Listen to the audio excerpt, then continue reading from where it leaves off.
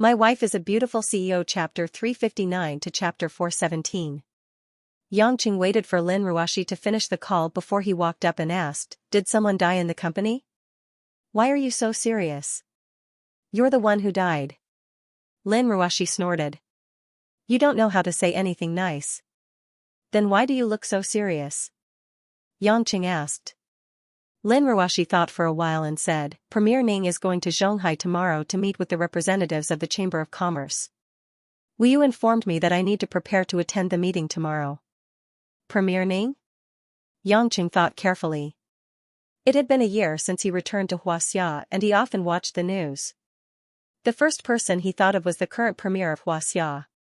He asked, "You mean Ning Guangyao?" Lin Ruoxi nodded. "Who else do you think it is?" The current head of the government of Xianxia and the second most powerful person in Xianxia was Ning Guangyao. Ning Guangyao was also the youngest premier in the history of Xianxia. He became the premier when he was less than 50 years old. Because of his handsome appearance, resolute and resourceful, he won the hearts of the people and could be regarded as an idol-level national leader. Yangqing clicked his tongue and sighed. "I didn't expect you to meet the second-in-command of China's highest authority. Babe Ruoxi, it seems like you've clearly placed your position as the leader of the business world in Shanghai." Lin Ruoxi rolled her eyes at him. "I didn't expect that I would be asked to go. Maybe it's because Yu Lei has made a big move this year. But I'm not the only one. The head of the Yuan family, Yuan Hui, who you know will also go. At the same time, there will be Secretary Fang Zhongping and the chairman of several other companies. There may be more than 20 people." Yangqing laughed. "This is a good thing. Why do you look distressed?" A slight struggle appeared on Lin Ruoxi's cold face as she said, "I'm vexed because Wu Yu said that apart from myself, I also have to bring 2 representatives of the company to attend the meeting. That's why I was thinking about who to bring. Now I've decided. I'll bring you and Qianni." Yangqing's face stiffened. "Bringing Mo Qianni with him? What is this woman playing at? That. Isn't it a little awkward?" Yangqing couldn't say it too clearly. "I know that your bestie has an affair with your husband. Aren't you deliberately making things difficult for me?" Lin Ruoxi seemed to be waiting for such an expression on Yangqing's face. She sneered and said, "I've already decided. What you do is your own business. You're the director of the branch, and Qianni is the vice president. There's nothing wrong with bringing you there. If you screw it up for personal reasons, you're on your own." This was clearly a threat. At the same time, it was also a way for Yangqing to express his stance. Even if he didn't cut anyone off, at least he knew who he was biased towards. If you don't go, you can't do it because it's an official job. If you make your wife unhappy because of personal reasons, then you'll have to bear the consequences. This time, it was Yangqing's turn to be distressed. When he meets Mo Qianni tomorrow, how should he get along with these 2 women at the same time? Should he call Mo Qianni and tell her not to come? That's impossible. That woman isn't easy to deal with. If she knows the reason, she'll definitely fight it out with Lin Ruoxi. "Ayaya, why are there so many heroines around me?" Yangqing gloomily thought. At the same time, in the military courtyard of the Kai family, Yang Lai, who had been seriously injured and didn't dare to treat his injuries on his own, was still lying unconscious on the bed. This time, Yang Lai followed his master, Yu Jizi, to Kunlun. He originally planned to perform well in the upcoming battle, but who knew that he would collapse before the battle even started? It couldn't be said that he died before the battle started, but it was as painful as a fetus dying in the womb. This serious injury of Yang Lai couldn't be hidden at all. After all, his position was too eye-catching. His talent was outstanding, and he was accepted as the last disciple of Kunlun's Xiantian expert, Yu Jizi. At the same time, Yang Lai was the young master of the Yang family, one of the most powerful families in Xianxia. This identity was even more prominent than his own strength. Therefore, the news of this serious injury spread out immediately. Although only some people in the upper echelons knew about it, it was enough to cause quite a stir. Of course, as a father, Yang Pejuan happened to be working in the Jiangnan military, so he quickly rushed to the Kai family's courtyard to check on his son's condition. In less than half a day, Yang Lai's mother also rushed to the Kai family's courtyard. This beautiful lady, who was dressed elegantly and looked like a woman in her 30s, was the one whom Yangqing had met once before, Guo. Seeing her own flesh and blood lying unconscious on the bed with a face as pale as a piece of paper, how could anyone tell that he was a lively young man in the past? Guo felt her vision go black, and she almost fainted on the spot. Fortunately, her guards, Xiao Wen and Xiao Li, supported her. In the ward, the head of the Kai family, Kai Yunqing, Kai Ning, Yu Jizi, and Abbess Yun Miao, were facing Yang Pejuan and Guo in silence. They could all tell that Yang Pejuan was in a bad mood. Obviously, Yang Lai could be considered the only descendant of the Yang family, and he was such an outstanding person. Now that he was in such a state, how could he bear it? Yang Pejuan's face darkened as he glanced at everyone present. He indeed had the confidence to do so. Even though Abbess Yin Miao and Yu Jizi were of a higher seniority than him, with his rank of general and the commanding officer of the military, there were not many people in Xianxia who dared to be on equal footing with him. What did the doctor say? Yang Pejuan asked Kai Yunqing. Kai Yunqing sighed and said, the doctor could only conclude that Yang Lai's internal organs have suffered unimaginable damage. It's a miracle that he's still alive.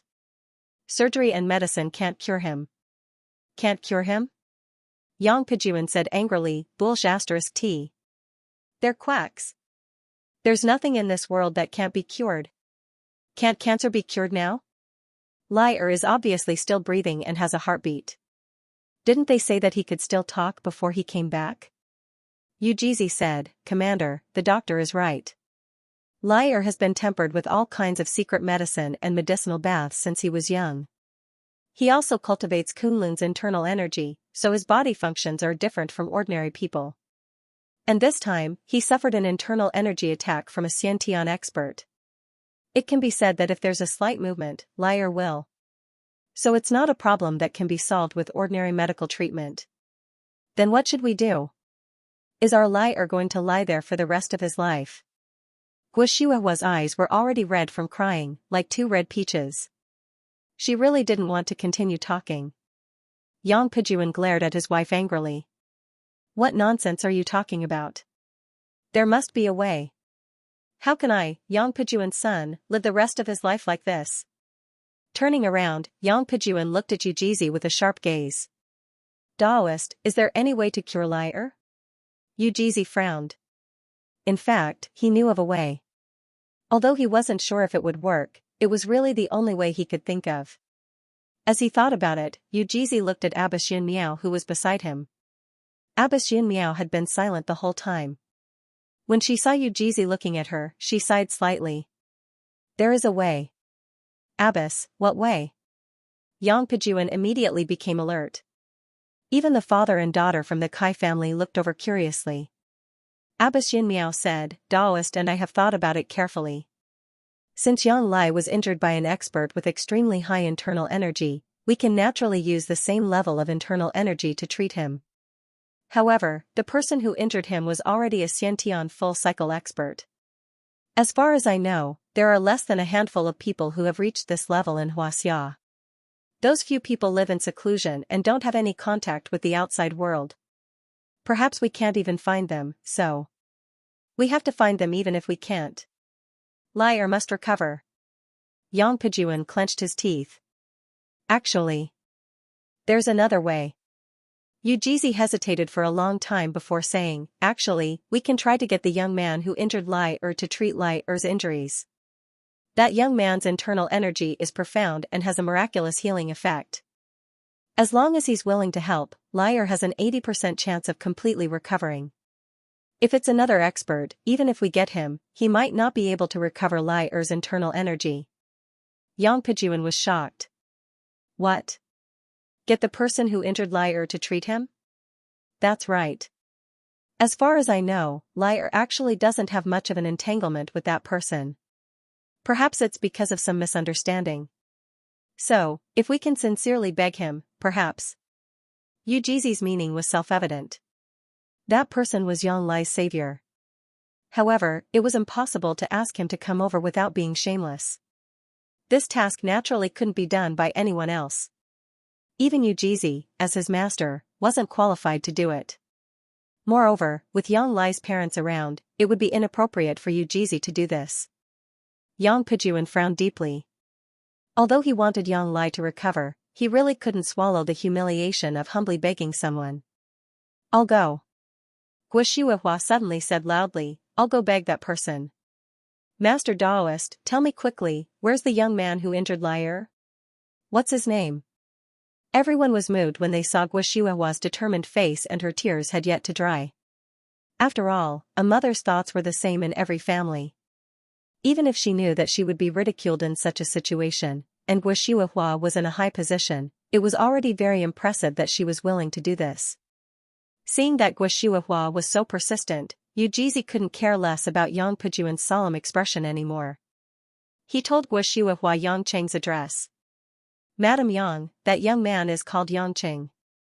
He has quite a relationship with Shu Mountain. You can tell him that I'm also hoping that he can help. Please forgive me for not being able to intervene, but I hope that you'll succeed, Yun Miao said. Yang Chen. Guo Shuihua repeated silently and nodded to show that she remembered it. Thank you, Abbess. Unbeknownst to her, when Yang Pijun heard this name, he felt a chill on his forehead and suddenly realized something. Seeing that Guo Shuihua was about to leave with the two guards, Yang Pijun thought about it and immediately followed them. Shuihua, you can't go. Yang Pijun shouted and blocked Guo Shuihua in the corridor. Guo Shuihua's eyes were red. She said softly, move away, I want to save my son. You're the wife of the general, the daughter-in-law of the Yang family, and the wife of the future vice-chairman of the military commission. You're begging a martial artist, a young man, in such a humble manner. What's wrong with you? Yang Pijun reprimanded loudly. Guo Shuihua smiled bitterly, it's your status, your face, your pride again. Yang Pijun, I've had enough. 20 years ago, I lost a son because of your nonsense. Is your only son less important than your face? Do you want me to lose a second son? Shut up. Yang Pijun roared as if the weakest part of his heart was stabbed. Guo Shuihua didn't care about Yang Pijun's obstruction at all. She strode past him with a determined expression, move away. Yang Pijun stood in the corridor blankly until Guo Shuihua's footsteps got further away. He then muttered to himself. As a mother, begging her son. Is this karma? The more Yang Pijun thought about it, the more bizarre he felt. If Yangqing was really that Yangqing, then how could his martial arts be so domineering? Was he really as outstanding as Yang Jieyu said? Yang Pijun narrowed his eyes. Yang Lai's injury was put aside. Yang Pijun felt that it was time to carefully investigate Yang Cheng's situation. The next morning, although Yang Cheng was helpless, he could only follow Lin Ruoshi to the Zhonghai City Government Office building to attend the meeting between the Chamber of Commerce and Premier Ning. After all, as the financial center of Huaxia and an important export city, Zhonghai played an important role in the country. It was meaningful for the premier to meet with the representatives of the local Chamber of Commerce at the end of the year to talk about the gains and future prospects of the year. In the past, if any leader came, even if the Chamber of Commerce wanted Lin Ruoshi to come, Lin Ruoshi would directly decline and let Mo Qianni come. But this time, he was the premier, not an ordinary ministerial official. It was not easy to not see him. The driver was Mo Qianni. The three arrived at the downtown building together. Along the way, the two women talked and laughed, but they did not pay attention to Yangqing, who was sitting like a log. Yangqing was puzzled. Shouldn't the two be jealous of each other? Did he overestimate his charm? The two women who were in work mode obviously did not take Yangqing too seriously. Once they entered the building, with the introduction of the commissioner, the three entered the conference hall and waited for the arrival of Ning Guanyao. Inside the conference hall, Yuan Hui, Fang Zhongping, other municipal leaders, and the backbone of the Chamber of Commerce were already waiting. Lin Ruoshi and Mo Qianni were the only two women, and they were both beautiful young women. They were the most beautiful scenery in the conference hall. However, most of these CEOs were elders in their 50s or 60s. When they looked at Lin Ruoshi and Mo Qianni, they did not have many men's desires. They only looked at their backs with approval. Yuan Hui saw Yangqing also came and greeted him with a friendly smile. I heard you are the director of Yulei Entertainment now. Actually, it's the same as before. I'm just making a living and being my wife's assistant. Yangqing was embarrassed to admit that he did not do anything. Yuan Hui did not mind. You are naturally not as good as your wife at work, so it's natural for you to be her assistant. Oh right, Yuan Yi said that you seem to have gotten into a fight with someone. In fact, there are a lot of things that no one can explain clearly. Don't be too stressed, and don't be too mentally burdened. Everything will get better. You are a mature young man. You know what I mean. Yangqing thought to himself that this was the main topic. He smiled and said, I understand. It's fine now. Yuan Hui sighed. He knew that as his son-in-law, he did not have the right to interfere with the Yang family's affairs. He then chatted with Lin Ruoxi for a while and went to talk with the other CEOs. Because of Tang Wan, Fang Zhongping didn't give Yang Chen any face. After exchanging a few pleasantries, he ignored Yang Chen. Yang Chen was depressed. He hadn't contacted Tang Wan for a long time. The duck that was cooked earlier seemed to have flown away after Tang Tang's matter. Although Yang Chen was not so hungry that he had to eat that fat duck, he still felt that it was a pity. At this moment, a group of energetic bodyguards dressed in black rushed in from the entrance of the venue. They were wearing headphones. After looking around, a middle-aged man dressed in a casual suit walked into the venue hall. This man was handsome, and his sideburns were slightly white. He looked energetic, and he had a faint smile on his face, which made him look friendly. The man was followed by a handsome young man who looked similar to him, and there were a few other officials with different looks. Yangqing recognized this man, Ning Guangyao, who was in the news every day. Ning Guangyao reached out to shake hands with the government and the Chamber of Commerce the moment he entered. Lin Ruoxi, Mo Qianni, and Yangqing were at the back. When Ning Guangyao shook hands with Lin Ruoxi frowned slightly, but she was ready to extend her hand. However, when Ning Guangyao saw Lin Ruoxi's face, he was stunned. There was a strange look in his eyes, which made Lin Ruoxi's hand freeze in the air. Yang Chen felt depressed. He's already in his 50s, could it be that he's taken a liking to my wife? Lin Ruoxi also felt uncomfortable, but he was in front of the Prime Minister. She couldn't show her cold and unapproachable expression. She could only bite her lips and pretend that she didn't see Ning Guanyao's strange expression. Women are indeed not inferior to men. I didn't expect the Zhonghai Chamber of Commerce to have such a young and important member. Ning Guangyao chuckled to cover up his momentary loss of manners. He shook hands with Lin Ruoxi. The young man behind Ning Guangyao saw Lin Ruoxi and couldn't move his eyes away. It was as if he was attracted by a magnet. If it wasn't for the situation, he would have pushed the Prime Minister away to shake Lin Ruoxi's hand. Yangqing had a headache. If he knew this would happen, he wouldn't have asked Lin Ruoxi to come. What kind of people were they? Mo Qianni saw Yangqing's unhappy expression and her heart ached. When no one was looking, she reached out and pinched the soft flesh on Yangqing's waist. Yangqing instantly understood. Seeing that Lin Ruoxi wasn't paying attention to him, he moved closer to Mo Qianni and said, "What's there to be jealous about? I'm unhappy that you're being stared at."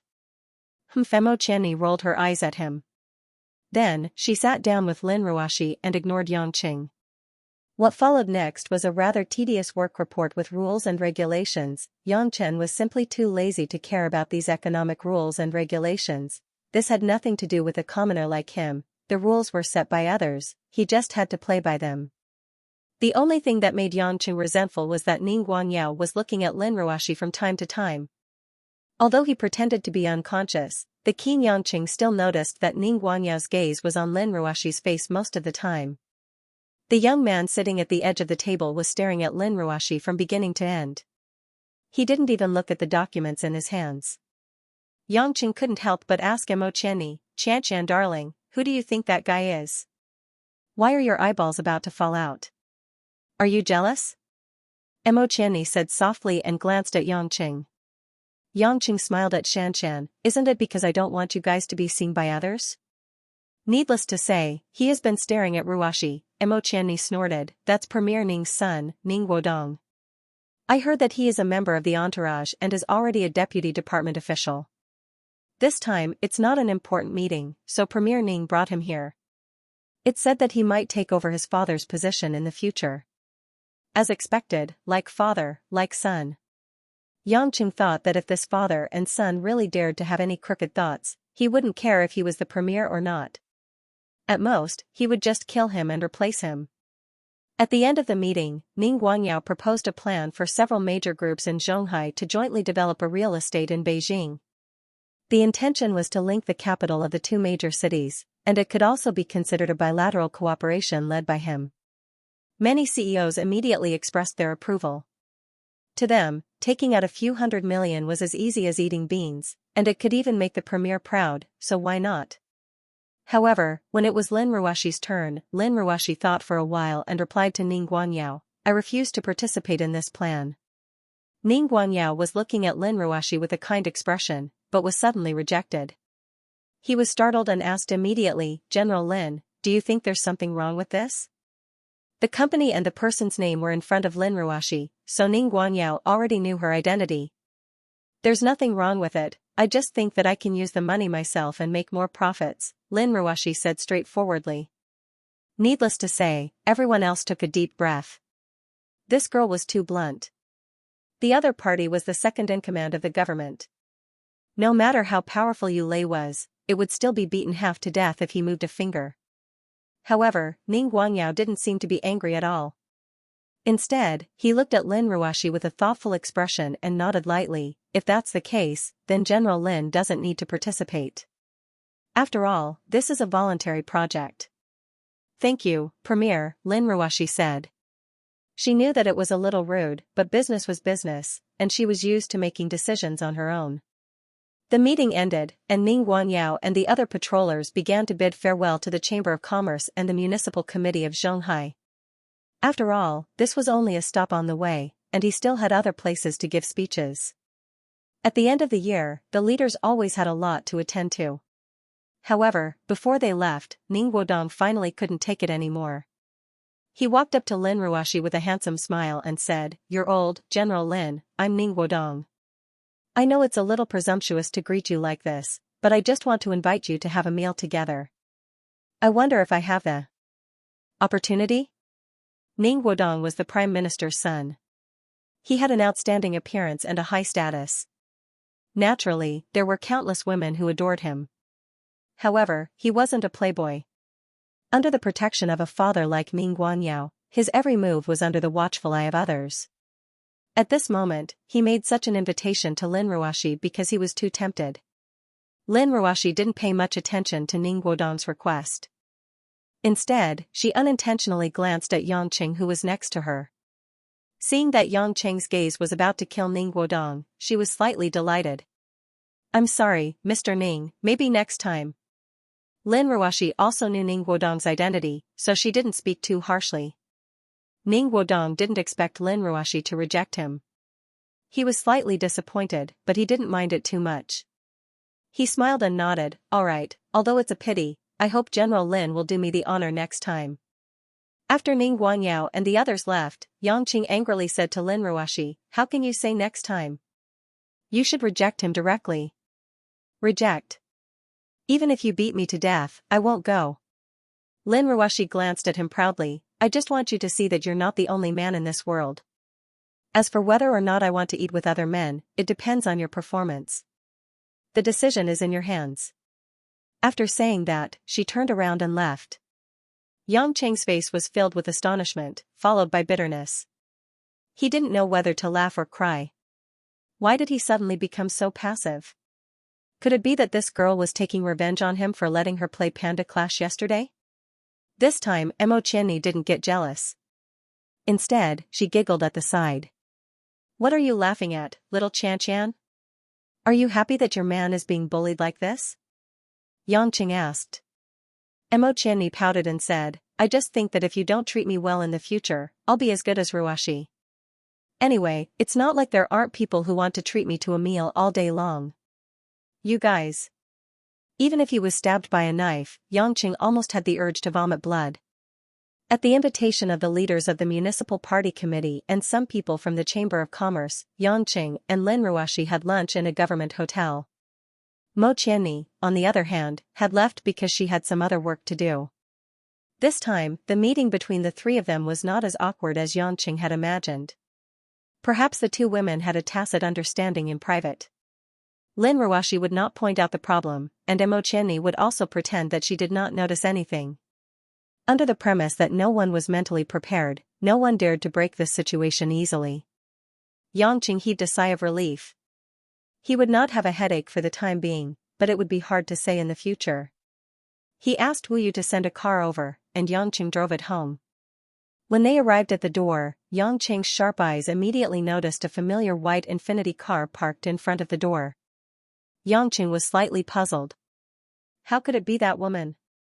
But when he thought that she might be looking for Lin Ruoxi, he did not think too much about it. Lin Ruoxi did not notice that there were guests at her house. Just when she walked to the door and was about to open it, the door immediately opened by itself. Two familiar-looking young female guards, Xiao Wen and Xiao Li, walked out first, followed closely by Guo Xuehua, who looked melancholy and had red and swollen eyes. Guo Xuehua had been waiting for the two of them to come home. When she vaguely heard some movements outside, she immediately ran out. Hui Lin and Mother Wang followed her to the door. Mother Wang looked a little surprised, but Hui Lin's brows were deeply knitted, and her eyes were filled with self-blame and guilt. "Are you Yangqing?" Guo Xuehua was also stunned when she saw Yangqing. It had not been a long time since they last met at the orphanage. Moreover, Yangqing's appearance and aura gave her a very special feeling. She vaguely had some strange thoughts, so when she saw Yangqing, she immediately recognized him. A flash of surprise flashed in Yangqing's eyes. He did not expect that she was looking for him and not Lin Ruoxi. Lin Ruoxi looked at Yangqing strangely. She had just seen Guo Xuehua, and she thought that the founder of New Hope Orphanage was looking for her. Although they did not have much interaction in the past, and they did not talk much when they met occasionally, she should not be looking for Yangqing, right? "I am." Yangqing nodded. Guo Xuehua suddenly stepped forward and grabbed Yangqing's arm. She did not care about her dignified demeanor and hurriedly said, "I am Yang Lai's mother, Guo Xuehua. We met at the orphanage last time. I heard that you can save my son. I beg you, please save him, okay?" Guo Xuehua's pleading was like a bolt from the blue that hit Yangqing's mind. Yangqing's eyes widened, and he was stunned for a long time. "Yang Lai's mother." Yangqing suddenly realized something. No wonder when he saw the portrait of this woman, he felt a sense of déjà vu. No wonder when he met her at the entrance of the orphanage that day, he also felt a special emotional fluctuation. No wonder. The corner of Yangqing's mouth revealed a trace of bitterness. He did not look at Guo Xuehua's face and said in a low voice, "Do you know why he was injured by me?" Guo Xuehua's face was sad. She smiled bitterly and said, "I know. I just asked little Hui about the situation that day. Lai has always liked little Hui, but he is not a bad person. He was just anxious, so he was a little reckless. He's already been punished. Can you go and save him? If he goes on like this, he will not be able to get up again." Hui Lin looked sad. She naturally knew Guo Xuehua. Although she had been cultivating in Mount Amei all year round, she still knew the important figures of the big families in Yanjing. Although she did not like Yang Lai, Hui Lin still felt pity when she saw this woman, who had always been praised by the upper class, begging in such a low voice. Lin Ruoxi finally understood the cause of the matter. She did not expect that Yang Lai was Guo Xuehua's son. Since Guo Xuehua had quietly established so many orphanages without seeking any rewards from society, it was obvious that she was kind. She really did not understand why her son, Yang Lai, would have such a bad temper. However, although Lin Ruoxi could not bear to see Guo Xuehua like this, she did not persuade Yangqing to save Yang Lai. After all, some things were decided by men. Reckless?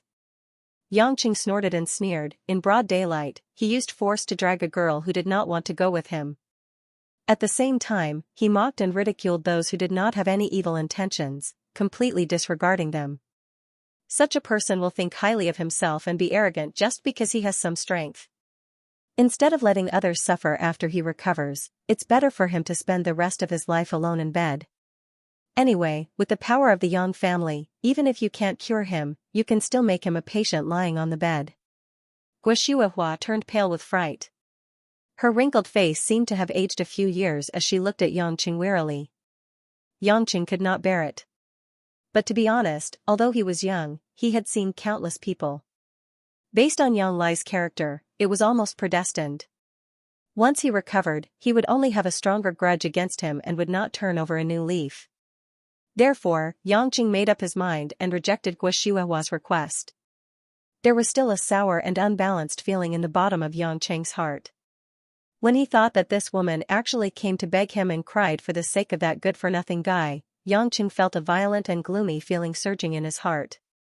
If it was not for the fact that his endless resolve restoration scripture had been cultivated to the 9th level, and Yangqing's willpower and endurance were extremely firm, he might not have been able to control himself and directly turned around and left. How can you be like this? Do you think you're so great just because you're good at fighting? Isn't it enough that my family's madam humbly begged you? Xiao Wen, the guard at the side, could not hold back anymore. She had not liked Yangqing since they were in the orphanage. Now that her madam was so embarrassed and in pain, she immediately became angry and did not care that Yangqing's strength was much stronger than hers. Yangqing glanced at Xiao Wen coldly. He only released a little bit of pressure, but it was enough to make Xiao Wen's face turn red and she did not dare to say another word. Go back. I will not save Yang Lai.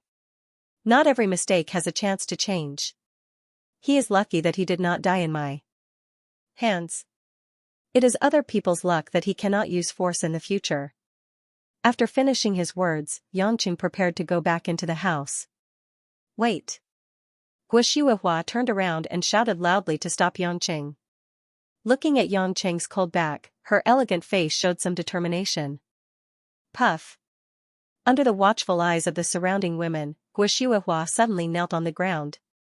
Even if Yangqing did not turn around to look, he knew what had happened behind him. However, it was too sudden, and he did not think of stopping it at all. She actually kneeling to me. Yangqing stood on the spot in a daze. It was as if his feet were nailed. Behind him, Guo Shihuahua did not cry anymore. Instead, she smiled sadly. Today, I came to beg you to save my son, not as the madam of the Yang family, nor as a member of a big shot's family. I only came to beg you as the biological mother of my son. So, I am not forcing you, nor am I commanding you. I am sincerely begging you. Although I know that my son has made a mistake that he should not have made, and he should not be so arrogant. But please allow me to say something extreme. Shouldn't children make mistakes? If they don't make mistakes, how can they be children? When children do things that harm others, as parents, it is difficult for them to absolve themselves from the blame. Even if Lai really does something disgraceful in the future, it is because we did not educate him well for the past 20 years. I am not a good mother, but I hope that when my son's life is about to be ruined, I can try my best to save him. Guo Shihuahua raised her head and looked at Yangqing's back, which was still motionless. Today, I will kneel here and beg you. No matter what you ask of me, as long as I can do it, I will do it. But please don't let my only remaining son be ruined like this. Okay? Only remaining son. My life is really a joke. Yangqing laughed. He laughed so hard that his shoulders started to shake. In the end, it turned into a maniacal laughter. He even laughed so hard that tears flowed out from the corners of his eyes. The rest of the people present, including the two guards, Mother Wang and Hui Lin, were all surprised. They did not understand what was wrong with Yangqing. Lin Ruoshi listened to Yangqing's wild and unruly laughter, but her heart ached. She did not know why, although Yangqing was clearly laughing, it made Lin Ruoshi feel extremely sad. She felt so sad that she felt despair. The feeling of loneliness and desolation was hard to erase from this man's back view. Although Lin Ruoshi knew that Yangqing had an extraordinary past, at this moment, she understood a little more. A man with this kind of laughter, perhaps he had really seen too many things lightly. After a long time, when Guo Shihuahua was about to lose all hope, Yangqing slowly turned around and looked at the woman who was kneeling on the ground expressionlessly. He looked at her haggard face and said, "If you want me to save your son, you have to promise me one thing." Guo Shihuahua's eyes flashed with ecstasy. Don't say one thing. Anything, as long as it's within my power, I'll do it even if it's 1,000,000, 10,000. Yangqing shook his head. I don't need you to do so many things, but there's one thing I want you to keep in mind. Taking a deep breath, Yangqing said in front of everyone's nervous eyes, Madame Guoshuihua, I hope that from now on, you will never say the word beg to me again.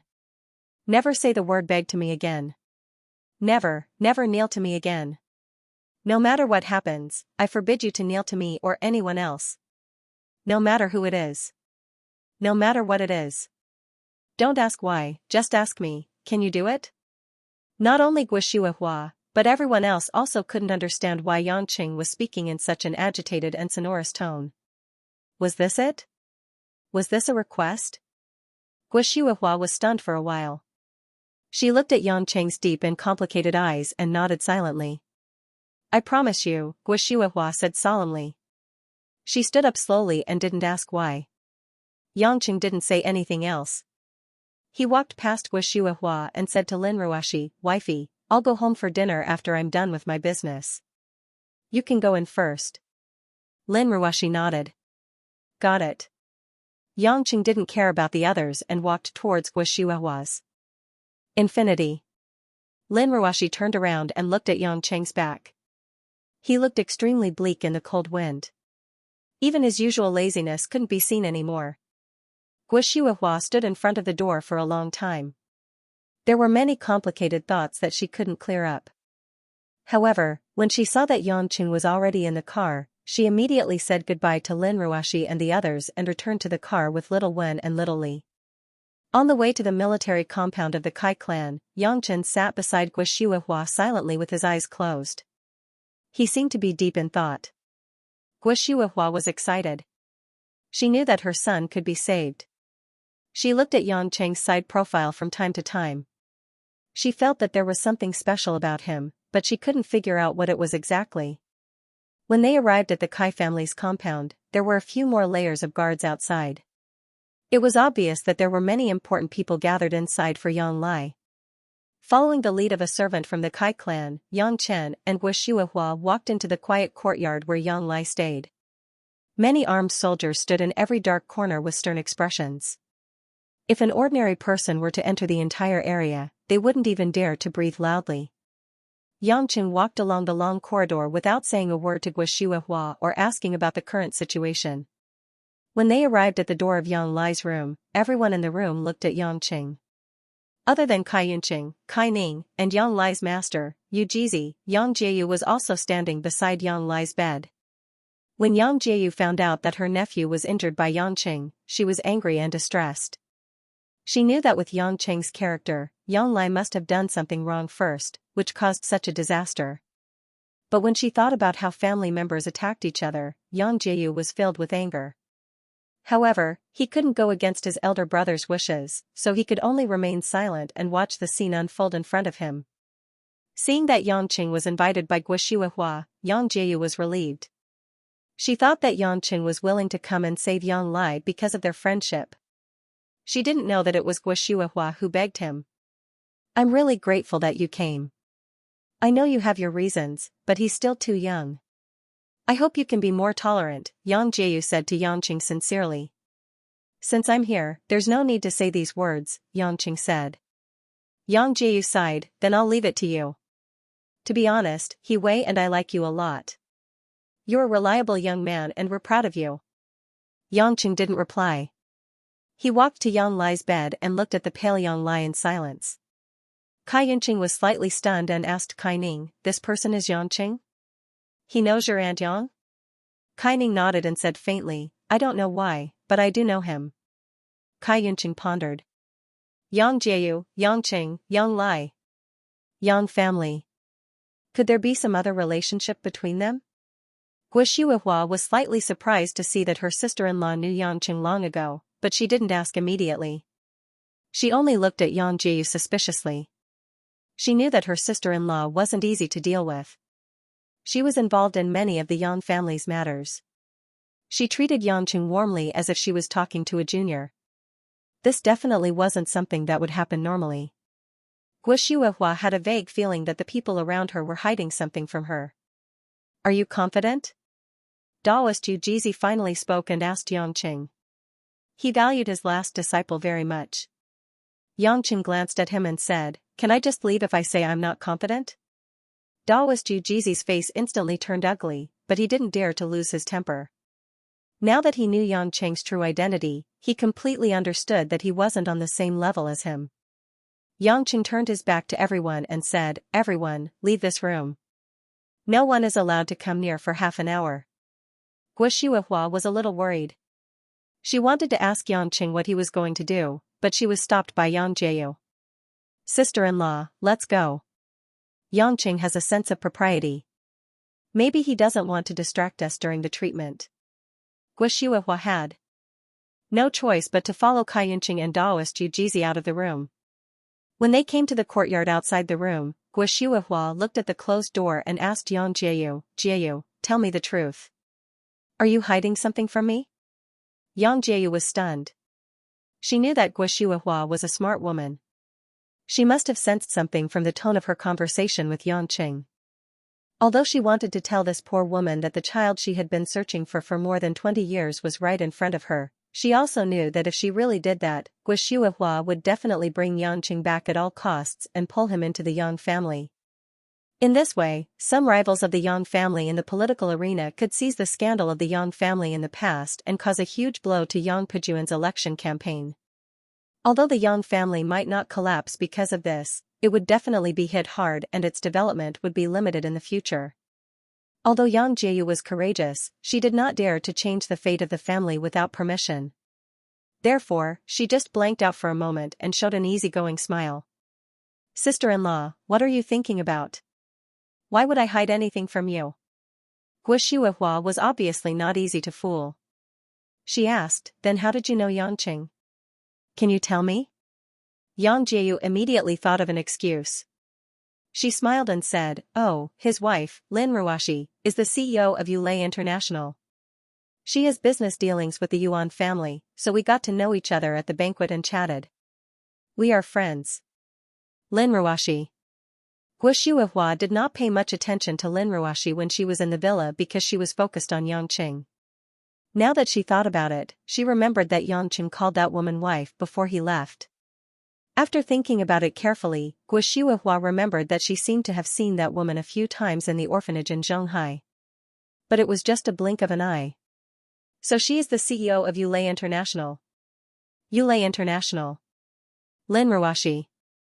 Guo Shuihua muttered to herself, "She really looks like that woman." "What? With what woman?" Yang Jieyu heard Guo Shuihua suddenly muttering to herself and couldn't help but ask. Guo Shuihua shook her head and said, "Nothing. I was just thinking about something from the past." Although Yang Jieyu felt that there must be some inside story, she didn't ask much. At this moment, facing Guo Shuihua, she was feeling very guilty, so she didn't dare to say anything. While Yang Qing was treating Yang Lai's injuries, Guo Shuihua and the others were waiting in the courtyard. Outside the Kai family's courtyard, two men who happened to be here also met. As usual, Yang Pejuan was wearing a military uniform. His face was as sharp as a knife, and there was a hint of coldness on his face. When he saw the energetic man in a black coat coming out of the other jeep, he felt a little strange. "General Lin, why do you have time to come here?" The person Yang Pejuan asked was Lin Jigua. Lin Jigua wasn't surprised to see Yang Pejuan. He said with a smile, "Commander Yang's son is not well. I just heard the news, so I came immediately. The mission this time is extremely difficult. As an important combatant, Yang Lai was suddenly injured. As the commander-in-chief, it's only natural for me to care about him. I thank General Lin for your concern on behalf of my son." Yang Pejuan cursed the old fox in his heart. What did he mean by just heard the news? He was just like me. He received the report and knew that Yang Qing was here to treat Yang Lai's injuries. He was worried, so he rushed over immediately.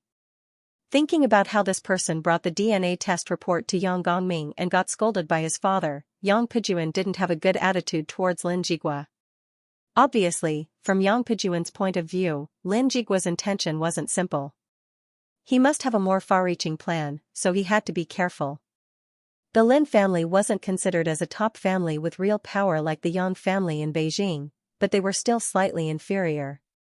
They shouldn't be underestimated, especially when Yang Gongming told him not to underestimate the Major General Lin Jigua.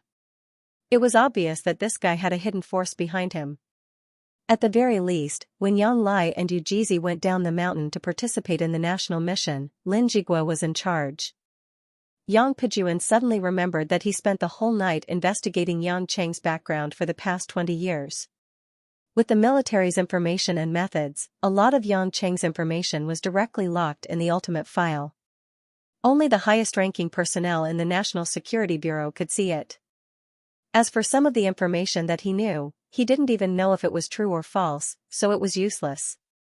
Although Yang Pejuan was only in charge of the military, he knew that Xianxia had a secret organization called Yellow Flame Iron Brigade. However, it wasn't in public, so it stayed away from power struggles and wasn't valued by others. Yang Pejuan thought about it. The only possibility was that Yang Cheng's information was kept by that department. Only Yellow Flame Iron Brigade would need to protect their information like that. Even he, the commander of the military, couldn't see it. Then, Lin Jigua, who could detect the relationship between Yang Cheng and the Yang family?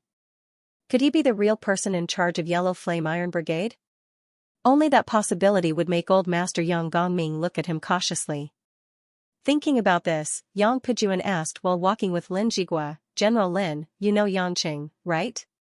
Lin Jigua already knew that Yang Pejuan would ask this. "Yes, we've worked together twice."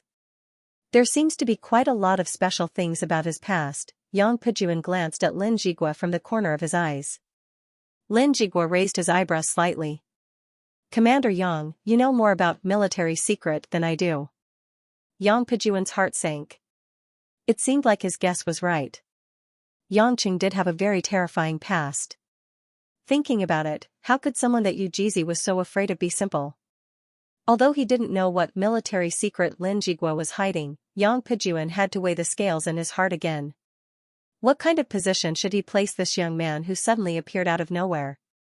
When Yang Pejuan and Lin Jigua arrived at the courtyard, Abbess Yun Miao was already standing there. Seeing Yang Pejuan, Abbess Yun Miao only nodded slightly. But when she saw Lin Jigua, she didn't intend to bother with him at all. She turned her head and pretended not to see him. Lin Jigua sighed and walked to Abbess Yun Miao's side. "Why do you have to do this? You have to make me feel bad every time we meet. Treating me like this won't do you any good either." Abbess Yun Miao snorted. "Just worry about yourself. Of course, you don't have to care about my matters. Can I not care? If you didn't insist on Hui to be with Yang Chen back then, this wouldn't have happened today. Now that the young master of the Yang family is injured, are you satisfied?" Abbess Yun Miao glared at Lin Jigua and said angrily, "This is better than your decision that caused my son and daughter-in-law to die." "You."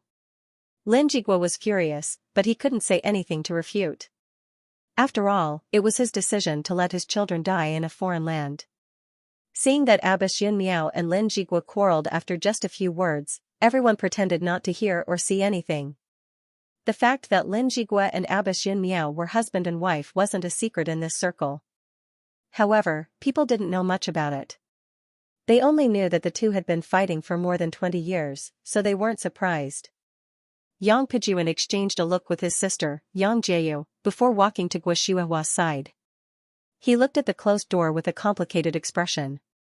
"That young man is treating Liar?" Guoshuahua was a gentle person. Even though she didn't get along well with Yang Pejuan before, she wouldn't quarrel with Abbess Yun Miao for more than 20 years. She nodded lightly and said softly, "He said not to disturb him for an hour. He should be done soon."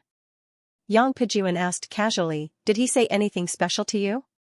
"Special? What do you want to ask?" Guoshuahua gave her husband a strange look. Yang Pejuan immediately changed the topic. "He came just because you asked him to? Didn't he make any requests?" Of course, Guoshuahua wouldn't say that she had knelt down. It wasn't because she didn't want to lose face, but because she knew that if she said it, Yang Pejuan would definitely be furious. At that time everyone would be awkward and unhappy. Therefore, Guoshuahua only said, "He only told me not to beg him in the future." That was his only request. Beg? Yang Pejuan frowned, but when he heard that Yangqing forbade Guo Shuihua to beg him, he was shocked. Yang Pejuan quickly realized that even though Guo Shuihua didn't know Yangqing, Yangqing might have already known about his relationship with the Yang family. As for why he didn't point it out, Yang Pejuan could think of many reasons. But no matter what, as long as Yangqing didn't point it out, it would be beneficial for him. You really shouldn't beg him. He's just your junior, not some big shot. He can't bear your request, Yang Pejuan said proudly.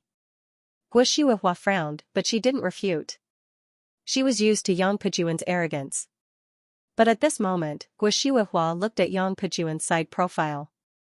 Suddenly, something stirred in her mind. Guo Shuihua fell into deep thought. Why did it seem like? After 5 to 6 minutes of silence in the courtyard, the door to Yang Lai's room finally opened. Yangqing walked out quietly with an indifferent face. There were some faint beads of sweat on his forehead. When everyone saw Yangqing, they immediately looked at him with questioning eyes. As for Yang Pejuan and Guo Shuihua, they had different looks in their eyes.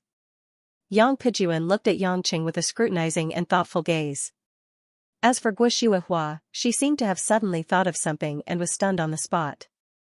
Yangqing said to Yujizi and the rest, "You can recover in a month. You'll be able to make up for the slight reduction in your power by cultivating diligently." Yangqing's voice was slightly weak. To heal a person's meridians and internal organs, the internal energy of the Endless Resolve Restoration scripture was much more than expected. Moreover, Yang Lai's injuries weren't external, so he couldn't use his own blood to speed up the recovery. The exhaustion wasn't insignificant. Such a serious injury can actually be healed in half an hour. Senior brother Song once told me about the magic of the Endless Resolve Restoration scripture. I didn't expect the 9th level to have such a terrifying recovery ability, Yun Miao mumbled to herself. At this moment, everyone at the scene heaved a sigh of relief. After all, if Yang Lai was completely paralyzed and half dead, the Yang family wouldn't let it go so easily. Although most of them knew that Yangqing wasn't afraid of such things, it was still something harmful to Huaxia. Not to mention Yang Jieyu, who was worried about her family. After Yangqing finished speaking, he didn't want to stay in this place any longer. However, just as he was about to leave, he raised his head and saw Yang Pejuan standing in front of him. This was the first time the two of them had officially met each other. However, whether it was Yangqing or Yang Pejuan, many things became clear in an instant. Guo Shuihua finally realized what the strange feeling she had when she saw Yangqing previously was, too similar. Her husband and this young man named Yangqing looked too similar. Although Yang Pejuan was getting on in years and had become older, he still looked very similar to Yangqing when he was younger. It was just that Guo Shuihua had never thought about it that way, so she didn't notice it before. Back then, Yang Jieyu and Yuan Hui were outsiders, so they could see it more clearly. Through various secret investigations and combined with Yangqing's attitude, Yang Jieyu was able to make this judgment. After Yangqing and Yang Pejuan looked at each other, no one said a word. They were just like the most ordinary strangers. Yangqing turned his gaze to Kai Ning. "Help me prepare a car." Before Kai Ning could reply, Kai Yunqing said, "No problem. I have to thank you for saving Yang Lai." Seeing that Yangqing was about to leave, Lin Jiguo walked up and said, "Young man, don't be so impatient. I still have something to discuss with you." Yangqing had already seen Lin Jiguo and knew that it wasn't anything good. As expected, Lin Jiguo came looking for him again. "Spit it out." Yangqing was a little impatient. Lin Jiguo already knew Yangqing's temper. Moreover, there were people present that Yangqing didn't want to interact with. Lin Jiguo was also one of the people present, so he wasn't angry. He smiled and said, "It's not convenient here." Yangqing walked straight out of the courtyard. Lin Jiguo looked at everyone and followed Yangqing out of the courtyard. Seeing that Lin Jiguo had something to discuss with Yangqing, the others didn't follow him. Yang Jieyu, Yu Jizi, Yun Miao, and Kai Yunqing all went to other courtyards, leaving only Yang Pejuan and Guo Shuihua. Seeing that Guo Shuihua was looking at him suspiciously, Yang Pejuan knew that his wife had noticed something. His heart tightened, but he pretended as if nothing had happened. He said, "Let's go in and see Lai." Guo Shuihua didn't say anything and followed Yang Pejuan into the house. Yang Lai was lying on the bed. His complexion looked much better. Looking at him from a close distance, he looked like he was sleeping. Guo Shuihua heaved a sigh of relief. She adjusted the blanket for Yang Lai and thought for a while. With her back facing Yang Pejuan, she asked, "Pejuan, are you hiding something from me?" "No," Yang Pejuan answered straightforwardly. Guo Shuihua seemed to have confirmed her guess. She smiled and said, "If you say no, then there must be something. If there's really nothing, you'll definitely ask me why I'm asking this. After being married for so many years, I know you better than you do." Yang Pejuan frowned. "Since you know me so well, you shouldn't have asked me. Can I not ask?" Guo Shuihua suddenly turned around and stared straight at Yang Pejuan. "Tell me, Yangqing, is he our lost child?" Outside the Kai family's courtyard, under a huge locust tree, Yang Chen had a cigarette in his mouth, and his body was half leaning against the tree. He raised his head to look at Lin Jigua, and said, "I'm not in a good mood right now, make it short." Lin Jigua nodded knowingly and said, "Do you know why Yang Lai came to Zhonghai with his master, Daoist Yu Jizi from Kunlun sect?" "That's not what I'm concerned about," Yangqing said. "But that's what I'm concerned about." "It's what the Yellow Flame Iron Brigade is concerned about," Lin Jigua said seriously. "This time, the master and disciple came down the mountain mainly to support us. Last month, we received a threatening letter of challenge. The opponent's strength forced us to ask for help from experts outside of the Yellow Flame Iron Brigade. Although Yang Lai hasn't joined the Yellow Flame Iron Brigade yet, his strength is comparable to Sky Dragon's. Together with his master, Daoist Yu Jizi, he will be a great help. So, since you injured Yang Lai, you have to compensate us. Otherwise, if we lose, it won't be good for anyone," Lin Jigua said with a smile and a proud look on his face. Yangqing sneered and said, "I did it for your granddaughter. Shouldn't you thank me? Even if Hui was taken away by Yang Lai wouldn't hurt her. Yang Lai can still participate in the battle. But this time, you almost killed Yang Lai and he might not be able to fully recover even after a month. On the other hand, our battle could start at any time. Don't you think this is very unfair to us? Why should I play fair with you? Why should I compensate you?" Yangqing asked as he flicked the ash off his cigarette. Lin Jigua put his hands behind his back and looked at the direction of Sea City.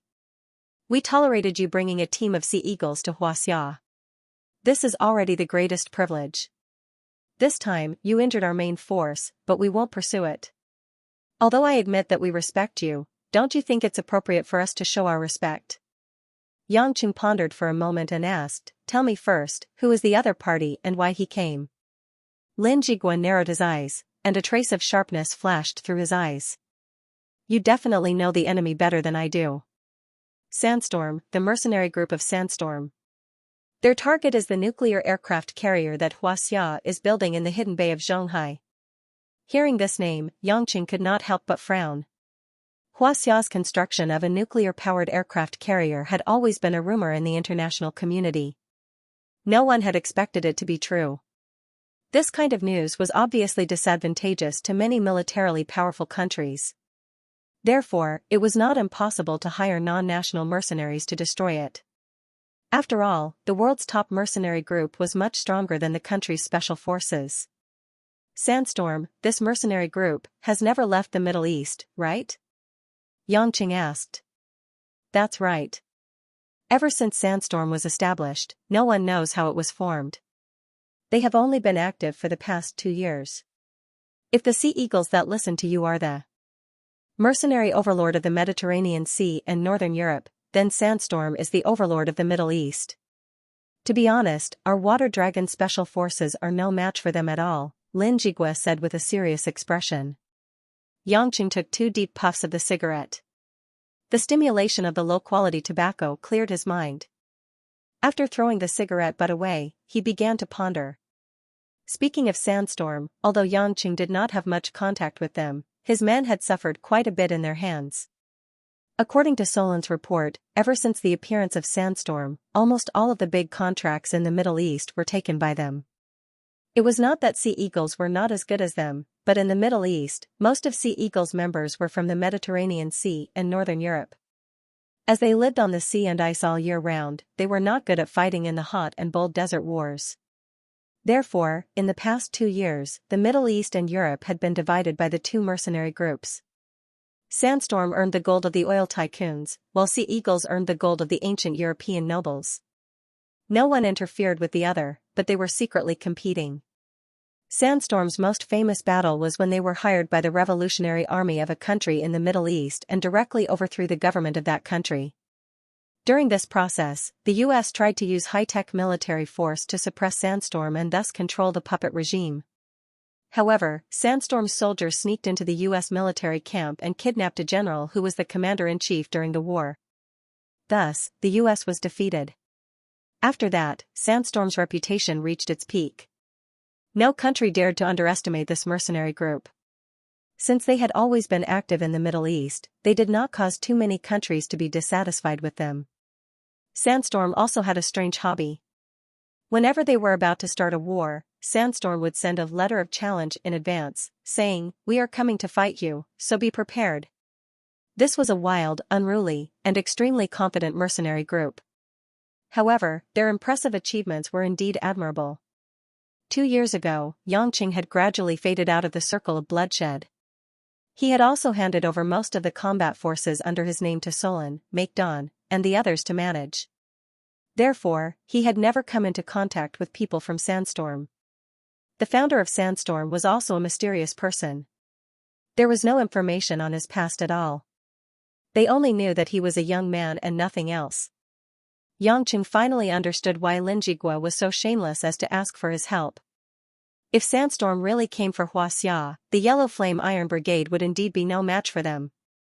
The combat power of the group of 8 was not bad, but the members of the Dragon team were at most on the same level as the mercenaries from Sandstorm. In terms of bravery, they could not even compare to Sandstorm.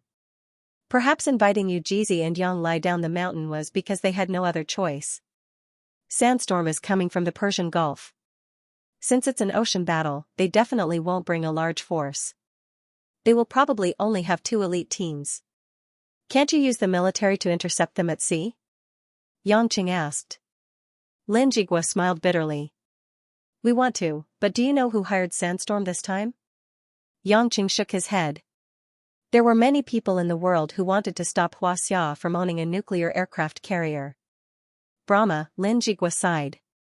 Xianxia was really shocked this time. It was them. You didn't expect this, did you?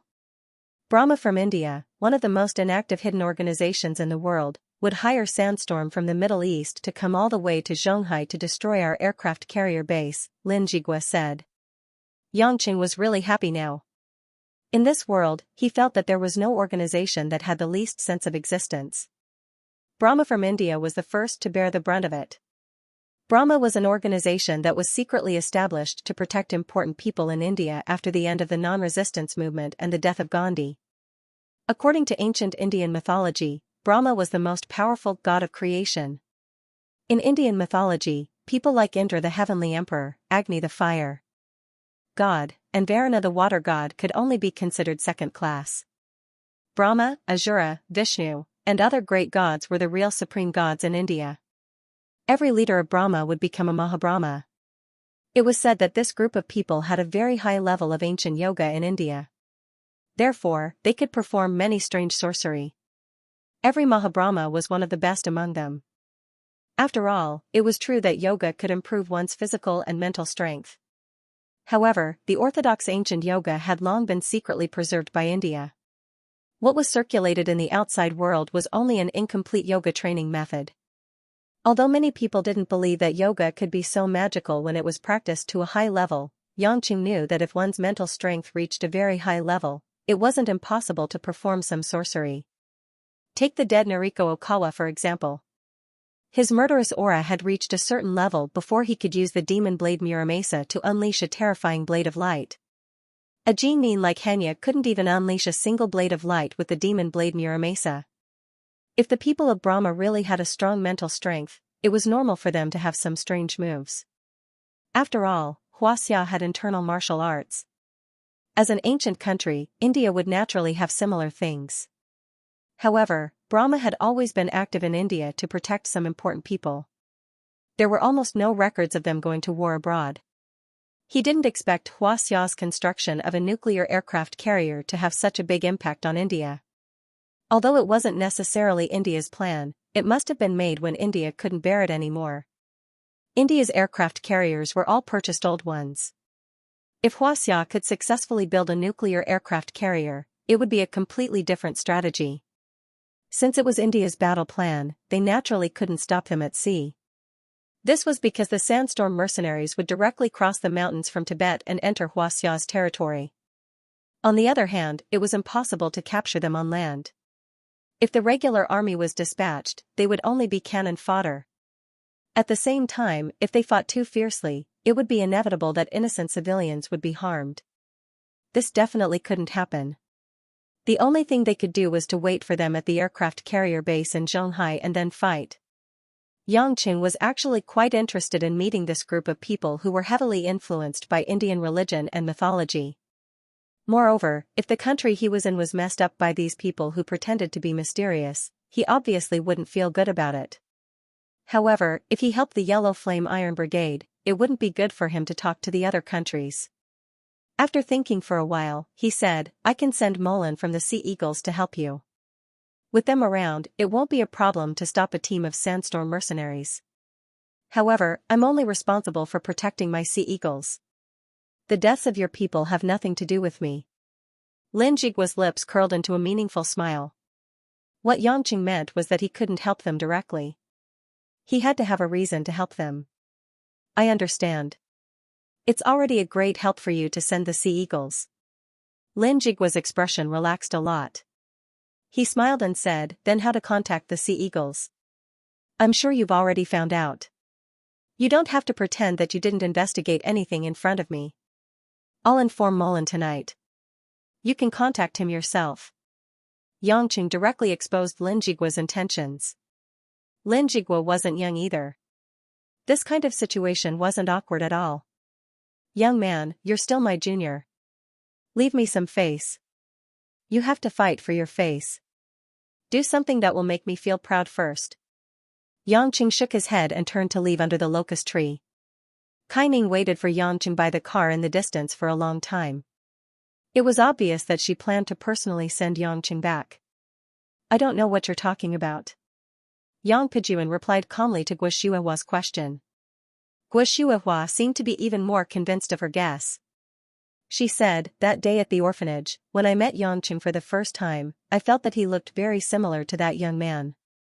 It was as if he was an old friend of mine, but I couldn't remember who he was, so I didn't think too much about it. Today, when I went to beg him to save Lai I also felt a strange feeling when I saw him. I don't understand why, even though I don't know him, I feel that we have an inexplicable fate." Guo Shuihua smiled sadly and said, "Only a muddle-headed mother like me can't even feel it when I'm facing my own child. When I saw you just now, it suddenly occurred to me that Yangqing looks very similar to you when you were young. Although your looks are different, the contours are almost the same. Your eyes, your nose bridge, they are almost exactly the same. Shuihua, you're thinking too much." "It's just a coincidence," Yang Pijuan said with a complicated look in his eyes. Guo Shuihua sneered, "Coincidence?" "Yes, it's a coincidence. His surname is Yang, and he looks very similar to you. When I first saw him, I didn't know him at all, but I felt that he looked very familiar. Oh yes, when Aunt saw him just now, she actually spoke to him as if he was her relative. What a coincidence, Aunt actually knows this young man. Also, when I begged him to treat Lai when I knelt down to beg him, he told me not to kneel down to him anymore."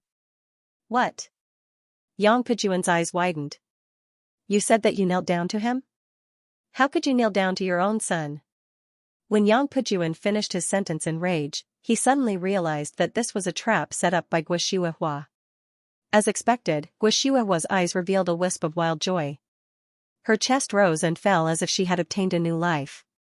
Her body trembled as she looked at Yang Pijuan with tearful eyes. You finally admitted it. Yangqing. Yangqing, that child, really is my son, really is." The corners of Yang Pijuan's eyes twitched violently. With a gloomy expression, he said, "So what?" He appeared at the wrong time. Unexpectedly, Guo didn't listen to what he said after that. She only heard that the answer was yes. Guo was already immersed in ecstasy and couldn't extricate herself. Her tears gushed out like a spring.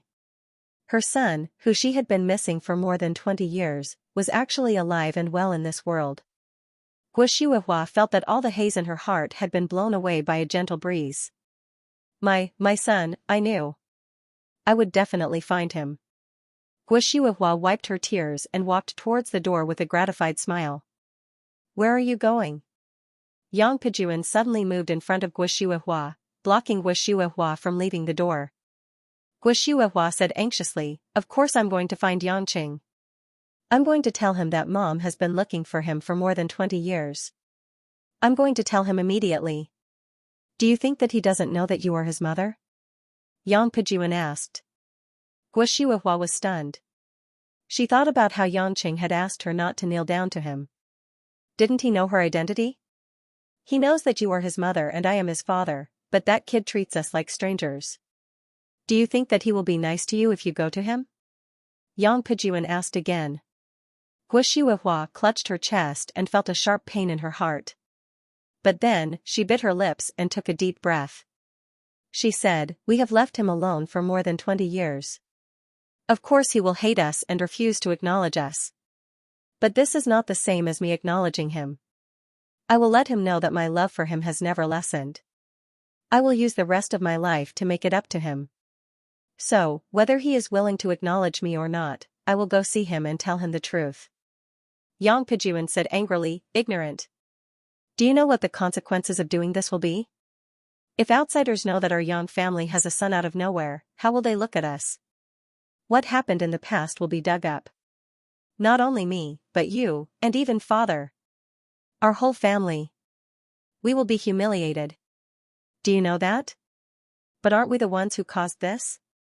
Are you going to ignore your own children and pretend that they don't exist just because of your pride? Guo screamed. Yang Pejuan said proudly, I am doing this for the Yang family. For the glory of our family, sacrificing a kid who has been missing for more than 20 years is nothing. Guo was so angry that she laughed. She looked at her husband who was like a stranger to her. Yang Pejuan. How did you become like this? You weren't like this before. You told me that you would definitely bring the child home from the orphanage with me.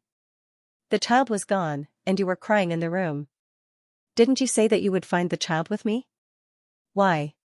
Why is it that the current you only thinks of doing these ridiculous things for the sake of your own position and your own power? Is it because in your eyes, the glory of the family is giving up your own children? Is it to make your wife look down on you? Slap. Yang Pejuan couldn't take it anymore and slapped Guo's right cheek. Guo was an ordinary woman. After being slapped by a military expert like Yang Pejuan, her body flew to the side. Her right cheek swelled up, and she fell to the ground. Her eyes were red from crying, and they were filled with shock and confusion. She was stunned.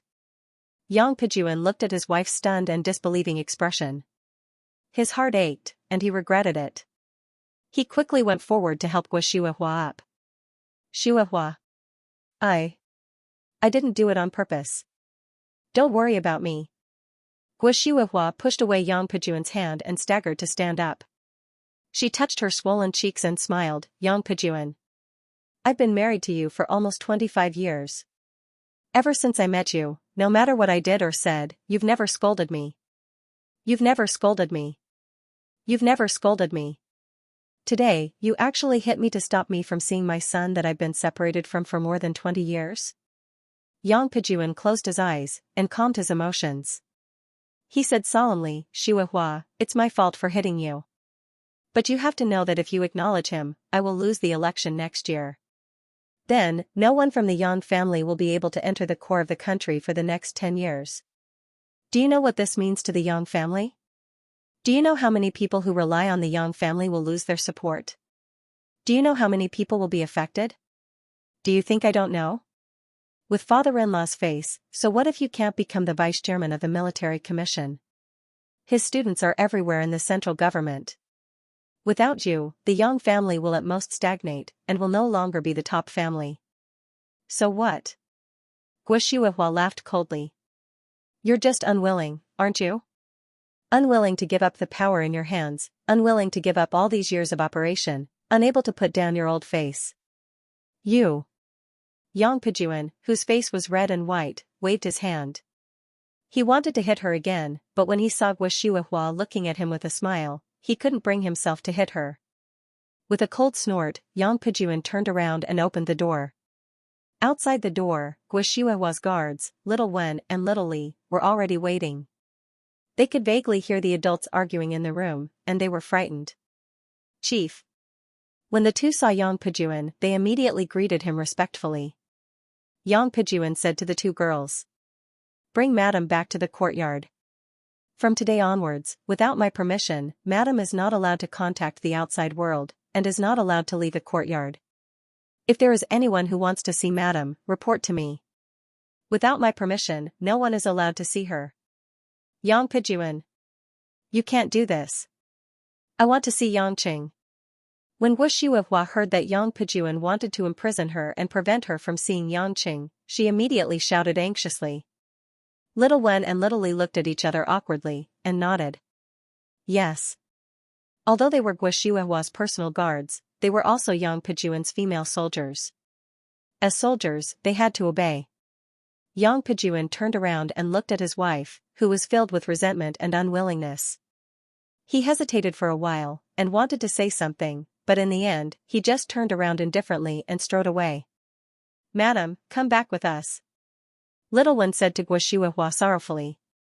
Although they didn't know why the chief wanted to treat Madam like this, they felt that no matter how pitiful Madam was, they had to follow the chief's wishes to control her. However, Guo Shuihua didn't seem to hear them at all. Her legs went soft, and she sat on the ground with lifeless eyes. She muttered something, but no one could hear it clearly. Sitting in the Audi driven by Kai Ning, Yang Chen could smell the clove-like fragrance emanating from Kai Ning's body.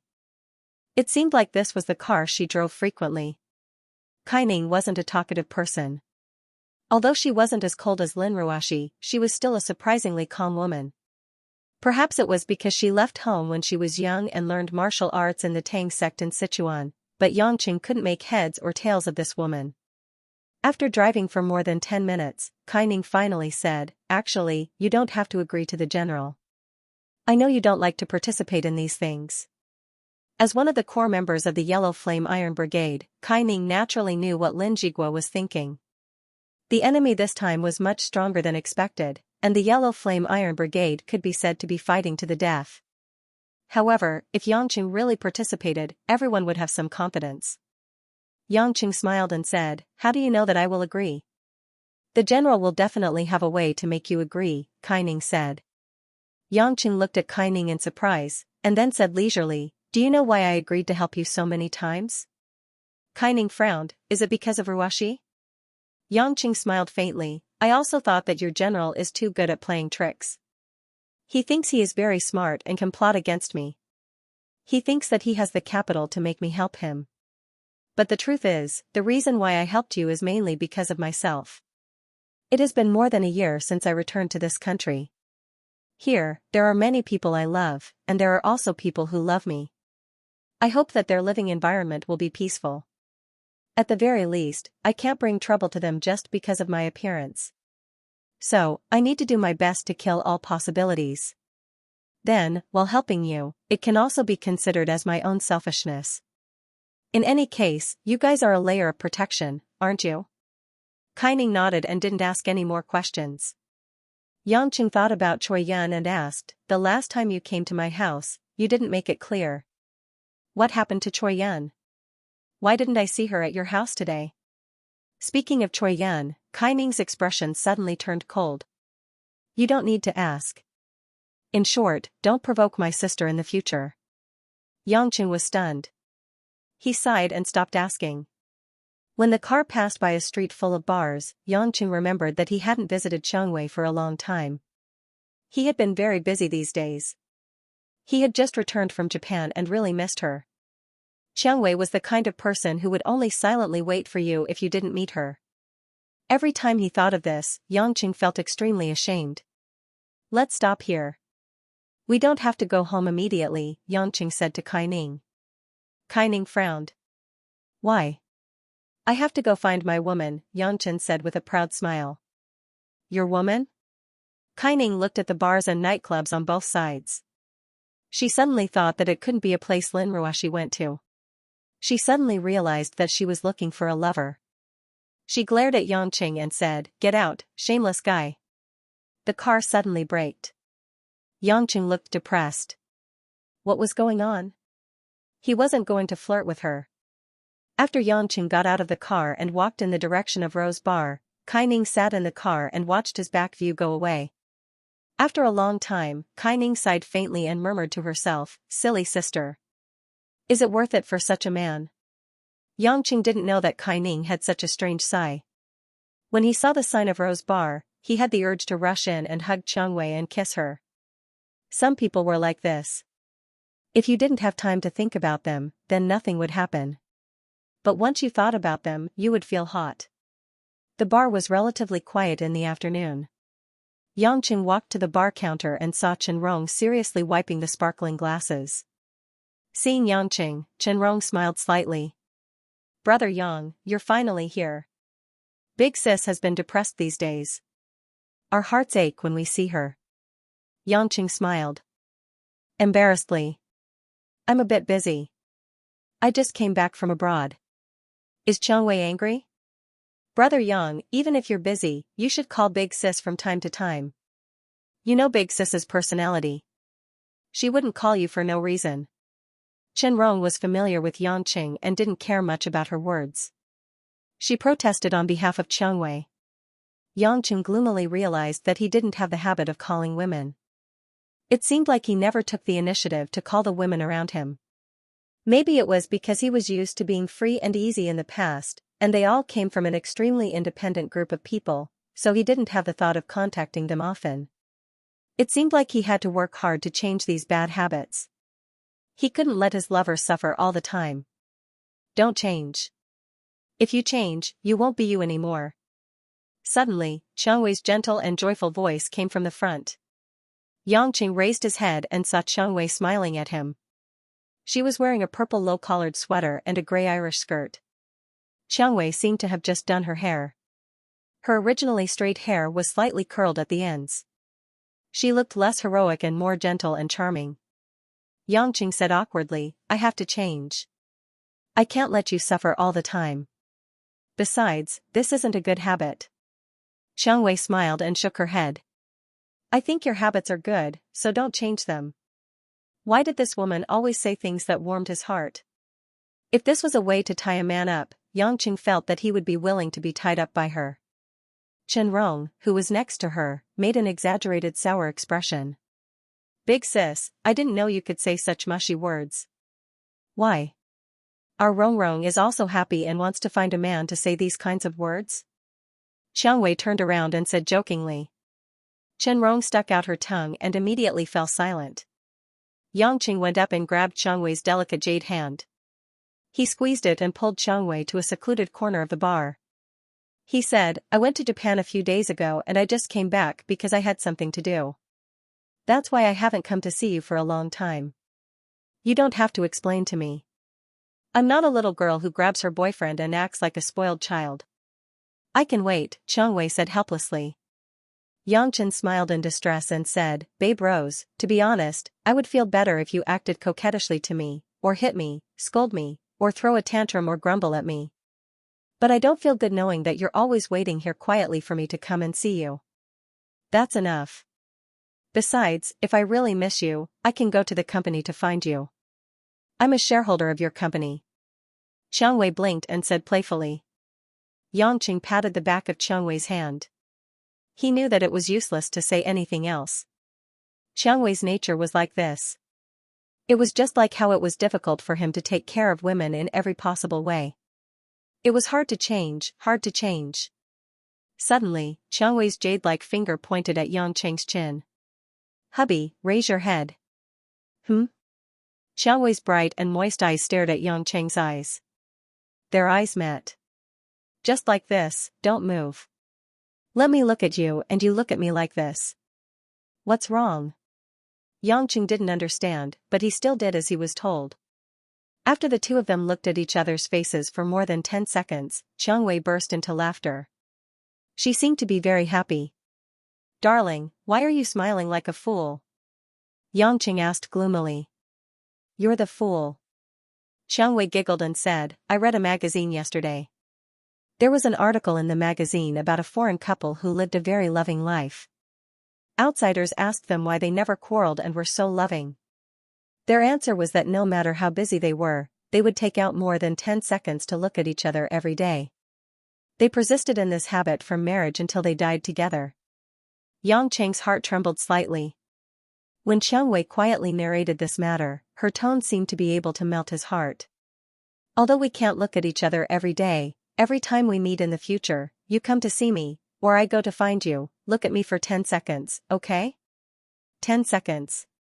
This woman's request was only 10 seconds occasionally. Yangqing felt the rims of his eyes getting a little hot.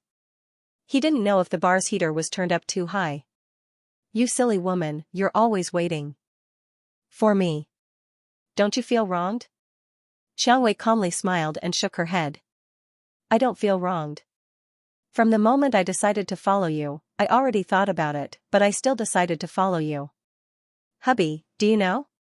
Actually, it's a kind of happiness for me that you come to see me.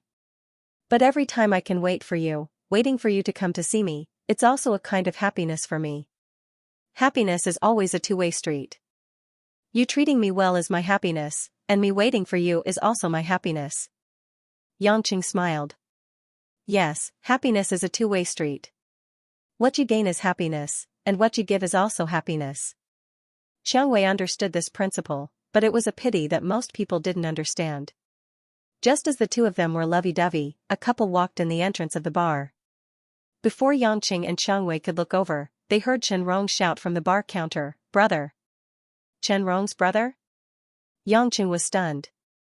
Wasn't that the colleague he hadn't seen for a while after leaving Yulei International, Chen Bo? Yang Chen had a vivid memory of this man who was chased by the underworld to accompany a customer. However, ever since he became an editor, he hadn't seen him again. Yangqing and Xiangwei stood up and looked towards the door. It was indeed Chen Bo. Chen Bo was wearing a black jacket. His hair was cut short and he looked a lot more spirited. He had also grown a beard, making him look more like a man. However, what made Yangqing even more surprised was that by Chen Bo's side, there was actually a cute and lovable young lady wearing a red winter outfit. This woman's figure was as graceful as Xiangwei's. Her skin was snow white and her long hair was dyed light yellow. She had a gentle Japanese style. Rong Rong. Chen Bo's voice was much louder. He didn't sound like the weak man he used to be. Although his voice was neutral, it was still a man's voice. He rubbed the back of Chen Rong's head. Didn't you want to see your brother's girlfriend? Here she is, your future sister-in-law. Sister-in-law? Chen Bo's girlfriend? Yangqing and Xiangwei walked over curiously. However, when they saw Chen Bo's girlfriend, they were stunned. At that moment, Chen Rong also wore a terrified expression. Her mouth was wide open, as if she had seen something extremely shocking. The charming woman smiled gently. Hello, I'm Chanel. Hi, hello. Chen Rong replied in a daze. She couldn't believe that the person in front of her was the Dongxing Zhou Dongqing that she had seen at the bloody Hongmen banquet. Of course, it was Miss Chanel who killed her father, Zhou Guanyin, and said goodbye to Yangqing. At this time, Chen Bo also saw Yangqing with Xiangwei. His face lit up and he laughed. Yangqing. You're here too? What a coincidence, I just came back from a business trip and brought my girlfriend to show my sister, and I bumped into you. Ah, and Boss Xiangwei, thank you for taking care of my sister. Yangqing greeted her stiffly and smiled awkwardly at Chanel. Chanel, on the other hand, was not shy or awkward at all. It was as if she was meeting Yangqing for the first time. She said in her gentle voice, You must be my husband's friend. Nice to meet you. Yangqing has helped me a lot in the past. Dear, why don't we treat Yangqing to a meal? Chen Bo suggested. You call the shots, Chanel said obediently. Ugh. Not today. I have to go home for dinner later. It wasn't that Yangqing was unwilling, but he promised Lin Ruoxi that he would go home for dinner. He couldn't go back on his word. That's a pity. Next time, I'll give you my phone number, Chen Bo said and forced Yangqing to enter his phone number. He even called him and recorded it down. Yangqing looked at Chen Bo, who was acting like a successful person. He couldn't believe that this was the cowardly young man from before. Could he have changed so much in less than a year? Also, why did Chanel's voice become like a woman's? Chen Rong also realized that the development of the situation was too ridiculous. She grabbed her brother's hand and said to Chanel, "Sister. Chanel, I'm going to talk to my brother. I'll leave for a bit." "Okay, go ahead.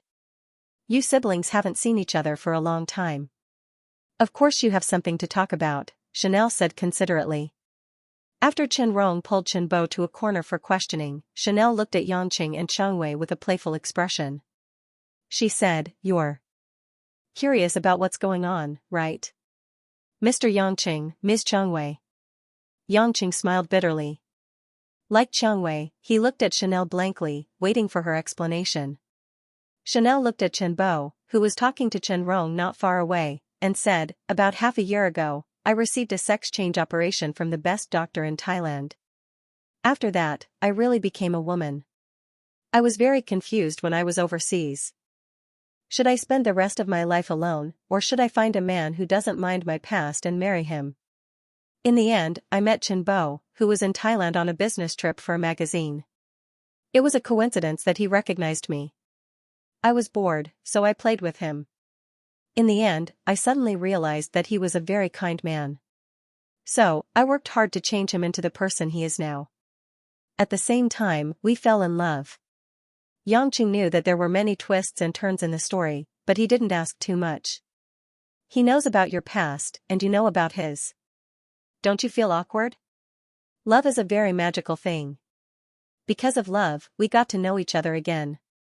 He's the masculine editor-in-chief Chen Bo, and I'm the little woman he keeps, Chanel. Isn't that great? Our lives should be this simple and happy," Chanel said happily. "I'm a real woman now, no different from a real woman. I can even have children." Looking at Chanel's proud face, Chang Wei couldn't help but turn her head away, trying to hold back her laughter. Yangqing, on the other hand, felt that the world was unpredictable. He didn't expect that in less than a year, these two people would change so much. However, looking at how happy they were, Yangqing sincerely wished them well. Not long after, it seemed like the siblings had talked a lot. Finally, Chen Bo and Chen Rong came back. Chen Rong smiled at Chanel and called her sister-in-law, which made Chanel smile shyly. After exchanging a few more words with Yangchen, Chen Bo left the bar with Chanel, leaving behind only the backs of a loving couple. "Rong, do you think it's okay?"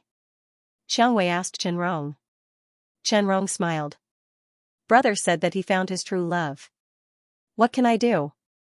I can only wish him well." Yangqing smiled at Chang Wei. "Baby Chang Wei, we're in love too. Seeing how loving they are, don't you think we should do something to show our love?" Chang Wei blushed and rolled her eyes at Yangqing. "Didn't you say you have to go home for dinner?" Yangqing pointed at the clock on the wall. "We can make it at 5. It's not even 4 yet, we still have an hour." "No, I can only give you half an hour at most." "1 hour is too tiring," Chang Wei said unhappily. "That's not up to you." Yangqing laughed. He half-hugged Chang Wei and walked to the bedroom behind the bar.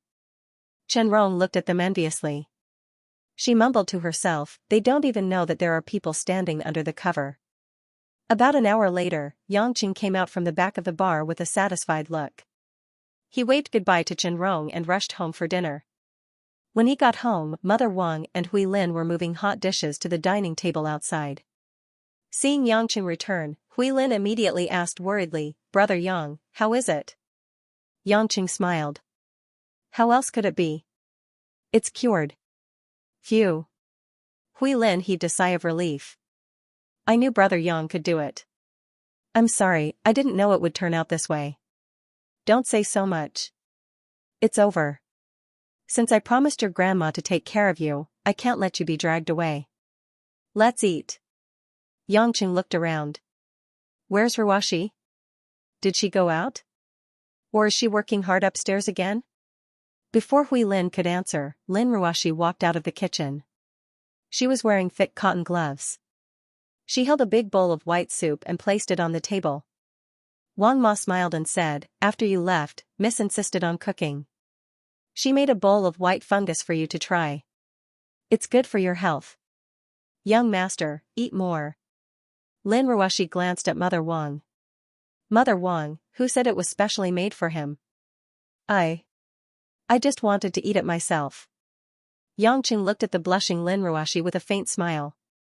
The woman in front of him was wearing an apron and cotton gloves. She was dressed like a housewife.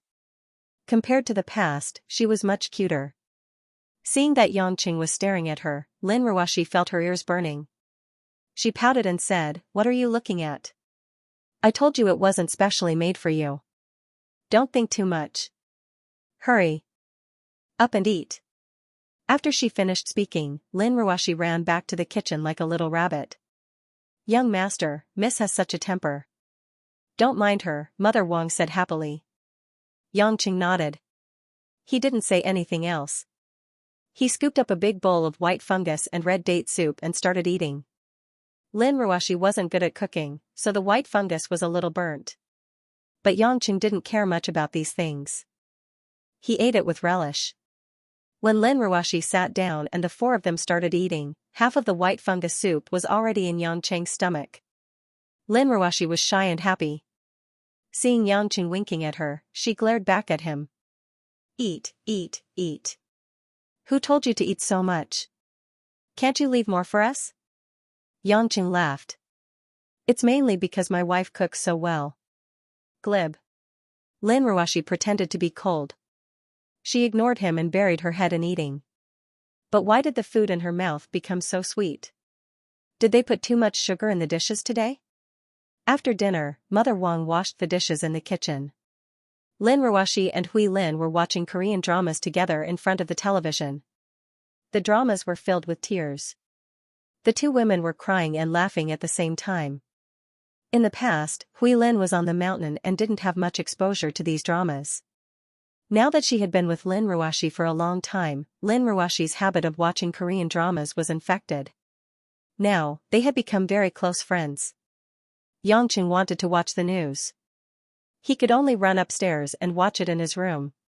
He was thinking, why does my house look like a girl's dormitory?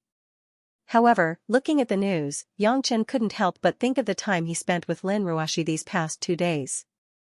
Lin Ruoxi's various behaviors kept popping up in his mind. It seemed that his wife was slowly starting to accept him and care about him. Take tonight's dinner for example. She was obviously pretending to be cold, but in fact, she was overjoyed. As soon as he thought of Lin Ruoxi's perfect face and figure, Yangqing's hormones, which he hadn't been able to get from Rose in the afternoon, became restless. Perhaps, he could try a strategic field attack tonight? Ever since he got married, he had been suppressing this thought for far too long. Yangqing waited until the sound of the television downstairs disappeared. He heard the footsteps of the two women coming up the stairs, and heard the door close twice. Only then did he sneak out of the room in his pajamas. Lin Ruoxi's room was right next to his. At this moment, Yangqing suddenly realized that he was too tolerant. Such a stunning beauty had been sleeping next to him for more than half a year, but he didn't even try to test her. He was fully deserving of the title of Lu Xiaohui. The dark corridor was quiet. Yangqing made sure that Mother Wang and Hui Lin wouldn't suddenly appear. Then, he walked to the door of Lin Ruoxi's room and gently turned the doorknob. To Yangqing's surprise, Lin Ruoxi's door wasn't locked. In fact, Yangqing wasn't sure if Lin Ruoxi had the habit of locking the door to sleep, but at this moment, he wouldn't think too much about it. The most important thing was that he could justifiably directly open the door and enter. Gotcha, the sound of the door opening was so subtle that ordinary people wouldn't be able to hear it. Yangqing tiptoed into the room and gently closed the door. As soon as he entered the room, his mouth and nose were filled with the fragrance of a woman. Lin Ruoxi's body had a faint fragrance similar to that of a gardenia, which made Yangqing take a deep breath in satisfaction. Yangqing was a little regretful. The first night they met, when he was entangled with this woman in his small rented house, how could he be muddle-headed? If he was in a clear-headed state, it would be such an enjoyable thing. But fortunately, the two of them were fated to go all the way until now, and their relationship had become a lot better.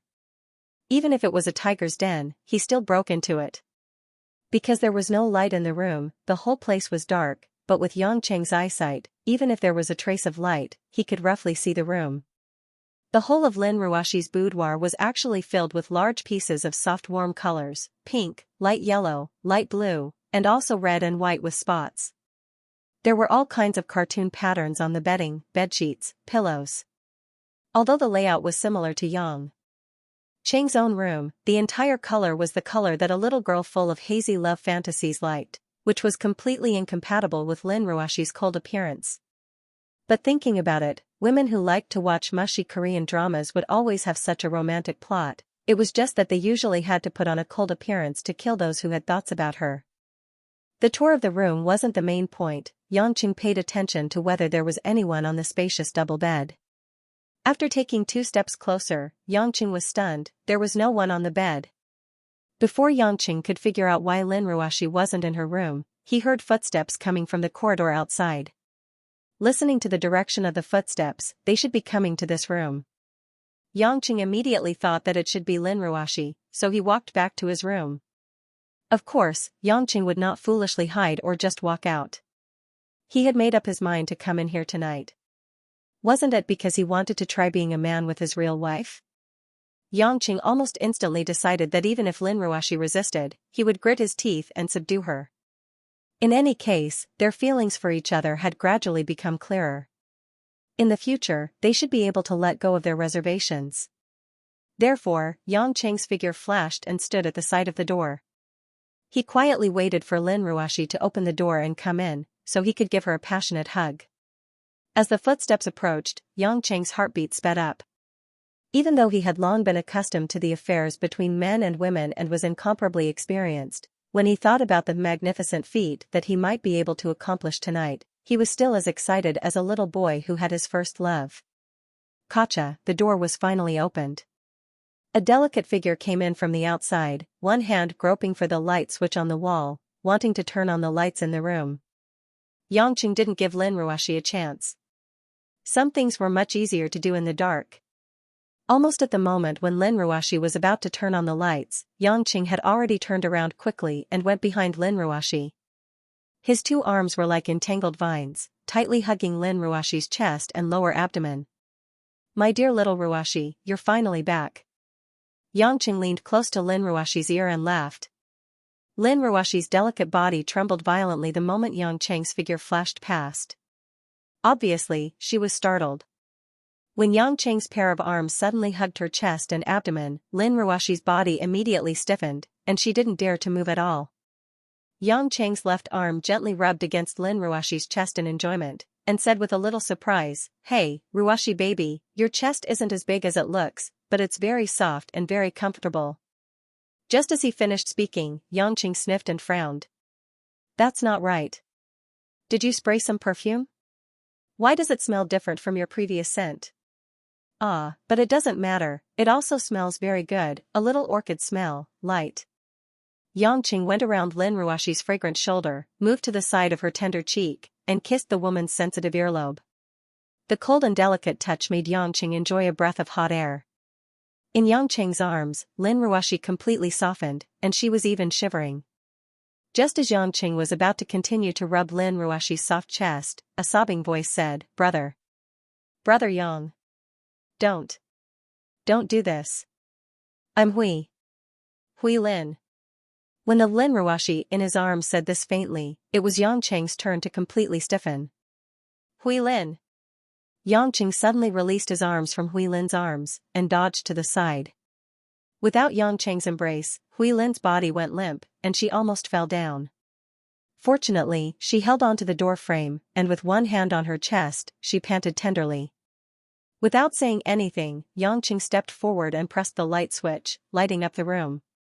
After taking a closer look, it was indeed Hui Lin. Where was this Lin Ruashi? At this moment, Hui Lin was only wearing a thin white cotton nightgown. Under the loose nightgown, her petite and exquisite figure exuded a youthful beauty that was completely different from Lin Ruashi's. The poor girl, who had long been scared out of her wits, blushed, and her watery eyes were filled with spring water. She didn't even dare to raise her head to look at Yangqing. Yangqing looked at Huilin awkwardly, then looked at his left hand, and clenched it. The softness that he had pinched just now was actually Huilin's. No wonder the size was completely wrong, and the smell was completely different from Lin Ruashi's body fragrance in the room. He must have been possessed by his sperm.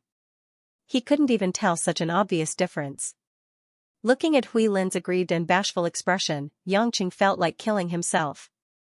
Previously, he had tried all sorts of excuses to Abbess Yun Miao, saying that he wouldn't do anything to Huilin, and even said in front of Huilin that he only treated her as his younger sister. Never did he expect that he would hug her, touch her, and most damningly, kiss her. He had taken liberties with her. Although it was just a mistake, he couldn't just let it go so easily. After a long silence, Yangqing couldn't help but ask, Huilin, don't cry, let's straighten things out. Why? Why did you come to this room? Huilin bit her thin lips, and the blush on her face didn't fade. She lowered her eyes and said in a soft voice, Sister came to my room and took a box of Korean drama DVDs. She wanted to watch it with me in my room. She said that she wanted to sleep at my place and talk about the plot with me. She also wanted to take a shower in my room, so I brought her a set of pajamas. Yangqing was speechless. He looked into Lin Ruashi's room, and he wasn't sure if it was for a better rest, but Lin Ruashi's room didn't have any TV or DVDs. Huilin's room used to be a guest room, and it was well equipped, so it was normal for Lin Ruashi to watch it in her room. It's already so late, and you still want to watch Korean dramas? Yangqing smiled bitterly. Huilin pouted, Sister specially bought the DVD so that we can watch it together after we finish watching it on TV. Yangqing cursed the damn TV station in his heart. Can't you just finish it already? My woman can't take it anymore and started to buy DVDs to watch it. Also, are Korean dramas that good? So bad that Lin Ruashi didn't even have the time to walk away to grab a set of pajamas? But this wasn't the main problem at hand. The main problem was how to explain to Huilin all these stupid things that he had done. Huilin, don't be angry, I was just... I know, Huilin didn't let Yangqing continue, and said, I know that Brother Yang treats me as your sister, I'm fine. Yangqing felt even more apologetic when he heard Huilin's words. But since he had already done it, he couldn't just pretend that nothing had happened. Wouldn't that make him a hooligan? Why don't we do this? Yangqing thought for a while, and said, Huilin, slap me and call me a hooligan, bastard or something like that. This way, you can treat it as if I did something bad to you, and you slapped me. Huilin's heart was pounding, full of shyness and grievance, but after hearing Yangqing's suggestion, she couldn't help but giggle. She looked at Yangqing reproachfully, Brother Yang, what kind of lousy idea is this? I won't do that. I'm not blaming you, you didn't do it on purpose. If it wasn't on purpose, then it would be depressing. Yangqing screamed in his heart. Why am I so unlucky? It wasn't easy for me to muster up the courage to have sex in the middle of the night, but instead of my wife, I touched my sister-in-law. But what made Yangqing even more depressed was not over yet. Just as he was talking to Huilin, Lin Ruashi, who had been waiting in Huilin's room for a while and didn't see Huilin return, felt that something was wrong. She thought that Huilin couldn't find the place where she put her pajamas, or there was some other problem. After pausing the show, she finally walked away from the TV with difficulty and walked back to her room. Yangqing and Huilin heard Lin Ruashi's footsteps as she walked back to her room, but at the same time, they couldn't do anything about it. Yangqing wouldn't break the glass and jump down from the window just because of this, but there was nothing he could hide in Lin Ruashi's room. Therefore, when Lin Ruashi walked to the door of the room, she looked up and saw Yangqing, who had a strange expression on his face, and Huilin, who looked panicked and flushed. Lin Ruashi was slightly confused at first, but when she saw the unusual expression on Huilin's face, she smelled something else. Why are you here? Lin Ruashi frowned and asked Yangqing. Yangqing wanted to explain, but he couldn't think of a reason. There was no reason for him to come to Lin Ruashi's room. Sure enough, Lin Ruashi didn't expect Yangqing to explain anything to her. Her pair of beautiful eyes gradually became like a 1,000-year cold lake, making Yangcheng's scalp go numb and his bones turn cold. Why? Can't you explain? Lin Ruoshi sneered and asked. Yangcheng held it in for a long time, and then he smiled embarrassedly and said, "We're husband and wife." Hee, your husband just wanted to see how you were sleeping. That's not too much, right? Lin Ruoshi seemed to have guessed that Yangcheng would use their relationship as a husband and wife to explain. She asked again, "What about Hui Lin? Don't tell me that when you looked at Hui Lin's ears turned red?" Hui Lin's head was almost buried in her chest. She quietly moved behind Lin Ruoshi and didn't dare to say a word. Yangcheng scratched his head. He really didn't know how to explain. He wasn't a soft persimmon that could be pinched by anyone. Therefore, he let go of his courage and said loudly, "To tell you the truth, your husband wanted to force himself on you tonight. But the bow wasn't here, and I accidentally thought that the crossbow was a bow and touched it. But don't worry, I didn't shoot an arrow, so the crossbow is still a crossbow. Don't be angry at the bow." If others heard this, they would definitely be confused. But Lin Ruoshi was a smart woman. Combining Hui Lin's expression and Yangcheng's character, how could she not understand what was going on? Lin Ruoshi was infuriated when she saw Yangcheng's shameless face, as if he didn't care even if she hit or scolded him. Force himself on me. Does this guy only know how to think of such crooked ways? She had already taken the initiative to be nice to him. Couldn't he use a more open and honest way to communicate with her? What kind of husband would sneak into his wife's bed in the middle of the night and force himself on her? In fact, it was reasonable for Lin Ruoshi to think that way. But she neglected the pressure she was giving Yangcheng. They had been married for more than half a year. She had always been cold to Yangcheng and didn't give him any chance to get close to her. How would Yangcheng dare to go against her? Therefore, taking an unconventional approach became Yangcheng's way of thinking.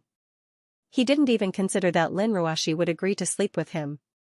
What was worse was that Yangcheng's plan changed completely because of Hui Lin's appearance. Lin Ruoshi treated Hui Lin as her younger sister. Now that her younger sister had a vague relationship with her husband, how could Lin Ruoshi not be angry? "Get out. Don't ever come to my room again," Lin Ruoshi suppressed her anger and said coldly and expressionlessly. Yangcheng could tell that Lin Ruoshi was really angry.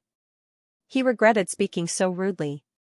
Even if that was what he really thought, he should have been more tactful. "Ruoshi. Get out." Lin Ruoshi glared at Yangcheng. She was so angry that her shoulders were trembling. Yangcheng was helpless. He knew that he could only talk to her after she calmed down. Otherwise, it would be useless. Yangcheng walked back to his room dejectedly, leaving Lin Ruoshi and Hui Lin standing at the door. The two women didn't speak for a long time. Finally, Hui Lin said meekly, "Sister. I'm sorry." Lin Ruoshi closed her eyes and said, "You don't have to be like this. I know it's not your fault.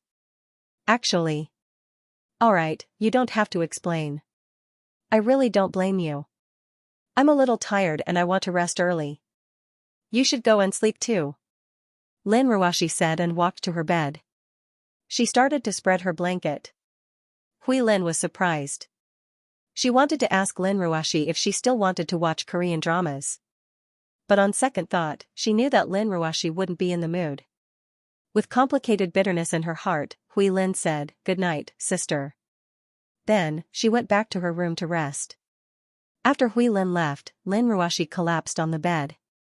She looked at the ceiling and muttered to herself, "Lin Ruoshi. Even I'm starting to hate you." After the farcical experience, Yangcheng didn't dare to look at Lin Ruoshi's expression the next morning. It wasn't that Yangcheng was shy, but he felt that what he did was rather childish. Not only was it childish, he even failed. He was so embarrassed. Lin Ruoshi acted as though nothing had happened as she continued to chew on her food. That was the only good thing about being an iceberg.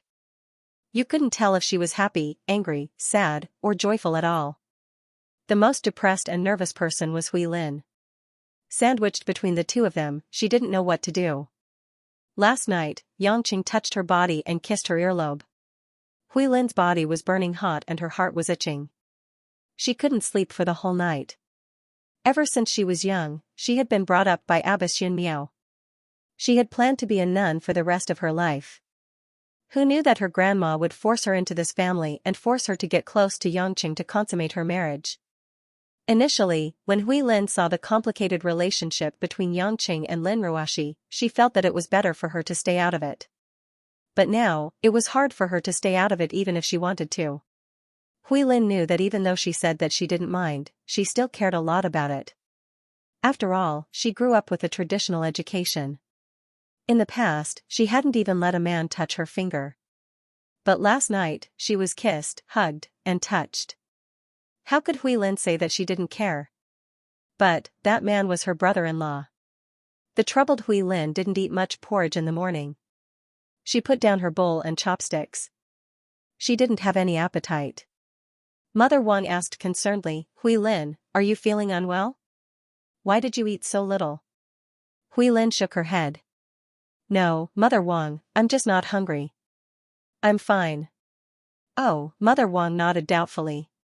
She probably knew that young people always had all kinds of troubles, so she didn't ask further. Just when Hui Lin's body felt stiff and uncomfortable sitting on the chair, the doorbell rang. I'll drive it. As if she had found a way out, Hui Lin immediately ran to open the door for the guest. Yangqing and Lin Ruoxi looked at each other and saw that Lin Ruoxi's eyes were as cold as frost. Yangqing rubbed his nose. He felt that it was better not to look at this woman in the eye. It would take at least a week for him to thaw a little. Who is it? Why are you here so early in the morning? Mother Wang asked in confusion. Yangqing shrugged and casually said, who knows, it might be someone coming to pay a New Year's greeting. Hui Lin opened the door gently. She had a relaxed smile on her face, but when she saw the person standing at the door, the smile on Hui Lin's face immediately disappeared. Her mouth was wide open and her eyes were filled with disbelief. There were two old people standing outside the door. To be precise, it was an old man and an old lady who looked like a servant. The old man was wearing a thick vermilion tang suit, a pair of black coarse pants and a pair of black and white handmade cloth shoes. His grayish-white hair was neatly combed at the back of his head. There were many age spots and amiable wrinkles on his face. His body seemed to be a little crooked, or perhaps he wasn't tall to begin with. He looked thin and petite. The old lady behind him was wearing a gray cotton gown that looked like it was from the era of the Republic of China. She looked amiable and her hair was all white, but she seemed to be in good spirits. When the old man saw Hui Lin, it was as if he had seen his own granddaughter. He smiled and more wrinkles appeared on his face. He looked at Hui Lin kindly and asked, you're the last from the Lin family, right? You're already so big. Hui Lin was finally sure that she didn't recognize the wrong person. She quickly took 3 steps back and bowed solemnly and excitedly. She bowed at 90 degrees twice. Chairman. Nice to meet you. Hui Lin's strange behavior immediately attracted the attention of the other 3 people in the room. Why did she suddenly bow? Who was it? The old man waved his hand and said warmly, I quit that job a long time ago. Don't be like this. I'm here early in the morning. Did I disturb your breakfast? Yes, I did. Oh no. No. I didn't. Hui Lin almost told the truth. Her face turned red and she was so anxious that she didn't know what to say. The old man chuckled, don't be nervous. I'm not a man-eating old monster. Hui Lin thought to herself, how can I not be nervous? Even though he had never seen his grandmother more than 3 times since he was young, he would never dare to forget the face of this old lady. This was one of the founders of Xianxia, the descendant of the founding fathers of the country. Even though Hui Lin had been practicing martial arts in Amei and rarely returned to Beijing, she could tell how powerful this old man was just by listening to Abbess Yun Miao's occasional stories. In the Politburo of the Central Committee, other than the chairman, almost everyone had some sort of relationship with this old man, not to mention the other provincial level and ministerial level officials. Perhaps 1 out of 3 ministerial level officials would be willing to address this old man as master. Even though the Lin family was a big family with a long history in Beijing, compared to this old man who had pushed them to the top, they could only be considered as second-rate. If it wasn't for the era when this old man could summon the wind and summon the rain, internet media had not yet developed and television was considered a rarity in Xianxia, this old man's limelight would definitely be as eye-catching as the great men of the century. Unfortunately, the era was different. So after this old man retired, almost no young people could remember this person. Even if they did, they could only vaguely remember his silhouette. After all, Huilin wasn't some otherworldly expert. She was just a greenhorn and naive little girl. Of course, she was shocked and scared when she saw the real mastermind of the country. Even though your grandfather and I are quite different in age, we can be considered as peers. If you don't think it's appropriate to call me anything else, just call me Grandpa Yang. Yang Gongming smiled when he saw that Huilin didn't know what to say. Huilin replied softly, "Yes, Grandpa Yang." Regarding Yang Gongming's sudden arrival, Huilin thought that he was here to speak up for his grandson, Yang Lai. So, she looked at Yang Chen worriedly. Unexpectedly, Yang Gongming walked towards Yang Chen with a smile on his face. Using a slow and gentle tone, he said, "Young man, you don't have to look at me like that. Let's eat breakfast. I was in a hurry, and I always wake up early, so I came here early. If you have any questions, let's talk after breakfast." Yang Cheng's hearing was very good. He had heard Huilin calling him chairman. After thinking about it carefully, he realized that with Huilin's position as the granddaughter of the Lin family, the only person who needed to bow and call her chairman was the chairman of the National People's Congress in Xianxia. This position was similar to the Speaker of the United States Congress. Although it was not as prominent as the President or the Prime Minister, it was often the key to the overall situation and the formulation of national policies. However, although Yang Qing had seen the news, he had never seen this old man. He must be the old chairman who had retired. Facing such an old man who was a national leader and called himself Grandpa Yang. How could Yang Qing not know who this old man was? Looking at the old man who had a face full of vicissitudes of life and was leisurely looking at the decorations of the villa with a smile, Yang Qing smiled bitterly. There was nowhere to hide. He had thought that it was a joke to have a father who was a military commander, but his father was a national leader. He had not seen any of his relatives for the past 20 years. It had only been a year since he returned to China. Why were there so many big shots related to him? When Lin Ruoxi saw Yang Gongming, she was confused for a while. Then, she recognized who this old man was, not to mention Mother Wang, who was much older than her. Mother Wang, who was a little timid, had lost her appetite. She looked around and didn't know what to say.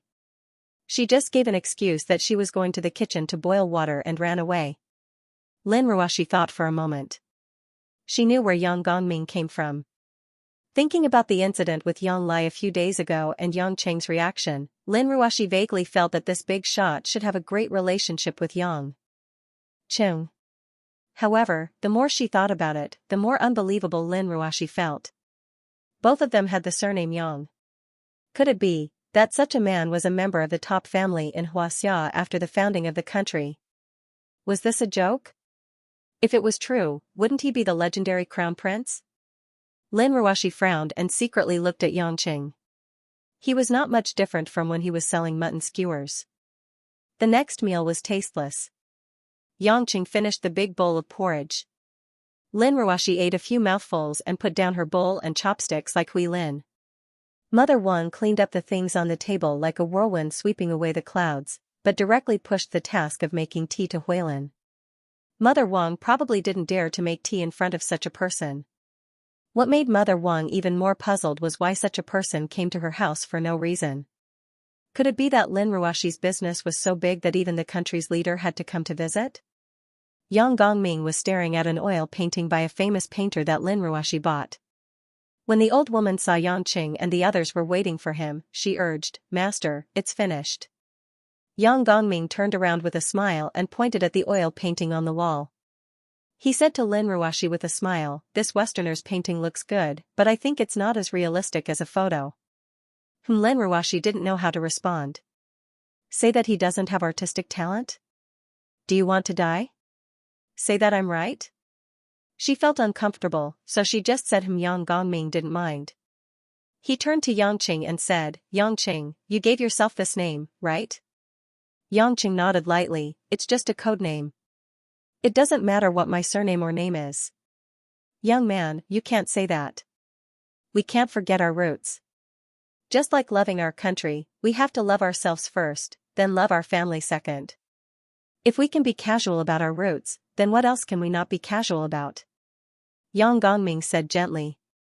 Yangqing suddenly felt as if he had punched cotton.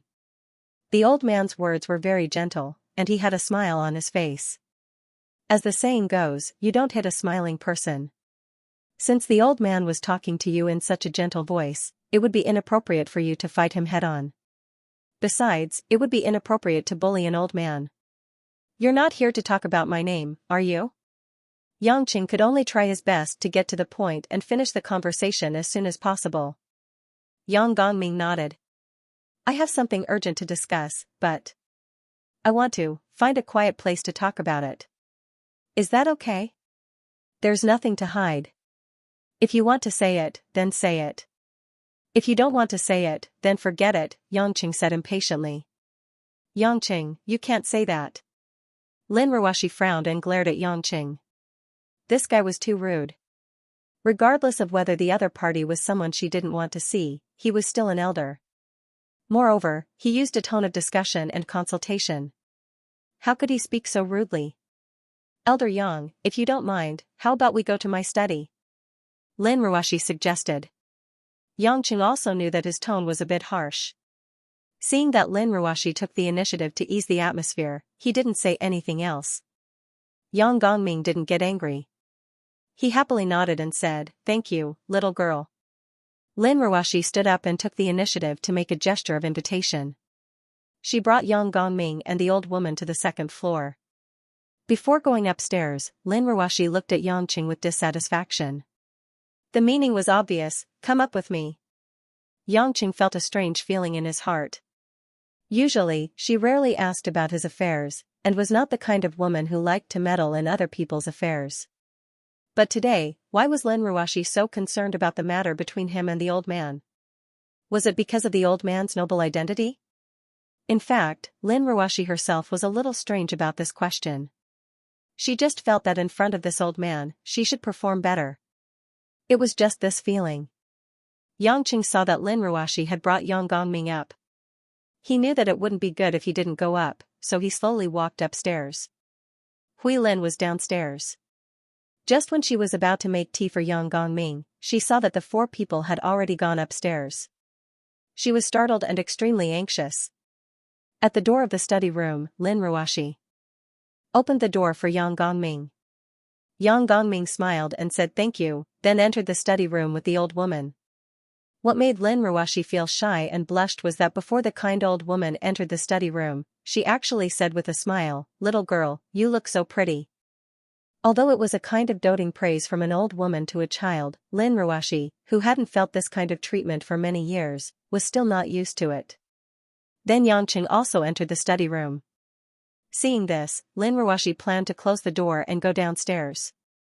However, just when she was about to leave, she was stopped by Yang Gongming, who was in the study room.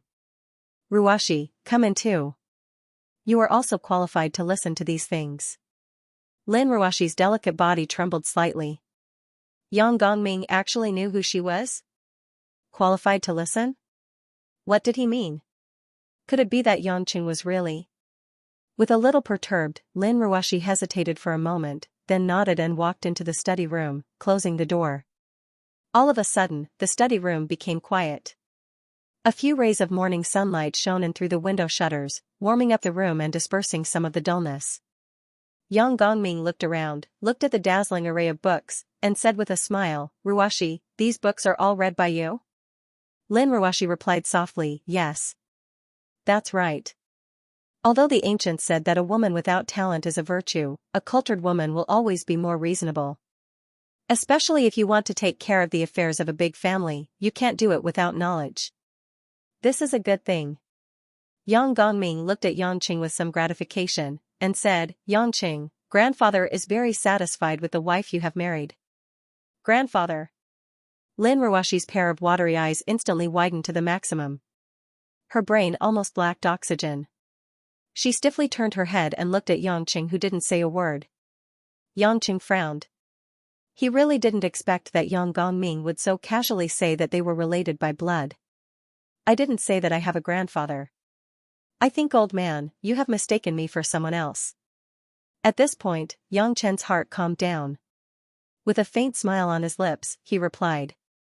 Yang Gongming didn't mind, as if he didn't hear Yang Cheng's words.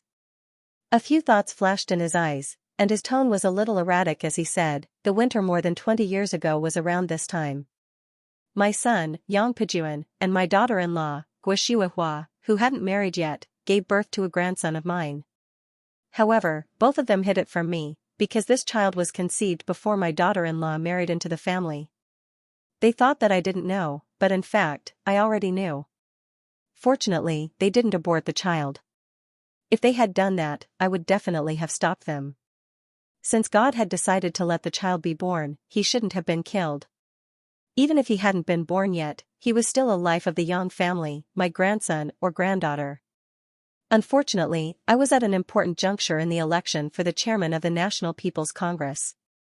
All the members of the Yang family, including the branches of the main family, added up to more than 100 men, women, old and young, were waiting for me to take the position to consolidate the family's position. At that time, it was the era when the Xianxia family developed the fastest. Anyone who took the position was equivalent to the absolute prosperity of the family. And if I had lost the election, as the Yang family, which had a deep foundation, many state-owned enterprises and local officials that were connected to our family would have been suppressed, and even eaten up. At that time, I didn't have the leisure to care about the secret birth of my grandson. In fact, I was very clear that giving birth to a child out of wedlock was a scandal for a family like ours in that era. My son and daughter-in-law were also very clear about that, so they placed my grandson in an orphanage. They planned to bring the child back after I was done with the election. As Yang Gongming slowly narrated, Yang Cheng's face became gloomy. Lin Ruoshi finally understood the truth of the matter. From the initial shock, she gradually looked at Yang Cheng with a gentle gaze. So, he had such a rough life? Later, I didn't disappoint them. With the help of so many students and colleagues, I helped the Yang family to establish a stable foundation in Yanjin. I remember that on the day I was elected, the first thing that came to my mind was to think of a way to bring our grandson back. If it wasn't for the little guy suffering in the orphanage, how could his grandfather be elected? But when my son and daughter-in-law went to the orphanage again, they found that it had been demolished. The group of children had also disappeared. Not to mention our little fellow who was only a few months old. There was some sadness in Yang Gongming's eyes. What happened that year was still vivid in his mind, but it made this old man sigh at night. Hearing this, the old woman next to Yang Gongming also looked sad and silently wiped the tears from the corner of her eyes. Lin Ruoshi looked at the expressionless Yang Cheng next to her. It turned out that he really didn't have parents since he was a child. He lost all his relatives when he was still a baby. How did he grow up? At the same time, Lin Ruoshi finally understood why Yang Cheng said to Guo that day, "Don't ever beg me." She also understood the real reason why he didn't kill Yang Lai. It seemed that Yang Cheng knew all this. Do you think it's useful to say this? From the beginning of my memory, I don't have any so-called relatives in my world. Just like my personal record in the police station, I forgot everything before I was 5 years old. Whether I was adopted or sold, I only have a surname that I don't know who told me. After I was 5 years old, I went abroad. Until now, I can stand here. I don't know how I survived. Yang Cheng laughed at himself. Sun Wukong still knows that he was born from a stone. When I become inhuman, who can tell me where I came from in this world? Let's not talk about the pain of the body. Do you know how it feels when you don't even know who you are? Your so-called sadness is nothing. Yang Gongming was speechless. He looked at Yang Cheng and was silent. Lin Ruoshi's eyes reddened. At this moment, Yang Chen's usual carefree aura was nowhere to be found. It was as if his entire body was covered by a desolate desert, lifeless and hopeless. My heart is very tired. I don't want to take revenge on anyone. But I hope you don't disturb my life. I just want to live in peace and let the outside world have nothing to do with me. After Yang Cheng finished, he turned around and walked out of the study room. Wait! Yang Gongming suddenly shouted. Yang Cheng's footsteps stopped. He was about to turn around, but he heard a deep vibration coming from the floor. This sound? Yang Cheng suddenly opened his eyes wide. He turned around and saw Yang Gongming kneeling on the floor with a serious face. Not only Yang Cheng, but even Lin Ruoxi and the old woman's face changed. Whether it was an elder or a leader, Yang Gongming kneeling to his grandson was definitely challenging their psychological endurance. Yang Gongming looked at Yang Cheng, who was also shocked, and laughed generously. Don't think that I, an old man, am shamelessly kneeling to you. I am kneeling to you now, not your grandfather, not your elder, and not some retired old cadre. I am kneeling to you on behalf of the hundreds of Yang family members who were saved because of your sacrifice. This is what the Yang family owes you. Although I can't redeem anything by kneeling alone, I hope that I can be at ease. After saying that, Yang Gongming stood up slowly and puffed out his chest. He didn't feel that kneeling was shameful at all. Instead, he looked relaxed. Do you think that I will acknowledge you just like that? Yang Cheng couldn't help but laugh. Yang Gongming shook his head and said solemnly, I don't expect you to acknowledge us just because I kneel.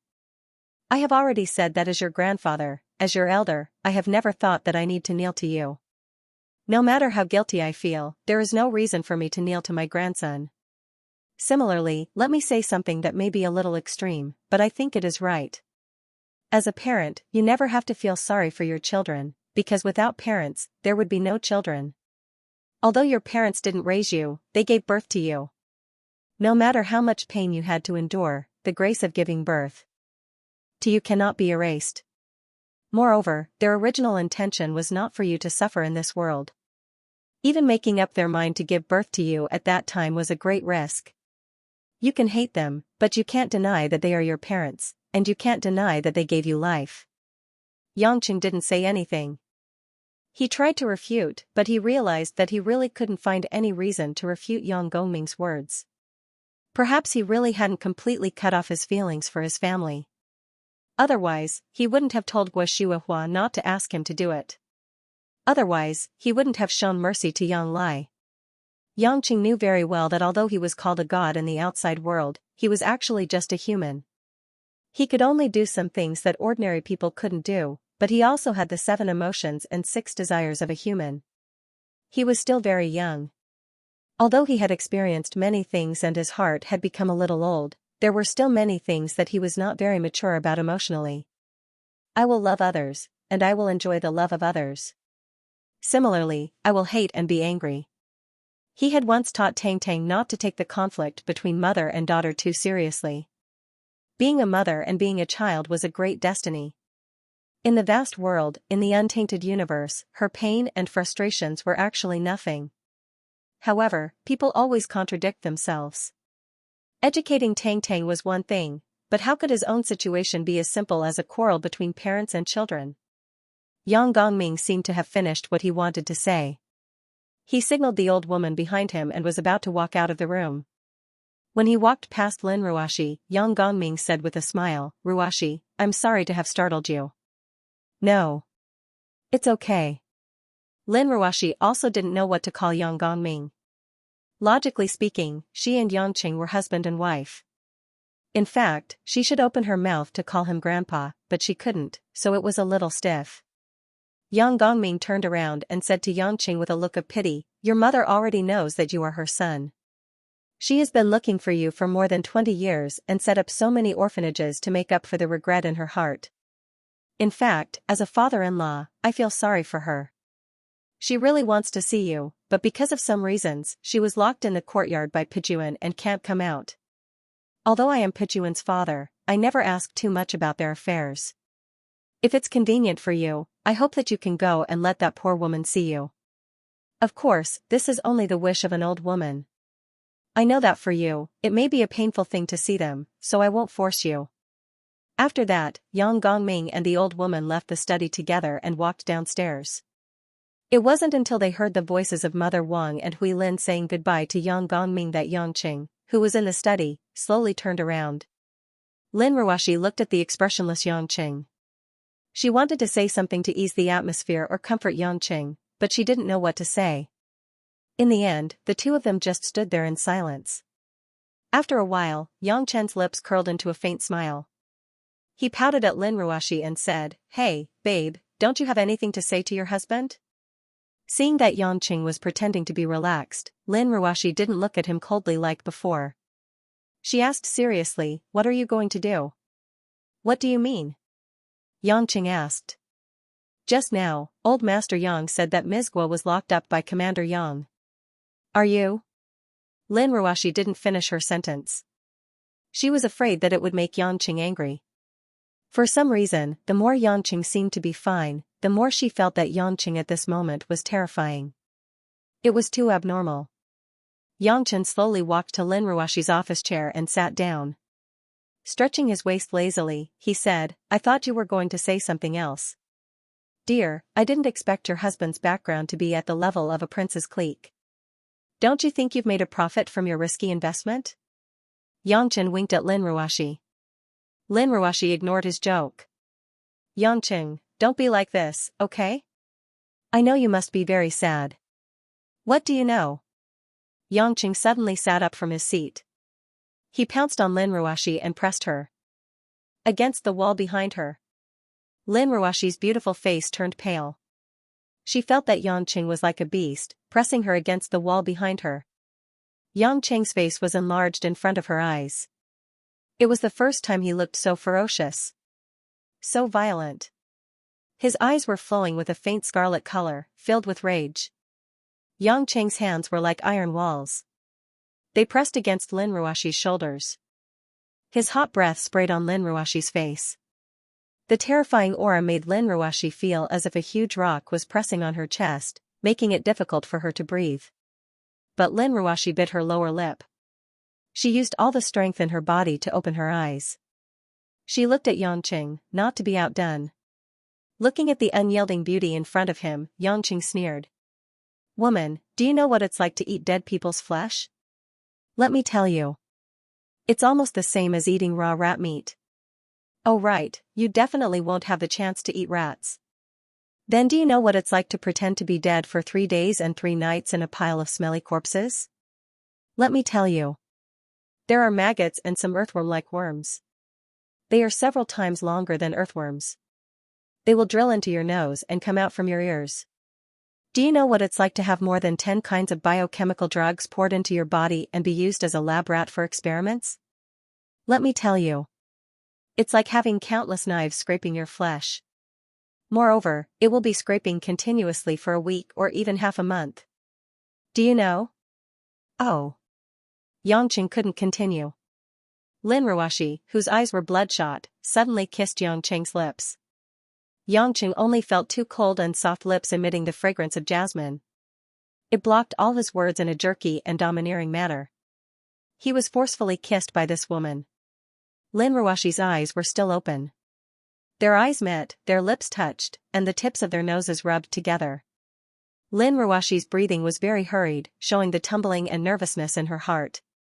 The sweet smell fermented crazily in an instant, intoxicating Yang Qing. But immediately after, Yang Qing could clearly see that Lin Ruoxi's eyes gradually became moist and moist. Moist and moist gathered and became moist. Finally, 2 lines of clear tears flowed down.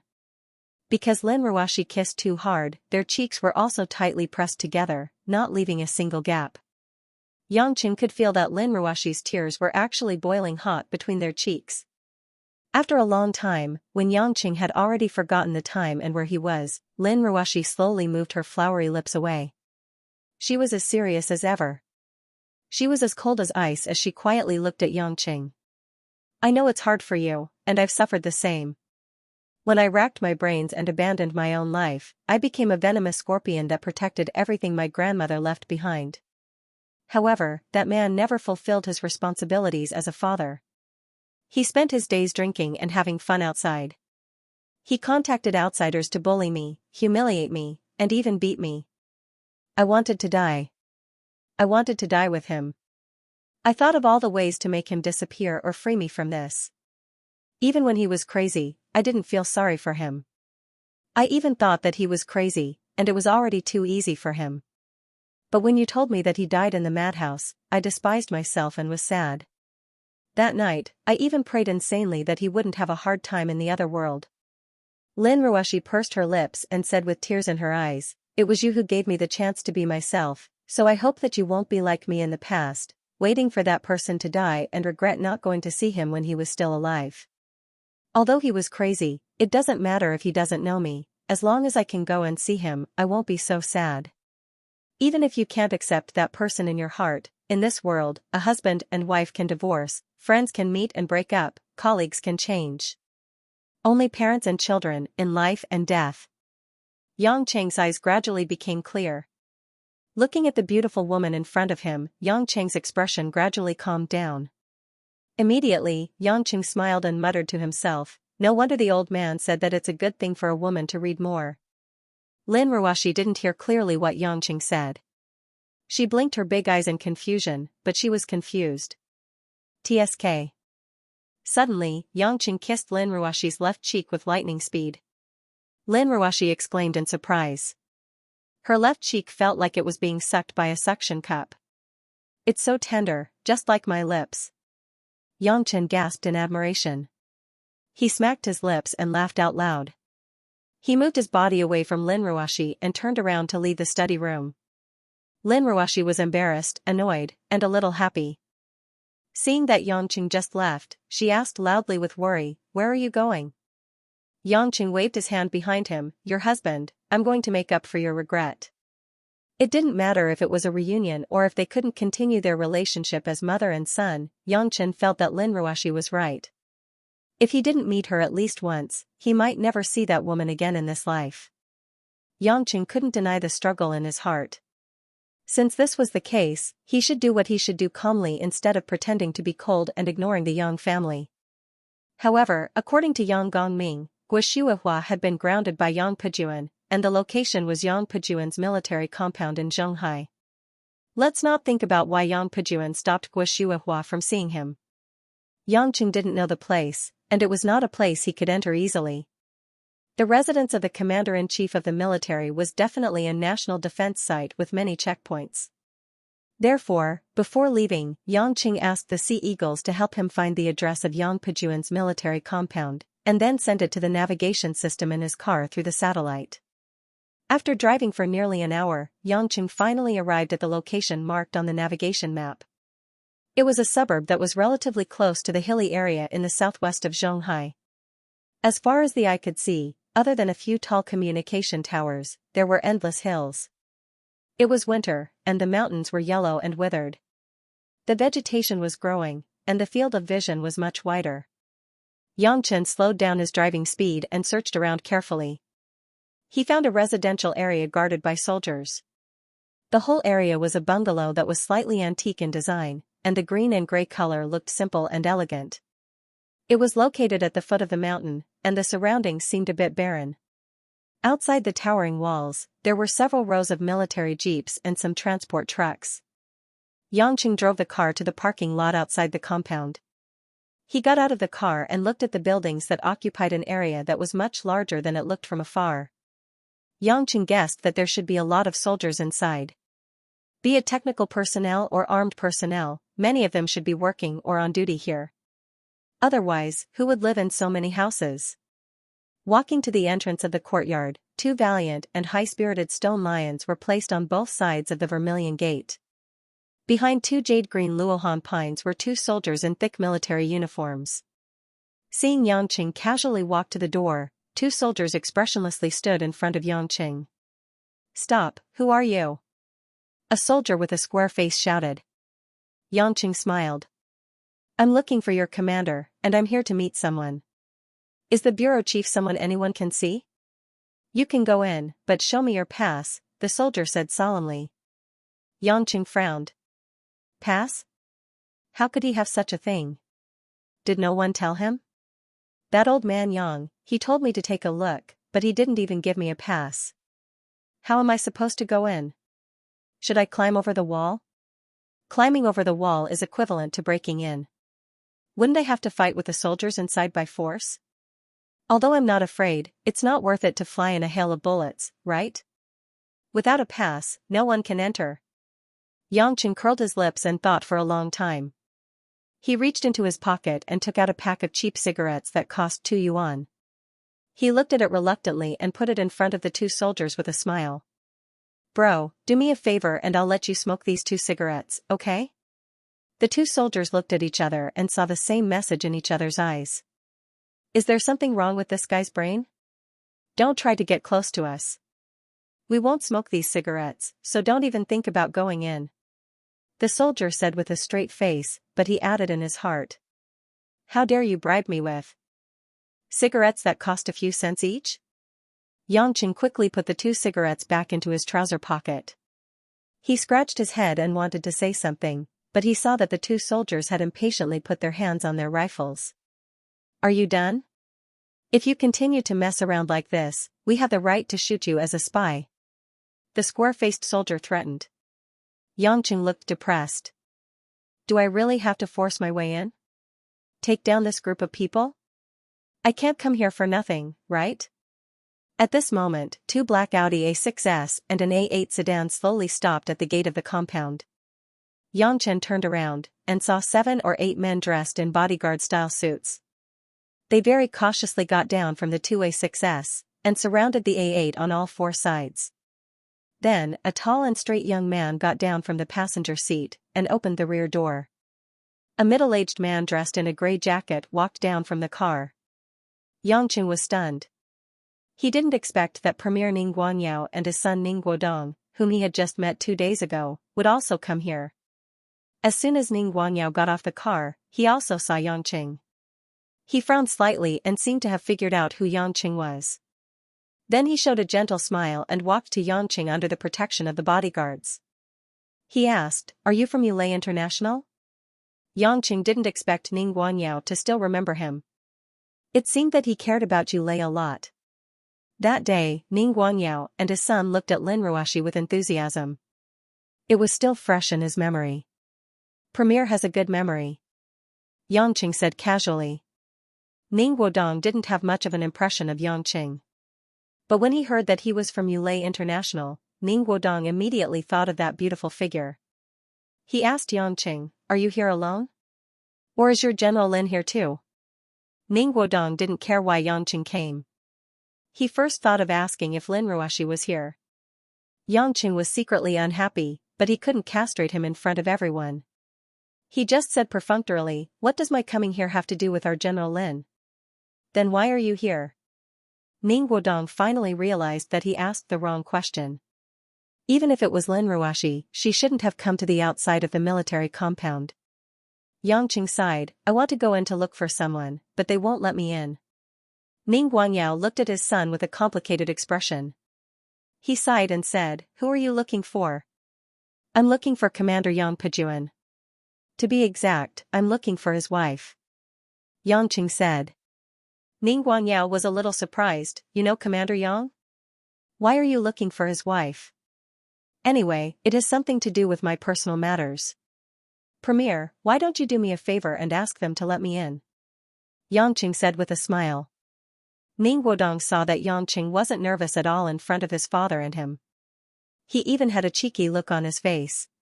Ning Guodong felt very uncomfortable and snorted, Why should I bring someone with a glib tongue like you in? Do you deserve to enter such a place? Who do you think you are? Guodong. Ning Guanyao immediately stopped Ning Guodong's words and reprimanded, Who taught you to speak so rudely? Xianxia's eyes were a little cold. If it wasn't for Ning Guanyao stopping him in time, Xianxia felt that he would have gone up and slapped Ning Guodong. Ning Guodong also realized that he was too aggressive. Normally, he wouldn't act like this, but Xianxia in front of him was different from others. Normally, anyone who spoke to him, even if it was a minister, would have to be humble and flatter him. It was not only because Premier Ning Guanyao was his biological father, but also because in Yanjing, the Ning family was one of the strongest families in terms of overall strength. The number of families that were comparable to the Ning family could be counted on one hand. Therefore, Ning Guodong, who was used to being superior to others since he was young, felt very unbalanced when he met Xianxia who didn't care about his identity and status. After Ning Guanyao finished lecturing his son, he looked at Xianxia playfully and said, You're quite interesting, young man. I was in a good mood when I saw you today, so I'll help you. Let's see what you're going to do inside. Dad. Ning Guodong wanted to object, but he immediately shut up when Ning Guangyao glared at him. He only glared at Yangqing with resentment. Yang Chen, on the other hand, completely ignored the gigolo. Smiling, he said to Ning Guangyao, "Thank you, Premier." When they walked to the door, one of Ning Guanyao's bodyguards took out a pass. It was a certificate with the national emblem printed on it, and showed it to the two soldiers. The two soldiers had actually recognized Premier Ning Guangyao long ago, but they still went through the routine inspection. They then saluted and shouted, "Hello, Premier." Ning Guangyao also greeted them with a smile and said, "I know this young man. I'll bring him in." The two soldiers looked at Yangqing, who was like a villain intoxicated by success, and despised him in their hearts. However, it was not good for them to refute Ning Guangyao, so they could only agree. After entering the courtyard, Yangqing realized that the entire building complex was really full of twists and turns, like a huge maze. If it wasn't for someone leading the way, Yangqing estimated that it would take him at least half an hour to find the person he wanted to see. Under the guidance of a soldier, Yangqing followed Ning Guangyao and the rest to Yang Pejuan's office. At this time, Yangqing thought of something and asked Ning Guangyao, "Premier, you're not here for an inspection, are you?" Ning Guangyao laughed, "This is a private meeting, not a public office. In fact, I have been friends with Commander Yang and his wife for many years." "You can see your husband, but your wife may not be able to see him," Yangqing muttered. Ning Guangyao didn't hear what Yangqing said clearly, but he didn't ask because from a dark green wooden door in front of them, Yang Pejuan, who was wearing a beige vest, came out to greet them personally. "Premier Ning, I'm really flattered by your sudden visit, haha." Yang Pejuan laughed heartily and extended his hand towards Ning Guangyao from afar. Yangqing stood beside Ning Guangyao, but he didn't seem to have been seen at all. Ning Guangyao had a happy expression on his face. "Yang Pejuan, how many times have I told you not to call me that in a private meeting? Do you think I don't know that your words are fake?" "Hee, old Ning, you understand me. However, in front of so many soldiers, I have to give you some face, right?" Yang Pejuan said. Ning Guangyao ignored his courtesy. Although he was half a head shorter, he still casually put his hand on Yang Pejuan's shoulder and said with emotion, "The last time we met was during the National People's Congress. A few months have passed so quickly. We two old friends, it can be said that we don't have much time to meet. I'm very free every day. As a soldier, as long as I don't fight, I won't be too busy. Unlike you, you give speeches here and there every day, and you even have to go and express your condolences. You don't have the time to see each other." Yang Pejuan said with a smile. "Aren't you going to run for the Politburo Standing Committee? With your qualifications, being elected as a national leader is a sure thing.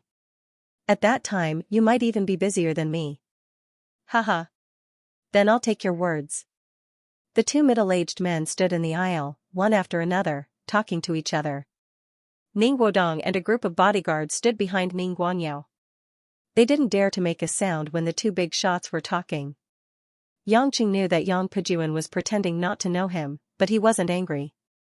After all, there was no need to make things difficult for him, and he didn't come here for him. However, he did not expect that Ning Guangyao and Yang Pejuan would have such a close relationship. In terms of age, Ning Guangyao should be a few years older than Yang Pejuan, but there was not much difference.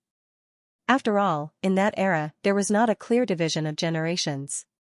After the two old friends chatted for 5 to 6 minutes, Ning Guangyao pointed at Yangqing and said, "This young man said he came to see you and Xianxia. Do you know each other?" "Oh, right, where's Xianxia?" Yang Pejuan could no longer avoid Yangqing, who was standing next to him. The smile on his face gradually faded, and he said lightly, "It's a long story. Old Ning, you and my nephew should go in with my bodyguards and have a cup of hot tea. Xianxia isn't feeling well, so she couldn't come to see you today." "Not feeling well?" "Being locked up like a prisoner and grounded." "By you, of course I can't be comfortable." Yangqing sneered. Yang Pejuan's face darkened. "What nonsense are you talking about? Grounded?" Ning Guangyao was shocked. "What do you mean?" "Yang Pejuan, you grounded Xianxia?" Yang Pejuan took a deep breath and tried to suppress his anger. "It's a private matter between us. Old Ning, you don't have to worry about it. How can I not worry about it? You, Xianxia, and I have been friends for decades. Do you think I don't know your temperament? Xianxia has always been gentle and would never take the initiative to provoke anyone. She has always been obedient to you. Why would you lock her up for no reason? Ning Guangyao frowned, full of puzzlement. Yang Pejuan's face became more and more ugly. A trace of anger flashed in his eyes, but he did not explode. He only said, "It's very complicated. Old Ning, you don't have to worry about it. I will settle it with this young man." After saying that, Yang Pejuan looked coldly at Yangqing and said, "You come with me." Of course, Yangqing wasn't afraid of him. He wouldn't allow himself to be manipulated by him. Standing still, he said, "I don't have anything to hide from you. If you have something to say it now. If you don't have anything to say, I'll look for it myself." "Do you know who you are talking to?" Yang Pejuan said in a deep voice. "Who I am talking to depends on your attitude," Yangqing said without the slightest concession. "Do you think I'll let you wander around my camp as you please?" Yang Pejuan's eyes were about to spit out fire. "Do you think I don't dare to lock you up in front of Premier Ning?" "You can try," Yangqing sneered. Ning Guangyao saw the two of them were at daggers drawn. He was full of doubt and hurriedly tried to dissuade them. "What are you two doing? Pejuan, tell me clearly, what exactly happened? What relationship does this young man have with you?" Yang Pejuan did not say anything. He just looked at Yangqing with a fierce expression. After all, he was a commander. His hands were also stained with the blood of countless enemies. At this moment, when he was angry, his whole body rose up with a fierce aura. It made the few bodyguards beside Ning Guangyao tense up. Yangqing looked at Yang Pejuan without fear. The man in front of him seemed to be more unwilling to see him than he had imagined. Yangqing also did not know why he had such a feeling of rejection. Obviously, he locked up Xianxia because of this feeling. Just when Yangqing was too lazy to talk nonsense with Yang Pejuan and planned to look for Xianxia himself, he heard a surprised female voice coming from the other end of the corridor. "Yangqing." Yangqing turned his head and saw Xianxia. Her hair was a little messy and her face was extremely haggard. She was standing there with tears in her eyes. She was looking at him emotionally. He didn't know how she had lived for more than a day. Compared to when he saw her before, this woman seemed to have aged a few years. Her face was gloomy, her eyes were a little sunken, and her lips were a little pale. At this moment, standing in the cold wind, she was like a withered leaf in late autumn that would fall at any time. Not only Yangqing, but Yang Pejuan, Ning Guangyao, and others also had different expressions when they saw Xianxia like this. Ning Guangyao, in particular, looked as if he had seen something extremely horrifying. Then, anger rose in his eyes, and he stared at Yang Pejuan fiercely. Obviously, he was very dissatisfied that Yang Pejuan had tortured Xianxia to such a state. However, Xianxia didn't have the mood to pay attention to her own situation. She didn't care that her hair was still messy and fluttered in front of her forehead. She ran with all her strength towards Yangqing. Yangqing only frowned for a moment, but in the end, he still let Xianxia hug his waist, and their whole body was tightly pressed together. Xianxia cried tears of joy. She hugged Yangqing tightly, and her head leaned on Yangqing's chest. She kept shouting, "Child, child, my child, mother finally found you." Although her words were very vague, the few people beside them heard it clearly. Yang Pejuan's face was ashen, and he didn't say a word. Ning Guangyao and Ning Guodong, father and son, were shocked at first, and then looked at Yang Pejuan and Yangqing in disbelief. Xianxia's child? Then, these two are father and son. Although they didn't understand what was going on, and why did the Yan family suddenly have another son, it was obvious that the matter in front of them wasn't fake. Otherwise, why would Yang Pejuan hide this matter? Yangqing didn't know what he was thinking at the moment. His mind was actually empty. He let the woman in his arms cry on his chest, let her hug him, and call him Yangqing, son, child. Her voice was very hoarse and weak, but it was like a powerful hammer, fiercely pounding on his heart. Fiercely pounding on his heart.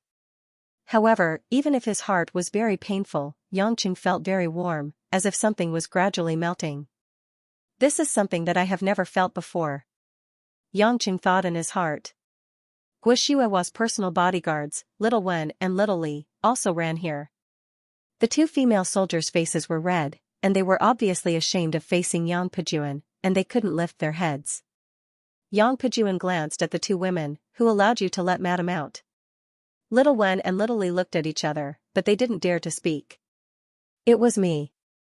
An old voice came from the arched door, and a somewhat melancholy Yang Gongming, together with the old woman, appeared in front of everyone again. Yang Gong? Ning Guangyao was in awe, and bowed from afar. Even Ning Wodong immediately saw the person who came. Even his father had to pay respect to a senior, so he naturally had to bow as well. The anger in Yang Pejuan's eyes instantly extinguished, and he cried out involuntarily, "Father? I was the one who let Shihuahua out, and I was also the one who told her that Yangqing was here to look for her." Yang Gongming sighed, and walked in front of them. He looked at the dumbfounded Yang Pejuan, who seemed to be in disbelief, and said, "Pejuan, you have gone too far this time.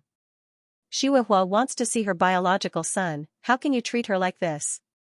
"Father, Yang Pejuan wanted to explain, but he knew that this wasn't the time. He sighed, and looked at Ning Guangyao, who was so shocked that he couldn't speak, and Yang Pejuan's eyes were filled with worry. Obviously, this matter was heard by Ning Guangyao and the others, and he felt terrible. At this time, Guo Shihuahua was almost done crying. Although Yangqing didn't say a word, and only stood quietly for her to cry, Guo Shihuahua smiled happily. She couldn't help but caress Yangqing's cheeks, and looked at Yangqing's indifferent and expressionless face, as if she was infatuated. "Yangqing, thank you for coming to look for me. I'm really happy that you're willing to see me. Even if I die now, I won't have any regrets." "Why are you talking about dying? Is this something you should say in front of an old person like me?" Yang Gongming scolded with a smile, and turned to Ning Guangyao and said, "Premier Ning, this old man is dealing with family matters, I wonder if you and your son can leave for a while." Although Ning Guangyao wanted to know what was going on, he didn't dare to ignore Yang Gongming's request. "Okay, Eunuch Yang, then I'll bring them to defeating armies' office first." After Ning Guangyao left with his people, the empty corridor finally became completely quiet, and only a few of Yang Pejuan's bodyguards were left, watching everything with a solemn expression.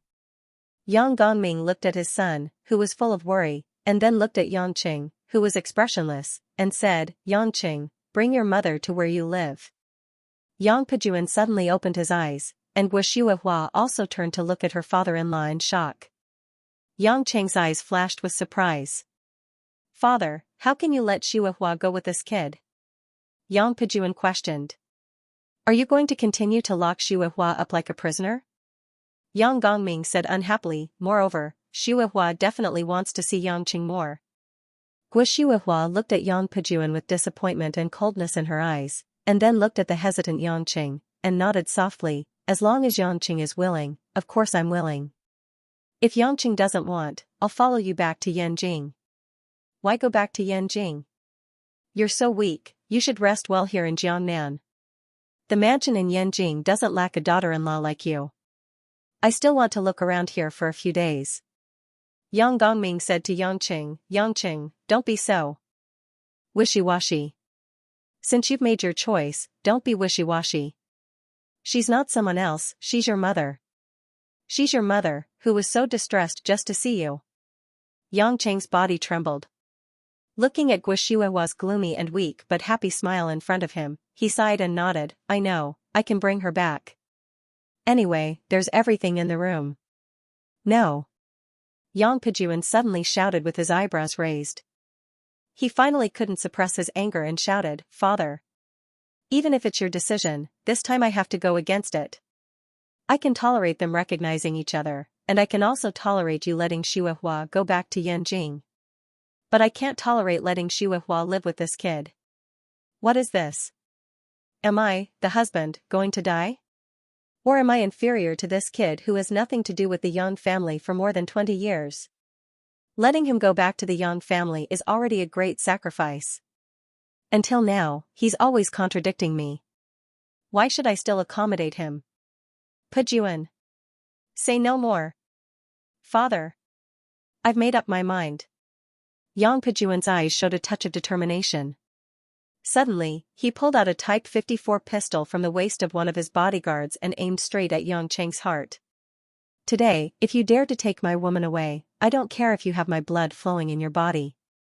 I'd rather treat you as a spy who trespassed into the army camp and kill you.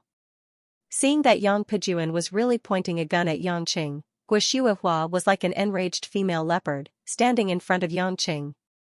Yang Pejuan. Are you crazy? Yang Cheng is your biological son. Even a vicious tiger wouldn't eat its cubs. Are you worse than an animal? Animal. Yang Pejuan's face turned green. Shuihua. How dare you say that I'm worse than an animal? Isn't that so? You didn't let me see my son, I tolerated it.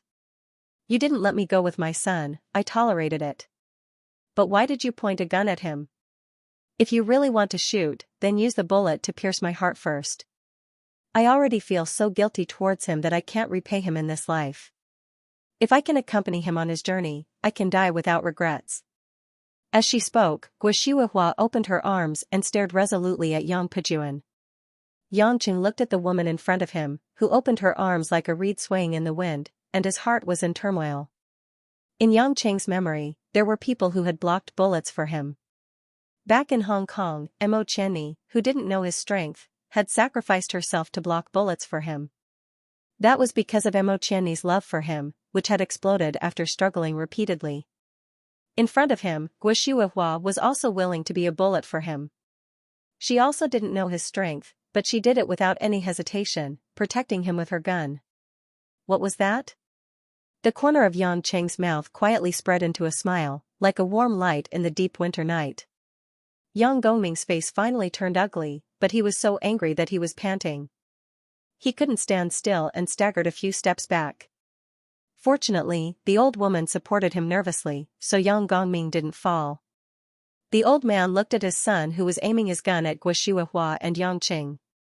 Disappointment and pity could be seen in his eyes, but he did not say anything to stop them. He knew that he was too old to stop his enraged son. Master, should we stop them? The old woman suddenly looked at Yang Gongming with concern and asked.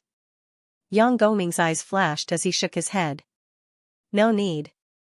At the same time, Yang Gongming looked at Yang Cheng meaningfully. If everything is true, this child should be fine. Yang Gongming thought to himself. Yang Pejuan's anger was at its peak. His arm, which wouldn't tremble even if he held a rocket launcher horizontally, was trembling as he held the small pistol in his hand.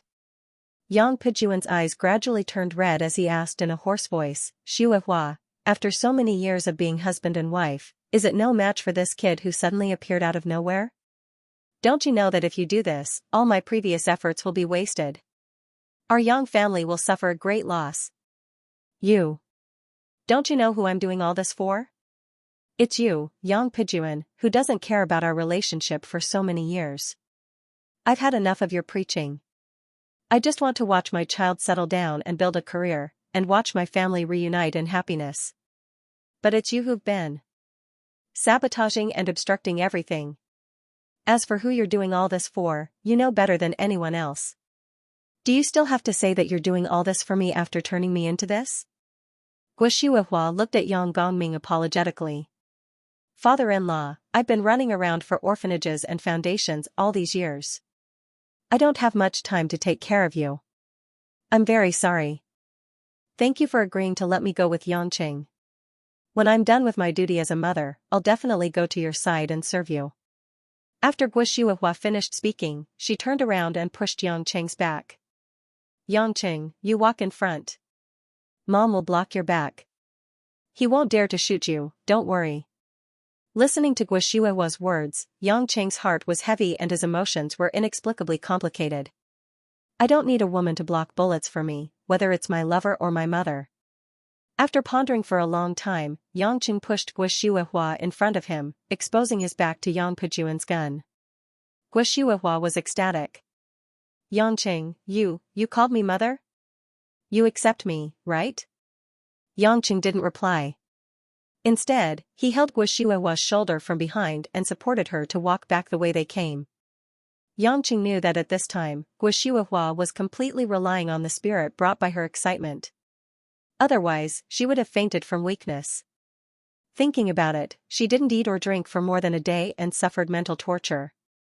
Yangqing was glad that he listened to Lin Ruoxi's advice.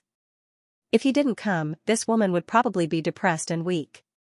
A person like Yang Pejuan wouldn't lower his head and admit his fault because of this kind of thing.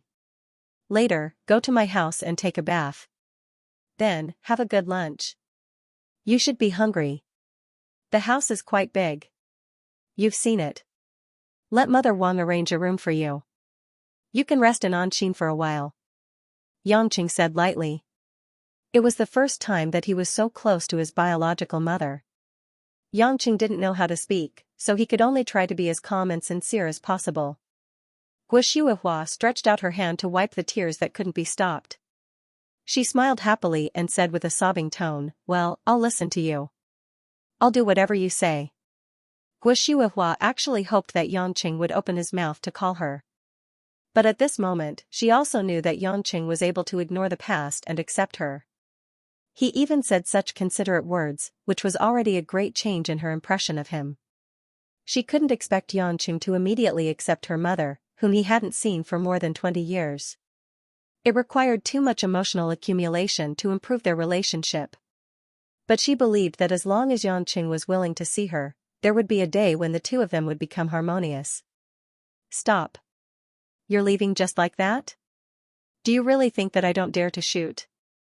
Seeing that the mother and son didn't take him seriously at all, Yang Pejuan's face turned pale. His arms finally stopped trembling, and he unlocked the gun's safety. He gritted his teeth and roared. Yangqing and Guo stopped in their tracks. Guo looked back worriedly. She wanted to say something, but Yangqing beat her to it. I'm standing here, and the gun is in your hand. Whether you dare to shoot or not, it's not up to me, it's up to you. After that, Yangqing asked Guo to turn around, and the two of them continued to walk outside. Guo's face was full of worry. Based on her understanding of Yang Pejuan, she knew that Yang Pejuan wouldn't be crazy enough to shoot and kill Yangqing. But, she couldn't accept it even if the gun just grazed Yangqing's skin. However, Yangqing's face was calm, and Guo couldn't say anything. She silently prayed that Yang Pejuan wouldn't do anything stupid. Otherwise, their marriage as husband and wife would be over. However, Guo underestimated Yang Pejuan's rage. When he saw Guo leave with Yangqing without turning back, Yang Pejuan felt as if the whole world had betrayed him.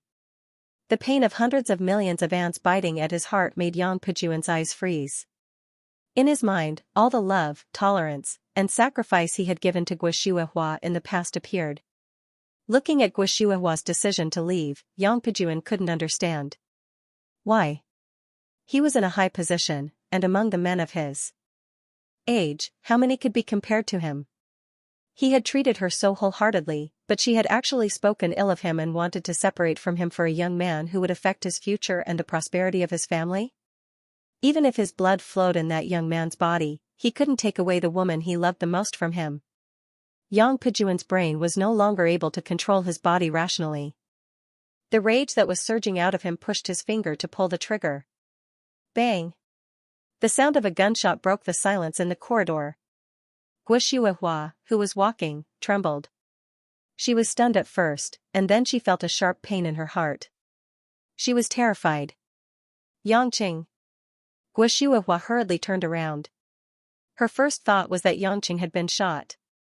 However, Yang Chen, who had an indifferent expression, turned his head and smiled at her. After the gunshot, Yang Pejuan, who had calmed down after the gunshot, was dumbfounded. He stared at Yangqing's back as if he had seen a ghost. His mouth was wide open, but he couldn't say a word. Not only Yang Pejuan, but the other bodyguards who were standing by the side of the road were also holding their breaths. They looked at the direction behind Yangqing with a strange expression.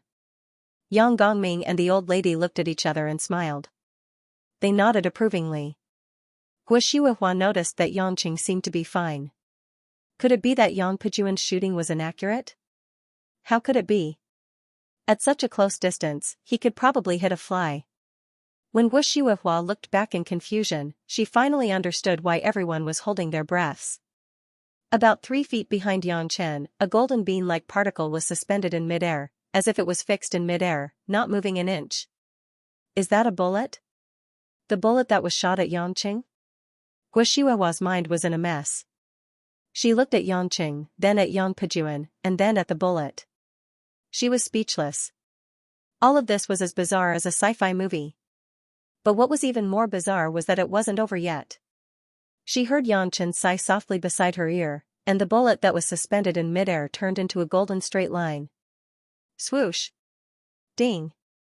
The bullet flew back to the gun in Yang Pejuan's hand. The gun was hit by the bullet, and the force was so great that the gun flew out of Yang Pejuan's hand. The sound of metal colliding and rubbing against each other woke everyone up from their stupor.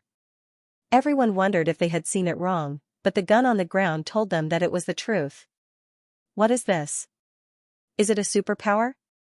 Yangqing turned around, and there was a mocking smile on his face as he looked at Yang Pejuan. I have a problem. I don't like to be threatened, and I hate it even more when someone points a gun at me. However, the old man told me that I owe you for giving birth to me, and I don't like to owe others. So, when you pointed a gun at me, I didn't stop you. My heart took the bullet, and it's considered me returning my life to you.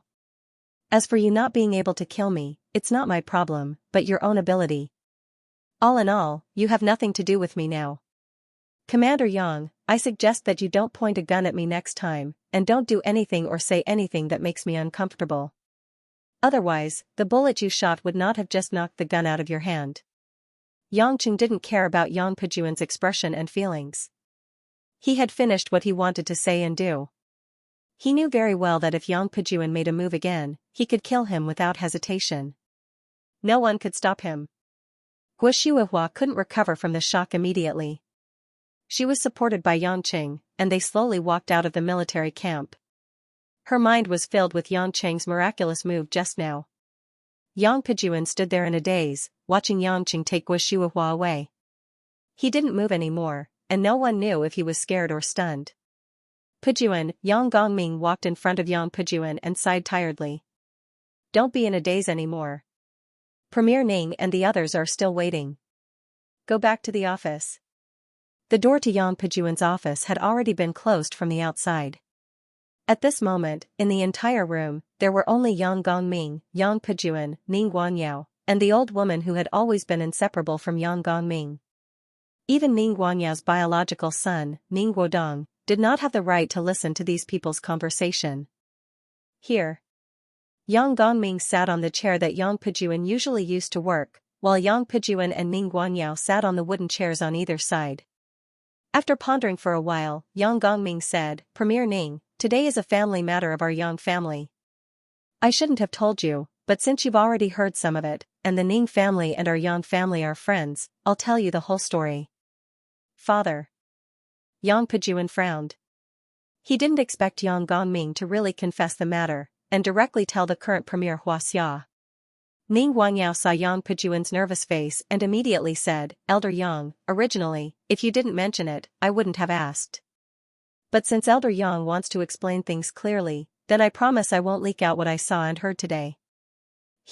I trust the Premier. Yang Gongming smiled casually. Then, he briefly recounted the matter of Yangqing back then. After listening to Yang Gongming's story, Ning Guanyao's face was filled with emotion. Back then, if it wasn't for you, Elder Yang, in the political arena of Xianxia, it would have been a mess long ago. Although Elder Yang's contributions are not understood by the world, our group of juniors have all been promoted by you. Therefore, after my father passed away, even if I succeeded as the head of the Ning family, I still respected you as my teacher. This is also the reason why. Unexpectedly, before old Master Yang ascended to the position, there was actually such a helpless thing that happened. Fortunately, that young man named Yangqing has grown up very well. This can be considered a good reward. Arrogant and domineering. What's so special about that? Yang Pejuan said disdainfully. Army destroyer. Yang Gongming's expression changed. In the future, don't provoke Yangqing. Don't you know what kind of person he is? Yang Pejuan gritted his teeth and nodded. Although he was still very angry, he knew that his son, who had been separated from him for more than 20 years, had grown up in a way that was out of the ordinary. However, no matter how outstanding he was, it wasn't something worth praising if he went against her. What Yang Pijuan was worried about now was that after today's incident, some busybody would expose this past and affect the election in 2 months. If that happened, all his previous efforts would be in vain. Ning Guangyao seemed to have seen through Yang Pijuan's worries. Army Destroyer, I will help you in the election in 2 months. Huh? Yang Pijuan was stunned. He did not expect Ning Guangyao to suddenly say this. After all, this man was famous for being impartial. He would never use his influence to help anyone. Ning Guangyao said, Yang Cheng's matter should not be an obstacle for you in the Politburo. Everyone can see the hard work you've done all these years. You shouldn't be implicated by this kind of thing. Yang Pijuan was delighted. As long as Ning Guangyao was willing to help him, he had a lot of confidence. However, even if he was promoted, it would be because of this man's help. Even if he was promoted to a national leader, people might talk behind his back. Am I not as good as him after all? Ning Guangyao was not a person who had a lot of free time. He looked at the time and got up to leave. Before leaving, he hesitated and whispered to Yang Pijuan, Army Destroyer, find time to reconcile with Xue Hua. She is a poor woman. Don't let her be sad all the time. Yang Pijuan lowered his head and agreed. However, no one could see that there was a strange light floating in Yang Pijuan's eyes. After sending Ning Guangyao away, Yang Gongming turned to Yang Pijuan and said, You, come with me. Yang Pijuan actually had a lot of questions in his heart. Why did his father disrupt his plan? Why did he side with Yang Cheng? He wanted to know more about Yang Cheng's background. Why did his father seem to know about it but did not tell him? Was there something hidden? How important was the military secret that Lin Jigua mentioned? He followed Yang Gongming all the way to the back of the military compound near the foot of the mountain. Yang Gongming walked into a house that was left for him to live in all year round. From a mahogany cabinet, he took out a thick silk booklet that was made of a combination of pure silk and sheepskin. The entire booklet seemed to be very old and hard to distinguish, but it was carefully preserved and not a single trace of damage could be seen. Yang Pijuan saw this thick booklet and his eyes narrowed. He cried out involuntarily, Genealogy? That's right. This is the genealogy of our Yang family. Yang Gongming placed the Yang family genealogy on the bluestone table in the courtyard and carefully flipped it open. On the yellowish silk pages, the names of the ancestors of the Yang family, their birth and death dates, as well as simple biographical notes were written in elegant calligraphy. From the emperor's relatives to the merchants and peddlers, they were all the same. As Yang Gongming flipped through the booklet, he said, Our Yang family has been passing down this genealogy since the Tang and Song dynasties. Although it was damaged a few times along the way, we managed to preserve most of it in detail through copying. In this genealogy, most of our ancestors were from the Yang family. Although there were times when they were down and out, most of them were elites that were hard to come by in every era.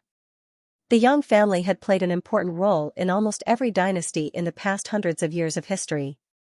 When your grandfather was educating me, he told me, members of the Yang family, no matter what situation they are in, must uphold the glory of the family and do things that suit their identity as a member of the Yang family. When you were young, I taught you the same thing. During your grandfather's era, our Yang family was attacked by foreigners and suffered heavy losses. It could be said that more than half of our foundation was destroyed in a day. But your grandfather, relying on the backbone of the Yang family and the idea of protecting the family's glory even at the cost of his life, finally regained great prestige in the process of repelling the foreign invaders. Our Yang family also relied on your grandfather and my father to have the capital to revive. I've never felt that what I did back then was so great. Compared to my father and your grandfather, I can only be considered a lucky bastard who got lucky and relied on the glory of the Yang clan to rise to the top and show off my skills. Speaking up to this point, Yang Gongming glanced at Yang Pijuan and said earnestly, Pijuan, no matter what kind of situation you're facing, what kind of challenge you're facing, whether it's success or failure, it doesn't mean anything. You have to remember that you're a descendant of the Yang family. What you need to do is in line with the glory of the Yang family and your identity. No matter if you're in a high position or have a mediocre life, don't lose your heart. In this way, after 100 years, our names will be deeply engraved in this genealogy book. Yang Pejuan looked at the bluestone table and the genealogy book that was engraved with the glory of countless ancestors. His eyes lit up and his spirit was greatly lifted. Father, I understand. I will definitely not bring disgrace to the family's glory. Yang Gongming frowned.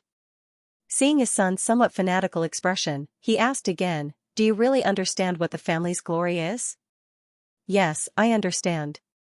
Yang Gongming sighed and smiled.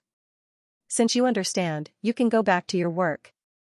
Just take it that I've wasted your time by talking nonsense. Thank you for your teachings, Father. Yang Pejuan bowed, turned around and strode away. Yang Gongming's slightly withered hand caressed the 4 dark golden words Yang family genealogy. As if talking to himself, he said, do you really understand? At this moment, the old woman who had been standing silently behind Yang Gongming comforted him, Master, you can't force things. Everyone has their own aspirations. Hee, that's right. Everyone has their own aspirations, Yang Gongming smiled. He seemed to have thought of something and asked, San Yang, what do you think of Yang Cheng's abilities? Seeing the expectant look on Yang Gongming's face, the old woman who was addressed as San Yang smiled and said, are you talking about young Master Chen's martial arts? That's right. Judging from his hand just now, his inner force cultivation base should be extremely high. Yang Gongming smiled. The information given by Lin Jigua is correct. Of course it is. A warm smile appeared on San Yang's wrinkled face. At young Master Chen's age, to be able to cultivate to this level of Xiantian full cycle's inner force, this old woman is quite shocked. Even Song Tianqing did not have such talent in the past. According to my calculations, young Master Chen is destined to take that step. Let's see when he can reach that threshold himself. Yang Gongming's expression turned solemn, and he was overjoyed. Really? That kid, Yang Qing, can he reach that threshold? Young Master Chen cultivates the endless resolve restoration scripture of Mount Shu. He should have already discovered that the inner force of the endless resolve restoration scripture at the 9th level gives him a feeling of being stopped halfway. Once his understanding of inner force gradually deepens, he'll discover a whole new world, San Yang said confidently. Ha, Yang Gongming said happily. When that time comes, that kid will suffer a huge blow. Blow? Why do you say so, Master? San Yang asked. Yang Gongming sighed. He must think that he is already standing at the peak of the world after obtaining the inheritance of Pluto from overseas. How would he know that he has always been an ant in the eyes of others? I see. San Yang nodded. Her arms were around his waist, and her eyes were 2 lines as she smiled. In the villa at Dragon Garden, Yang Qing sat alone on the sofa in the living room. He watched the pale political news on the TV and yawned lazily. He reached out and picked up a cup of English afternoon black tea from the coffee table. It had a bright red color, and white steam was rising from it. Before he drank it, the fragrance of the black tea had already hit his nose. Yang Qing took a small sip. To be honest, he didn't like drinking like this. However, he wasn't in the mood to drink tea at this moment. His attention was almost entirely focused on the kitchen. In the kitchen, the 4 women had been chatting for more than an hour. All kinds of laughter could be heard, and occasionally, there would be some weird laughter. Even Lin Ruashi, who was usually isolated from smiles, would suddenly laugh a few times. What made Yang Qing feel inexplicably complicated was that the 4 women seemed to have completely forgotten about the existence of a man. Why did they take almost 2 hours to cook a meal? Usually, Mother Wang would only need less than an hour. Moreover, this was the 3rd consecutive day that the mealtime had been delayed. The root cause was Guoshuahua's arrival. Guoshuahua's arrival had suddenly increased the topic of conversation at home. All kinds of conversations became lively. As for the reason, it had to start from 3 days ago. 3 days ago, when Yang Qing brought Guoshuahua home, Lin Ruashi, Hui Lin, and Mother Wang were all shocked. Lin Ruashi knew that Yang Qing had gone to see Guoshuahua, but she didn't expect that he would bring her to her home and even stay for a period of time. Lin Ruashi blushed and her heart raced. Her fair face was as red as a juicy peach. The female CEO who wasn't nervous in front of thousands of employees didn't know how to face Gua Shuihua. She was basically her mother-in-law in name. Gua. Madam Gua, nice to meet you. For the first time in her life, Lin Ruoshi didn't know how to greet someone. She felt that she had to try her best to be welcoming. This was a tough situation for the ice beauty. She didn't even know what to call Gua Shuihua. Would it be too presumptuous of her to call her mom? And it was really hard for her to say it. Call her Miss Gua? Although Gua Shuihua was indeed young, she was a junior. Calling her Madam Gua seemed too cold and distant. Lin Ruoshi was having a headache. Hui Lin didn't have to think too much about it. After all, she knew Gua Shuihua in the past. She could just call her Aunt Gua. Mother Wang was a few years older than Gua Shuihua. Naturally, there wasn't any awkwardness. She just called her Madam Gua to show her respect. Gua Shuihua asked who Yangcheng's mother Wang was. Then, she greeted them in a friendly manner. When it was Lin Ruoshi's turn, she looked at Yangcheng thoughtfully. Seeing that her son didn't seem to have any thoughts about it, Gua Shuihua thought for a while and said to Lin Ruoshi, "You must be Ruoshi. We've met a few times in the past, but we didn't get to know each other properly. I didn't expect that after going around in circles, we'd become a family." Lin Ruoshi was instantly embarrassed. Gua Shuihua's words couldn't be clearer. She had already regarded her as her daughter-in-law. In other words, she and Yangcheng had acknowledged each other, and she also planned to accept this daughter-in-law who appeared out of nowhere. In fact, Yangcheng was still in a daze. He suddenly caught his mother and brought her home. It was the first time he could remember that she was by his side. It was hard for him to get used to it. When he was driving home, he almost drove the wrong way a few times. Therefore, he didn't have time to care about how Lin Ruoshi and Gua Shuihua got along with each other. On the way home, Yangcheng secretly used the innate qi of the restoration scripture to unblock the meridians in Gua Shuihua's body. Therefore, Gua Shuihua didn't feel that tired anymore. Everyone led Gua Shuihua to the living room and sat down. After Mother Wang brewed a pot of Tai Guanyin, they started to chat casually. They talked about why Yangcheng suddenly had a family, and how Gua Shuihua planned to live here. What surprised the three women was that the first sentence Gua Shuihua said was to Lin Ruoshi with a gentle and nostalgic smile, "Ruoshi, your mother is Shui Zijing, right?" Lin Ruoshi's delicate body trembled slightly, and her watery eyes widened. Her nervous red face suddenly turned into astonishment, and she regained her usual coldness. "Madam Gua. How, did you know?" This was indeed unbelievable to Lin Ruoshi. Even Mother Wang, who was familiar with the Lin family's past, looked at Gua Shuihua in surprise. She didn't understand how she knew about Lin Ruoshi's mother. Lin Ruoshi's mother, Shui Zijing, had lived a cold life ever since she married into the Lin family and married Lin Kuan. She didn't have much contact with the outside world. Even Shui Zijing's maiden family, the Shui family, had migrated overseas and basically didn't have any contact with them. When Shui Zijing was in Lin Ruoshi's high school, she ended her life in obscurity because of blood cancer.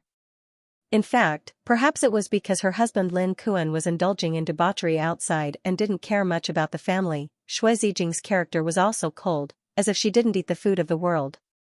Lin Ruoshi didn't have much interaction with her mother, but many of her cold and lonely temperaments were greatly influenced by her mother. However, other than these cold things, there seemed to be nothing left for Lin Ruoshi. For so many years, no one had ever mentioned her mother's name in front of Lin Ruoshi. Even Lin Ruoshi herself, when she thought of the past, would only think of her grandmother, but not her mother, who was the most inconspicuous. Gua Shuihua smiled faintly and said, "There's nothing strange about this. Actually, from the first time I saw you, I felt that you were very similar to your mother. It's just that I didn't think of it at that time.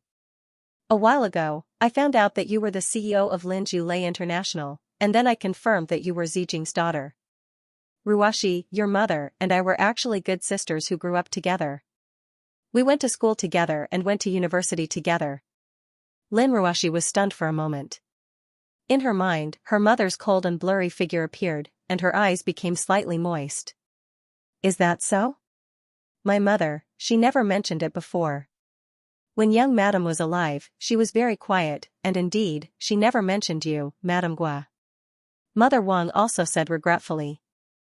Guo Shuihua's face was slightly sad. She sighed and turned to Yangqing and said with a smile, Yangqing, actually, I also felt that it was very magical at first. Maybe it was fate. When I was young, I told Zijing that if we had children in the future, if they were male or female, they would be recognized as godparents.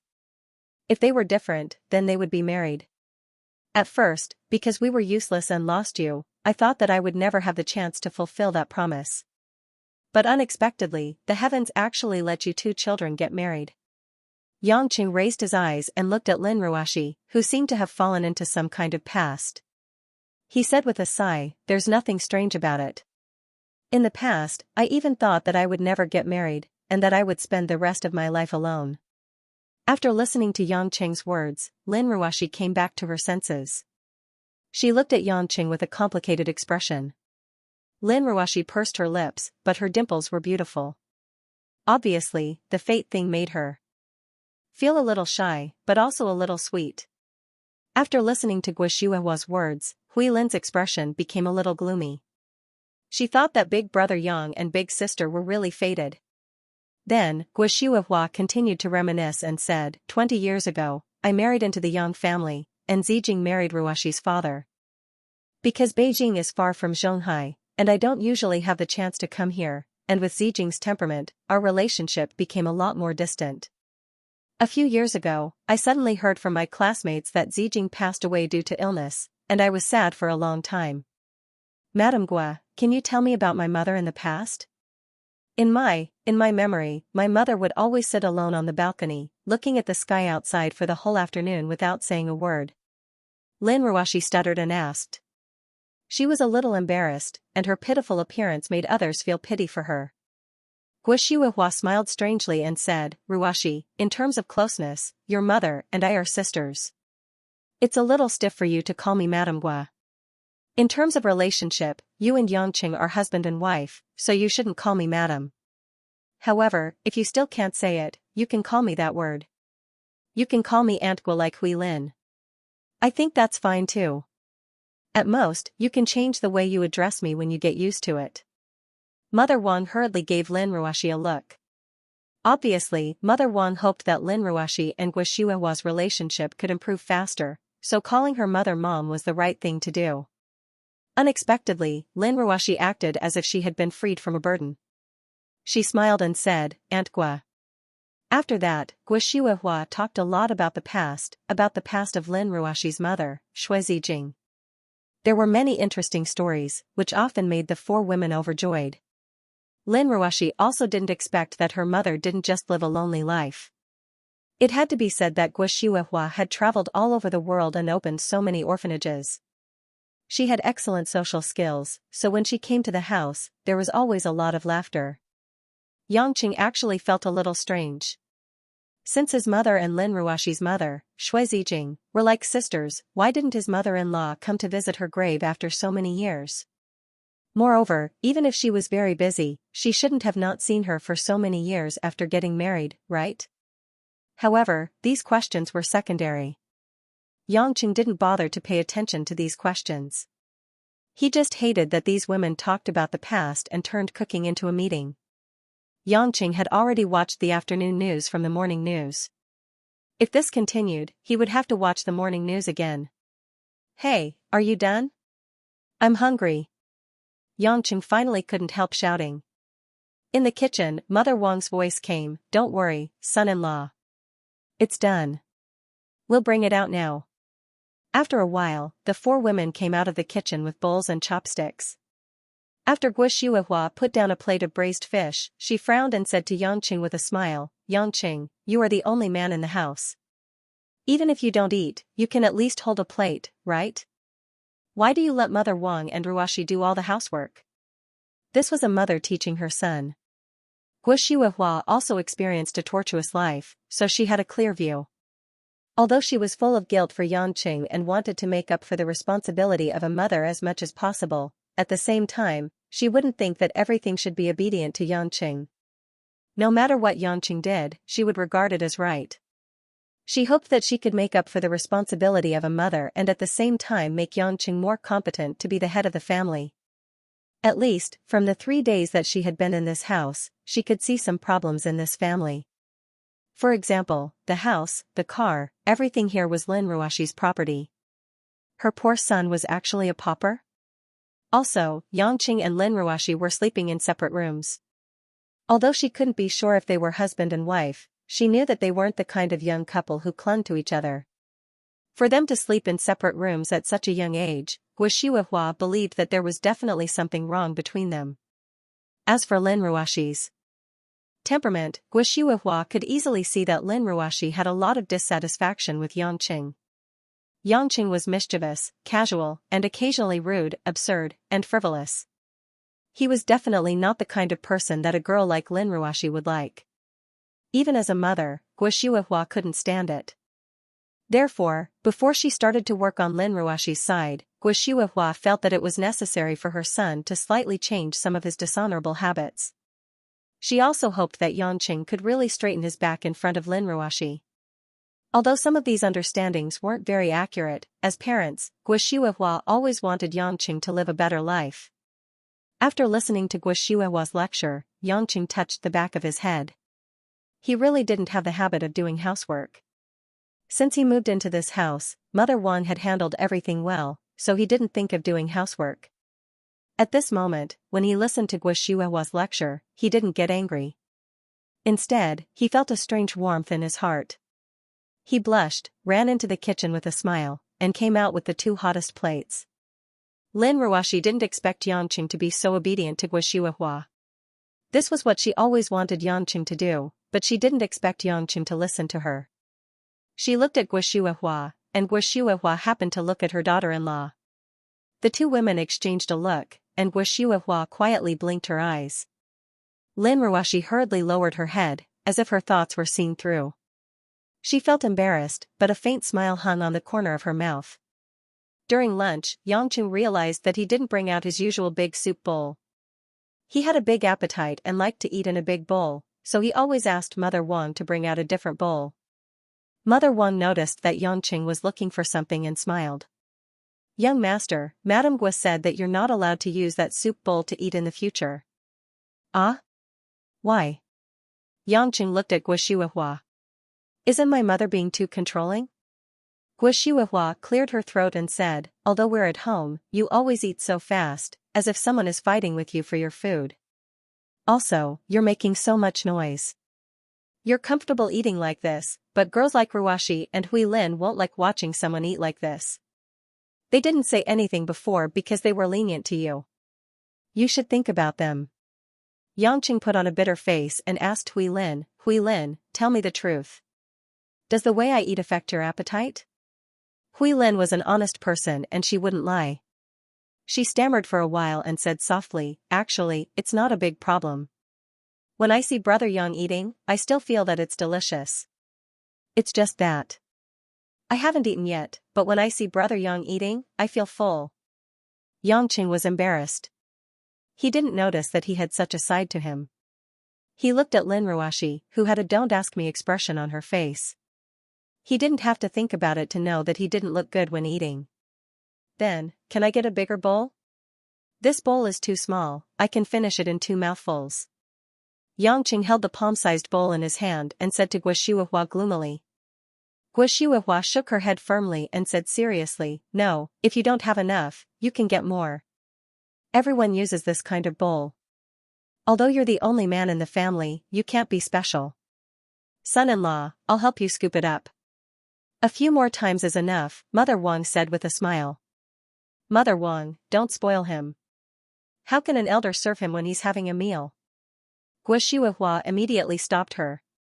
Yangqing could tell that he had not brought back a mother. He had clearly hired a teaching director to take care of him. Although he didn't feel disgusted, he really wasn't used to it. In the end, he could only curl his lips and eat with the others. When Guo Shuihua saw that Yangqing didn't pester her about the bowl, she was happy. Seeing that Yangqing wasn't used to eating, she smiled and picked up some food for Yangqing with her chopsticks. She looked at him warmly, "Eat more vegetables in winter. It's good for your stomach and skin. Don't just eat meat. Although you're not fat, you still have to pay attention to a balanced diet." Yangqing nodded. He couldn't taste the food in his mouth anymore. He thought that no one had ever told him to have a balanced diet in the 20 years he lived. Yangqing couldn't help but feel a little disappointed, but also a little satisfied. Lin Ruoxi looked at the little actions between Yangqing and his mother. She was a little envious. Although Yangqing didn't have parents by his side in the past, now he had Guo who wanted to make it up to him. As for Lin Ruoxi, although she was loved by her grandmother when she was young, she felt lonely now. At this moment, Guo picked up some food with her chopsticks and put it into Lin Ruoxi's bowl.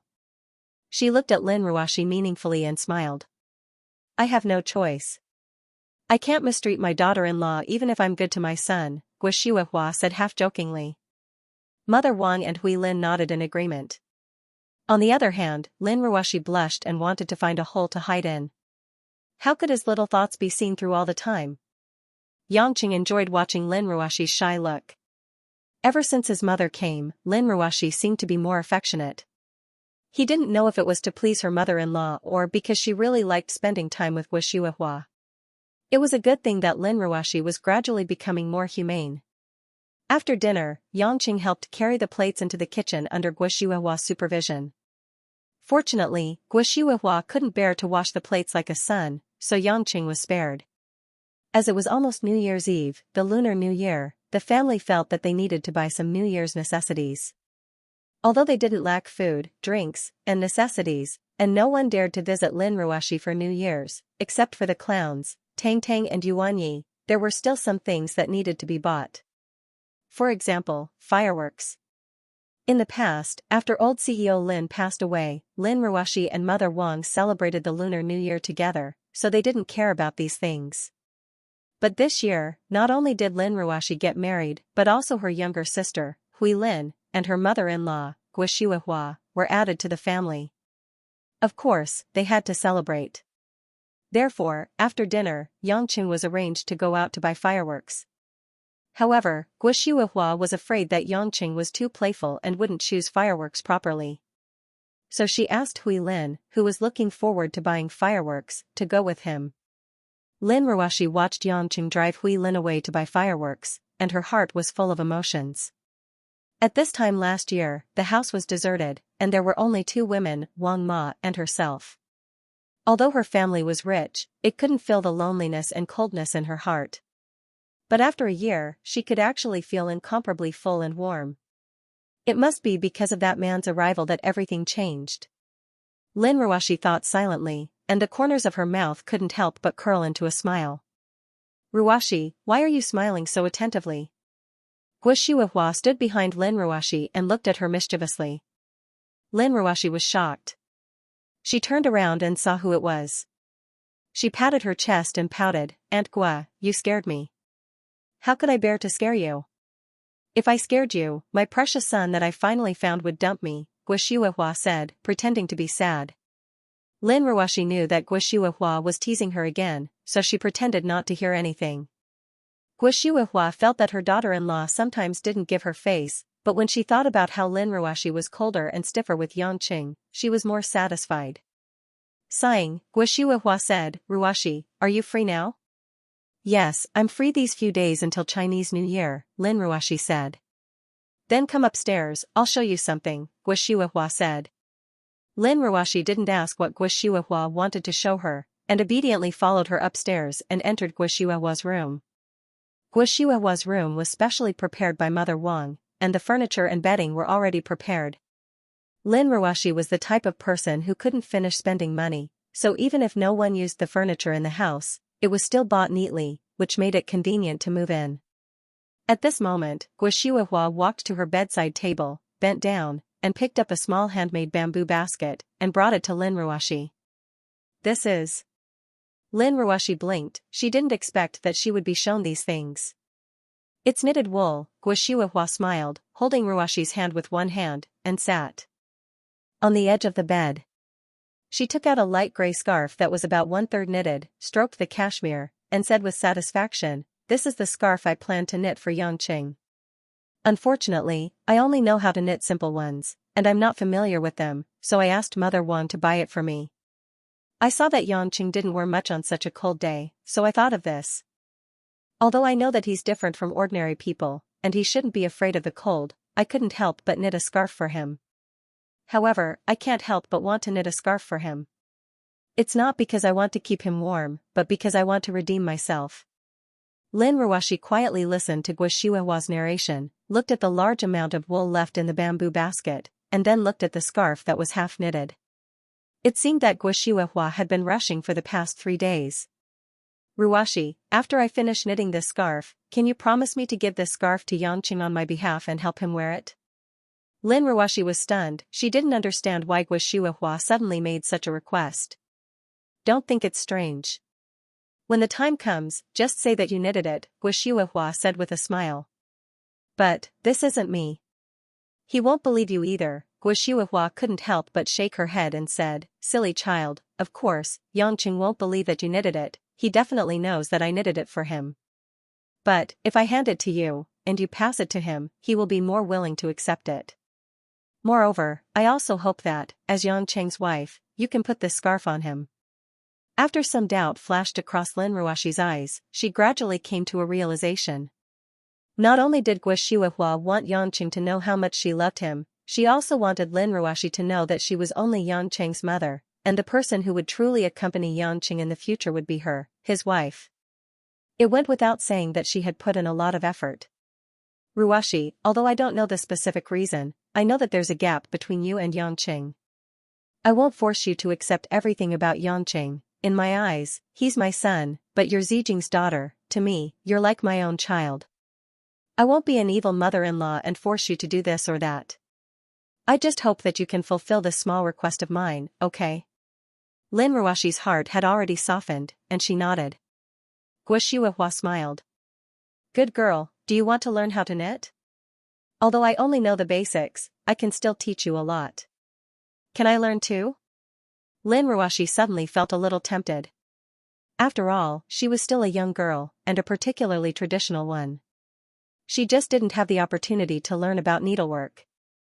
Now that Guo Shihuahua suddenly said that she wanted to teach her, she was very interested. Of course, when you learn it, you can knit a vest for Yangqing next year. Guo Shihuahua suggested. Lin Ruoshi pouted and thought to herself, I'm not going to knit a sweater for that bad guy. But soon, Lin Ruoshi asked anxiously, what should I do first? There was a market on the outskirts of Shanghai. Every corner of the streets was decorated with vibrant colors. Most of the pedestrians on the crowded street had a joyous expression on their faces. Occasionally, there would be foreign hawkers who couldn't go home for the new year, but they were forcing themselves to be energetic, hoping to make more money on the eve of the new year. Shouts, loudspeakers, and cheerful music blended together with the clamor of the crowd. The whole market was bustling with excitement. Hui Lin didn't expect Yangqing to bring her to a place like this to buy fireworks. She thought that they were going to a place that specialized in selling fireworks. However, she didn't know much about these things, so she followed Yangqing wherever he went. Yangqing walked in front while Hui Lin followed closely behind him. She didn't dare to stray too far away from Yangqing due to the clamor of the crowd. After all, she had spent most of her life in the quiet mountains. Seeing so many people made Hui Lin feel both novel and nervous. When she saw some new and unique decorations or colorful New Year gifts, the childish Hui Lin couldn't help but stop and take a few more glances. Then, she continued to follow Yangqing reluctantly. Yangqing turned around and couldn't help but smile. If you like them, I'll buy you anything you want on our way back. Don't look at them now. Buy the fireworks first. Hui Lin didn't expect Yangqing to notice her behavior. Her face blushed slightly. But when she heard that Yangqing was going to buy her fireworks, she happily agreed. Actually, Yangqing didn't know what kind of fireworks he should buy.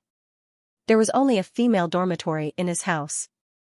If there were fireworks that needed to be enlarged, he, as a man, would be the one to light them. But that wouldn't be interesting. But if he bought small ones, they wouldn't be beautiful enough. Yangqing thought about it and decided to buy both big and small ones. Yangqing brought Hui Lin to a big shop that seemed to be bustling with activity. He looked around and picked a box of 88 fireworks and paid for it without hesitation. The boss was a kind-hearted fat woman. She asked Yangqing if he needed help moving the box. After all, the box was not light. Yangqing said no. Hui Lin stepped forward and asked innocently, "Brother Yang, do you want me to take it for you? I can do it, so you can buy something else." Hui Lin was, after all, a martial artist. Other girls might not be able to carry this weight, but it was a piece of cake for her. Yangqing frowned. "You're just a little girl. What are you doing? Go to the store across the street and ask your grandfather to borrow 2 guards." Grandfather? Hui Lin was stunned. She turned around and saw Lin Jigua, who was dressed in casual clothes, and gray robe, who was following closely behind him. They were standing at the entrance of the porcelain bowl shop and were picking teacups and bowls like ordinary customers. When Lin Jigua saw Hui Lin looking at him in surprise, he knew that Yangqing had finally stopped ignoring them. He smiled bitterly and walked towards the fireworks shop with gray robe and the 2 guards. In fact, from the moment Yangqing and Hui Lin arrived at the market, they had been around Yangqing intentionally or unintentionally. With Yangqing's ability, he should have noticed them from the beginning. But for some reason, Yangqing pretended not to see them. Lin Jigua was, after all, an elder, and a person of high status. At first, he hoped that Yangqing would be tactful and take the initiative to talk to him, but he didn't expect that Yangqing didn't buy it at all, and left them hanging for a long time before responding to them. "You brat, you sure are arrogant. I thought you were going to ignore us all the way home with my granddaughter," Lin Jigua said helplessly. Hui Lin quickly lowered her head and called out, "Grandfather." She looked nervous. After knowing what Lin Jigua had done in the past, she didn't dare to talk to Lin Jigua anymore, afraid that she would anger her grandmother, Abbess Xianxia. Lin Jigua looked at his granddaughter, who was lowering her head timidly, and revealed a loving expression. "Hui have you gotten used to living in your sister's house?" "Yeah, she's very nice to me," Hui Lin said softly. "That's good. Don't let grandfather affect your relationship as a sister. By the way, does Ruashi know who you are?" Lin Jigua asked with concern. Hui Lin looked hesitant. "I think she knows, but I'm not too sure." "She should know." "Is that so?" Lin Jigua thought for a while and sighed. "Ruashi can accept you as her sister, but she can't accept me as her grandfather. It seems like I'm too sinful in her heart." Yangqing mumbled, "Stop talking nonsense. Hurry up and help me move the fireworks." Lin Jigua was annoyed. "Is this how you talk to your elders? Why should I help you move the fireworks that you bought? Ask your guards to help me move the fireworks. I still need to bring your precious granddaughter to buy some stuff." "Are you going to disappoint Hui Lin, who finally gets to see her grandfather?" Yangqing smiled mischievously. "You." Lin Jigua looked at Hui Lin, who was at a loss. He sighed and instructed the 2 guards to help Yangqing move the fireworks away. Looking at Yangqing's smug face as he beckoned Hui Lin to leave, Lin Jigua frowned. "You're leaving just like that? Don't you want to know why I'm here?" Yangqing shrugged his shoulders. "I won't ask if you don't want to tell me." Lin Jigua was furious. This brat was trying to make him lose face, but he couldn't do anything about it. He was really in Lin Jigua's control. In the end, he could only sigh. "I'm here to inform you that those people will arrive on the 2nd night of the Lunar New Year." Yangqing nodded casually. "Got it. If there's nothing else, I'll leave with Hui Lin first." "Are you that confident? Don't you need to ask how many people there are? Who are they and what preparations should we make?" Lin Jigua hurriedly asked. Yangqing smiled relaxedly. "That's your job. I'm just going there to observe. Don't get me wrong." After that, Yangqing ignored Lin Jigua's purple face and left the fireworks shop with Hui Lin, who kept looking back. Gray Robe saw that Lin Jigua's face was stiff, so he tried to persuade him. "Master, if Yangqing wants to understand the situation, he'll definitely find out from the Sea Eagles. He's just trying to avoid arousing suspicion." "Humph, he's obviously looking down on me. Let's see how he's going to deal with this when the people from Sandstorm come," Lin Jigua said solemnly. According to the latest information, the leader of Sandstorm is also involved in this plan. The man who built this team single-handedly isn't someone to be trifled with. Gray Robe also had a bitter expression. Huaxia's influence has been expanding all these years, but the number of enemies has been increasing, and they're getting stronger and stronger. I don't know how long our Yellow Flame Iron Brigade can last. Lin Jigua's face was gloomy, and his gaze was inexplicably complicated. On the other hand, Yangqing brought Hui Lin back the way they came. On the way back, Yangqing let Hui Lin choose whatever she liked. Hui Lin didn't bring any money with her, so it was Yangqing who footed the bill. "Brother Yang, I'll pay you back when we get home," Hui Lin said with a serious face and a blushing face. "Don't be silly. Even though I'm not as rich as your sister, I can still buy a little gift for my sister," Yangqing said with a smile. Hui Lin pursed her lips. She didn't know why she felt a little disappointed, but she still smiled sweetly. Just when the two of them were about to return to the car park, a tall woman wearing a white down jacket and black skin-tight thermal stockings walked towards them. The woman was holding a woven shopping bag in her hand. She didn't put on any makeup and came to the market to shop without any makeup on. Her black hair was like ink, her skin was fair, and there was a faint layer of red on her cheeks that was blown by the cold wind. She looked elegant and refined in the crowd. Yangqing was stunned. The woman in front of him seemed to have noticed something as well. She looked up and saw Yangqing. Then, a smile of surprise appeared on her face. However, when she saw Hui Lin, who was standing beside Yangqing with a smiling face and a delicate figure, the woman's eyes revealed a hint of sadness and bitterness. Yangqing smiled awkwardly. He knew that the woman had misunderstood. He walked up and pinched the woman's cheek. "Little Xianxia, she's Ruashi's and my younger sister. Don't misunderstand." The woman who was shopping alone was Mo Qianni. After listening to Yangqing's explanation, she couldn't be bothered about Yangqing pinching her cheek. A trace of doubt flashed across her beautiful eyes. "Younger sister?" "Yeah, she's Hui Lin, Ruashi's younger sister. She came with me to buy fireworks. On the way, I bought some toys that she likes," Yangqing introduced. Only then did Mo Qianni notice that Hui Lin seemed to be shy and didn't dare to look at her. She was sneaking glances at Yangqing. Evidently, she was embarrassed to see Yangqing being intimate with her. Mo Qianni was sure that she was mistaken. She rolled her eyes at Yangqing and smiled. "Why are you explaining to me? I'm not the real deal anyway. Even if I'm jealous, I won't take it seriously. If you talk like that again, I'll spank your butt." Yangqing pretended to be angry as he raised his hand and aimed it at Mo Qianni's butt to show off. Mo Qianni shyly pulled Yangqing's hand down. "You're so annoying. Are you trying to embarrass me on the streets?" "It's your fault for not believing in my single-mindedness," Yangqing said as he pouted. Mo Qianni rolled her eyes. She was already used to Yangqing's thick skin. "Your one should be a fraction of a fraction, right?" Mo Qianni teased. Yangqing touched his chest. "Little Xianxia, your words are too hurtful. My heart is broken. If I had a knife, I would dig out my heart for you to see. It's broken like dumpling fillings."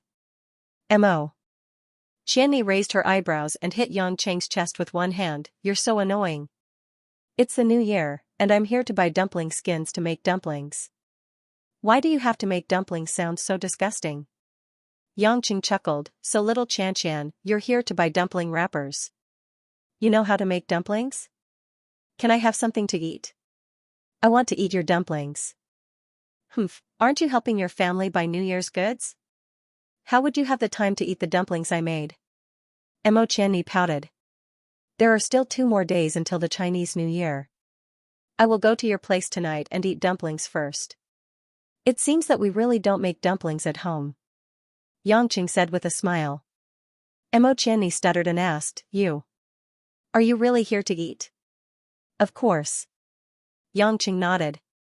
"All right then, I'll reluctantly give you a few," Mo Qianni said while holding back her laughter. The matter was settled.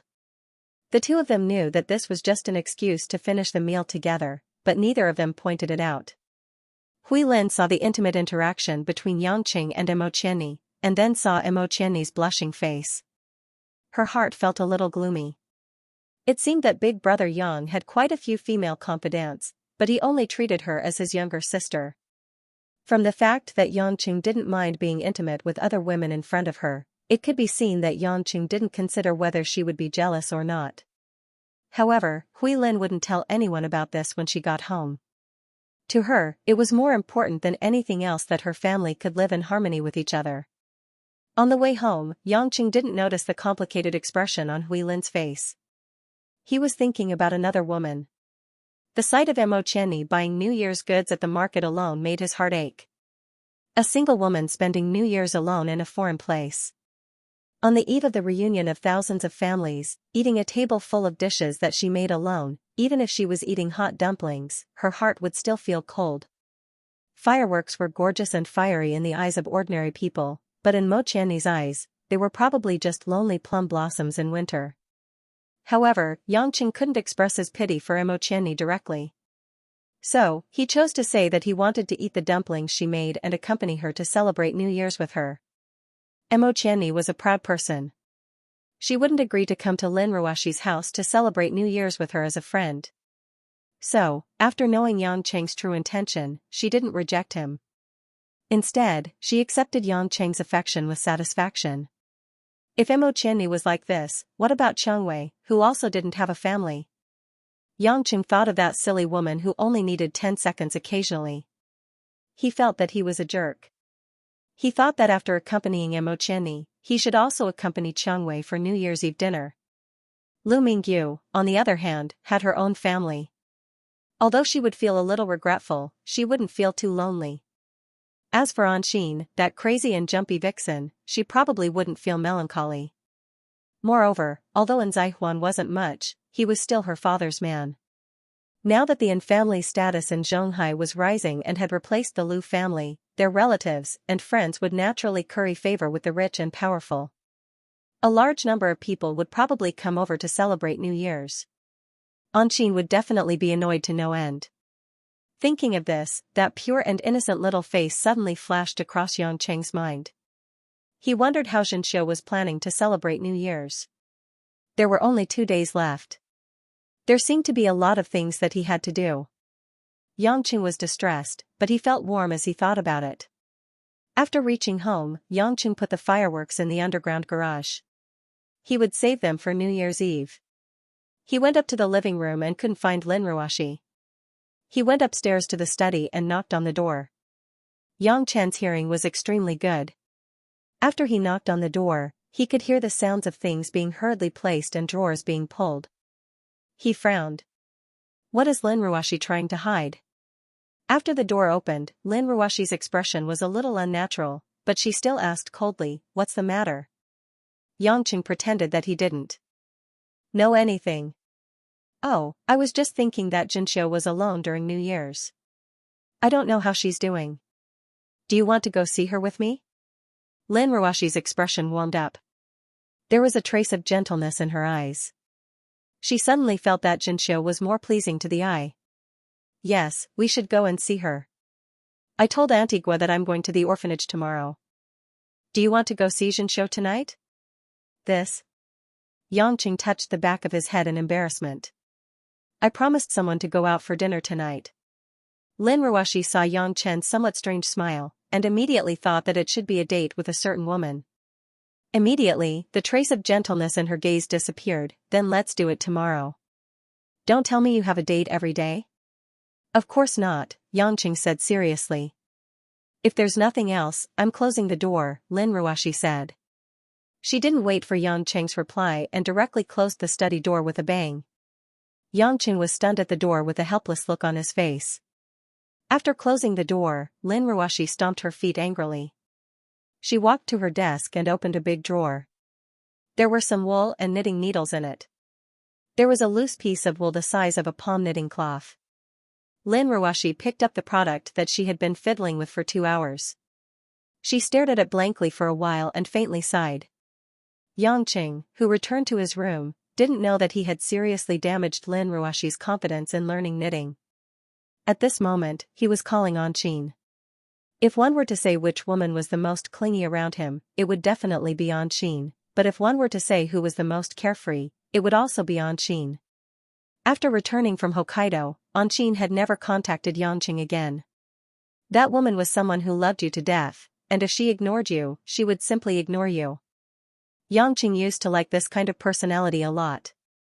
After all, in the past, he only wanted a moment of pleasure, but now it seemed that he was a bit different. The call was quickly connected, and Anqing's sweet voice came from the phone. "Darling, you finally remembered me."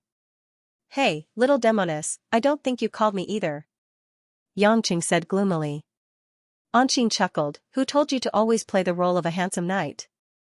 I think knights should be cold and aloof. What if you think I'm too clingy? Are you taking revenge on me for leaving you alone for half a year?" Yangqing laughed bitterly. "A little," Anqing said half mischievously and half seriously. Yangqing was about to explain something, but he heard some noise from Anqing's side. Anqing hurriedly said, "Hubby, I have a lot of relatives I don't know at home, I have to go entertain them. Happy New Year. I have a surprise for you after the New Year, bye." Anqing hurriedly hung up, leaving Yangqing staring at his phone in a daze.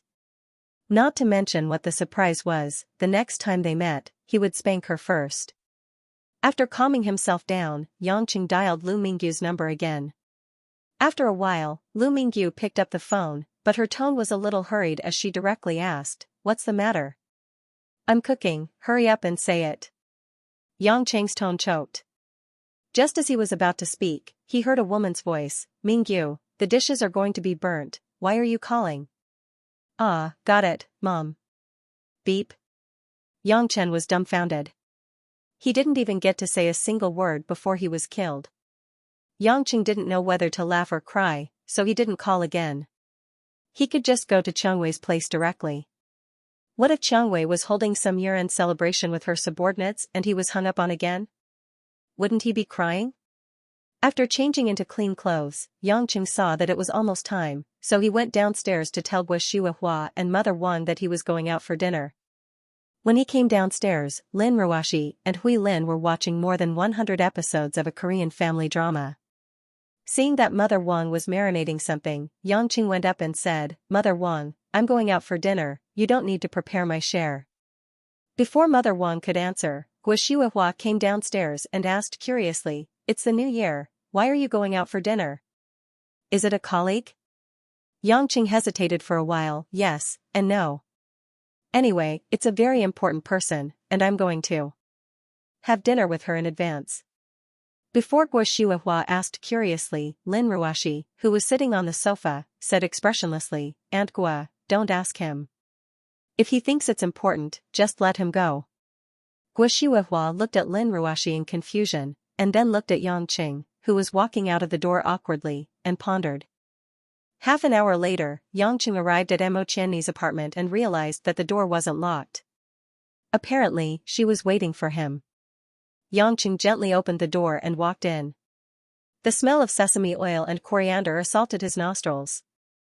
There were some white flour crumbs scattered on the dining table and the kitchen was steamy. Mo Qianni was wearing an apron and her hair was tied into a simple ponytail. She was busy in the kitchen, dressed like a housewife. When she saw Yangqing enter the house, she wiped the sweat on her temples and smiled, "We'll be able to eat in half an hour." Yangqing wasn't in a hurry. He walked into the kitchen and stood behind Mo Qianni. He wrapped his arms around Mo Qianni's soft waist and whispered into the woman's ear, "I'm not hungry yet. Why don't we do some exercise before eating?" Mo Qianni knew what Yangqing was thinking. She patted Yangqing's forehead coquettishly, "Stop fooling around. We'll be able to eat after I cook a few more dishes. Why don't you go out and watch TV for a while?" Yangqing looked at the dishes on the kitchen cabinet. There were 6 to 7 different kinds of meat and vegetable dishes. He was stunned. Why are there so many? There are even dumplings. How can we finish all of them? Mo Qianni smiled mysteriously, "There will be guests coming later." "Just wait. There will be guests? Who?" Yangqing was puzzled. "You know them too. You'll know when they come down." Mo Qianni kept him guessing. Before Yangqing could think further, there was a knock on the door. "Hurry up and open the door," Mo Qianni urged Yangqing. Yangqing was helpless. He walked to the door and opened it curiously. What came into view was a pair of a macho man and a little beauty.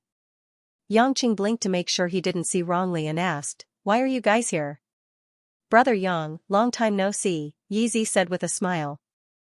Sky Dragon laughed heartily, haha, why can't it be us?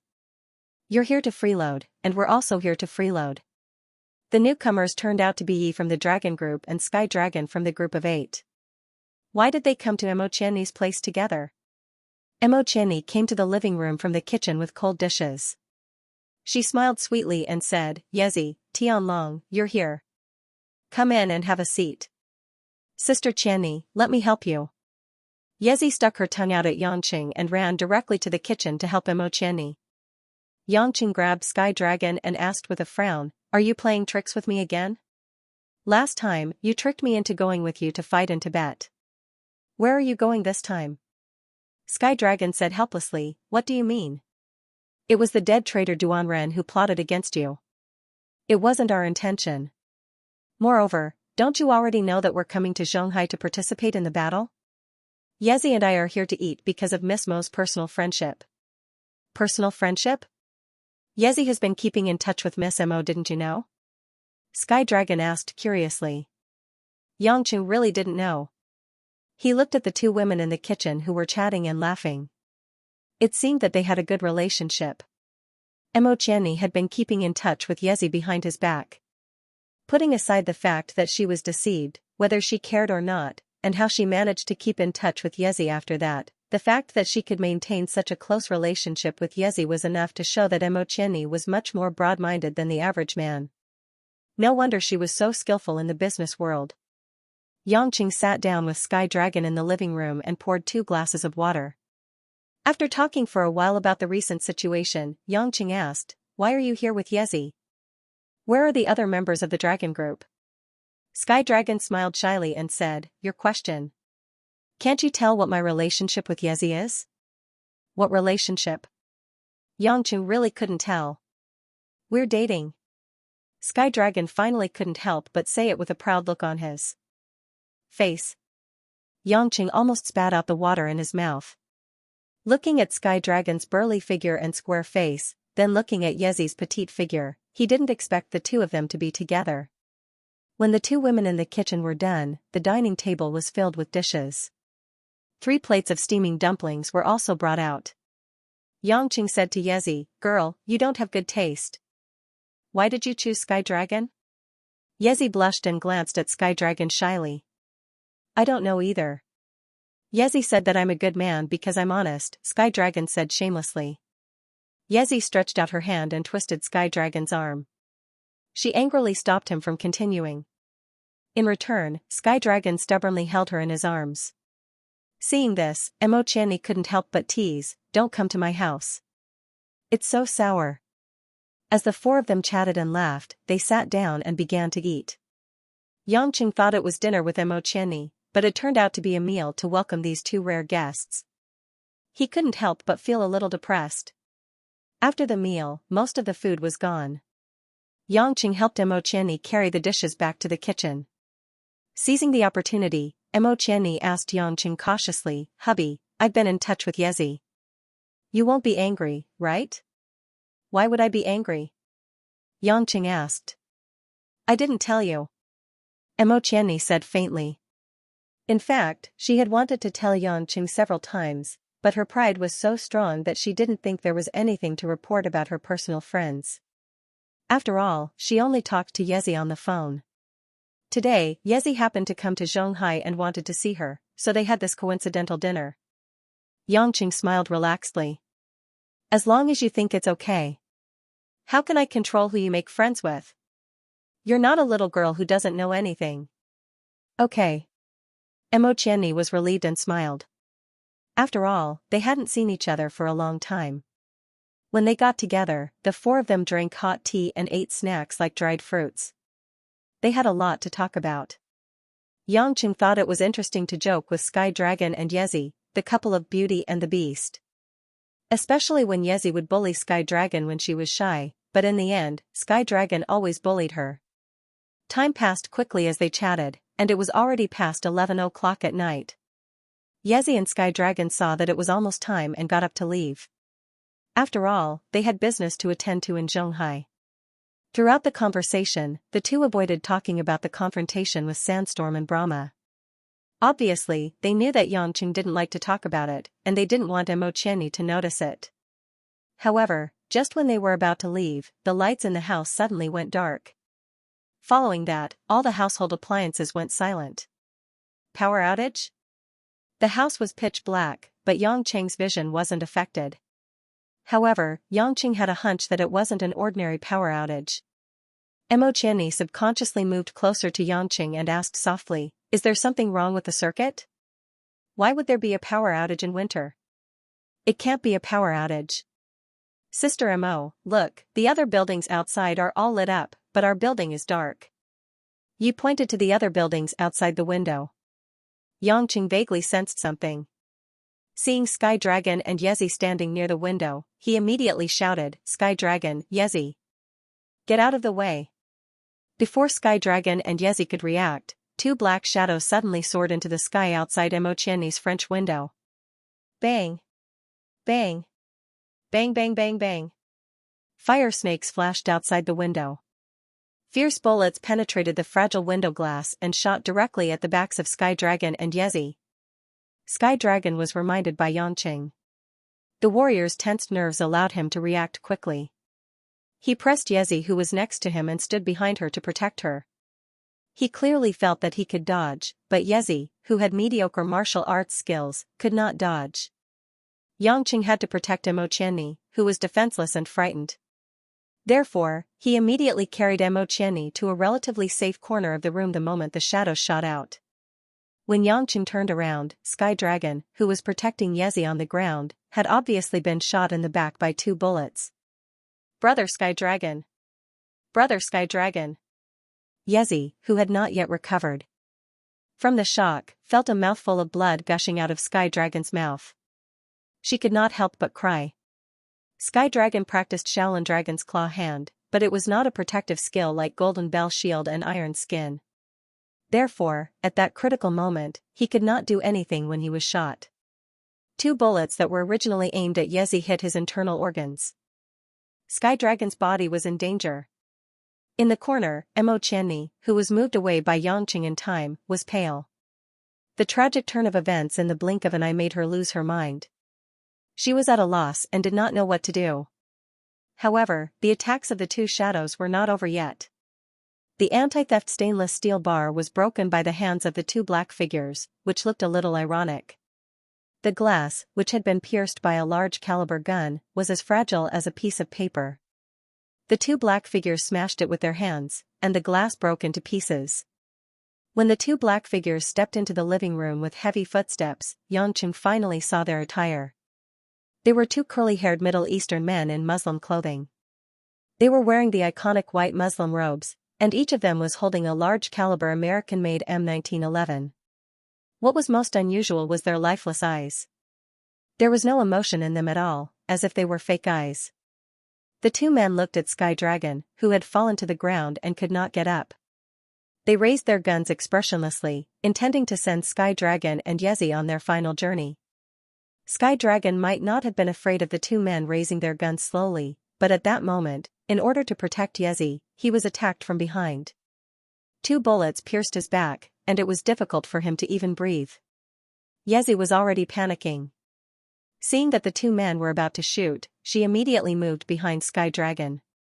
However, she did not dare to fight back, as she was afraid that the bullets would enter Sky Dragon's body again. Seeing that, Yangqing naturally would not just stand by and watch. In the blink of an eye, he rushed to the front of the 2 Muslims, and grabbed their wrists that were holding the guns. The moment the muzzle spat out fire, the bullets missed the fridge and the floor lamp in the house, causing sparks. The 2 Muslims did not make a sound, and instinctively made a hand-to-hand combat move. They tried to use their fists to attack Yangqing's temple and lower abdomen. Yangqing frowned. As he got closer to the 2 men, he felt that they were not ordinary humans. They seemed to be fighting purely on instinct. However, Yangqing did not have time to think about this strange phenomenon, as the 2 Muslims' fists were about to land on him. The inner force of the endless resolve restoration scripture exploded, and the vital energy leaked out, forming a strong aura. The 2 men's powerful fists could not get any closer to Yangqing's body, even though they were only an inch away from him. Yangqing suddenly exerted strength in his hands, and threw the two Muslims out of the French window. The two black shadows were like kites with broken strings. They fell for more than 10 meters, and two muffled thuds could be heard as they hit the ground. Yangqing did not have the time to care if the two were dead or not. He immediately turned around and said to Yi, "If I'm not mistaken, those two must be from Sandstorm. Your general's information was wrong, or you were fooled by Sandstorm and Brahma. Now, bring Sky Dragon to a safe place for treatment and immediately contact your headquarters. If you can contact them." Although Yizi was still wiping away her tears, she knew that the situation was serious. According to the intelligence report, the enemy would arrive in 3 days, but suddenly appeared in Zhonghai. If the other team members were ambushed like Yizi and Sky Dragon, no Yangqing would save them. Yizi supported Sky Dragon, who was covered in cold sweat, and Yangqing grabbed Mo Qianni's hand and followed them downstairs without saying anything. Where are we going?" Mo Qianni came back to her senses. She knew that the situation was urgent, but she still couldn't help but ask. "I'm sending you to a place that I can trust the most for now," Yangqing said. When Yizi helped Sky Dragon into the car, Yangqing also pulled Mo Qianni into his BMW. Right at this moment, there was a loud rumble. Sound. Violent flames and black smoke abruptly burst out from the floor where Mo Qianni was staying. All kinds of dust, wood shavings, and glass shards flew everywhere in an instant, with sparks and white smoke. The light from the fire instantly illuminated everyone's faces. The residents in the surrounding area screamed and screamed. There were even fire alarms that started to blare, one after another. Mo Qianni looked at the place she lived in horror. That place was destroyed. Yangqing's face instantly turned gloomy. He did not expect Sandstorm to be so ruthless. They were actually prepared to destroy the scene with high explosives after the murder. This wasn't to hide anything, it was just a brutal attack. At that moment, the two Muslims realized that they could not complete the mission and immediately ran away. If it wasn't for Yangqing coincidentally being there today, the result would be Sky Dragon, Yizi, and the innocent Mo Qianni. They would all die tragically and turn into charcoal in the explosion. Whenever Yangqing thought about how Mo Qianni almost died here, he could no longer suppress the anger in his heart. Yizi had already driven away. She had to bring Sky Dragon to the emergency room to remove the bullet and perform surgery.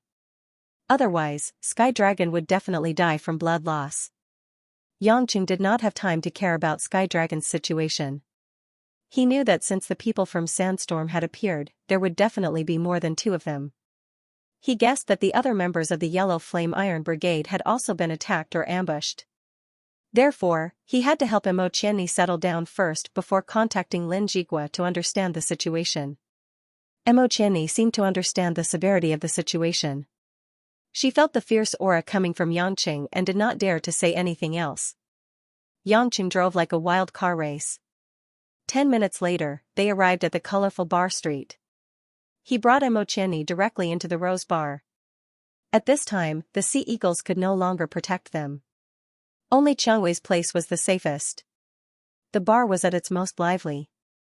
The customers were talking and laughing loudly, and the waiters were shuttling back and forth. Brother Yang. Chen Rong, who was at the counter, had a smile on her face.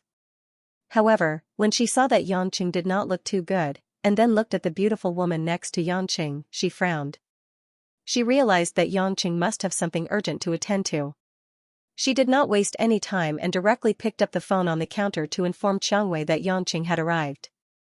Yangqing held Mo Qianni's hand and walked into the corridor at the back, all the way to the door of Qiangwei's room. When Qiangwei heard Chen Rong's announcement, she was about to go to bed. At this moment, she could not care too much. She ran up and opened the door in her silk pajamas. She saw Yangqing's serious face and the woman behind Yangqing looking at her with a strange expression. Qiangwei was full of confusion. Qiangwei, this is Qianni. I have something urgent to deal with now. Your place is the safest and most trusted place for me. I will hand her over to you. Help me take care of her. Without saying anything, Yangqing pushed Mo Qianni into Qiangwei's room and said solemnly, "Don't go anywhere before I come back for you tonight. Zhonghai is not safe tonight. I don't have time to tell you the specific reason. In short, gather all the elites around you to protect you, understand? Xiang Wei saw Yangqing's serious expression and knew that the situation was not as simple as it seemed. She was the only overlord of the underworld in Zhonghai. If Yangqing told her not to go out, it was obvious that there was an enemy coming. It was not something that ordinary people could understand. I understand. Be careful, Xiang Wei held on to Mo Qianni's slightly trembling hand and said to Yangqing at the same time. Yangqing nodded and said no more. He turned around and left. Mo Qianni watched Yangqing leave. She wanted to say something, but she felt her hand being held tightly by the woman called Xiang Wei. Mo Qianni immediately shut her mouth. Don't disturb him. He can't be distracted now. Xiang Wei smiled gently at Mo Qianni. I will protect you. Mo Qianni looked at the woman who was not inferior to her in terms of beauty, but was especially charming and enchanting. At the same time, she had an inexplicable confidence and heroic spirit. Mo Qianni felt complicated. What had happened that night? 15 minutes before Yan Chen and the others were attacked, outside the military courtyard of the Kai clan in Zhonghai, a tall and slender woman wearing a tight black leather jacket frowned impatiently. Her leather boots stepped on the bluestone floor, making crisp footsteps as she walked towards her home. This woman was Kai Ning. Following closely behind Kai Ning was a handsome man in a suit and leather shoes. He had a flattering smile on his face and was constantly talking to her. Ning I've already told my dad. He's coming to Zhonghai for a meeting next month. He'll meet Uncle Kai then. Our relationship will definitely be settled then. Kai Ning stopped in her tracks. She couldn't help but turn around and glare at the man. Yongyi, how many times have I told you that I don't like you? Why can't you understand? This man was the leader of Second Dragon Group, Yongyi. He wasn't angry at Kai Ning's words. Instead, he chuckled. Ning you've been learning martial arts in the Tang sect since you were young. You've never had the chance to interact with men your age. Other than me, no one is good enough for you. You and I are a match made in heaven. Even if you can't see how good I am now, you'll know how considerate I am when we get married. Kai Ning looked at Yongye's confident expression. She was so angry that she laughed. A match made in heaven? Who told you that? You can say it again and I'll stab you in the face with my torrential pear blossom needles. Yongye's face paled. Seeing Kai Ning's cold gaze, he cursed in his heart. Damn it. Which old bastard taught this woman that hidden weapon technique? When I get her, I'll find a chance to cripple her hands. Let's see how she can threaten me then. Although that was what he was thinking, Yongyi didn't dare to show it. He continued to put on an innocent smile and said, okay, I won't say anything. Anyway, we'll be done after a while. Kai Ning didn't have any bad feelings towards this man who relied on his connections to become the leader of Second Dragon Group. However, Yongye's constant pestering over the past 2 years had really pissed her off. On the other hand, in Yongye's eyes, ordinary women were like dung, not worth a single cent. No matter how beautiful they were, to him, they were not as attractive as the beauties of the group of 8. Hence, he had fallen in love with Kai Ning in the beginning. Then, he pestered her relentlessly. Now, he treated Kai Ning as a form of revenge. The more he couldn't have her, the more he wanted her. Kai Ning's disregard for him made Yongye's prideful heart want to give up. It was just that Kai Ning hadn't realized it yet.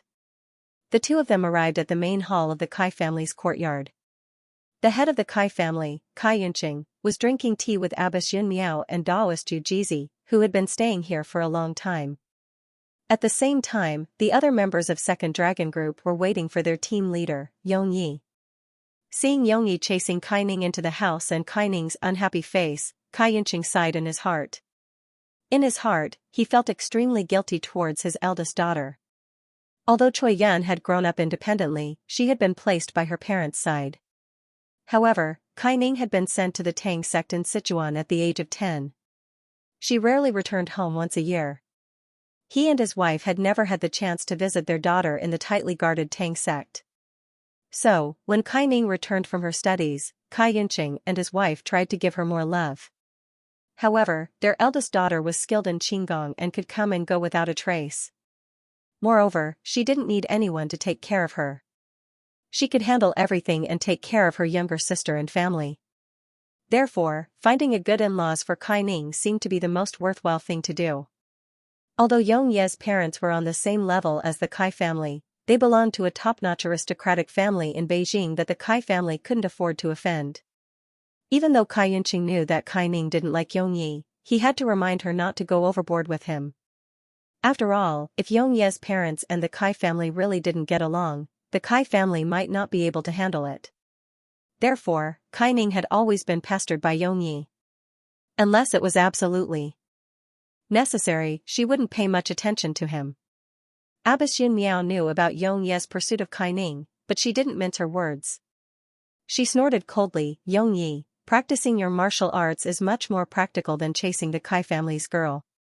Yong Ye's face turned purple, but he didn't dare to say anything. He knew that among the group of 8, this old Taoist nun was the hardest to provoke. Moreover, this woman was of high seniority. Hearing her teasing, he could only force a smile. "Taoist Yujizi, the general asked me to ask how Yang Lai's injuries are," Kai Ning said directly to Yujizi. Yujizi stroked his beard. "Liar's injuries have improved a lot, but he's still severely injured. He'll need another 2 to 3 days before he wakes up. He definitely won't be able to participate in the battle this time." Kai Ning nodded. Just as she was about to inform her father and return to her room to rest, she suddenly felt a strange aura approaching from outside. "Who is it?" Almost at the same time, Abbess Yin Miao and Yujizi stood up. Everyone only saw a flash before their eyes, and the two of them stood in front of the hall, facing the main entrance. The Kai family's courtyard was brightly lit, and the entire courtyard was illuminated as if it was daytime. Suddenly, the melodious sound of a flute came from outside the courtyard and entered everyone's ears. That indistinct melody was like a plant that had taken root and was about to sprout. It kept invading everyone's brain. Not good. "Everyone, circulate your energy to resist. There's a trap," Yujizi shouted. Although it was easy to say, it was not something that everyone could do. The members of 2nd Dragon Squad didn't have a high cultivation base, and the guards in the courtyard, including the general, Kai Yunqing, were all ordinary soldiers. They knew some body-hardening techniques, but they didn't know any profound internal techniques. Kai Ning frowned. She immediately put her hand on her father's back to defend against the sound waves and to prevent Kai Yunqing from fainting. Before the enemy even entered the courtyard, more than 10 soldiers in the courtyard had already fallen to the ground, clutching their heads in pain. The members of 2nd Dragon Squad were also pale. Their leader, Yong Yi, who had been in high spirits earlier, now had a hideous expression on his face. It was obvious that he wasn't feeling well. Only Abbess Yin Miao, Yujizi, and Kai Ning were able to focus on their surroundings, ready to face the enemy at any time. Hiss. Just as the sound of the flute gradually weakened, a huge, shiny black snake as thick as an adult's thigh slithered through the door. King Cobra? Yujizi was able to identify the origin of the huge snake immediately. To be exact, it's the divine snake Naga. A Chinese voice with a strong Indian accent came from outside the courtyard. Following that, a man in a black robe with his hair in braids stepped through the gate. Behind the man was a burly man with yellow hair. The man's chest was exposed to the air, and it was bronze in color. He was expressionless, like the Vajra of ancient myths. The last man who walked in held a small silver flute in his hand. He had long, dark golden hair, a hooked nose, and a sharp gaze like that of an eagle. Yujizi and Abbess Yin Miao looked at each other, feeling that the situation wasn't good. The three people's dressing, accent, and skills were exactly the same as the legendary Indian Guardian organization, Brahma. If it was really them, didn't that mean that the sandstorm had already arrived in Zhonghai? The members of Yellow Flame Iron Brigade were still in the midst of their preparations, and many of them were still rushing over from other places. Now, before everyone was in position, the enemy came knocking on their door. It was obvious that this was premeditated, and they wanted to catch Yellow Flame Iron Brigade off guard. Lin Jigua, that idiot. He even sent us the wrong information. Abbess Yin Miao couldn't help but scold her husband. However, they didn't have the time to think about what to do now. The man with black braids seemed to be the leader of the three. He casually said to the man with golden hair and a hooked nose, "Garuda, let them sleep like the rest of the soldiers." The man called Garuda seemed to have rested for a while. He nodded silently and started playing the silver flute again. The flute didn't make any sound when it was played. However, the divine snake Naga's two white eyes were instantly dyed scarlet. Hiss hiss. As it spat out its tongue, divine snake Naga shot up from the ground like a bolt of black lightning. It opened its bloody mouth and spat out a cloud of green poisonous fog towards Yin Miao and Yujizi. The moment divine snake Naga spat out the poisonous substance, the few people in the house who were still conscious immediately realized why the three of them had swaggered into the Kai family's courtyard without any obstruction. The speed of this giant snake, coupled with the green mist that was obviously poisonous, made the ordinary soldiers nothing more than cannon fodder. Abbess Yin Miao's sword was already in her hand. The scarlet sword tassel danced in the wind, and her body emitted surging vital qi. She faced divine snake Naga head-on and raised her hand to send out a wave of sword light. The poisonous fog was blocked by the sword light and dispersed into the air. It didn't pose much of a threat. "Daoist, I'll deal with this beast. You just focus on the flute player." Yujizi already had this idea. With his extraordinary qinggong, he leaped into the air and appeared in front of Garuda, who was playing the flute. He circulated the vital qi of Kunlun's Qianyuan skill and slapped Garuda's head. But before Yujizi could hit Garuda, Garuda quickly retreated in a flash. Another burly man stood in front of Yujizi and shielded him. Humph. The burly man's chest was hit by Yujizi's Qianyuan skill internal energy. He grunted, but didn't move an inch. Yujizi was shocked. The internal energy contained in his palm was enough to shatter a 1,000-pound boulder, but this man was able to take it head-on. Huaxia's internal energy is indeed impressive. You should be proud that my brother, Hercules Rama, was hit by you. The black-haired man commented as if he was watching a show. Yujizi didn't dare to be careless. He took 2 steps back and saw that Hercules Rama was indeed fine. He was still looking at Yujizi with a mocking expression. "Don't think that I won't be able to deal with you just because you can block my palm." Yujizi saw that Abbess Yin Miao was fighting with the snake.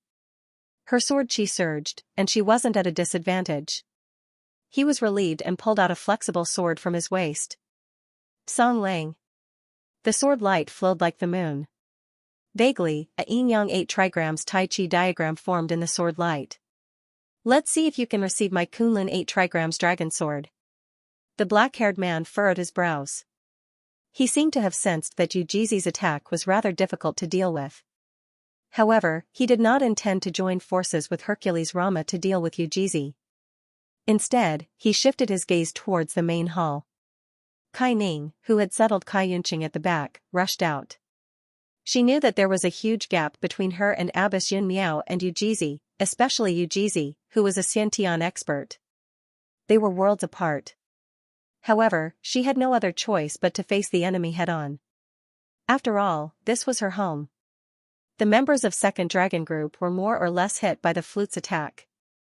They were muddle-headed and frightened by the divine snake Naga, so they immediately chose to retreat from the back. They planned to report the situation to Lin Jigua so that they could make specific plans.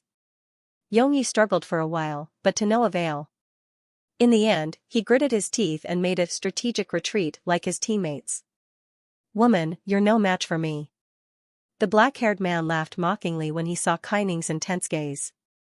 "We'll only know after we fight." Kai Ning remained calm. One of her hands was already filled with silver needles that were as thin as a cow's hair, while the other was filled with willow leaf blades.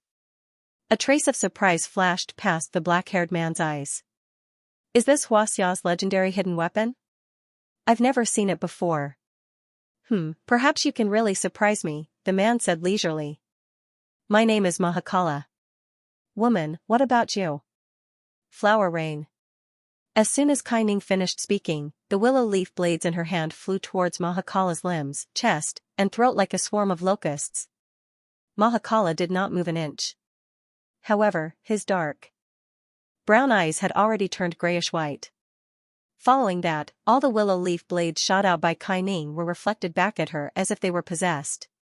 Moreover, their speed did not decrease at all.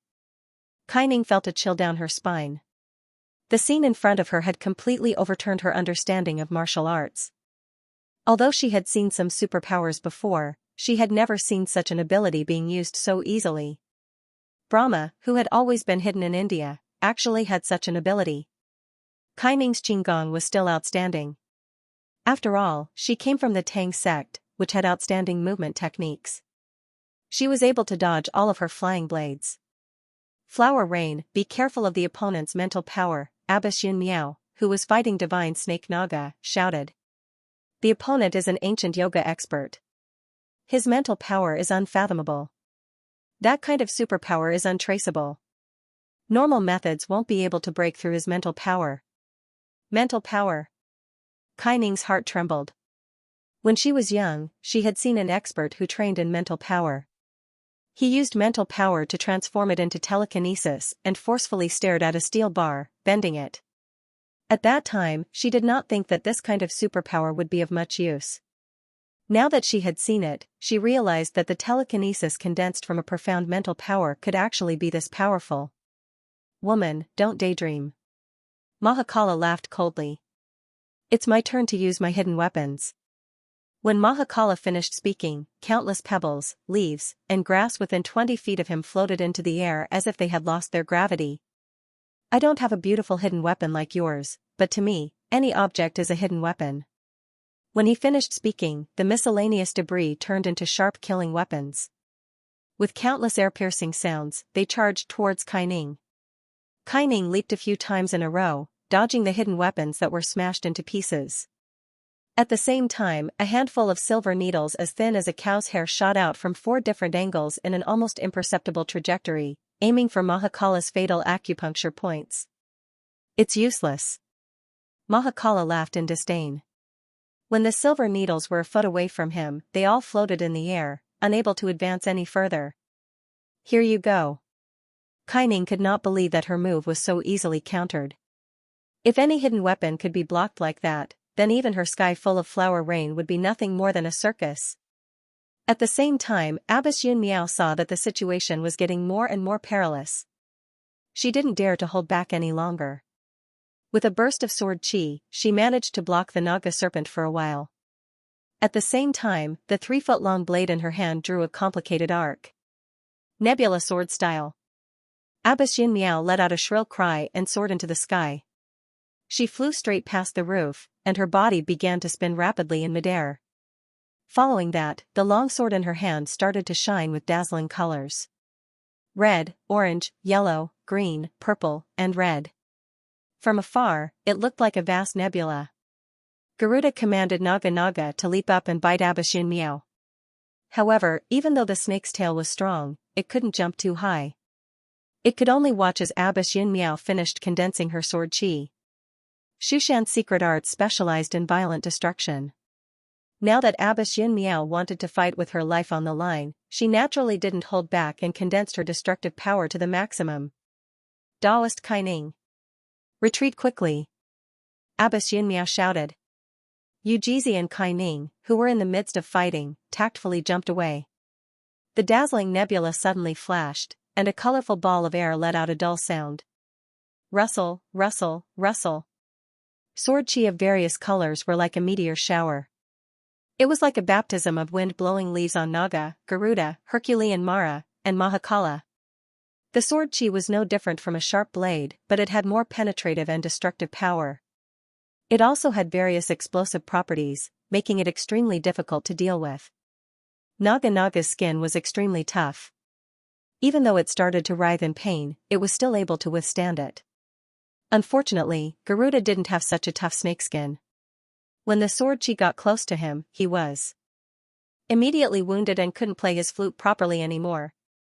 Herculean Mara didn't know what kind of martial arts he used, but he used his thick arms to block the countless sword chi. He didn't move an inch. However, from the blood splattering from the wound on his arm, it could be seen that he wasn't feeling well. Even Mahakala, who was previously calm and composed, became serious. He didn't have the time to care about the two beside him. The grayish-white light in his eyes gradually spread, and all the sword chi around him was neutralized in midair. When Abbess Yun Miao landed, Garuda was already covered in blood and couldn't fight anymore. Naga seemed to be worried about its master's safety, so it swam back to Garuda's side and spat out venom at Abbess Xianxia. Herculean Mara roared angrily and broke 3 bluestone tiles with his feet. His eyes were bloodshot as he charged at Abbess Xianxia. Abbess Xianxia had just used the extremely destructive nebula sword technique, and her true chi was almost depleted. How could she continue fighting? Yujizi saw this clearly. He stood in front of Abbess Xianxia and switched to the Jade Dragon Heavenly Dipper sword technique to fight against the injured Herculean Mara. Herculean Mara's strength wasn't as strong as before after taking on a large amount of sword chi. His fists and legs clashed with Yujizi's abundant Xiantian true chi, and he was forced to retreat. Back off. Erebus saw that the situation wasn't looking good, so he stood in front of Yujizi. His grayish-white eyes flashed, and Yujizi's dragon-raising sword didn't stab down. Child's play. Yujizi hadn't used his full strength. Seeing that Erebus dared to face his sword head-on, he wasn't willing to back down. His Qian essence energy burst forth from his body, and his Xiantian true chi formed a spiral current that broke through Erebus' psychic field. Fish. Erebus retreated 3 to 4 steps in a panic, barely dodging Yujizi's murderous sword. Unexpectedly, before he could steady himself, more than 10 plum blossom darts came flying at the back of his head. Damn it. Erebus knew that it was Choi Yun's sudden arc of hidden weapons. He forcefully dispersed a layer of psychic power to change the trajectory of the darts, then flashed to Herculean Mara's side. Let's go. Erebus knew that he couldn't take down Yujizi and the others immediately, so he planned to escape with Herculean Mara, who still had some fighting strength left. Hearing Erebus's words, Herculean Mara didn't continue fighting and jumped over the wall with Erebus. Kaining wanted to chase after them, but Yujizi stopped her. Don't chase after them. The enemy is in the dark, and we're out in the open. If there's an ambush, we'll be doomed. But look, Abbess Xianxia has used up too much of her true chi, and she needs to rest for a while. Moreover, we've been ambushed, so the others must have been ambushed as well. We should contact the general immediately. Don't forget the main purpose of their visit. Yujizi explained as he pointed at Abbess Xianxia, who was sitting cross-legged on the ground. Daoist, you mean? That's right, Yujizi said solemnly. Most of their troops must be heading towards the aircraft carrier development base. We need to contact the general and head there immediately. Kaining calmed down and immediately took out the Yellow Flame Iron Brigade's internal communication phone. She dialed Lin Jigua's number, wanting to ask about the current situation. The phone rang a few times before it was picked up. Kaining heaved a sigh of relief. General, you're fine. How fortunate. There was a moment of silence on the other end of the phone. Suddenly, a deep male voice spoke in choppy Chinese. Are you from the Yellow Flame Iron Brigade? Kaining's heart, which had just calmed down, immediately jumped to her throat. She widened her eyes and asked coldly, Who are you? Why do you have the general's number? Where's the general? Your general, he's fine. He's right beside me, but it's not convenient for him to speak to you at the moment. The man's tone was calm and emotionless. As for me, they call me Mahabrahma. It was getting closer to midnight. In such a deep winter night, even in a southern city like Shanghai, the temperature at night was still shockingly low. Xiangwei didn't like the smell brought by the hot air conditioner. Because she practiced martial arts on a daily basis, her physical fitness was far better than ordinary people, so she didn't turn on the air conditioner in the room. This made it hard for Emo Chenni, a woman who was used to staying in the office, to enter this room at first, but after sitting for a long time, she felt shivering. However, when Emo Chenni saw that Xiangwei was only wearing a thin silk nightgown, and her plump thighs were faintly visible in front of her, she was reluctant to ask Xiangwei to turn on the air conditioner. She felt that she would be looked down upon if she did so. She wasn't a spoiled flower. Less than 10 minutes after Yangqing left, Xiangwei had been in the room talking on the phone, seemingly ordering something. She only asked Emo Chenni to sit aside and wait for a while, and to get whatever she wanted to drink. After Xiangwei finished the last call, she walked to sit opposite Emo Chenni with a smile. She pursed her delicate lips, stretched out her hand to Emo Chenni, and introduced herself. My name is Xiangwei. Emo Chenni. This was actually the second time the two women shook hands, but it was the first time they officially got to know each other. After a simple handshake, the two didn't know what to say to each other, but they felt awkward sitting face to face without saying anything, so they needed to break this deadlock. You. At the same time, the two wanted to ask each other something, and as a result, they bumped into each other. Xianxia couldn't help but laugh, and so did Xianxia. The atmosphere finally softened a little. You first. Xianxia said, you're a guest after all. Xianxia pointed to the central air conditioner, can you turn on the heater? I feel a little cold. Xianxia was stunned, why didn't you say so earlier? I think you're wearing quite little, Xianxia said. She didn't finish the second part of her sentence, I'm too embarrassed to say it. Xianxia suddenly smiled and said, do you know what I want to ask you? What? I wanted to ask you, are you cold? Xianxia winked at Xianxia. Xianxia was stunned and pouted. If I had known earlier, I would have let you speak first. I lied to you, Xianxia said quickly. Xianxia was naturally dissatisfied that she was fooled. She furrowed her brows and pouted, wanting to say something. However, they were not familiar with each other, and they were in someone else's place, so she couldn't say anything. Xianxia stood up and walked to the wall to turn on the central air conditioner. She turned around and saw Xianxia still looking gloomy. She couldn't help but laugh, I'm just joking with you. Who asked you to look so gloomy? If Yangqing comes back and sees you being so worried, he might think that I didn't protect you well.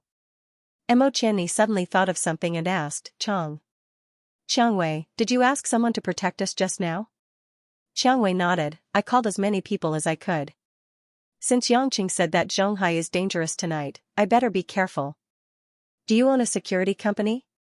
Why did he say that I'll be safe here? This was what Xianxia was most curious about.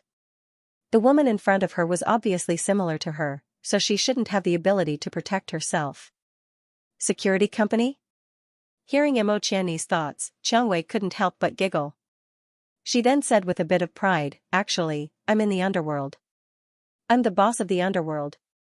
Xianxia felt that since Yangqing was willing to bring her here, there was no need to hide anything from her. Unexpectedly, after listening to Xianxia's words, Xianxia revealed a look of disbelief. She rolled her eyes, curled her lips and said, it's fine if you don't tell the truth. You don't have to make up such an excuse to fool me. I'm not a 3-year-old child. Moreover, how can there be a boss of the underworld who looks like you? Xianxia blinked. She didn't understand. She was telling the truth, why didn't she believe her? What do I look like? If a boss of the underworld looked like you, how could she make others afraid? At the very least, she'd have to look fierce and frightening. Moreover, she'd have to speak in an especially sinister tone, the kind that makes people shudder. You look younger than me by a year or two. Calling you a little sister of the underworld is more like it, Xianxia analyzed in a way that she thought was reasonable. Xianxia touched her own face and said unhappily, how do you know I'm younger than you? Maybe I was born earlier than you? You don't look older than me. Xianxia had been in the business world for many years after all. Her observation skills were much better than Xianxia's. From some of Xianxia's mannerisms, she could see a lot of things that Xianxia herself didn't notice. Immediately, Xianxia requested Xianxia to tell her when she was born. Xianxia didn't suspect anything and said it casually. Comparing the two, Xianxia was indeed older by a year. This time, Xianxia was a little discouraged. At first, she was quite magnanimous in taking care of her, but now, the identity of the older sister had changed. For the first time in her life, Xianxia felt that being older was a good thing. She seemed to have more confidence in front of Xianxia. She went closer and called out, little sister Xianxia, I'll call you that. Xianxia looked at Xianxia's proud look and said unhappily, being born earlier doesn't count. Let's arm wrestle. Whoever wins is the older sister. As she said that, Xianxia rolled up her right sleeve, revealing her fair arm. She looked at Xianxia with a face full of fighting spirit. Xianxia opened her mouth and didn't know whether to laugh or cry. Little sister Xianxia, how can girls compete in arm wrestling and strength? This is what men do. Xianxia also realized that she was a little silly. Normally, she wouldn't have such actions and words. Although she was only in her 20s, because she had been in the underworld, her maturity and experience made her seem more responsible. Therefore, she didn't seem like a girl of her age. Today, perhaps it was because they both knew what kind of person the other was, so they subconsciously had the thought of competing. Moreover, the other party was also a woman. Normally, other than Chen Rong, who taught her like a younger sister, she really didn't have any female friends. When they talked, she seemed much more gentle and relaxed. Just as she was thinking about how to fight back against Mo Qianni, there was a knock on the door. Xianxia answered and the door opened from the outside. Little Zhao, who was wearing a black leather jacket and jeans, was holding a shiny black automatic rifle in his hand. He grinned at Xianxia and said, "Big sister, the brothers have gathered. They will be guarding the bar for the whole night. Big sister, you can just go to sleep." "Got it. After tonight, I'll give the brothers some good wine as New Year's gifts," Xianxia said casually. "All right." Little Zhao didn't say much. He closed the door and went to guard the bar. Xianxia turned around and wanted to ask Mo Qianni to wash up and go to bed early. However, she saw Mo Qianni's watery eyes wide open, looking at her with fear and shock. "Big sister Mo, what's wrong?" Xianxia had already decided to admit defeat. If she called her big sister, then so be it. She really didn't have a big sister. Mo Qianni hurriedly shook her head. Are you really a mafia boss?" Xianxia pouted. "Didn't I tell you long ago? You just don't believe me. I'm the biggest mafia boss in the whole of Shanghai." Mo Qianni smiled bitterly. Characters that only appeared in movies wouldn't appear so easily. Moreover, Xianxia's image was too different from the mafia boss in her imagination. "Xianxia, don't call me big sister," Mo Qianni said. "Huh?" Xianxia didn't understand what was going on. Mo Qianni bit her lower lip. "I won't bully you anymore. Just call me Qianni." "I'll call you Xianxia." This time, Xianxia finally understood what was going on with Mo Qianni. She pretended to be serious and said, "How can I do that? You're older than me, so I have to call you big sister. I'm not as strong as you, it's fine. That's for men to compete. Girls can't do this." Mo Qianni was annoyed.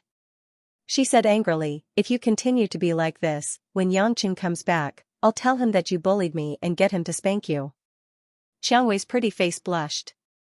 Her beautiful eyes wandered. "Big sister Mo, hubby, oh no, Yangqing, he spanked you?" "You even called him hubby," Mo Qianni muttered. "Of course not. If he wants to spank me, he'll definitely spank you. Your butt looks bigger than mine." Xianxia realized that she was still wearing thin pajamas. She even paced back and forth so many times in front of Mo Qianni. Her pretty face instantly heated up. Although they were both women, this was the first time she dressed so privately in front of someone other than Yangqing. Since they weren't outsiders, she felt that it was quite interesting to chat with Mo Qianni. It was as if they were sisters who had known each other for many years. Moreover, because of their relationship with Yangqing, the two of them might be together often in the future. Some naughty thoughts that had been suppressed in the past emerged in Xianxia's heart. "Big sister Mo, I still have a few sets of pajamas. Why don't you change into them?" "Why? Hubby won't come back tonight. I'll sleep with you." When Mo Qianni realized that there was something wrong with Xianxia's gaze, it was too late. Xianxia directly pounced on Mo Qianni and hugged her slender waist. She buried her entire head in Mo Qianni's chest. Mo Qianni's scream could be heard from the room, followed by the two women's laughter and scolding. Yangqing didn't know that Xianxia was hugging Mo Qianni and fooling around in the room. Not long after he left the bar, he got into the car and planned to call Lin Jigua to ask about the current situation. However, before Yangqing could make the call, Kai Ning suddenly called. Yangqing had a bad feeling. After he picked up the phone, the other party directly said, "The general has been captured." Yangqing touched his forehead. The situation was worse than he had imagined. However, he wasn't anxious. He only asked Kai Ning to try to contact other members of the Yellow Flame Iron Brigade. At the same time, he started the car and headed to the aircraft carrier at the hidden port. That location was sent to him by the Sea Eagles. On the highway, the road was extremely smooth. Yangqing drove as fast as he could. At the same time, the questions in his mind grew. After so many interactions, Yangqing realized that the strength of the Yellow Flame Iron Brigade was relatively weak compared to many foreign organizations. Although they didn't lack experts, it was hard to imagine that such a team could actually protect such a huge country. Now, even the general, Lin Jigua, was held hostage by Mahabrahma. Although he wasn't sure what Mahabrahma was planning, the weakness of the Yellow Flame Iron Brigade was obvious. Yangqing was puzzled. Could it be that the Yellow Flame Iron Brigade still had a trump card? Otherwise, if even Lin Jigua was captured, the rest would be like a plate of loose sand. What could they do? He had helped them time and time again in order to make the country as peaceful as possible. But now, it seemed that this organization was simply useless. Before Yangqing could think further, on the highway without any street lights, a black shadow suddenly rushed towards the direction of his car. Yangqing's vision wasn't affected. He suddenly realized that it was an oil truck. It had purposely turned off its headlights and was madly driving towards him at an extremely fast speed. Seeing the truck approaching him like a beast, Yangqing could not help but feel a chill in his heart. This was a suicidal attack. If the truck collided with the truck, it would definitely explode. The driver who was driving the truck to send him on his way was already prepared to die. Although he was not afraid of this kind of explosion, Yangqing did not think that it was necessary to actually collide with the truck. After all, he had been driving the M3 for a long time and had developed feelings for it. Moreover, he had borrowed the truck from his wife. Since it was impossible to turn around, Yangqing stepped on the gas pedal without hesitation. Vroom! The BMW was like a mad lion. The engine roared as it reached a speed of over 240 kilometers per hour. It drew a white line on the highway as fast as lightning. Less than half a second before they collided with the oil truck, Yangqing turned the steering wheel and pulled the handbrake with all his might. Screech, the ear-piercing sound of the tires rubbing against the asphalt was enough to burst a normal person's eardrum. The BMW avoided the collision of the tanker truck with a strange drift. Because the temperature of the sudden brake was too high, the tires rubbed against the ground and created a burst of dark red sparks. Immediately afterward, the BMW immediately stopped at the edge of the road, raising a cloud of gray smoke. The truck did not manage to collide with the truck, so it did not continue driving. After braking, it stopped in the middle of the highway. At this time, it was already late at night. Although there were occasionally cars passing by on the highway, no one dared to stop to see what was going on. After all, this matter was too abnormal. All the cars that passed by quickly slipped away. Yangqing did not turn off the engine and got out of the truck. The headlights shone in front of him. Two black figures walked out of the truck and moved towards Yangqing's position. Yangqing quickly recognized the two men.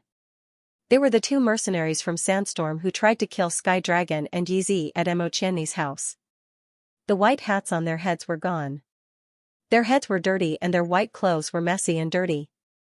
The only thing that remained unchanged was the hostility they exuded. Yangqing was stunned. He had just thrown the two of them off a building that was more than 10 meters high, but they were still unscathed. Although he knew that Sandstorm's mercenaries were at the same level as his subordinates, the Sea Eagles, from the looks of their physiques, they were even better than the Sea Eagles. Needless to say, the two Sandstorm mercenaries who had been following Yangqing and trying to kill him almost simultaneously attacked Yangqing from both sides. The two of them did not use guns. They seemed to have realized that guns were useless against Yangqing. Therefore, the two of them wore gloves full of steel spikes. The cold steel spikes streaked across the night sky and fell on Yangqing like raindrops. Yangqing discovered that his aura had no effect on these two warriors. They didn't seem to feel fear. They even ignored the instinctive fear of death.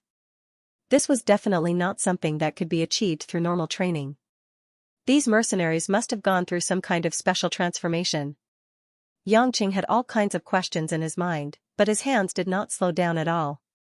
He did not make any fancy movements against the two's attacks. He directly channeled his true qi and generated a surging spiral force between his hands. He forcefully deflected the two's fists. As soon as the two warriors' attacks missed, Yangqing's two hands slammed down on their heads.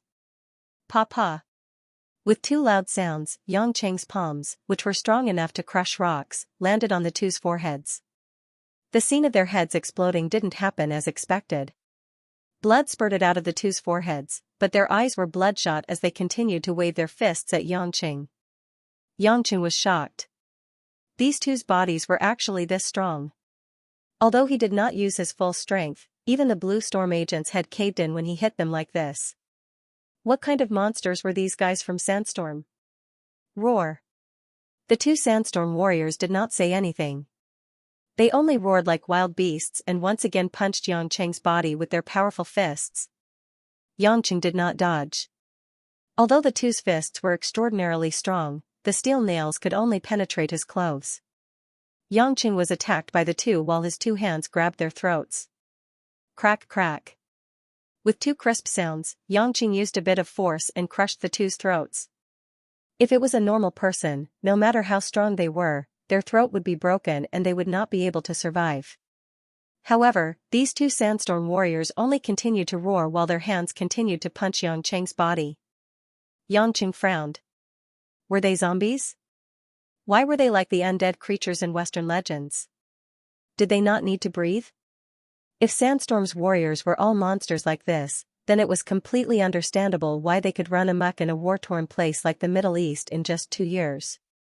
After all, training so many elite mercenaries was not something that could be achieved in just 1 or 2 years. However, no matter how strong their bodies were, they could not be stronger than Yangcheng's Lord-level body, nor could they withstand the true chi of a Xianxia complete stage expert. Yangcheng did not want to waste any more time to understand the two's situation. He formed a blade with his hands and gathered pure Xiantian true chi before slashing at the two's heads. The heads of the two Sandstorm warriors caved in. Their heads and necks were too horrible to look at. Red and white matter splattered everywhere. This time, the two finally could not continue to attack instinctively. It seemed that their brains were their weakness. After their heads were completely smashed by Yangcheng, they fell to the ground. However, Yangcheng didn't feel relaxed at all. This was under the premise that he was able to block their attacks and smash their heads. If the other members of the Yellow Flame Iron Brigade encountered these reckless monsters, they would most likely be killed.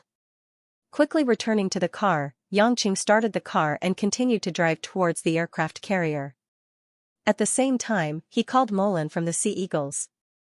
When Molan picked up the phone, Yangcheng could clearly hear the fierce battle cries coming from the other end of the phone. Even Molan himself was panting and seemed to be very angry. Your Majesty Pluto. Damn it. Someone ambushed our base. These guys seem to be from Sandstorm. Molan roared. Yangcheng knew that the situation must be very bad for Molan to lose his composure and shout so loudly. I'll go to your place immediately. Yangcheng did not waste any more time. Please don't. Molan shouted. Since it's Sandstorm and we have similar numbers, we must use our fists to defend Sea Eagle's honor. Can I? Yangcheng asked solemnly. Please trust us, Molan said in a low voice. Yangcheng did not continue asking. After hanging up the phone, he continued to drive towards the aircraft carrier. However, the doubts in Yangcheng's mind deepened. The people from Sandstorm and Brahma had actually investigated the Sea Eagles that he had placed in Zhonghai so thoroughly. It was obvious that they knew that he would help Lin Jigua. However, didn't he and Lin Jigua know about this? Could it be that someone else knew? Was he betrayed by an insider? Yangcheng felt that things were getting more and more complicated. Now, he was sure that the Sea Eagles could no longer leave to go to the base. He could only rely on himself. Lin Jigua had given him the coordinates of the base through the Sea Eagles. It was located near an abandoned harbor in Zhonghai. Throughout the year, almost no one would think of such a remote place. Every time the tides rose and fell, the harbor would easily generate huge waves. According to Lin Jigua, a few decades ago, the government abandoned the harbor because many people were swept away by the tides. At the same time, they secretly started to build an aircraft carrier base. Following the winding stone path, Yangcheng arrived at the harbor that was covered in withered weeds. The abandoned cement floor could vaguely see the prosperous scene of the past. However, the surrounding factories were almost all ruined. When Yangcheng got out of the car, three figures immediately appeared in the darkness. Upon closer inspection, he realized that it was Kai Ning, Yu Jizi, and Abbess Yin Miao who had just called him. Yangqing smiled bitterly. It can't be. Only the three of you are here, right? Unfortunately, that's how it is, Kai Ning said gloomily. I can't contact the others. If it weren't for the Taoist and Abbess' extraordinary skills, we probably wouldn't have been able to come here. Only then did Yangqing notice that Abbess Yin Miao's face was rather pale. It was obvious that she had expended too much of her true qi. Where exactly is the base? Yangqing asked. Kai Ning pointed at a cliff in the distance. In the darkness, there was only a faint silhouette. It seemed to be tens of feet tall. It was unknown whether it was there originally or if it was purposely built. From there, we can reach a lifting facility. The entrance to the base is at the bottom of the cliff. Let's go. Without another word, Yangqing immediately followed the three to the cliff. As they moved forward, Abbess Yin Miao said in a comforting tone, "Thank you for coming. If it weren't for you, we wouldn't have been able to deal with the enemy this time." "Don't thank me. They almost killed my woman.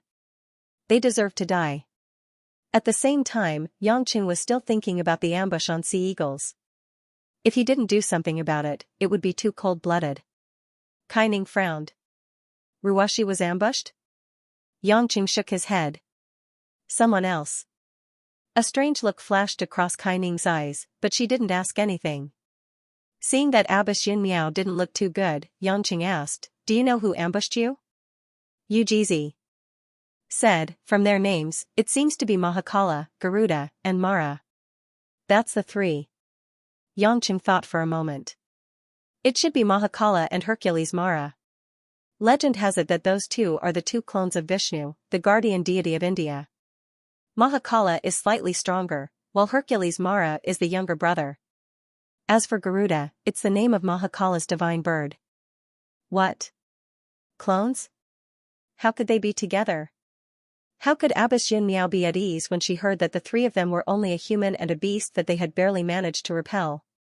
Yangqing shook his head. I don't know either. It's only a legend in Indian mythology. Brahma is too mysterious. I've only heard about many ancient Indian techniques. No matter what, even if they're holding back, we have to stop them as soon as possible.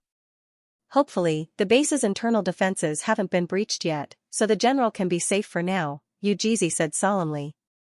Abbess Yin Miao's face darkened. It wasn't clear whether she was worried about the aircraft carrier or her husband, whom she had always disliked. A cliff that was tens of feet high wasn't something an ordinary person could climb.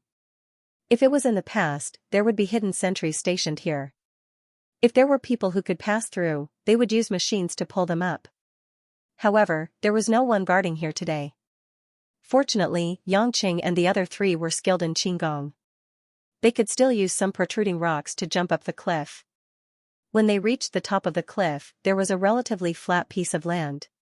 If one didn't look closely, they wouldn't notice that there was a hidden elevator installed at the corner of the cliff. Naturally, no one would destroy this installation. After all, even if the enemy entered, they wouldn't cut off their own escape route. Not many people could rely on their own strength to climb up and down this cliff. After Yangqing and the other three entered the elevator, Kai Ning looked around and found a button. She pressed it, and the elevator slowly descended. After half a minute, the elevator arrived at a hidden concave area at the bottom of the cliff. However, there was a thick steel plate that extended from the inside of the concave cliff to the elevator's exit. This place was obviously designed in many ways. If one looked from the outside, they wouldn't be able to see the mysteries of this place. Following the steel plate on the ground, Yangqing and the other three looked up and saw an electronic door made of alloy. It was already wide open. So they really went in, Abbess Yin Miao sighed. This isn't the worst-case scenario. The worst-case scenario is that they've already destroyed it and left, Yu Jizi said. Yangqing suddenly thought of a question. Have you guys been here before? The three of them shook their heads. Kai Ning said, if it wasn't for this mission, we wouldn't have known that there's a hidden aircraft carrier base here. Yangqing pondered for a moment and nodded. Let's go in then. After entering the interior, the four of them realized that the walkway alone was more than 100 meters long. It extended all the way into the depths of the mountain. The light inside was getting brighter and brighter. Obviously, there was a lot of lighting equipment inside. After walking out of a doorway, the view in front of them widened. Suddenly, another grotto heaven appeared. It was hundreds of meters tall and close to 1,000 meters wide. It was built using reinforced metal frames and concrete. All kinds of high-tech electronic equipment filled the entire space, and the wide river-like design in the center should be the water body used to build the aircraft carrier. However, what was surprising was that there were no aircraft carriers here at all. Could it be that the aircraft carrier that was under construction has been moved away? Kaining muttered, clearly sensing something unusual. If there was a fight going on here, or if there was destruction everywhere, the four of them would have thought that it was normal. However, the current scene was very strange. Let's go in and take a look. It's obvious that someone has been here before, Yujizi said. The four of them walked forward for a while. The entire underground space was not filled with traces of blood and destruction as they had imagined. Instead, it was extremely clean and tidy. Moreover, it was quiet and uninhabited, as if all the workers in a factory had gotten off work. Wait. Xianxia stopped in his tracks and looked up at a high platform beside him. The other three also followed Xianxia's gaze and looked up. To their surprise, they saw a familiar figure in military uniform sitting on a chair. His whole body was tied up and he seemed to be unconscious. General! Kaining exclaimed. That person was Lin Jigua, who had been captured by the so-called Mahabrahma. In the next moment, more than 10 silhouettes suddenly appeared on the empty high platform like a magic trick. A group of people dressed in different attire looked at Yang Chen and the other three in ridicule with a calm and unruffled posture. At the front was a pink-skinned man with a slightly haggard face. He was probably not young. He wore a golden snake-patterned top hat and a white robe. He held a string of agate prayer beads in one hand and a seemingly ordinary black glazed water jar in the other. No one knew what it was carrying. Since you guys were able to come here, you must have defeated a few of my subordinates one by one. Congratulations, the man said with a fake smile. Xianxia looked at the man's attire and frowned. You are Mahabrahma? Mahabrahma was slightly stunned. He then said, you must be the new Pluto. I didn't expect you to be so young. I have been looking forward to meeting you for a long time. Cut the crap. If you want to fight, let's fight. Abbess Xianxia was furious when she saw Lin Jigua tied up and unconscious. Even though she hated him, he was still the man she had once wanted to marry. Even though she had lived in seclusion with her granddaughter in the mountains for so many years, she hadn't mentioned anything about severing ties with Lin Jigua. When they met, they would only quarrel. It was obvious that Abbess Xianxia still hadn't thought about severing ties with him. Humph, how can you be so brave after losing to me? A cold voice rang out. It was the black-cloaked braided man beside Mahabrahma. Mahabrahma. Abbess Xianxia pointed her sword at Mahabrahma. I let you escape just now. See how I'll deal with you guys this time. Abbess, don't be rash. We're outnumbered. Yujizi hurriedly said. So what? We'll fight when we have to. Abbess Xianxia roared and leaped into the air. She raised her hand and a wave of sword chi swept towards the group of people. However, that terrifying Shu Mountain sword chi, which was powerful enough to destroy metal and break jade, did not make this group of people move a single step. Mahabrahma placed the agate prayer beads into the water jar. When he threw it out again, the water droplets on the beads flew towards the sword chi. Woo! Shrill cries of ghosts and wolves rang out. The water droplets turned into countless grayish skeletons. They opened their wailing mouths and bit at the sword chi. When the sword chi collided with the souls, it disappeared without a trace. Following that, the skeletons didn't slow down at all as they pounced towards Abbess Xianxia's chest. This scene was like demonic magic. Abbess Xianxia cultivated the way of the sword, so how could she have seen something like this? Moreover, she was a woman after all. She was extremely afraid of ghosts and monsters, so she was almost stunned. Abbess, back off. Yujizi suddenly appeared in front of Abbess Xianxia. With one hand on her back, He quickly drew a heavenly dipper talisman with the other. Crimson true chi flowed in the air like blood. Kunlun talisman technique, ghost repelling. Numerous talismans imprinted themselves onto the screaming skeletons. The crimson talisman emitted a golden light, and before the skeletons could react, they were forcefully dispersed into the air. Kunlun sect specialized in martial arts, talisman techniques, and pill refinement. Among them, talisman techniques that subdued demons and exorcised evil were the nemesis of such ghost tricks. Yangqing didn't expect Yu Jizi to have such a trick up his sleeves. He couldn't help but think highly of the old Taoist. If I'm not wrong, that Brahma's water jar contains water from the Ganges River. Legend has it that Brahma relied on the water of the Ganges River to create life. The Ganges River is a sacred river in India. It has been worshipped since ancient India. Countless Indians have committed suicide in the river, and countless corpses of those who died sank into the river. Therefore, since ancient times, every drop of the Ganges River has condensed a large amount of dead qi. Taoist and Abbess, please be careful. Your Majesty Pluto is very knowledgeable. Mahabrahma wasn't annoyed when his trick was seen through. Instead, he said with some interest, the land of Xianxia is indeed full of hidden talents. The ghost energy condensed by my Ganges River's holy water can be so easily dispelled. Small tricks. From what I see, you're not the so-called heavenly king. You're obviously a demon. Yu Jizi shouted angrily. He took out the 1,000-year peachwood sword from his back. After all, the peachwood sword was more practical in dealing with the power of ghosts and monsters. Heavenly King, let me deal with this Taoist. At this moment, a man with an extremely unusual appearance stood out and shouted with a sharp voice that sounded like a woman's. This man had a dignified and handsome face.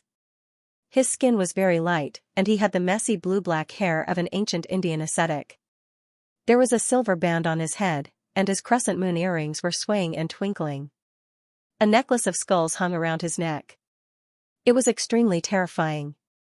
Each skull looked like it would open its mouth and swallow someone at any time. The man's upper body was naked, and his lower body was wrapped in a tiger-skin skirt. What was even more shocking was that there was a hissing cobra coiled around his waist. Yu Jizi didn't care who it was. A series of runes flowed on the peachwood sword, and he pierced it towards the strange man. The man snorted coldly. He opened his purple lips and took a deep breath. Whoosh! A loud roar came from the man's mouth. Following that, a whirlwind that was mixed with blue-purple lightning shot out from the man's mouth. Demon! Yu Jizi shouted. His body was suddenly attacked by the electric current, and he retreated awkwardly. Yangqing and Kaining's expressions changed. Kaining didn't know what these people were up to, but Yangqing knew who the man was. He immediately shouted, Taoist, that is one of the 3 main gods of India, Shiva. He controls destruction, storms, and lightning. Ha ha ha ha, that's all I have. Shiva let out a long and sharp cry. With a leap, he landed directly in front of Yu Jizi. Yu Jizi's Qianyuan skill was at its peak, but he didn't dare to attack recklessly. He took out the Jade Dragon 8 trigram sword and attacked Shiva's left and right. The cobra on Shiva's waist suddenly flashed with a red light. It opened its bloody mouth and spat out a bewitching greenish-purple flame. Have a taste of my demon flame of annihilation. You dare to call yourself the god of annihilation with such a small trick? Yu Jizi was enraged. His Xiantian true qi surged from his long sword, and with a sweep, the greenish-purple flame was completely dispersed. At the same time, a ray of sword light slashed at Shiva's neck. Shiva didn't dodge. Instead, he bent his body backward like an arch bridge, and dodged the attack at an unimaginable angle. Indian Jiu-Jitsu? Yangqing recognized the technique. However, the battle between Yu Jizi and Shiva hadn't ended yet. The few people on the high platform didn't want to watch anymore. Another 5 people jumped down and glared at Yangchen and the other 2 like tigers watching their prey. The 2 brothers, Mahakala and Bolrama, were among them. They looked at Abbess Xianxia with a cruel smile. Mahakala said, we didn't use our full strength just now because it wasn't the right time. Now, we'll let you die willingly. Abbess Xianxia laughed coldly. Show us what you're capable of. Even though she had expended a lot of true chi, she wasn't afraid of the formation in front of her. At the same time, a woman with a bewitching figure and tanned skin appeared in front of Kai Ning. She exuded a seductive charm. This woman was barefooted and wore a long string of silver bracelets on her wrist. Just a casual gesture from her eyebrows was enough to turn all living things upside down. This kind of beauty made people feel unnatural, but they couldn't tell what was wrong with it. Ha ha ha ha. The woman looked at the solemn Kai Ning and laughed. I heard that the Yellow Flame Iron Brigade has 8 groups, and so does our Brahma Heaven. I'm one of the 8 groups, Azura. Little sister, let me spar with you for a bit today. In ancient Indian mythology, Heaven represented the gods, and Azura represented the demons. They were both part of the 8 groups. Among the Azuras, the men were extremely ugly, and the women were extremely beautiful. Heaven had delicious food, but no beautiful women. Azura had beautiful women, but no delicious food. Hence, the gods and demons battled endlessly, and it was incomparably tragic. The woman in front of her was extremely beautiful, so it was understandable that she called herself an Azura. However, to Kai Ning, no matter how beautiful she was just an enemy. Moreover, she was an enemy that she couldn't fathom at all. Her opponent's moves were all unconventional, and she was extremely nervous. Yangqing looked at the 3 people beside him. Seeing that there was no danger, he looked straight at the 2 in front of him. These 2 members of Brahma Heaven had numb expressions on their faces. They looked like puppets, and their appearances were completely different from the others. One of them had a red face and was wearing a crimson robe embroidered with Vedic scriptures. He held a gold-plated dagger in his hand that was engraved with a flame totem. The other person was wearing a pair of dark blue and black trousers. His upper body was bare, and his jet black hair hung down to his waist. He didn't have any weapons. He only had a simple silver bell on one hand, and a thin silver snake coiled around his other hand. The snake's head extended all the way to the snake's tail, and there was a thin black line. Yangqing looked at them with interest. He smiled and said, if I'm not mistaken, the 2 of you are the fire god Agni and the water god Varuna. Not bad, but I wonder how strong they are. Before Pluto, we do not dare to call ourselves gods, Agni said expressionlessly. At the same time, the gold-plated dagger in his hand burst into golden flames. Oh, you're so polite. Why are you getting angry just like that? Yangqing smiled playfully. The flames on Agni's dagger reflected a red glow on his bronze-colored face. He looked like a god walking out of the flames. Today, we came to Xianxia to learn from your Majesty Pluto. Don't let Agni down. For me? Yangqing glanced at the empty aircraft carrier base. His heart skipped a beat. Could it be that targeting the aircraft carrier was just a ruse? We want the god stone. Varuna said coldly. The silver snake's forked tongue shot out. To everyone's astonishment, the forked tongue was azure blue. The silver snake spun rapidly in the air. Ice-cold air suddenly condensed around its body. At the same time, the silver snake began to crazily absorb the cold air coming from all directions. In the blink of an eye, the silver snake, which was as thick as a finger, had expanded into a giant python as thick as a human leg. The giant python opened its bloody mouth. The bone-chilling cold caused white mist to spread outwards. Yangqing pondered for a moment. Why are you guys also thinking about that thing? Is that stone really that attractive? In fact, Yangqing felt that everything was different from what he had imagined. These Brahma fellows actually wanted to fight with him without the slightest scruple. This meant that they had indeed come for him and the divine stone, so they didn't hesitate to fall out with him. The question was, why would they use the aircraft carrier as an excuse? Was it just to lure him here? Is there any other reason? However, there was no time for Yangqing to think too much about the current situation. Agni and Varuna's attacks were already upon him. Whoosh! The gold-plated dagger that was burning with blazing flames was swung down when it was only a few meters away from Yangqing. A glowing blade brought along a scorching heat wave as it slashed towards Yangqing from the side. The silver bell in Varuna's hand rang softly. The crisp sound was like the prelude to summoning souls. When the giant python heard this seemingly irregular sound, it leapt up from the ground and swung its tail at Yangqing, covered in countless ice crystals. Yangchen saw that the fire blade and the snake tail were about to hit him, but he didn't dodge. Instead, he took a step forward, and the Xiantian True Qi turned into a force field, forcefully dispersing the fire blade, and at the same time, rendering the snake tail useless. Agni and Varuna seemed to have expected that such a move would be useless, so they were not surprised. Agni was extremely agile. After swinging the two flame blades, he had already appeared in front of Yang Chung. He raised his dagger and slashed down with another golden flame blade. Varuna quickly moved behind Yangqing, the silver bell in his hand ringing even faster.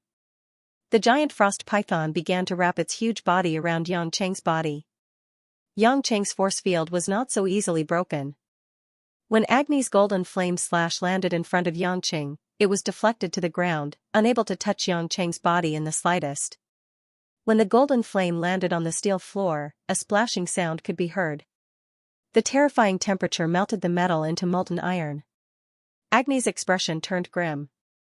He was well aware of the heat emitted by the dagger in his hand, but he was helpless against the strange barrier around the man before him. Seeing that Agni's high-temperature blade was ineffective, Varuna immediately commanded the giant frost python to wrap around Yangqing, using its immense strength to try and break Yangqing's force field. At the same time, it continued to emit cold air that was tens of degrees below zero. The ground and the air were scattered with all sorts of ice shards. The giant frost python seemed to have turned into a crystal snake, its entire body gleaming with a cold light. Agni saw that Yangqing's force field was not about to be broken despite the cold. The flames on the dagger in his hand burned even more fiercely. He leapt into the air and descended from the sky. A crimson vortex of flames wrapped around Yangqing and blended into the icy current created by the giant frost python. The entire area around Yangqing was instantly filled with crimson flames and icy cold. They clashed and rubbed against each other, creating all sorts of explosions and whirlpools of air. A faint smile appeared on Yangqing's lips. "You've got some tricks up your sleeves. However, you're too naive if you think you can take God's stone." With that, Yangqing lost interest in watching the duo's performance. At the same time, he made up his mind to deal with the problem before him first. As for why the people from Brahma would take such a roundabout route to snatch God's stone, he would think about it later. One of Yangqing's hands reached into the flames and ice. He grabbed hold of the giant frost python, which was twisting its body wildly, and suddenly exerted force. Bang! With a crisp sound, Yangqing's restoration scripture vital energy pierced through the giant python's head without warning. The ice and snow around Yangqing gradually dissipated. The moment the giant python was killed, a trace of blood seeped out of Varuna's mouth. He staggered a few steps back, his face deathly pale. Agni had a bad premonition. He quickly somersaulted through the air and avoided Yangqing's position. However, Yangqing had no intention of letting him escape. In a flash, he appeared above Agni's head. Agni did not even have the time to think about how his speed could be so terrifying. His head was kicked into pieces by Yangqing, and it exploded in the air like a watermelon. On the high platform, Brahma's face darkened. He finally realized that it was no longer possible for him to deal with Yangqing. Agni and Varuna were only average fighters in Brahma. They were Shiva's subordinates, and were much stronger than the top international secret agents. However, before Yangqing, they could not even withstand a single blow. At the same time, the battle between Mahakala and Abbess Yun Miao was also in full swing. Although Abbess Yun Miao had expended a lot of vital energy, Mahakala was still unable to take her down immediately. On the other hand, Kai Ning and Lady Azure's battle was a blur. Flower Rain was constantly using Qinggong and various hidden weapon techniques, while Lady Azura was wielding a crescent blade. She was also attacking Kai Ning at an extremely fast speed. On the other hand, Yujizi, who was the strongest among them, had already beaten back the boastful Shiva. Shiva's various evil techniques were useless against Yujizi's Kunlun talisman techniques. Yujizi's Xiantian vital energy had even cut through Shiva's skin, causing him to be covered in blood. Yangqing calmed down. He looked up at the high platform and smiled. "Mahabrahma, it seems like your subordinates aren't very capable." "Humph," Mahabrahma sneered. "Hades, the general of the Yellow Flame Iron Brigade, is still in my hands." If you insist on fighting, I will send him to the Western Paradise immediately. Also, haven't you noticed that the people from Sandstorm aren't here? Yangcheng's heart skipped a beat.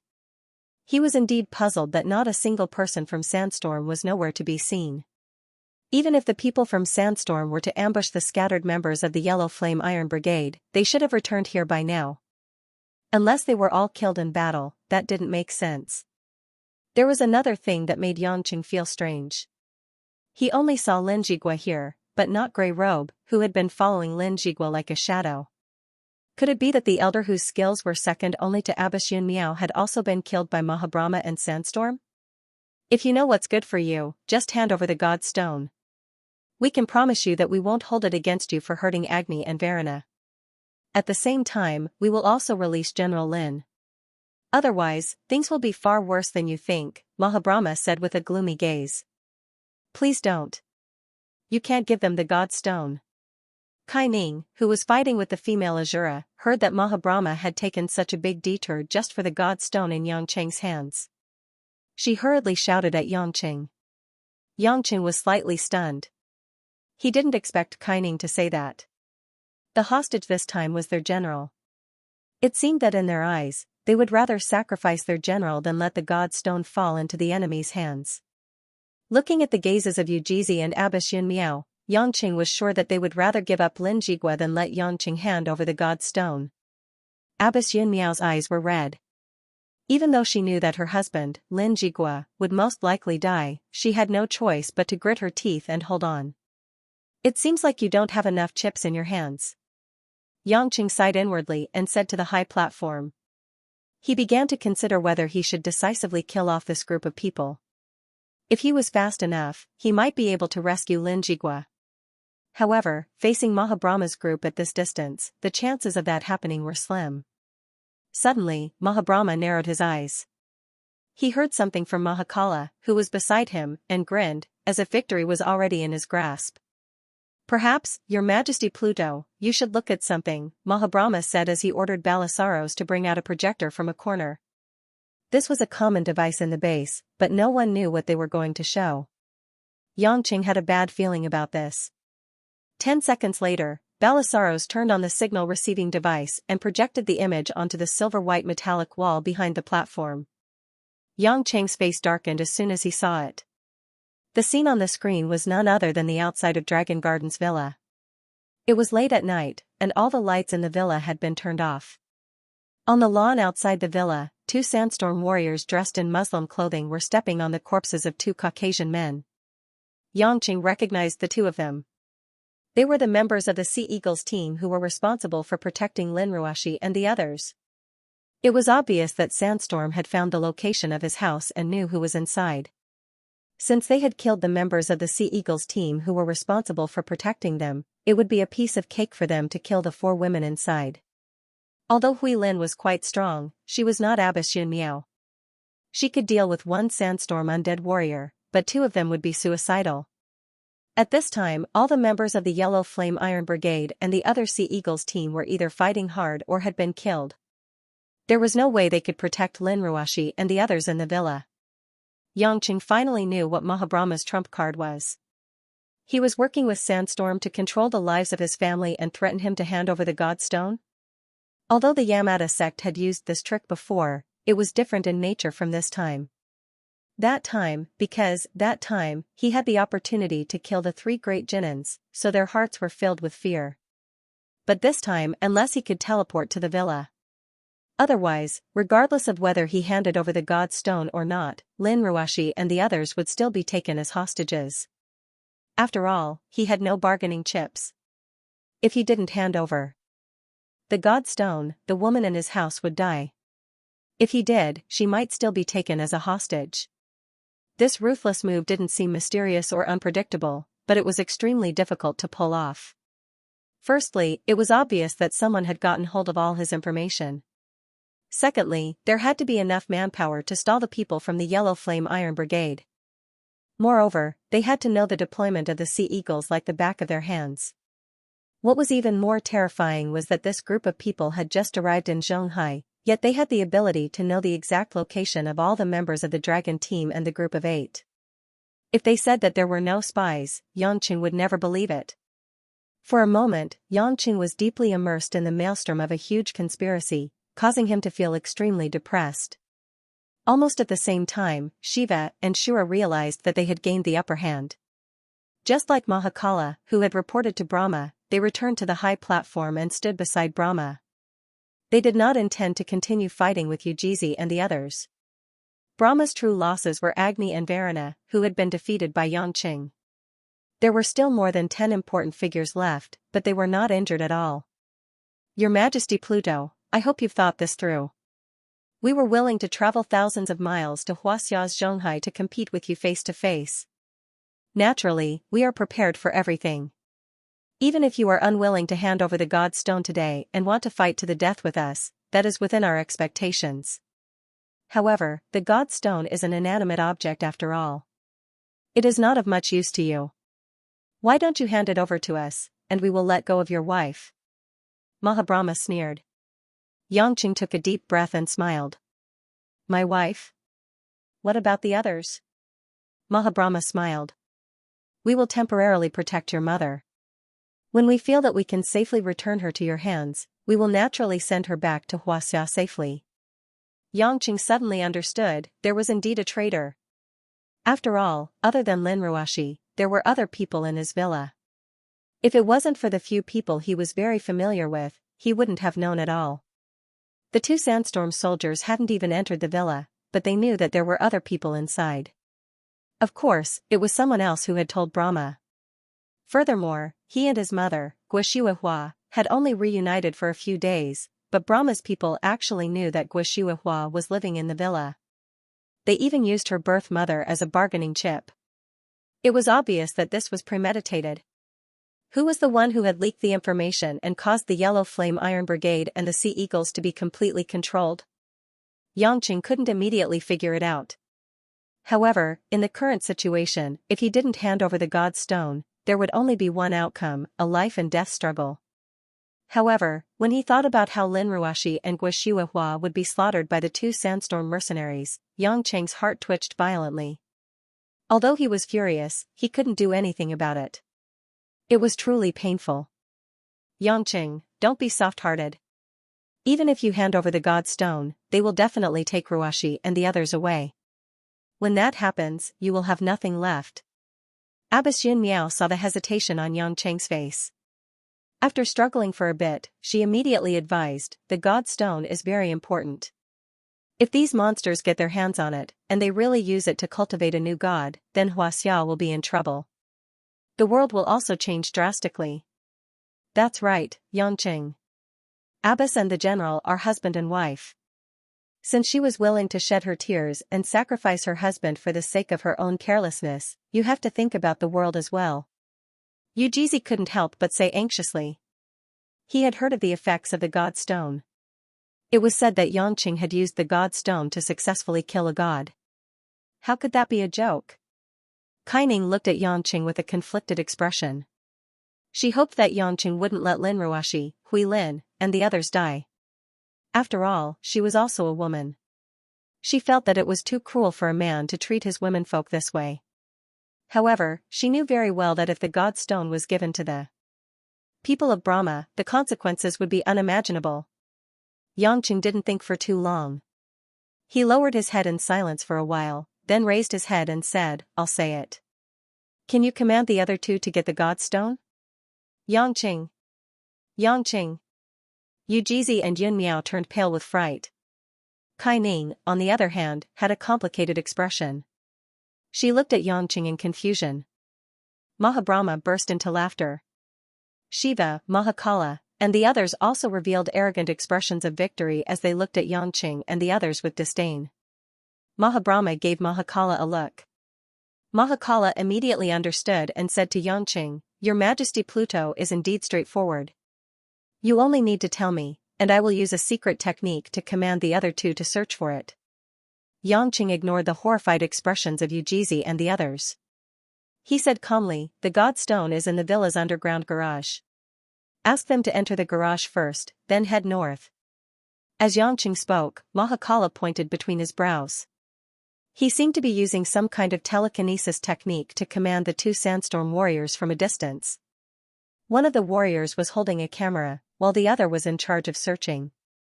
The place Yangqing was pointing at was the place where he hid the black box when he first moved into the Dragon Garden Villa. It was a hidden corner of the wall. After pulling out the loose brick, the black box could be retrieved. When the three Jinnins used Lin Ruoxi and Mother Wang as hostages, Yangqing had taken out a fake god stone from the black box. When Mahabrahma ordered the two warriors to retrieve the black box, Mahabrahma and the others were obviously overjoyed. However, they forced themselves not to exaggerate. After all, their dreams were about to come true. Abbess Jin Miao and Yujizi, on the other hand, had bitter expressions on their faces. They couldn't stop Yangqing and could only watch as he revealed the location of the box. At this time, Mahabrahma ordered the two warriors to open the box. In the projection, after the sandstorm warrior opened the black box, it was empty. There wasn't anything like a stone inside. Mahabrahma's expression froze. While he was greatly disappointed, he said darkly, "Your Majesty Pluto, your joke is a little too much. Don't think that we won't dare to kill your family." Yangqing sneered. "Are you pigs?" "What?" Mara roared angrily. "How dare you insult us?" Yangqing burst into laughter. "What are you guys if not pigs? Have any of you seen a god stone before? Do any of you know what a god stone looks like?" "What do you mean?" Mahabrahma seemed to have guessed something. Yangqing pursed his lips and said, "That man is holding a black box. The box itself is a god stone." As soon as he said that, everyone was stunned. No one would have thought that the god stone that countless people dreamed of was actually such an inconspicuous black box. "If you guys don't believe me, you can let the two soldiers from Sandstorm try to destroy the box with all their strength. Even if they use diamond to carve it, the black box won't suffer any damage," Yangqing said as he shook his head with a smile. Ever since he obtained the god stone, almost no one knew about this secret. Back when he returned to the country and rented a small apartment, he hid the black box in the bathroom. After moving, he hid the black box in the underground parking lot. Yangqing had thought of throwing it into the Mariana Trench, a place that humans couldn't reach at the moment. However, he felt that in today's world of technology, if he left the god stone in a place that he couldn't control, it might be found by some technologically advanced countries. Therefore, he hid it in a place that most people wouldn't think of, his own home. No one would think that such an important thing would be hidden in the wall in such an old-fashioned way. The most dangerous place was also the safest place. Moreover, no one would doubt the shape of the god stone. Moreover, Yangqing had placed a man-made crystal inside. Even if someone found out, they would probably think that the crystal was the main body and not the box. Mahabrahma naturally didn't believe that this broken box belonged to the real god stone. Therefore, he ordered Erebus to immediately inform the two soldiers to try and destroy the black box. On the screen, one of the soldiers threw the black box on the ground. After stepping on it, he took out an American-made Nighthawk military knife and stabbed it down. Clang! After the sound of metal clashing, the Nighthawk military knife that was worth tens of thousands of dollars was broken into two. Everyone at the scene was finally moved. That was a military knife that could even cut a diamond. How could it be broken just like that? It really is the god stone. Mahabrahma's face was filled with ecstasy. On the other hand, Abbess Jin Miao and the rest sighed bitterly. Their last bit of hope had been dashed. They thought that Yangqing would bring out a fake like how he had dealt with Yamada sect previously. But now, it seemed like it was the real deal. "Yangqing, if you do this, it is very likely that this world will be plunged into misery and suffering. Do you have the heart to do that?" Yujizi frowned. Yangqing chuckled helplessly. "If this thing is in my hands, there will always be people fighting for it. Although I'm called a god, I'm not a real god. I can't keep that thing forever. It's even more impossible for me to stay by my family's side and protect them all the time. Therefore, giving the stone away might be a way to free myself. Even if that's the case, we shouldn't hand it over to these evil people." Kaining looked at Yangqing with a complicated gaze and said quietly. Yangqing shrugged. "Whether they're evil or not is not up to me. I'm not some great hero who is respected by millions, but I'm a man with a family. An evil glint flashed across Mahabrahma's eyes. Your Majesty Pluto, I really like what you said.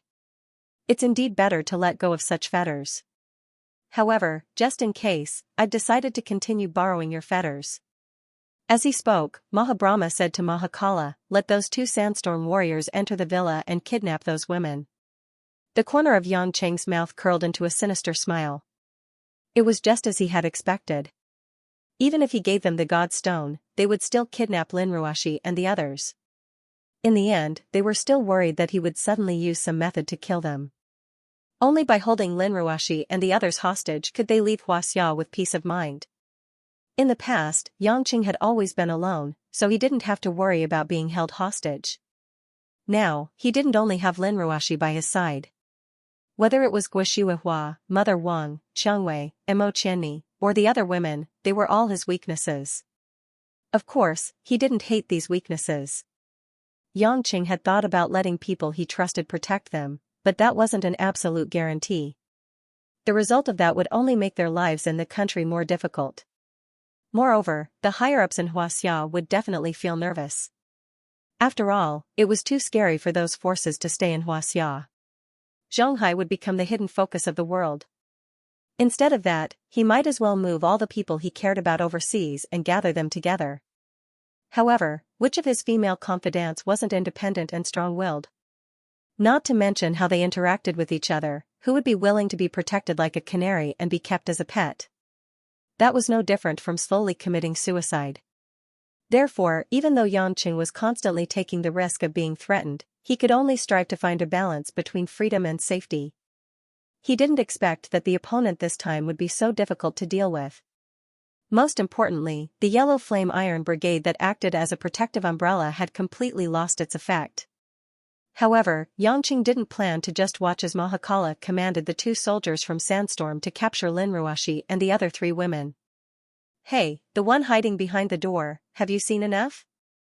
Under everyone's surprised gaze, Yangqing looked at a closed alloy door on his left and said calmly. Not only Ujizi, Yun Miao, and the rest, but the dozen people from Brahma also looked in that direction.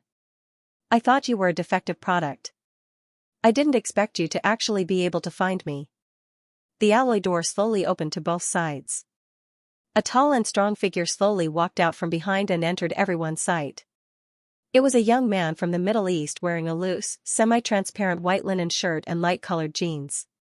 He was handsome, but strangely, there was a tattoo of a copper spear on his left cheek. It made him look more murderous and evil. This young man was fairer than most people from the Middle East. Especially his blue eyes, it was obvious that he was of mixed blood. At the same time, his black, curly hair was draped behind his head. There was a sparse beard on his face, and he wore a silver earring. On his finger was a platinum ring with a ruby. He looked very lazy, which made him look similar to the usual Yangqing. Olinos, why are you here? Mahabrahma looked confused when he saw this young man. Are you the one who personally led Sandstorm's operation? Why didn't you tell us beforehand? Ujizi, Yun Miao, and Kai Ning were shocked when they heard this. This young man was the leader of Sandstorm, the terrifying army from the Middle East? Was he the legendary young man who created the miracle of Sandstorm in 2 years? Why was he here all of a sudden? This young man named Olinos didn't seem to hear what Mahabrahma said. The lazy expression on his face gradually disappeared and was replaced by greed and excitement. He stared straight at Yangqing and said, "It's been more than 500 years.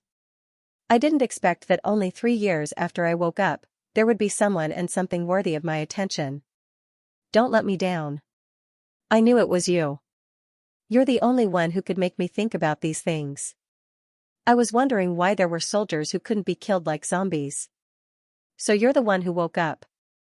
Other than a lunatic like you who only thinks about war and battles, who else would use the forbidden pseudo-deification experiment of the gods to train a group of biochemical soldiers to fight for you everywhere?" Yangqing sighed and smiled bitterly. "I heard from the previous Pluto that you were forced to reincarnate early in order to fight for the God Stone with that woman. Why? Do you want to get hurt again?" Olinos's face turned gloomy and murderous. This murderous aura was incomparable to anyone Xianxia had seen before, including the dead Noriko Okawa. It was as if merely this young man standing there was an army of the dead that had existed since ancient times. The murderous aura emitted from him was like a clap of thunder, and the neighing of horses was like a tsunami, causing people to tremble with fear. On the high platform, Mahabrahma, the experts of Brahma, Ujizi, and Yun Miao were all terrified. They felt an irresistible, turbulent aura engulfing their hearts like a storm. Even standing around this young man made them pale and powerless. The people from Brahma struggled to resist the aura the young man emitted. At the same time, fear appeared on their faces. Obviously, as the employer of Sandstorm, they didn't know that the leader of Sandstorm had come to Zhonghai personally. This was beyond their expectations. To make matters worse, they realized that this shop owner didn't seem to be friendly to them, the customers. However, Xianxia looked at the young man who was getting angrier and angrier. He said with relief, "Although I came later and I'm no longer the Pluto you know, I also learned from that person that you hate people who anger you the most. However, I also learned from that person that you hate people who anger you the most. Moreover, even if you know that they are angering you, you will not oppose them. You will only use battle to solve all problems. Alright then, according to the Treaty of Gods, in order to unseal me, I need a god to send me a message to fight. Ares, let me defeat you just like Athena did back then." "How arrogant." Ares laughed out loud. "Do you think that I won't attack you if you don't anger me?" That old man must be tired of living. Did he think that he could just find a random little guy to solve the problem? He doesn't deserve to be a member of the Protoss. You're just a fake. How dare you embarrass yourself in front of me? Today, not only will I take the God Stone, but I'll also kill you. You'd better be prepared to reincarnate or commit suicide." The conversation between Xianxia and Ares shocked everyone once again. "Ares?" Xianxia called this young man Ares? This young man is Ares? Everyone here was knowledgeable. Even if they didn't know what the Treaty of Gods was, they knew what the name Ares represented, one of the 12 main gods, the god of war. Everyone was dumbfounded by the news. Of course, they didn't think that Xianxia was lying. Judging from Alino's terrifying aura, it wasn't something they could withstand. The entire aircraft carrier base, in the huge space, actually produced a huge pressure out of nowhere because of this man's anger. Everyone felt their internal organs being compressed, and there was even a force pushing them away. Xianxia, on the other hand, was the focus of all the pressure. Although Ares' aura couldn't cause any real damage, it was already a signal to fight. Damn it! Isn't it Alino's? Why is it the god of war? I've never heard of him. Hercules roared. He took so much money from us. Why are we being pressured as well? The Shura lady shrieked. The agate prayer beads in Mahabrahma's hand flashed with a red light, blocking the pressure from all directions and allowing his subordinates to relax a little. Regardless of the reason, it doesn't seem to be as simple as we thought. Sandstorm accepted our employment and participated in this mission probably to obtain God Stones. Are they using us? This speculation made the other Brahma members pale. They had just seen God Stone and thought that they weren't far from success. They didn't expect that they would immediately become someone else's stepping stone. Or even cannon fodder. Kaining stared at the two young men in front of her in a daze. She recalled the information she had on Ares, the god of war, and whispered to Ujizi and Abbess Yun Miao, "Legend has it that Queen Hera gave birth to the god of war, Ares, after touching a flower on the Alinos plains. That must be the reason why that man has always used Alinos as his name." How did things turn out this way? Ujizi looked bitter. He thought that even though his martial arts weren't the best, he would still be unbeatable. Who knew that after he left the mountain, not only would he be intimidated by Xianxia, he wouldn't even be able to defeat the people from Brahma. Now, there was a god whose aura he couldn't even withstand. At this moment, Ares asked with a strange smile, "New Hades, is this all you can do? Where's your aura?" Xianxia turned around and looked at Kaining and the others. "All of you, do your best to escape from this place. Run as far as you can. Don't make a move on your own. I'll handle everything." Seeing Xianxia's serious expression, the three of them knew that he was not joking. Since the aura that Ares emitted was so difficult to resist, then as a lord of the same level, Xianxia would naturally emit the same aura. If the two of them really fought, how could they withstand it? Although he was curious as to how a main god's unsealing battle would look like, he did not dare to stay any longer. He hurriedly sprinted toward the entrance of the aircraft carrier with all his might. "Let's go too." Mahabrahma let out a loud cry and dashed toward the gate of the base in a flash. Mahakala, Shiva, and the rest of the elites of Brahma followed closely behind him. They wanted to leave this troublesome place. As for the unconscious Lin Zhigua on the high platform, they could no longer care about him. At this moment, they were very clear that the difference in strength between them and a main god was too great. Although they could use hostages to threaten the Hades king, they had no way of controlling this god of war who had appeared out of nowhere. "I've waited for so long before I can unseal myself. How can I let you guys escape?" Yangcheng's cold laughter suddenly appeared in front of Mahabrahma. Mahabrahma, who was escaping, looked up and saw Yangcheng, who had blocked their path at some point in time. Not to mention that terrifying speed, that ordinary face, that ordinary figure, at this moment, was like a majestic mountain, ruthlessly pressing down on everyone's heads. Just like Ares, Yangcheng had completely released his aura. "Hades King. If you dare to attack, I will immediately use my mental power to order those two sandstorm warriors to kill your family. They have my spiritual seed planted in their bodies." Mahabrahma was about to open his mouth to threaten Yangcheng, but unexpectedly, before he could finish his words, his entire body had disappeared into thin air. Yes, disappeared into thin air. The insufferably arrogant Mahabrahma didn't even have a chance to resist. He was completely erased from this world without any warning. It's the shattering of space," Mahabrahma exclaimed in a trembling voice. The other elites of Brahma were also indescribably shocked. They couldn't understand how Mahabrahma had disappeared. Even if it was a magic trick, it wouldn't be so mysterious. "Huh, you actually know about this ability?" Two cold lights flashed through Yangcheng's eyes. "Just now, if you had taken the god stone and left obediently, I wouldn't have bothered to kill you. After all, with the god stone, you can attract other people's attention. I can also save myself the effort. However, it was you who chose to use my family to threaten me. It really makes it hard for me not to kill you even if I wanted to." In the distance, Ares watched as Yangcheng and Brahma's group confronted each other. He had no intention of interfering and only shouted, "Hades King, don't waste words. Get them out of here, my fists are already itching." Mahabrahma's face turned red. He knew that his life was hanging by a thread. He roared, "Everyone, don't panic. Help me defeat this person. Even if he's a god, we will still kill him." The moment these words came out, the other Brahma members immediately understood Mahabrahma's meaning. Almost at the same time, everyone threw the weapons in their hands at Mahabrahma. The agate prayer beads in Mahabrahma's hand flew into the air. With a whoosh, they burst into a bewitching red flame. The beads absorbed all the weapons that were thrown at him and began to burn. In just a moment, the flame suddenly exploded. A faint golden, giant light monster flashed out from within. The monster had a head full of snake hair, 8 arms, and 4 heads. Each of its hands held a different weapon. It was the weapon that the Brahma members had just used.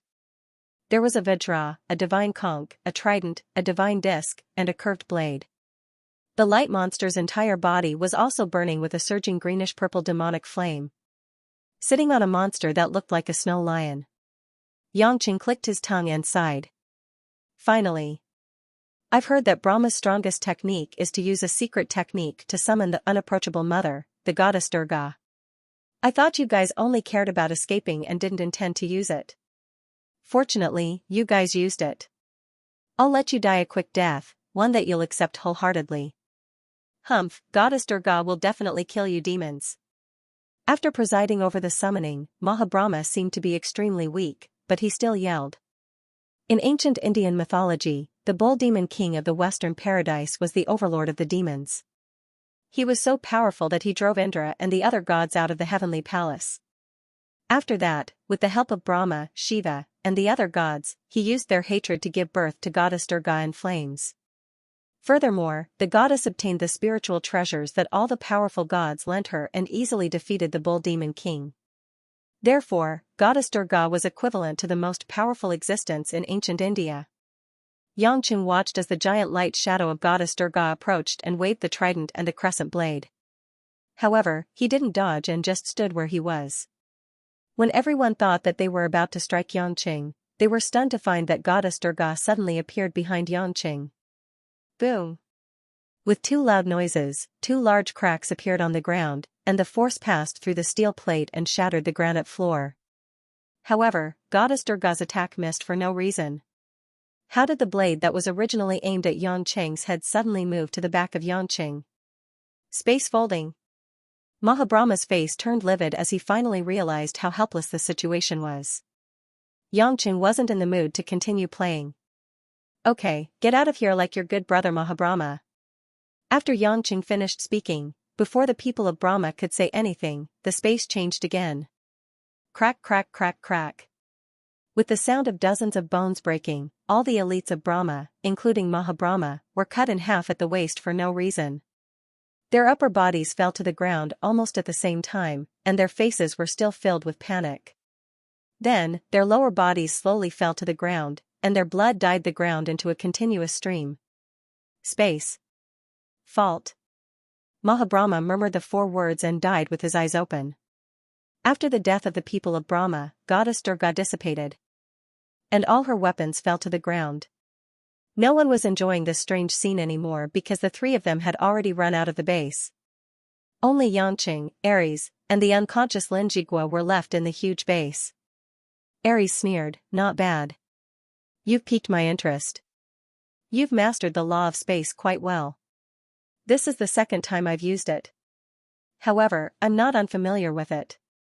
"That's all there is to it," Yangqing said. "If that's the case," Ares licked his lips and said excitedly, "Let's begin." Yangqing first took a glance at the big screen on the stage. Seeing that the 2 sandstorm warriors didn't do anything other than hugging the god stone, Yangqing felt relieved. He turned around and said to Ares, "You wouldn't ask your men to kill my family in the middle of the battle, would you?" Ares snorted, "Do you think I'm an idiot like them?" In Ares's dictionary, there is no such thing as blackmail. If it's something I want, I'll take it by force. If I want the god stone, no one can stop me. Today, I'm here to send you to reincarnation. After that, I'll return to the Middle East with the god stone.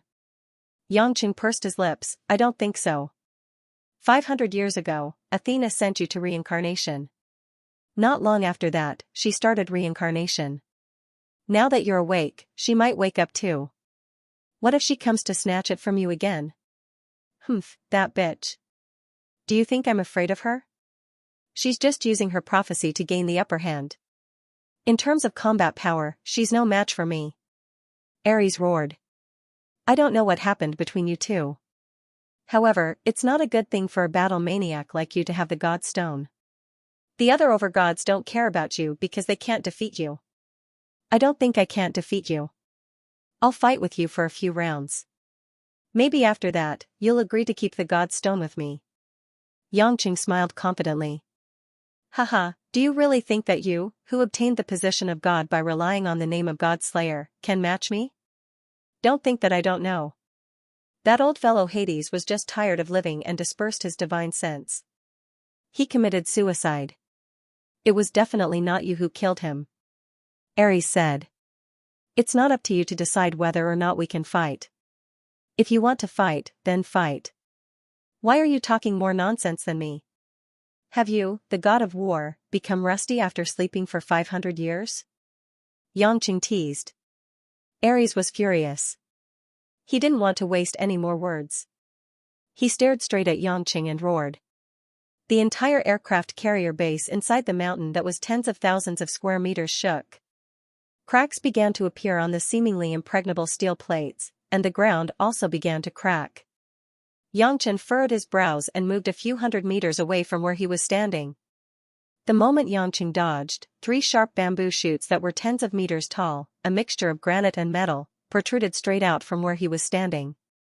It was like a spectacle that rose from the ground. "Good fellow, playing dirty right from the start. Yangqing smiled slightly and moved in a circle unhurriedly. Every time Yangqing moved to a place, there would be all kinds of steel plates and stone walls rising from the ground, or huge rocks falling from the top. Yangqing didn't just stay idle and dodge. He also used the method of space folding and fault, turning the various rocks and metals on the top and underground of the base into his weapons. It was like a circus, constantly turning into various huge objects that collided with each other. The falling rocks and metal plates that formed the walls weighed at least tens of tons. If an ordinary person was hit, they would immediately become minced meat. The weight was more than 10,000 pounds. However, in the battle between the two of them, it was as light as a feather. "This place is too small. Let's fight outside," Ares shouted. The base, which seemed indestructible, was split into two halves from the middle. "Just what I wanted." Yangqing glanced at the high platform where Lin Jigua was still unconscious. A thought flashed through his mind, and the two steel doors were directly placed on top of Lin Jigua's head to protect him. Following that, just like Ares, Yangqing manipulated the huge space, causing the base that had already been split in half to break vertically. At the same time, at the port a mile away, Abbess Yin Miao, Kai Ning, and Yujizi, who had escaped, stared at the situation of the secret base with their mouths agape. They couldn't believe that the cliff in front of them, which extended all the way to the top of the mountain, had actually been split into four halves by a strange, huge force. Following that, countless rocks, soil, grass, and trees were turned into fragments and sank into the raging tides. They were standing so far away, but they could still hear the earth-shattering sound of the collision of the waves. One had to know that the inside of the base was an aircraft carrier made of stainless steel. Yet, it was so easily split into four halves by two people, and even completely destroyed. Kai Ning and the other two finally understood why the Treaty of Gods had restricted the overgods from unsealing those who weren't at the god level. How could such power exist in this world? If they were in an aircraft carrier instead of a mountain, wouldn't the aircraft carrier be completely destroyed? Furthermore, if the overgods were in the city, among the crowd, they could slice the entire space into pieces. Not only would many people disappear into thin air, but the entire city would also be completely destroyed in the blink of an eye. This is practically the legendary scene of deities and Buddhas fighting. Yujizi mumbled. Luckily, our aircraft carrier isn't in there. Otherwise, no matter how sturdy it is, it would still be completely destroyed, Kai Ning said. Abbess Yin Miao suddenly remembered that Lin Jigua was still there. Oh no, I have to save him. Abbess Yin Miao quickly flew towards the direction of the base. No matter how much they quarreled, he was still her husband. Kai Ning and Yujizi looked at each other. Naturally, they couldn't ignore her and quickly ran back. Above the sea, the bright moon hung high in the sky. The cold wind was bone-chilling, and not a single cloud could be seen. The dark sea was churning with monstrous waves. On the surface of the sea, at least 100 meters away, two figures stood in the air. They were Yangqing and Ares. Both of them could use parallel space and control the law of space. Naturally, it was very easy for them to stand in the air. However, in a situation where both of them had control over space, it was impossible for them to casually shatter space and shatter their opponents, distort their opponents, or cut them into pieces. The only thing they could do was to destroy their opponents' physical bodies and force them to reincarnate, or completely destroy their consciousness. However, that wasn't very realistic. Therefore, the two of them destroyed the mountain where the base was located and fought until the sky was dark. However, there wasn't much of a real battle going on inside. They were only competing on each other's use of the law of space to see if there were any loopholes, so as to pave the way for the later battle. It seems like you've indeed inherited that old Hades understanding of the law. However, the old Hades wasn't my opponent, and neither will you. As soon as Ares finished speaking, he used the space-folding technique to instantly appear in front of Yangqing. A fist with the power to shatter space suddenly struck towards Yangqing's abdomen. Yangqing wrapped his hand and instantly condensed the shattered space. At the same time, he wrapped his other hand around Ares' fist and used his hand to chop towards Ares' neck. Ares bent his body and withdrew his fist, dodging Yangqing's seemingly ordinary hand chop. However, although Ares had dodged it, the ocean beneath him did not. A trench that was more than 100 feet deep and more than 100 feet long suddenly appeared in the ocean. It was the destruction caused by Yangqing's hand chop, which contained the space rupture. Ares naturally wouldn't be courteous, and he successively launched a few punches and palms that were swift like bolts of lightning. Even though they seemed to be ordinary moves that merely possessed extraordinary speed, they actually contained countless profound spatial laws, and the slightest carelessness would cause one to be easily annihilated. Yangqing received them one by one. While constantly stabilizing the space around him, he also destroyed the effect brought about by the other party's law of space, looking for an opportunity to counterattack at any time. The two's law of space clashed. Although they couldn't hurt each other for the time being, the use of countless laws still caused various trenches and tides to appear below them. The ocean currents were incomparably chaotic. The seawater seemed to be flowing backwards, creating countless waves. The surging momentum immediately formed tsunami-like surging waves that swept towards the port. However, Yangqing and Ares didn't have the time to care about the huge destruction caused by their casual attacks. They continued to use the law of space to mediate in midair. As for Abbas Xianmiao, Kai Ning, and Yujizi who were following behind, they returned to the vicinity of the base. Coincidentally, they encountered the tsunami-like waves and were instantly horrified. When they were watching from afar, although they saw the terrifying battle and the shocking destructive power, they were still able to withstand it. However, they didn't expect that when they were up close, they would feel what it meant to cover the sky and destroy the earth.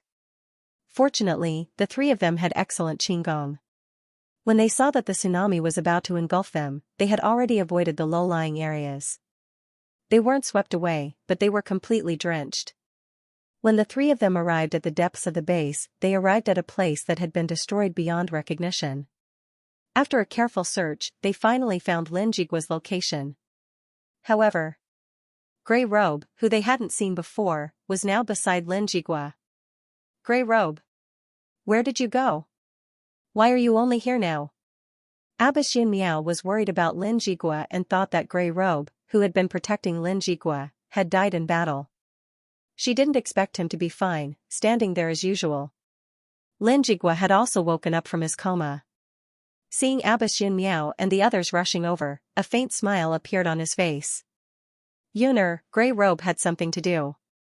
It wasn't because he didn't protect you well enough. Grey Robe lowered his head in silence, but didn't explain anything. You. Abbas Xianmiao looked at Lin Jigua from head to toe and asked, "Are you alright?" Lin Jigua pointed at the triangular protective roof formed by two huge steel plates. It was rather eye-catching in the mountain ruins. He said, "It should be Yangqing who protected me. Luckily, I survived." "Humph, I can tell. You don't even know when the enemy is coming. You've led the Yellow Flame Iron Brigade for so many years for nothing," Abbas Xianmiao said with dissatisfaction. Lin Jigua smiled bitterly and said, "It's a long story. Let's take a look at the battle between Yangqing and Ares first." Only then did everyone turn to look at the two silhouettes in the sky. Although they were so small that they couldn't be seen clearly, they could still feel the aura spreading from them even from afar. Yangqing and Ares were indeed locked in battle. The difference in strength between main gods wasn't huge. At most, it was a difference in battle experience and techniques. However, Yangqing and Ares were both people who had been on the battlefield for many years. There wasn't a clear difference in their skills. They exchanged blows, but neither gave way to the other. Seeing that he couldn't take down Yangqing after a long time, Ares was furious. After all, to him, Yangqing was just a defective product. As a true main god and a god of war who excelled in battle, how could he not be able to defeat Yangqing? "You can force me to use it. You're quite capable." Ares suddenly flew away. The bronze spear tattoo on his face suddenly flashed and disappeared. Then, a 3-meter-long bronze spear as thick as an arm suddenly appeared in Ares's hand. The bronze spear was engraved with simple and unadorned patterns. It was slightly damaged, but it was still flowing with a sharp green light. Especially the spearhead of the bronze spear, it was shaped like a halberd. It should be a sharp weapon used in ancient wars to kill in all directions. Ares' hand. Yangqing was stunned. "Haha, I didn't expect you to recognize this artifact," Ares said proudly, at the beginning of the world's creation, the Titans, Mother Earth, the descendants of Gaia, the giant clan, forged our respective artifacts for us. Hades originally had his own helmet of invisibility, which allowed him to disappear without a trace. Even our sovereigns were unable to discover him. However, in his reincarnation 3,000 years ago, it was lost. Now, even if you inherited his understanding of the law of space, you don't have any artifact in your hands. Although my Ares hand is not enough to fight against Zeus' lightning and Poseidon's trident, it is enough to deal with you. Go to hell. As soon as he finished speaking, Ares rushed towards Xianxia again. After a few consecutive space jumps, he had already flashed in front of Xianxia. Xianxia was about to dodge the sharp spear, but he was shocked to find that the space around him was actually frozen. Stupid. The function of my Ares hand is to free space instantly. Ares laughed and took advantage of this empty space. The spear was about to pierce through Xianxia's head. Xianxia knew that if he was hit, he would really be reincarnated. But if that happened, what about his family? Absolutely not. Almost in a flash, Xianxia instinctively activated his most commonly used endless resolve restoration scripture. His Xiantian true qi surged wildly in his meridians. From the beginning until now, because it was a battle of the law of space, Xianxia had not thought of using internal martial arts to fight against Ares. After all, compared to the confrontation of space, Xianxia felt that internal martial arts were not very useful. However, at this critical moment, the space was frozen, and he could not dodge in time, so he could only use his remaining strength. Originally, he had no choice but to give it a try. Unexpectedly, the aura of the Xiantian true qi was actually activated. The aura went on a rampage, like a fierce tiger that had been restrained for a long time, and it exploded in the entire frozen space. The Xiantian true qi was like a substance, condensing into a huge aura around Xianxia. Compared to the past, it was more abundant in times of crisis. Ares originally thought that if this attack continued, Xianxia would definitely be defeated. However, he did not expect that when the copper spear was less than half a meter away from Xianxia's body, it could not go any further. How is this possible? What kind of power is this? Ares didn't believe it no matter what, so he pushed it again. Xianxia felt a stabbing pain in his chest, but he was not really stabbed. It was just that the sharp aura made his chest hurt. The Xiantian true qi in his dantian was stimulated by this, and it began to spin crazily. A huge force, through the rotation, spread out to the surrounding aura. Bang! With a muffled sound, Ares, together with the copper spear, was bounced back. He flew back for more than 100 meters before stopping. In his panic, Ares forgot to organize another attack. He looked at Xianxia in disbelief, unable to say a word. Xianxia also felt that the Xiantian true qi in his body seemed to be more abundant, as if it had been stimulated and had increased a little, but the specific reason was hard to figure out. What made Xianxia even more puzzled was, why was the Xiantian true qi not bound by the frozen space, still able to break through the space around his body, and even had the power to send Ares flying? Could it be? Xiantian true qi was not bound by space. This thought suddenly appeared in Xianxia's mind, causing Xianxia to be shocked. What kind of power is that?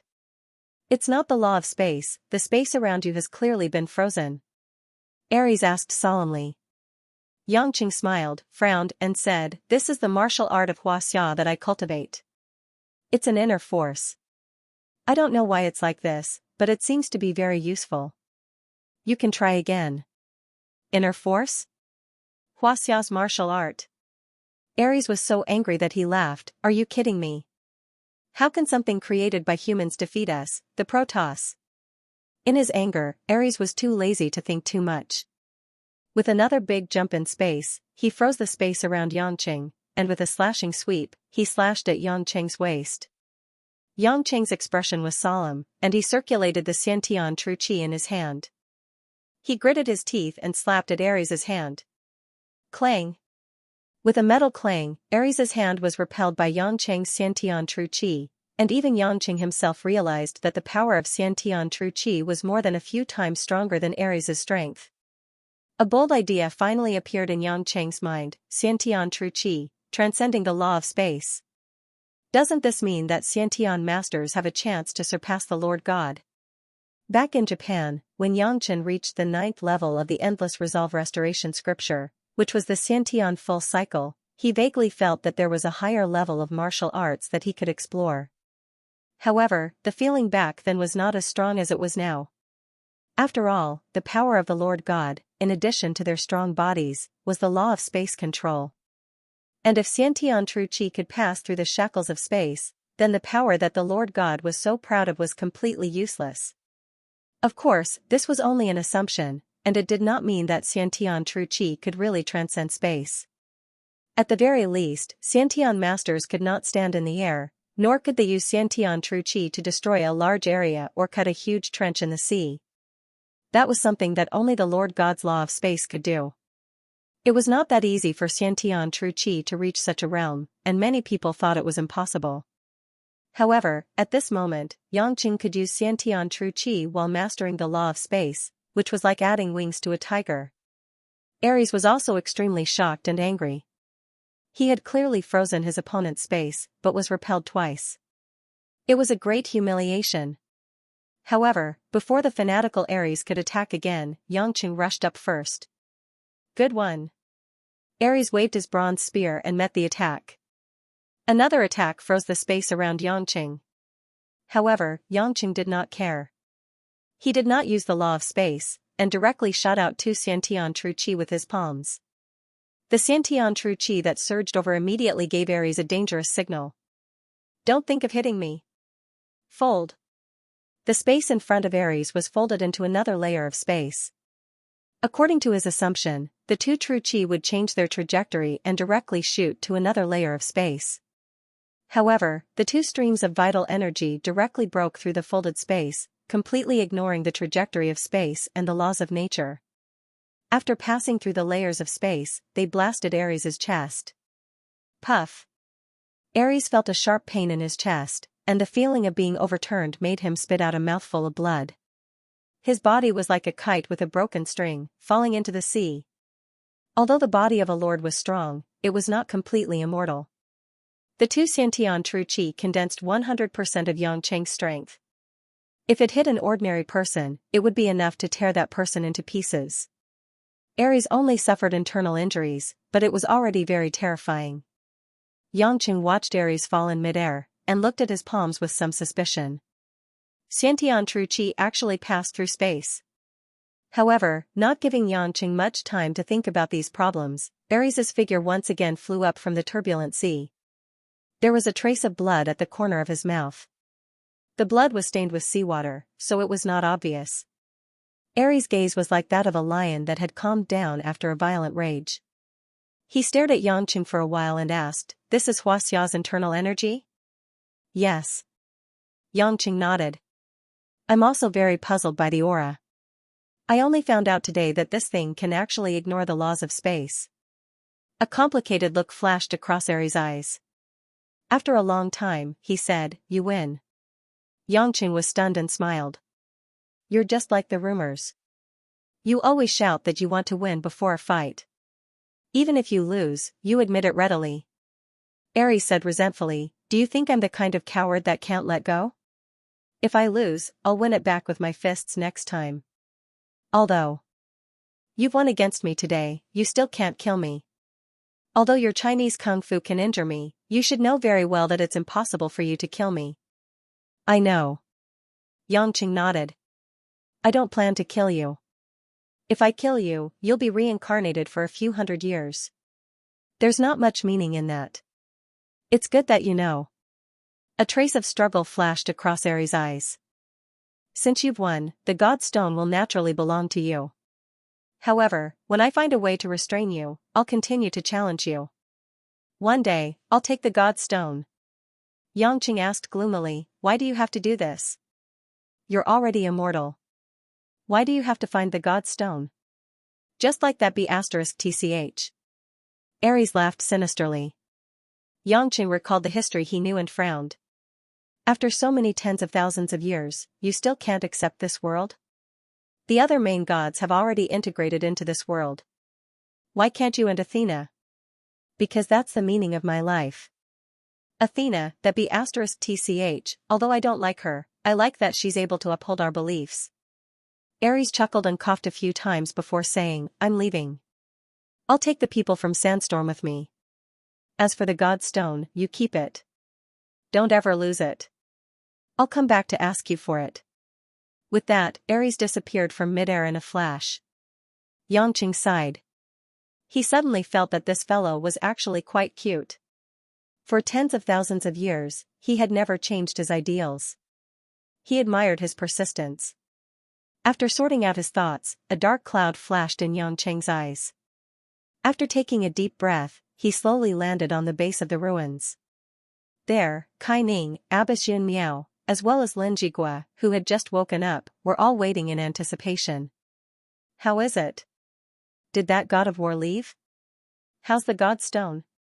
Kai Ning, who was usually calm, couldn't help but ask. Yangqing smiled at her. He couldn't beat me, so he ran away. He said that he would leave the God Stone behind. Is that so? Fortunately. Kai Ning smiled knowingly. Abbess Yun Miao and Yujizi also looked at each other and smiled. However, Lin Jigua still didn't look too good. He seemed to have something on his mind. Yangqing walked in front of Lin Jigua and stared into Lin Jigua's eyes. He asked expressionlessly, shouldn't you explain something? Lin Jigua was stunned. He asked, what is it? It's about what you've done. As Yangqing spoke, his eyes were filled with killing intent. Lin Jigua's face darkened. He smiled bitterly. You already know? I'm waiting for you to say it, Yangqing said coldly. I'm guessing that since Ori knows. Oh no, I should call him Ares, has been lying to me from the start, it's only natural that he would expose me. Lin Jigua was more at ease after knowing that Yangqing already knew. What is it? What are you guys talking about? Abbess Yun Miao and the others asked. Yangqing didn't say anything. He waited for Lin Jigua to speak. Lin Jigua thought for a while and said in a low voice, that's right. All of this was indeed planned by me. The others were even more confused. They looked at Lin Jigua nervously. Grey Robe, who was at the side, closed his eyes in sorrow. Yuner, do you still remember where our son and daughter-in-law died in battle? Lin Jigua suddenly asked Yun Miao. Yun Miao was stunned. Her face was filled with sorrow as she said with a trembling voice, Kashmir. Yes, Kashmir, the border between India and Pakistan. Lin Jigua smiled mockingly. I was the one who sent them there. Why did you mention this? I wanted to tell you that the people who killed our son and daughter-in-law were from Brahma, Lin Jigua said. Yangqing and the others were shocked. Yangqing frowned as he thought about it. He remembered that Abbess Yun Miao was familiar with Lin Jigua's crimes back in Tibet. She mentioned that his son and daughter-in-law died in Kashmir, but he didn't pay much attention to it back then. Abbess Yun Miao's eyes reddened.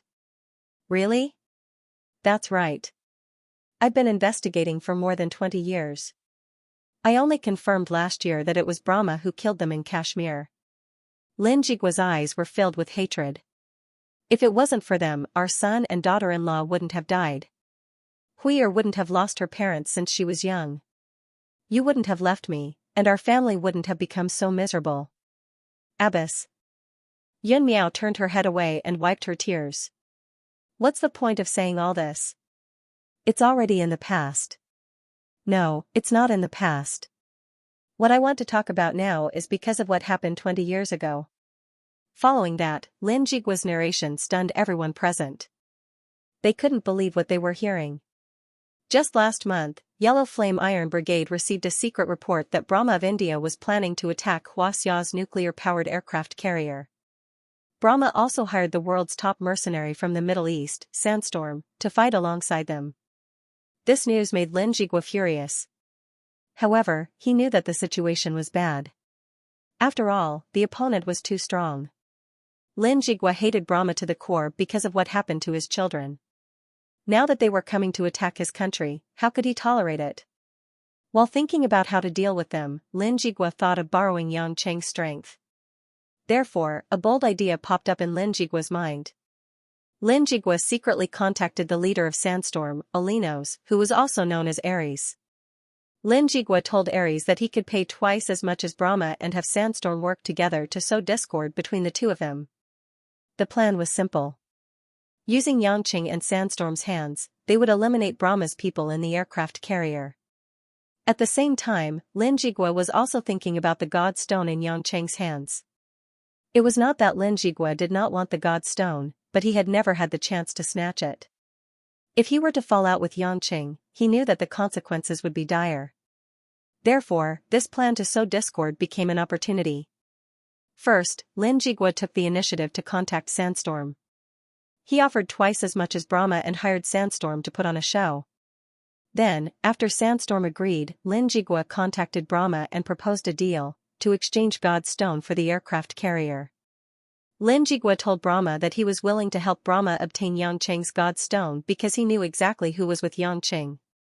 At the same time, he could mobilize the people of Yellow Flame Iron Brigade and not interfere with Brahma's search for God's stone. What he needed was Brahma's promise not to destroy the aircraft carrier with Sandstorm. After all, Brahma was an organization that had a better understanding of the God stone. After weighing the pros and cons, they immediately decided to cooperate with Lin Jigua and put on a show to force Yangqing to hand over the real God stone. When Brahma and Sandstorm arrived in Zhonghai, Lin Jigua pretended to be captured by Brahma and set up a trap for Yangqing to come to the aircraft carrier so that he would not have time to protect Lin Ruashi and the others at home. As for the Sea Eagles, Lin Jigua had already told the people of Sandstorm their exact location, so they were able to control them. Lin Jigua's plan was very detailed. As long as Brahma got the God Stone through Sandstorm, Yangqing would not suspect that he was the one who obtained the God Stone. He would only think that Brahma had it. Moreover, Brahma would definitely capture Lin Ruashi and the others as hostages. This would completely infuriate Yangqing. The one who actually obtained the God Stone was Lin Jigua himself, the Yellow Flame Iron Brigade, and the Lin family. By the time Brahma realized that the warriors of Sandstorm had taken the God Stone and did not give it to them, they would have already become the scapegoats. Moreover, as long as Sandstorm acted as a spy and rescued Lin Ruashi and the other hostages, Yangqing would definitely kill Brahma's people. Even if they killed Brahma and did not get the God Stone back, Yangqing would not suspect Lin Jigua. Unfortunately, Lin Jigua had miscalculated someone important, Ares. Ares was the god of war. His intention was to take this opportunity to take the God Stone and kill Yangqing. As for Brahma and the Yellow Flame Iron Brigade, to him, they were just tools to play with. He was a battle-hungry person to begin with. Playing with this kind of battle was just a hobby. In other words, from the beginning to the end, Brahma was just a pitiful worm being used by both sides. Lin Jigua originally thought that he was the manta stalking the cicada, but he did not expect that Ares would be the oriole behind. When Lin Jigua finished narrating everything, everyone looked at him with indescribable gazes. After the shock, Abbess Yin Miao was filled with sorrow and disappointment, while Yujizi was filled with indignation. Kai Ning lowered her head. She was unwilling to say anything, and she did not want to see Lin Jigua either. Grey Robe seemed to have known that this would happen. He stood there silently without saying a word. Yangqing did not know whether to laugh or cry. He said, "No wonder the aircraft carrier was suddenly removed and disappeared. No wonder you even miscalculated the most basic thing, such as when the enemy would arrive. Not only did you miscalculate, the enemy even knew the whereabouts of all of us long ago. Oh yes, a while ago, Yang Lai suddenly came to my house, wanting to take Huilin away. You were the one who leaked the news, weren't you? Did you already know that the women in my house would be taken as hostages? So you were worried that your granddaughter would be harmed, so you made use of Yang Lai to take her away. Is that right?" Lin Jigua smiled bitterly. "I didn't expect you to even guess this. Yes, you did use a covert method to let Yang Lai know that Hui Er was at your house. Unfortunately, that idiot Yang Lai did not manage to take her away. Perhaps it was the will of the heavens. My plan failed, but Hui Er is still safe." Yangqing smiled. "There are still some loopholes in your plan, but I can't help but admire you. This move is indeed ingenious. It's impossible to defend against it. Your only mistake was that you were unlucky. The leader of Sandstorm is Ares. That guy was born to fight and fight. He's not a schemer, but he's not stupid." "Humph, and he's a guy who doesn't keep his promises," Lin Jigua said in disdain. Yangqing laughed. Do you really think that he sold you out? What? Lin Jigua suddenly came to a realization. He pointed at Yangqing and asked with a trembling voice, You tested me on purpose? The others also looked at Yangqing in surprise. Yangqing nodded. That's right. At first, I only suspected that you were the mastermind behind all this. But I couldn't be sure, so I tried to get information from you. Who knew that you would really admit to it? Aries didn't say anything and left. If it wasn't for your guilty conscience, I wouldn't have found out the truth so quickly. Lin Jigua staggered 2 steps back. He looked miserable. You made so many arrangements and even let your subordinates get injured. Sky Dragon almost died, but in the end, it still ended up like this. To be honest, I can't understand what you're thinking. What you're doing is simply courting death, Yangqing sighed. Lin Jigua suddenly laughed coldly. Gradually, his laughter became louder and louder. What do you know? What do you know? Do you know how bitter my heart is? Let me tell you, Yangqing, Lin Jigua said. I've been the head of the Lin family for more than 20 years, almost 30 years. Because I'm the general of the Yellow Flame Iron Brigade, I can't be too arrogant. The Lin family can only be considered as a second-rate family in Beijing. I'm the head of the organization that protects Xianxia, but I always have to see a bunch of idiots rolling their eyes at me and mocking me behind my back. But I can't refute them at all. It's been almost 30 years, and I've been enduring it silently. But, what did I get in return? The Lin family can't grow stronger. My son and daughter-in-law have all sacrificed their lives for the country. My wife and granddaughter have all left me to live in the mountains.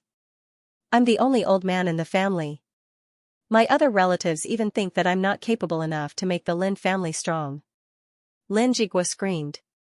Abbess Yin Miao's eyes started to tear up. Her face was filled with sadness and sorrow. Grey Robe closed his eyes in pain. He obviously knew that Lin Jigua's life wasn't easy. Lin Jigua's breathing was a little chaotic. A few veins popped up on his forehead. He continued, all these years, other countries have been strengthening their hidden security organizations. Be it America's Blue Storm, Russia's Soviet Medal, or even some non-official organizations like Yamada Sect, Vatican, Jaguar. The speed of their growth is much faster than our Yellow Flame Iron Brigade. We have the most people, but our quality is constantly dropping. More than 10 of our warriors have died in order to defeat a single enemy agent. How can such an organization protect this country? We've been seeking development, but who can help us? Those idiots only know how to fight for fame and wealth. They don't know that without us, they would have been chopped into pieces by those foreign organizations. If it wasn't for this country, do you think that as an elder, I would speak to you in such a humble manner? Do you think that I wouldn't even talk back to you after being mocked by you? Yangqing was speechless. Lin Jigua's words made sense. Although he had taken the wrong path, it was still understandable.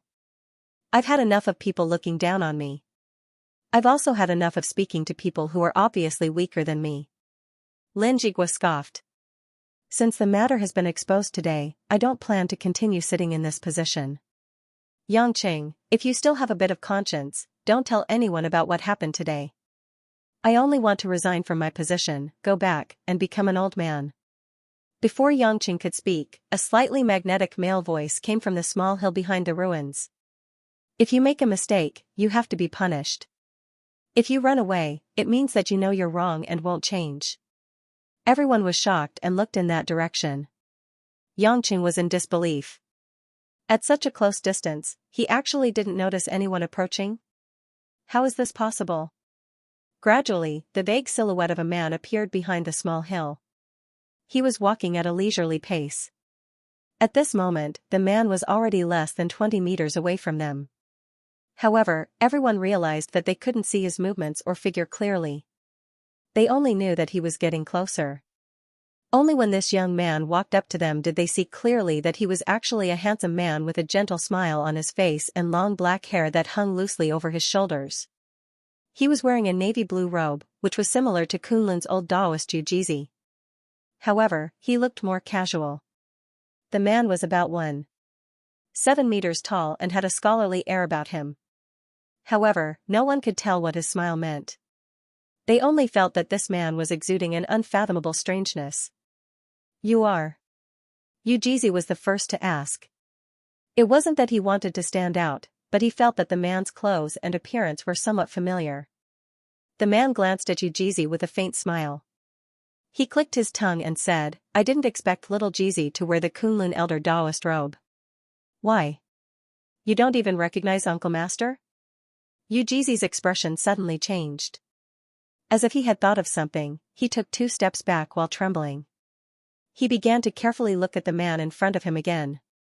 He seemed to be recalling something as he revealed a frightened and flustered expression. The man laughed. I still remember that when you first came to the mountain, you didn't know anything. Every time you had a problem with cultivation, you would come to me and ask me. I asked you, why didn't you ask senior brother sect leader but me? You said, Master is too fierce, Uncle Master doesn't scold me for being stupid. At that time, I thought that this man's future would be extraordinary. Since he was young, he was willing to be flexible, unlike those disciples who would endure the scolding without asking other Uncle Masters. It's a pity that you still can't see it clearly. It's been more than 80 years. Why are you still at the early stage of Xiantian? Plop. Yujizi suddenly knelt on the ground. His body quivered. He cowed out heavily in front of everyone and shouted, Yujizi pays respect to Uncle Master Ling Suzi. Martial Uncle Ling Shuzi? Abbess Yin Miao seemed to have thought of something as well. Lin Jigua and Grey Robe were deep in thought as well. On the other hand, Yangqing and Kai Ning had no idea what was going on. Who was Ling Shuzi? Also, this person said 80 years and Yujizi called him martial uncle. How is this possible? If he was Yujizi's martial uncle from 80 years ago, he would be at least 100 years old now. How could he look so young? He was even younger than Yangqing, who was 24 years old. Ling Shuzi sighed and said, no wonder you can't break through to the innate realm. It turns out that you've been misled by my stubborn senior martial brother. What's the point of doing all this? Kneel and worship me? I'm not a deity, I don't need you to kneel and worship me. Little Jizi, if you're filial, you should at least give me some money when you see me. I've been wandering around Zhonghai for the past few days. I've seen a lot of good restaurants, but I don't have enough money for my travel. I'm dying of hunger. Yujizi's face turned bitter. He was still in a daze just now. After hearing Ling Shuzi's words, he said gloomily, Martial uncle, Oh no. Little Jizi didn't bring any money with him. Hearing Yujizi calling him Little Jizi in front of a young martial uncle with a red face, Yangqing had the urge to laugh out loud. Forget it. I'll be heading back after settling tonight's matter. Ling Shuzi glanced at Lin Jigua and asked with a smile, as the general of the Yellow Flame Iron Brigade, you should have guessed my identity, right? Lin Jigua smiled bitterly. He felt that God was playing a big joke on him. He sighed and said, Senior, you must be from Hongmeng, right? That's right. I'm the Hongmeng messenger who has been on duty for the past 5 years. This year is also the last year of my duty. I didn't expect you to give me such a headache at the end of the year. Ling Shuzi shook his head and sighed. Hongmeng? Hongmeng messenger? What's this? Except for Lin Jigua, everyone had the same question in their minds. Lin Jigua closed his eyes and said, why is it like this? In the past, when so many warriors of the Yellow Flame Iron Brigade died and our resistance was so weak, Hongmeng had always been like a legend, illusory and without a trace. But now, after I've given up and made this decision, Hongmeng actually appeared in front of me? Ling Shuzi chuckled and said, don't you understand? Hongmeng will never give up on this land. It's you, your own heart, that has been shaken. Lin Jigua's face turned gloomy, and he remained silent. At this moment, Yujizi couldn't help but ask, Junior uncle, didn't you, why did you? Hey, just say it if you want to. What are you stuttering about? Ling Shuzi said with dissatisfaction. Yes. Ling Shuzi asked carefully, when I was only 20 years old, didn't Junior uncle, when you were traveling in Huaxia, you were ambushed by your enemies, and that's it? Why did you? You want to say that I'm not dead? Why am I standing in front of you again, and I look so young? Ling Shuzi smiled faintly. Yu Jizi nodded vigorously. I'm not telling you, Ling Shuzi said proudly. Everyone was speechless, but at the same time, they were shocked. Was this young man really Yu Jizi's junior uncle? Abbess Yin Miao finally remembered who the person in front of her was. She exclaimed, I remember now. Ling Shuzi of Kunlun. You're the rare genius of Kunlun in 1,000 years, Ling Shuzi? Ling Shuzi hummed and said, little girl, you know me too?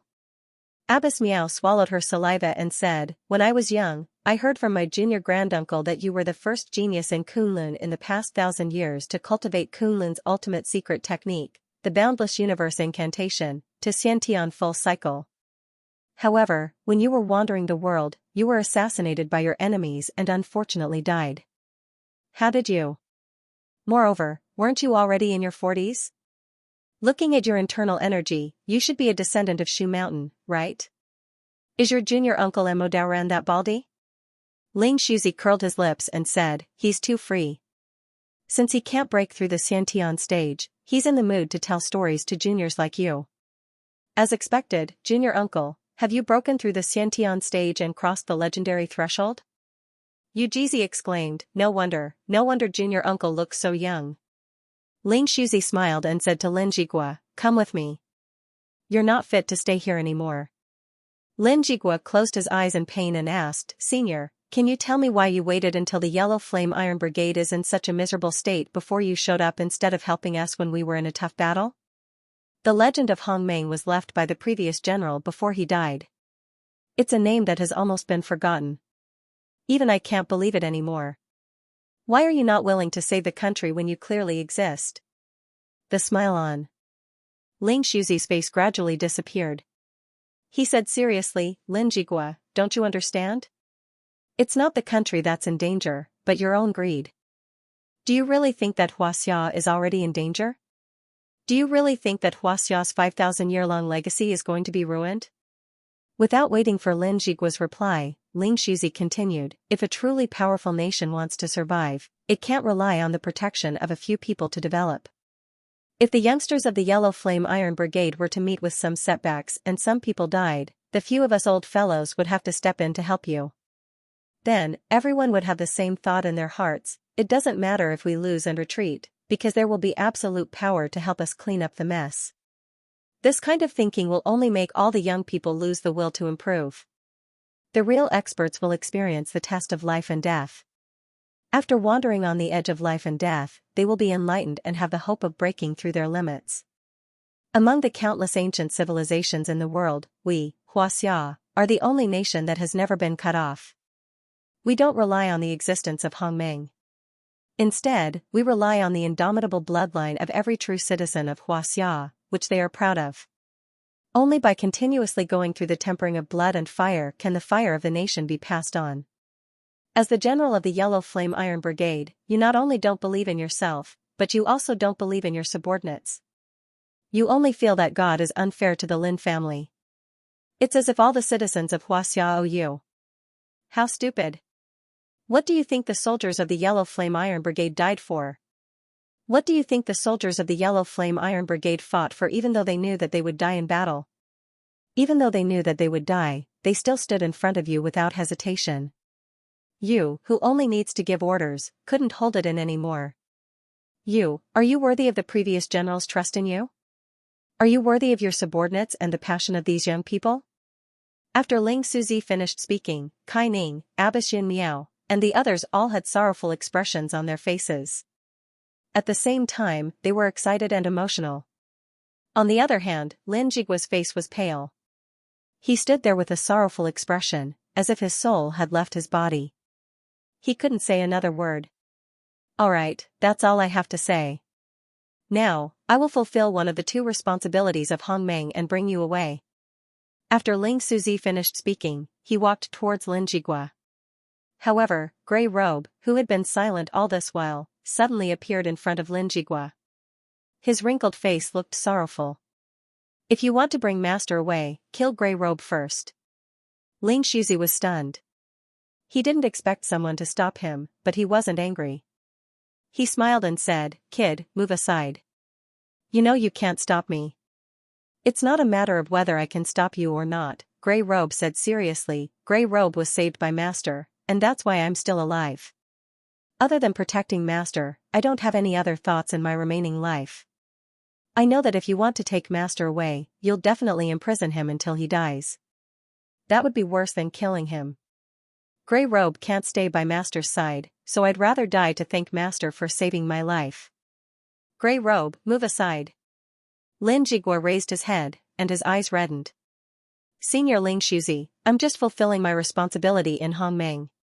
I'm the general of Yellow Flame Iron Brigade, and I should be judged for my mistakes. Master, Grey Robe has always obeyed Master's orders. Even though Grey Robe couldn't agree with Master's plan, he didn't interfere at all. He just watched from afar and didn't stop Master.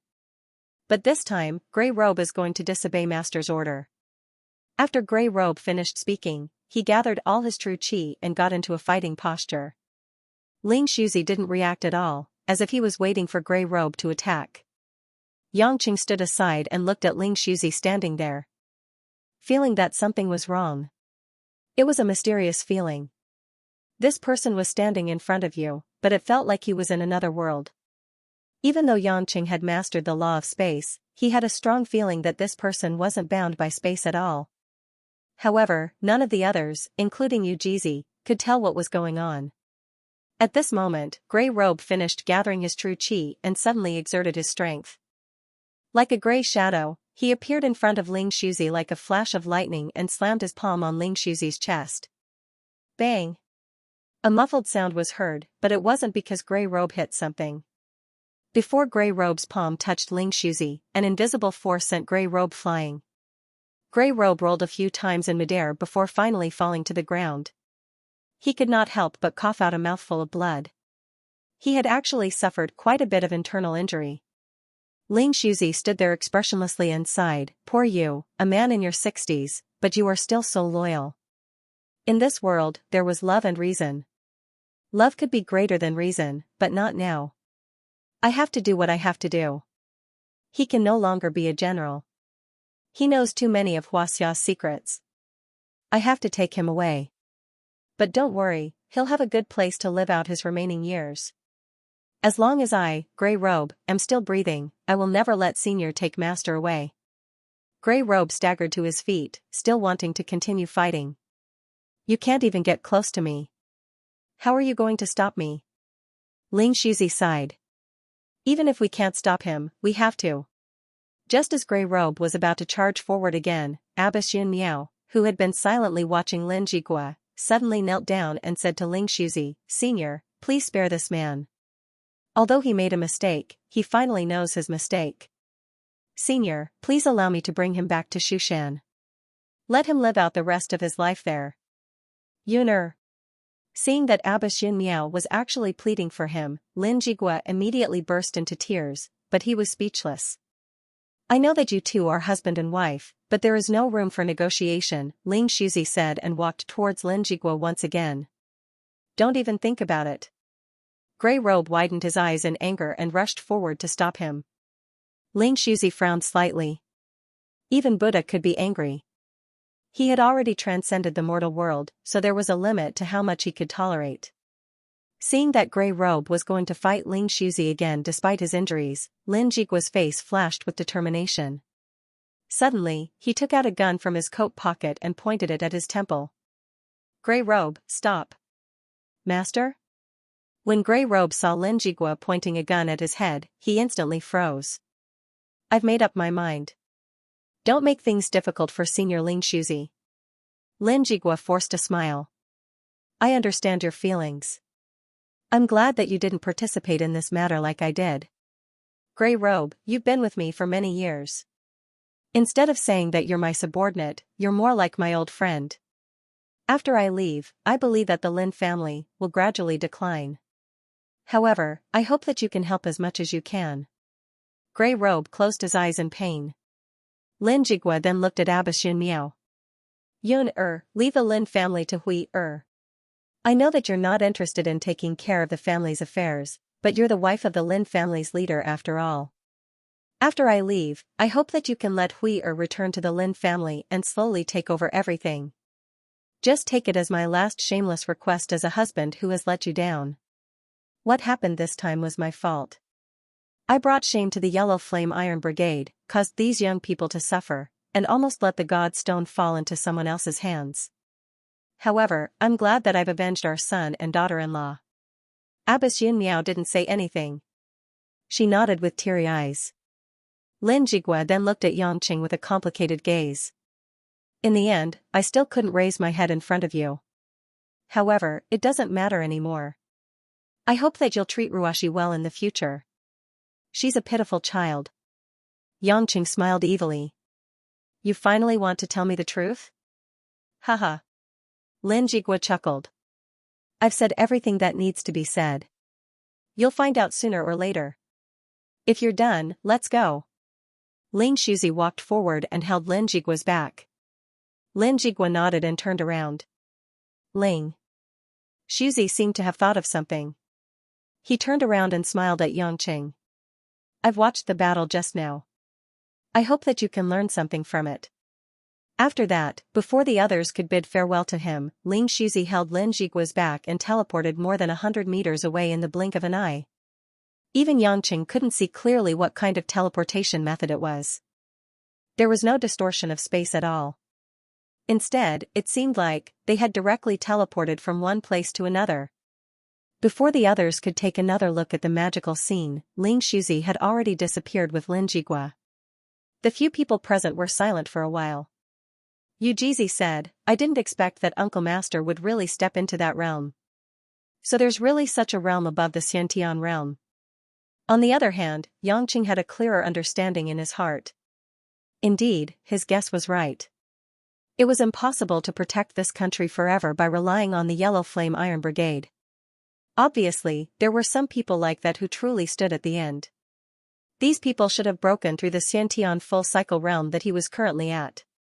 Previously, he could only vaguely feel that there was still room for improvement. Now, he could be sure. Then, he felt that Ling Shuzi's teleportation method of leaving made Yangqing feel even more enlightened. In front of him, there seemed to be a door that had never been opened before, slowly revealing a small gap. What are you thinking about? Kaining suddenly asked softly. Yangqing shook his head.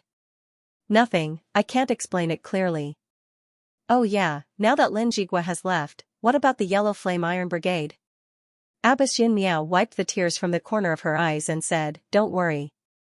Hong Meng has two main responsibilities. The first is to protect the foundation of the country, and the second is to supervise the general of the Yellow Flame Iron Brigade. The second is to supervise the general of the Yellow Flame Iron Brigade.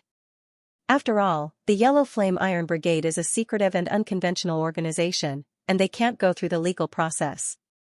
Therefore, if the general is put on trial, Hong Meng will use a special method to arrange for the next general.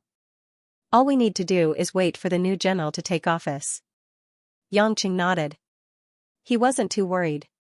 Now that the matter had been resolved, he thought of Mo Chenni, whom he had arranged to stay at Rose Bar. Since he was with Chengwei, the two women must have been worried about him. He couldn't help but want to rush back to see them. Since there's nothing else, I'll be heading back first, Yangqing said to the few people present. Yujizi cupped his hands. Thank you, little friend Yang. This time, it's all thanks to you that I survived. Yangqing waved his hand and turned to leave. Running as fast as he could to the pier where he had parked his car, Yangqing drove crazily on the streets of the city in the wee hours of the morning. The events of the night had happened too quickly. When Yangqing remembered that he had forgotten to call home to explain why he hadn't returned home, he couldn't help but feel vexed. Lin Ruashi would probably be angry at him again. It was fine if he went out to eat with another woman, but he didn't even return home at night. Wasn't that just asking for trouble? But he couldn't call home in the wee hours of the morning, and he couldn't tell her what he had done tonight. Therefore, Yangqing gave up on explaining. When he arrived at Rose Bar, there weren't many people inside. There were only 2 unknown members of Red Thorn's society working at the bar counter. However, Yangqing could still sense that there were many people surrounding the bar. Obviously, they had been hired by Changwei to protect the bar. Seeing Yangqing, many of the elite members of Red Thorn's society who knew him bowed to greet him. Yangqing waved at them as a form of greeting. He entered the back corridor and came to the door of Xiangwei's room. He asked the two bodyguards guarding the door, "Is your big sister sleeping inside?" The two bodyguards shook their heads. "Mr. Yang, we don't know if big sister is asleep or not." Yangqing thought that his brain wasn't working well. It would be weird if the two bodyguards were watching whether his woman was asleep or not. Therefore, he opened the door and walked into the room. After entering the fragrant bedroom, Yangqing raised his head and saw the scene on Xiangwei's big bed. Suddenly, he felt all the blood in his body flowing to his brain. He gulped and his mouth became dry. On Xiangwei's wide bed, the recent mattress was a dark coffee-colored bed sheet. It was also covered with a silky and smooth blanket that was similar to milk chocolate, so the entire color scheme was very flirtatious. At this moment, the two women's nightgowns were in a mess. One was white, and the other was light blue. Both of them had been tossed around by the playfulness before going to bed. From Yangqing's point of view, the two of them could clearly see their white thighs, as well as the strange color of temptation between their thighs. What was even more frightening was that Xiangwei's head was actually stuffed into Emo Qianni's chest, while Emo Qianni slightly pouted and kissed Xiangwei's hair. The two of them were entangled and hugged each other. They were completely different from their usual charming and moving appearance. Instead, they seemed much more cute and adorable, making them look even more comical. Although Yangqing's footsteps were light, he didn't try to hide it.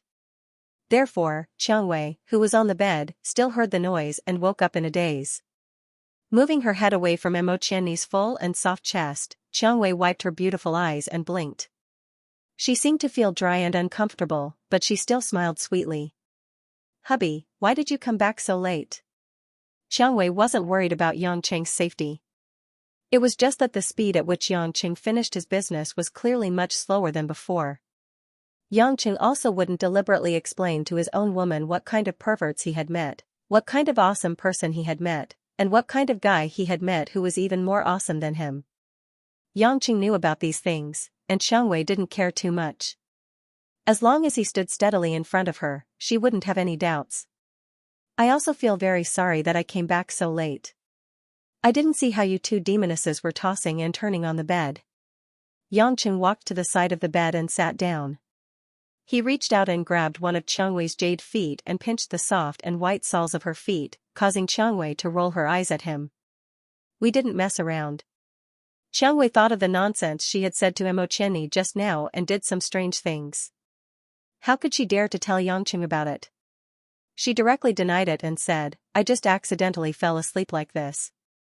Emo Qianni, who hadn't slept for long, also heard the noise and opened her eyes drowsily. Seeing that Yangqing was sitting by the bed and talking, she couldn't help but be overjoyed.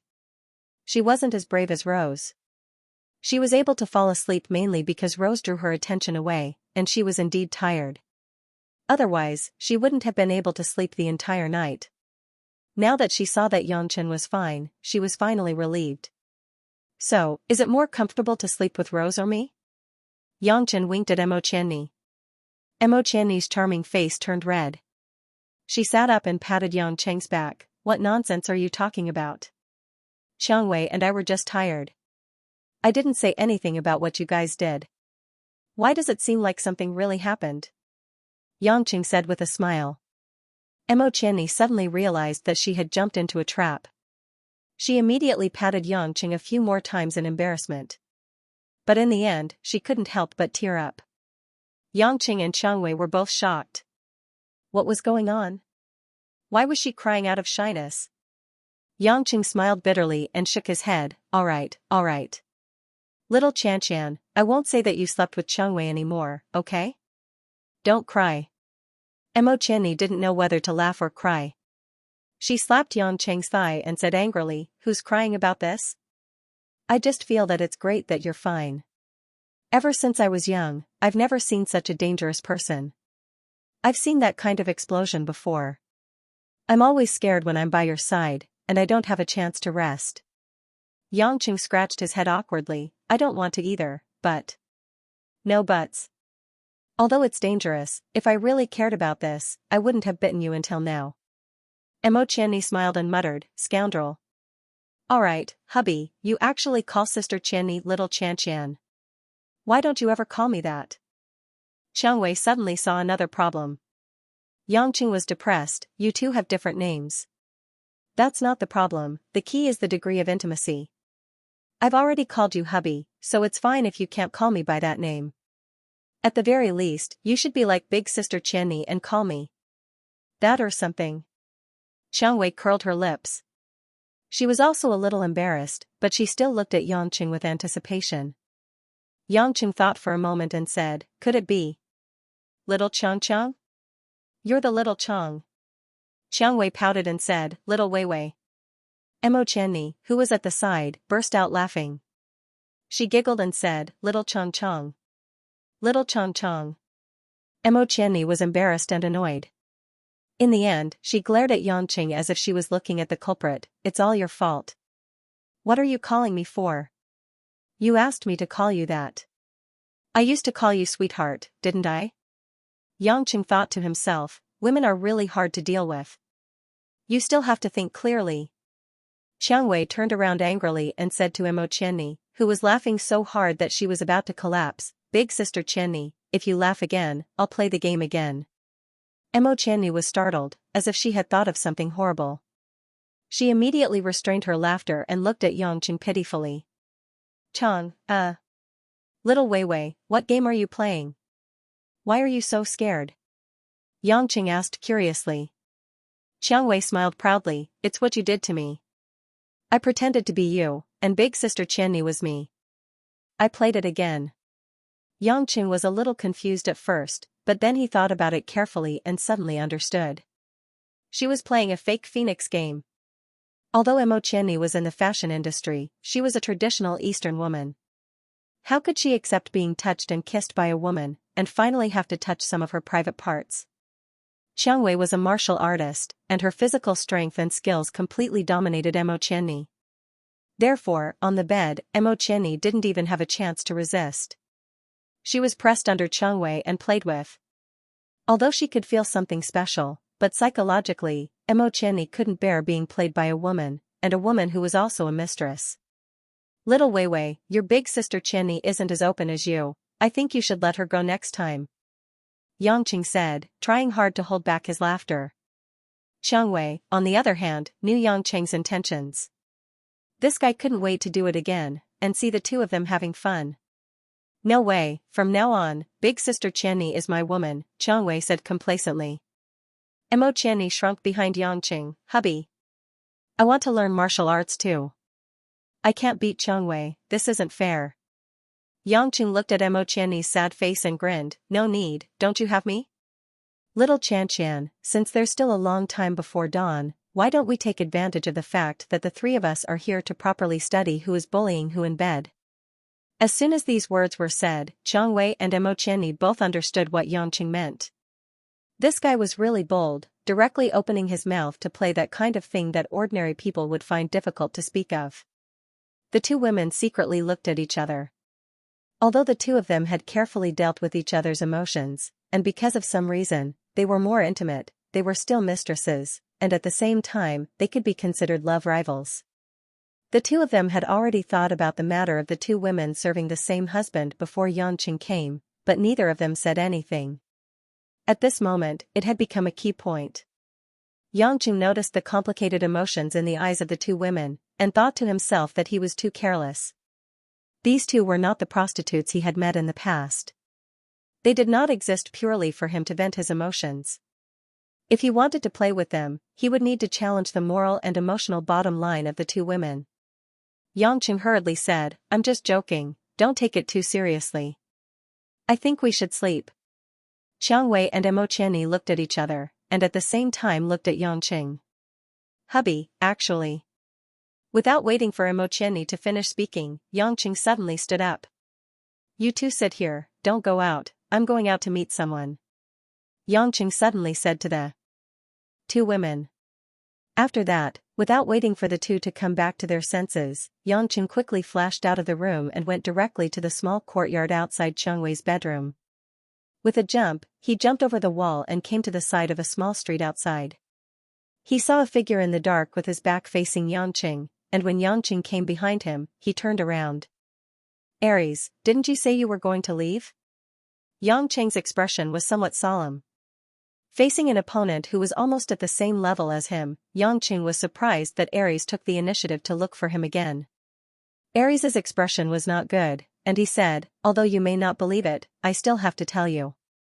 I lost contact with my two subordinates. They took the God Stone from your hand, and now, even the God Stone, I don't know where it is. After listening to Aries's words, Yang Cheng's first thought was not suspicion, because if Aries had really taken the God Stone, he had no reason to fabricate such a lie. In fact, if he had really taken the God Stone and avoided me, I wouldn't have been able to find him. Although the Xianxia could help me defeat Aries, it couldn't help me track him down. Moreover, Aries had always been a straightforward person. If he lost, then he lost. If he said he would give up, then he would definitely give up. What's the specific situation? Yang Cheng asked. Seeing that Yang Chen didn't suspect him, Aries was stunned for a moment. Following that, the way he looked at Yang Chen seemed to be much more pleasing to the eye. Only then did he tell the whole story. After being defeated by Yang Chen just now, although Aries was a little unhappy, he wasn't too obsessed with the result. To him, being able to fight was the most worthwhile thing. Therefore, Aries fulfilled his promise and decided to call back his two subordinates from Yang Cheng's house. At the same time, he returned the God Stone to its original place. However, when Aries wanted to contact the two of them, he realized that the two of them had actually disappeared without a trace. In the parking lot of Yang Cheng's house, apart from the hole in the wall that was dug out, there was no other trace of them. The two of them seemed to have disappeared into thin air, along with the God Stone. Aries felt that something was not normal. Although he wasn't afraid of Yang Cheng, he was a straightforward person and felt that he needed to explain clearly. Therefore, he went to the bar and found Yang Cheng according to the information he had gathered. After listening to Aries, Yang Cheng immediately thought of the Holy Grail incident after the Liu family's banquet. At that time, elder mobses disappeared into thin air. No one present could understand it at all, but he could clearly feel that someone had used the law of space to devour mobses. At the same time, something that seemed to be divine power in the Holy Grail was taken away, turning the Holy Grail into an ordinary old cup. Could it be that unknown guy this time as well? However, the last time, the Holy Grail had only been stripped of the power within it. This time, the God Stone had been taken away. This meant that the other party's intentions were different. Aries saw that Yang Cheng was deep in thought and said, if you know who did it and need my help, I will be happy to help you find the God Stone. No need, you won't be able to find it, Yang Cheng said. Aries frowned. Are you planning to give up on the God Stone? There's nothing we can do about it. The other party is someone who understands the laws of space. Just like how I can't find you, we can't find him either. Yang Cheng smiled bitterly. Aries was shocked, and then his face darkened. Which shameless guy came to mess things up? It's not someone I know, Yang Cheng said. It shouldn't be these people who have woken up. After listening to Yang Cheng recount the incident with the Holy Grail, Aries came to a realization. He frowned and said, although, other than the 12 core gods who have the ability to reincarnate, it is said that the other gods have all disappeared. But we can't rule out the possibility that some of the more powerful gods are still living in some corner of the world. However, I can understand snatching the God Stone, but why would they snatch that broken cup? Yang Cheng shook his head. He was also puzzled as to why they would snatch the Holy Grail. It was meaningless to someone who had mastered the laws of space. If that's the case, I will help you investigate this matter, Aries said. Anyone who dares to snatch a piece of meat from my hands will definitely not let him have it easy. Of course, Yang Cheng didn't have any objections. It was good to have free labor to help him investigate. After Aries really left, Yang Cheng shook his head. Although the God Stone was important, it wasn't enough to make him lose his appetite. Especially tonight, after meeting that completely unfathomable Ling Suzi, Yang Cheng knew that there was still a limit to the power he could come into contact with. When he returned to Cheng Wei's room, the two girls looked at him worriedly.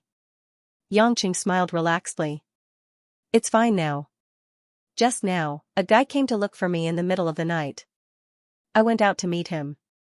Cheng Wei and Mo Qianni both knew that Yang Cheng wasn't willing to talk about some things, so they didn't pursue the matter. Xiang Wei suddenly said, "Hubby, I'm going to move." Yangqing was stunned. "What move?" "I'm leaving this place. I'm going to move back to the old house." "It's bigger there," Xiang Wei said. The old house that Xiang Wei mentioned was, in fact, the house that Sita Mingzi used to live in. Ever since Sita Mingzi was sent abroad, the house fell into Xiang Wei's hands. It was just that Xiang Wei had never moved there.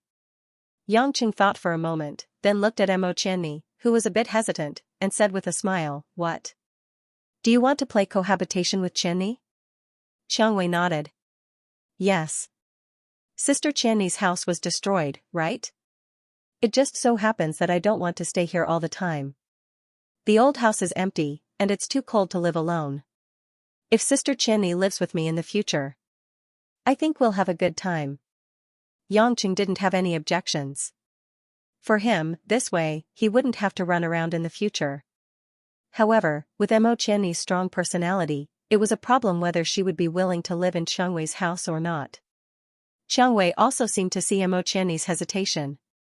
She smiled and said, "Sister Qianni, you'll be responsible for the daily expenses of the house in the future. It's equivalent to you renting the house. Is that okay?" Mo Qianni felt that it wouldn't be appropriate to refuse again. She nodded and looked at Yangqing bitterly. That bad guy has it easy. Yangqing's thoughts were seen through, but he didn't feel embarrassed. He smiled and said, "You can listen to Xiang Wei on this matter. I think the two of you will get along well together. I have to go back to take care of some matters. You can continue sleeping. It's still early." Hearing that Yangqing was going to leave again, Mo Qianni and Xiang Wei were extremely surprised. They thought that Yangqing would immediately bring up that embarrassing matter again when he heard that they were going to live together. Yangqing didn't want to let go of the 2 white rabbits that were delivered to his mouth. However, after hearing Ari's words, he felt that he had to go home to see if there were any traces left and if the scene had been cleaned up. It wouldn't be good if something scared the women at home. In less than half an hour, Yangqing returned to the villa in Dragon Garden. While in the car, Yangqing had already asked Molin about the situation of the Sea Eagles. 4 members were lost, and the others were only lightly injured. This situation was much better than Yangqing had imagined. After all, the other party was a warrior who didn't fear death after the biochemical experiment. The lawn outside the villa had been cleaned up. Yangqing went to the underground parking lot and put back the stones that had been dug up. Everything looked the same as before, but the god stone was indeed gone. There were no traces of the scene that could be traced at all. Yangqing sighed softly. He knew that there was no way he could investigate. He could only take it one step at a time. The next day, Yangqing went down to the dining room from the 2nd floor to have breakfast. Beside the dining table, Lin Ruashi, who was dressed in standard office attire, had already finished eating and stood up. Looking at Lin Ruashi's meticulous black hair that was tied up in a high bun, she was cold and expressionless. Yangqing felt guilty and couldn't help but ask, "Babe Ruashi, why are you dressed like this? Are you going to work?" Lin Ruashi completely ignored him as if she didn't hear anything. She picked up her bag from the sofa and was about to go out. At this time, Guishuihua, who came out of the kitchen with millet porridge, suddenly laughed and said, "Oh, Ruashi said that it's New Year and she needs to choose 2 decent new clothes for you as her husband, so she has to go out today. Isn't that right, Ruashi?" Lin Ruashi was already at the door. When she heard Guishuihua's words, she stopped in her tracks. There was a slight struggle on her cold and elegant face. In the end, she bit her thin lips, turned her head and responded. Yangqing wasn't a fool. Lin Ruashi's behavior just now meant that she didn't want to stay at home, so she chose to work at the company. It was obvious that Guishuihua saw that the 2 of them were in a deadlock and Lin Ruashi was ignoring her, so she deliberately gave him a way out. She was also indirectly asking Lin Ruashi not to be too cold. Although Yangqing was grateful for Guishuihua's protection of him, he couldn't help but feel that this was a little too cruel to Lin Ruashi. Could it be that there was already a conflict between the mother-in-law and daughter-in-law at home? After Lin Ruashi agreed to Guishuihua's request, she continued to walk out the door silently. Based on her personality, even if she was really wronged, she naturally wouldn't show it. Yangqing sat down and drank a few mouthfuls of porridge. He pondered for a while and said to Guo, who was peeling a tea egg for him, in the future, don't treat Ruashi like this. It's my fault. It's only right for her to be angry. Guo was stunned for a moment. She said in a slightly mournful tone, is Mom being a busybody? Mom knows that I'm not a good role model. I've never fulfilled my duties as a mother and mother-in-law to you and Ruashi. Mom doesn't mean anything by it, but I can't help it. I feel that Ruashi is always giving you a hard time. They've been married for half a year, but she still doesn't let us share a room. It's a little too much. Sigh, I also know that she's a good child. I even had a good talk with her a few days ago. But I don't want to see you suffer. Every time I think about the hard days you've lived in the past, I can't bear to see anyone treat you coldly. Not even a daughter-in-law. Yangqing looked at Guo with a complicated expression. He shook his head and said, there's nothing for me to feel wronged about. Our matter is a little special. Anyway, let us handle our own matters in the future. After saying that, Yangqing stood up, took a coat, and prepared to go out. Guo was stunned. Yangqing, why are you going out too? You've only eaten half of your breakfast. I'm going to the company. It's already New Year's. We can't just eat New Year's Eve dinner with a sour face. Yangqing shrugged. Even if I have to kneel on a washboard, I have to invite that cold-faced Guanyin back. Not long after driving from home, Yangqing found that the gas indicator light of his BMW was on. He drove the car to a nearby gas station to fill up the gas. When he paid the staff, Yangqing suddenly thought that the money he spent, the car he was sitting on, and the house he came out of, all of these were actually Lin Ruashi's things. At first, I married this woman unwillingly because of the contract. I thought that I was just hired, so I didn't care too much. But now, I already plan to walk the road with this woman in the future. It didn't seem very good to use other people's things. It wasn't that Yangqing felt embarrassed. Yangqing wasn't afraid of others saying that he was living off a woman. His face had long been thick enough to not care about those things. However, even if I don't mind, what about Lin Ruashi? She has always wanted me to be outstanding. Isn't it because I don't work hard enough? Although recently, because some of my true colors were revealed, Lin Ruashi no longer urged me to work like before, but if others knew about our relationship, they would inevitably have some thoughts. Realizing that he had been kept, Yangqing didn't know whether to laugh or cry. Although I didn't mean it, not only did I have to live and eat with Lin Ruashi, but I also always made her angry for me. I really let her down. Why don't I discuss with the old guy, Ron, and get a few good things for my wife to be happy? Yangqing thought while driving, but the more he thought about it, the more he felt that some material things weren't very interesting. Lin Ruashi wasn't short of money. Although she wasn't one of the richest people in the world, she couldn't spend it all in a few lifetimes. Instead of giving her some strange treasures that weren't of much use, it was better to do something to make her feel more comfortable, such as making some achievements in her work, such as not staying up all night without calling her. Yangqing's mind was in a mess. He drove to the headquarters of Yulei with guilt in his heart. Because it was the eve of the spring festival, there weren't many people on duty in the building. Yangqing walked all the way to the top floor of the building, but he didn't meet anyone he knew. He walked all the way to Lin Ruashi's CEO office and knocked on the door, but there was no response. General Lin, it's me, Yangqing. Open the door, Yangqing shouted with a smile. There was still no movement inside. Yangqing frowned and was about to open the door when he heard footsteps behind him. Turning around, he saw a man and a woman walking over, talking and laughing. The woman was Lin Ruashi's assistant, Wu Yu, whom Yangqing jokingly called Airport.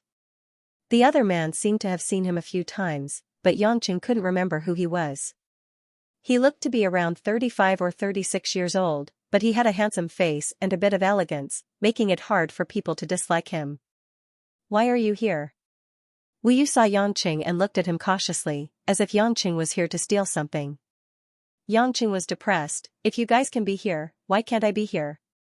Humph, sneaky. I thought that when the CEO let you be the director, you would look like a higher-up.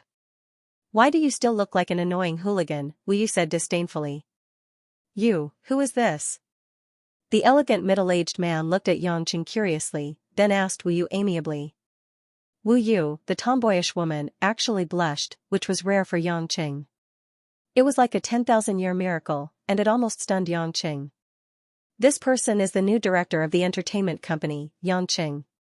He's not a good person, Wu Yu said softly. The man stared blankly for a moment, then smiled at Yangqing like a cool breeze. Hello, I've long heard that Boss Lin has Department Head Mo and Director Lin as his subordinates. I've met Department Head Mo many times before, but this is the first time I've seen the elusive Boss Lin. It's an honor to meet you. Yangqing shook hands with him and frowned slightly. Why are you saying so much flattery? Who are you? Humph, you have no manners at all, Wu Yu said unhappily. This is the new vice president of our company appointed by Muyun Corporation, Mr. Li Mingyi. Yangqing suddenly realized that he had bumped into Lin Ruoshi at the company previously. Didn't she say that she was going to receive the new vice president sent by Muyun Corporation? She seemed to be the special contact person in charge of the new material market. He didn't expect her to be so young, and not an old man in his 50s like he had imagined. Looking at the smug Wu Yu and the polite Li Mingyi, Yangqing understood, but he was too lazy to say anything. He continued to open the door to the president's office. Hey, what are you doing?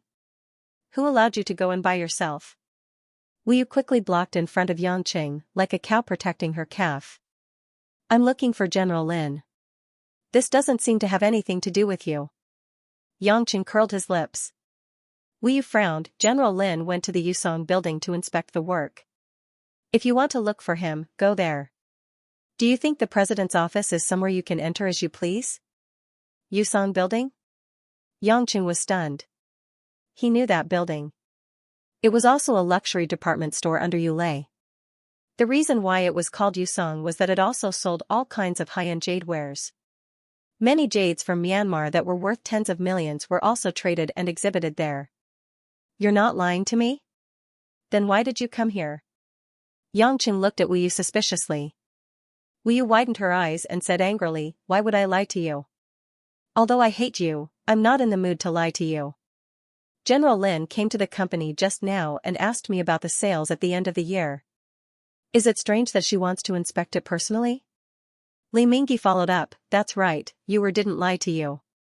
Director Yang, General Lin did go to the Yusong building. I saw her just now. The end of the year is an important sales season for many companies, and Yulei is no exception. It's normal for a responsible leader like General Lin to inspect it personally. Yangqing wondered if he should give Lin Ruoshi a call. But after thinking about it, he didn't know what to say to her.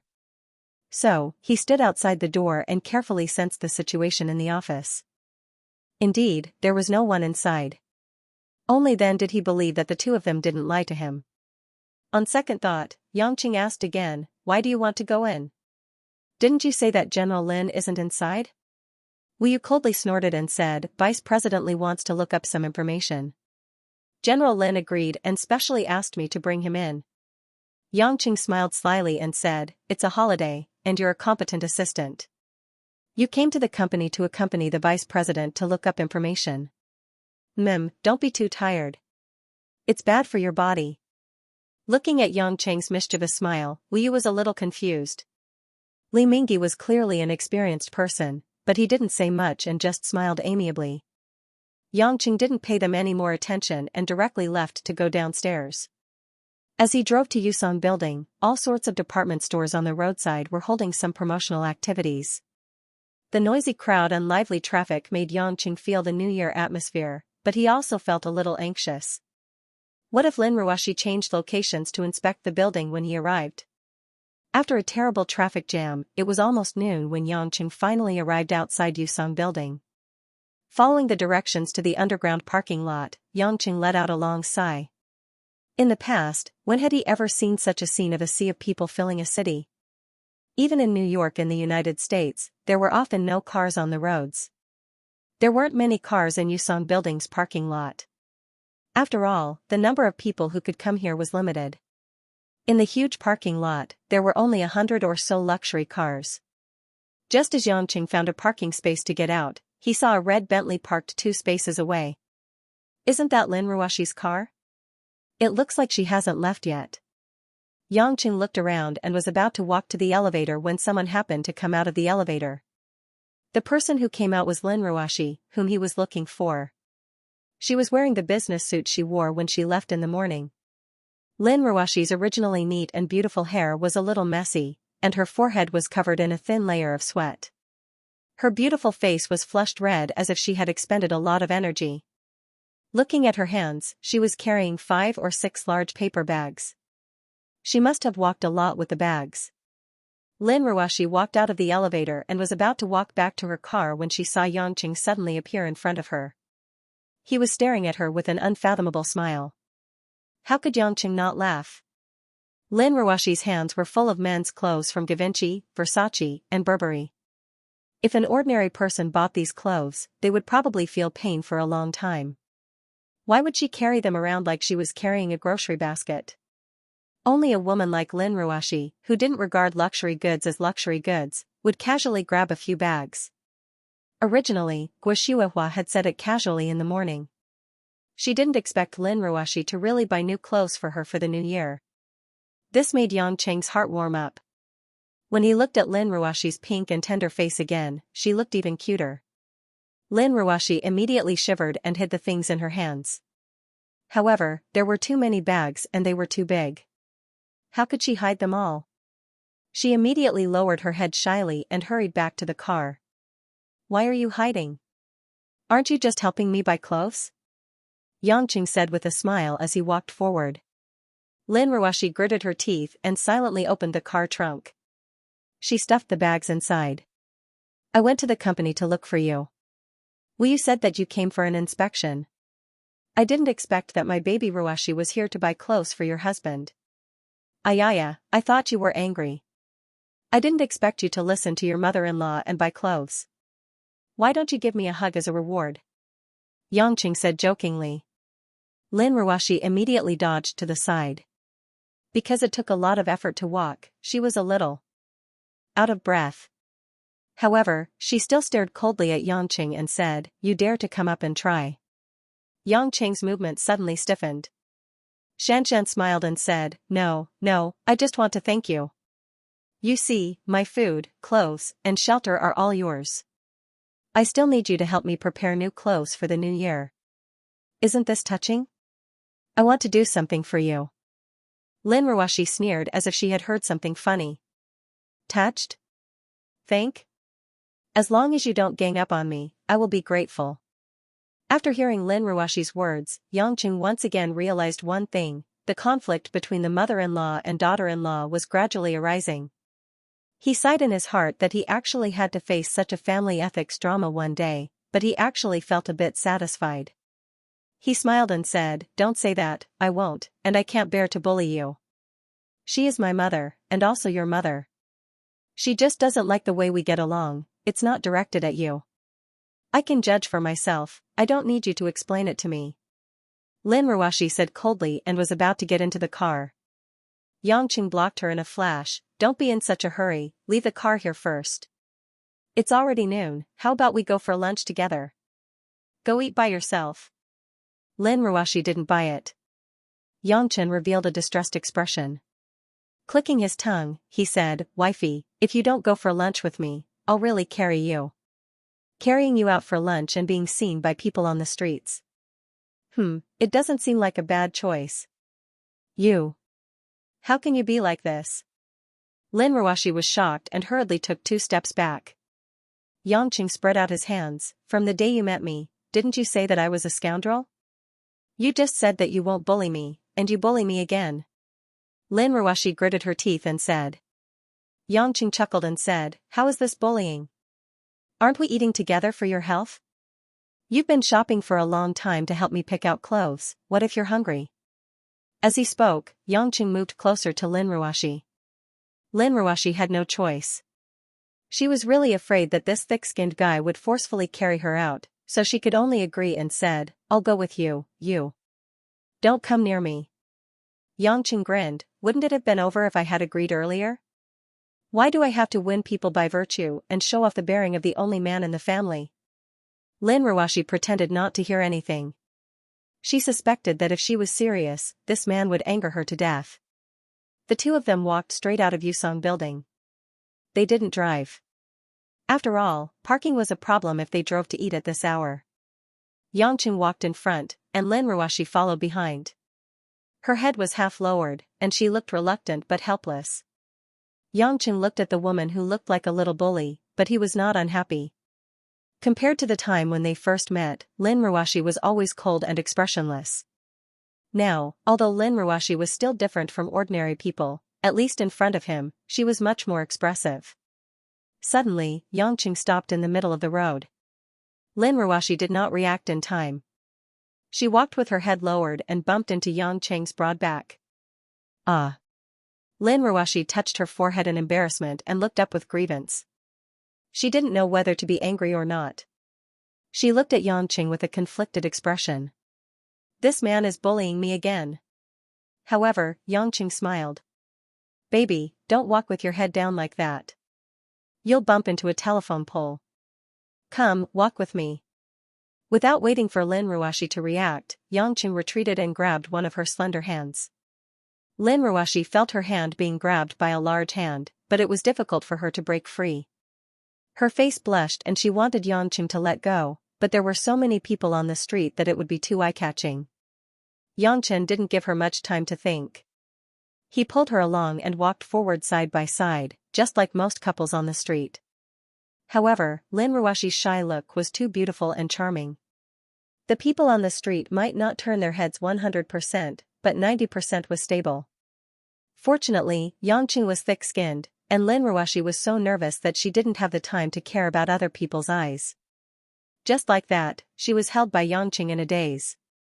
After walking for more than 10 minutes, Yangqing stopped again. Lin Ruoxi raised her head. At this moment, she had already calmed down and was immersed in an inexplicable state of mind. She asked naturally, "What's wrong?" Yangqing pointed to a lively shop by the side of the road. "Let's eat here." Lin Ruoxi took a look and saw that it was a clean and tidy dumpling shop in the northeast. It wasn't that Yangqing did not eat enough dumplings at Mo Qianni's house, but it was because the dumpling shop was holding an event that attracted a lot of attention. Lin Ruoxi immediately realized the reason why there were so many people. Outside the dumpling shop, there was a large wooden board with a poster on it that wrote "Spring Festival Dumpling King Battle" in exaggerated words. The specific content was that if anyone could eat 88 dumplings in 10 minutes, the dumplings would be free, and a table of dumplings would be given for free. In addition, there would be a limited edition dumpling doll customized by the dumpling shop. A round dumpling doll instantly killed a lot of women. If anyone participated and failed, not only would they have to pay for 88 dumplings, they would also lose any participation prize. Such an event seemed like a lot of people could do it if they worked hard, but if they really participated, they would realize that being the king of appetite was not that easy. The dumplings were filled with meat fillings, and they were huge. An ordinary burly man would not be able to stand eating 40 to 50 dumplings, let alone in the South. Southerners were naturally shorter in stature, and their appetite was naturally not as good as most Northerners. If they really ate it, they would probably be stuffed to death within half. However, there was always a challenge, and there were always things that could pique the interest of many people. Moreover, 88 dumplings were not expensive, so many people tried to eat them. There were also some men who liked the dumpling doll because their girlfriends or wives liked it. They felt that it was extremely cute and wanted to win it for their women to please them.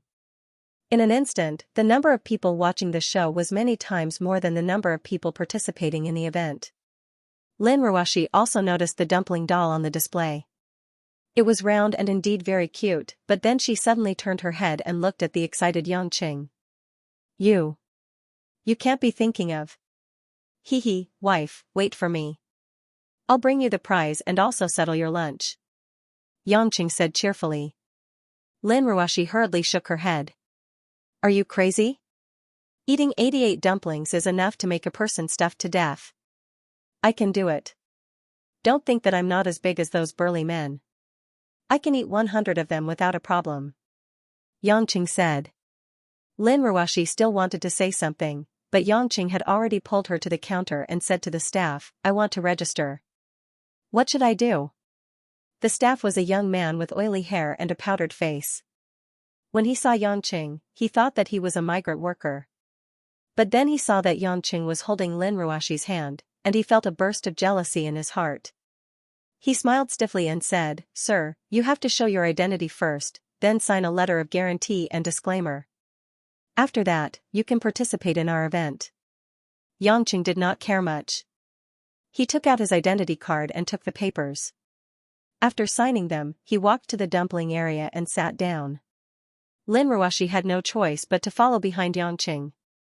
But she could not avoid being stared at by everyone. She could only endure the discomfort and pretend that she did not see anything. She cursed Yangqing in her heart. What kind of jealous idea was this? Why did he have to take advantage of this inconvenience? It was not like he did not have money to eat. The waiter began to serve the first plate of dumplings to Yangqing. The large plate was filled with large dumplings. There were a total of 22 dumplings. Many female customers were full just looking at them. Yangqing did not say anything. He picked up his chopsticks and picked up the dumplings. He was too lazy to dip them in vinegar and directly sent them into his mouth. Lin Ruashi frowned and could not help but say from behind, "Eat slowly. Don't choke. If you dip them in vinegar, you will have indigestion. Hey! Why don't you bite and swallow them all?" Yangqing pouted and chewed in big mouthfuls. He said vaguely, "Why are they all stuffed with cabbage and pork? Give me some leek and celery fillings." Yangqing's words caused a burst of laughter. The waitress at the side smiled strangely. "I'm sorry, sir. Our standard dumplings for the competition are cabbage and pork fillings." Lin Ruashi's face was full of black lines. This guy actually had the mood to consider what fillings to eat. He had only eaten half of the first plate. After a while, Yangqing finished the first plate. There were still 8 minutes left. The waiter brought over the second plate. It was still 22 dumplings. Yangqing continued to eat in big mouthfuls without stopping. Lin Ruashi looked at him and lost her appetite. "If you can't eat it, don't force yourself." Yangqing waved his hand, indicating that there was no problem. The second plate was eaten even faster than the first plate. He finished it in a minute and a half. This time, not only was the waiter surprised, but the onlookers also focused their attention on Yangqing. They were not just looking at the beauty. "The third plate, sir." The waitress was covered in cold sweat. She wanted to say "enjoy your meal," but that didn't seem right. It was even more wrong to say "eat quickly." On the contrary, Yangqing was very relaxed. He had a big appetite, and now he could control his true qi to the point of meticulous. The dumplings that he ate would be constantly ground by the true qi in his body, and would soon be digested. Although it took up space in his stomach, it was much easier than ordinary people. After finishing the third plate, Yangqing burped. He felt that his stomach was 3/4 full. He could still continue to eat, but eating too much cabbage and pork fillings made him uncomfortable. Lin Ruashi saw that Yangqing's expression was not natural. She couldn't help but feel a little distressed. After all, he was the man she regarded as her husband. Although he always made her angry, she still cared about him. She tried to dissuade him. "Don't eat anymore. Your face is a little pale." Yangqing shook his head and forced a smile. "There is still one plate left." Many onlookers saw Yangqing eat 66 dumplings and started cheering for Yangqing. When the fourth plate was served, Yangqing took a deep breath and started to gulp down the dumplings again. In the last 30 seconds, Yangqing forcefully swallowed 88 dumplings, which made the waiters and the dumpling shop owner dumbfounded. Yangqing took a napkin and wiped his mouth.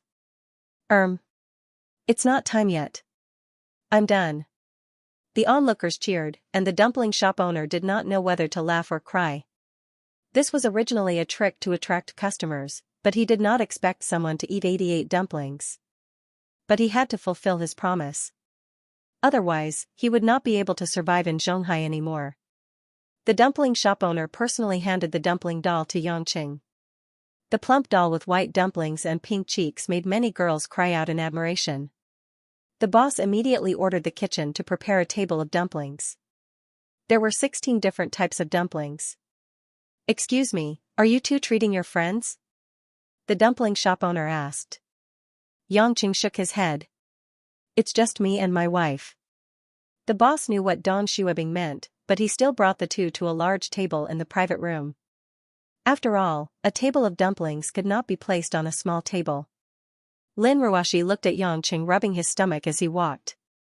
She was annoyed and amused at the same time. She thought to herself that this man was one of a kind. Why did he always do such frightening things? When they entered the private room, Yangchen passed the cute dumpling plushie to Lin Ruoshi with both hands. Smiling brightly, he said, "Here, a New Year's present.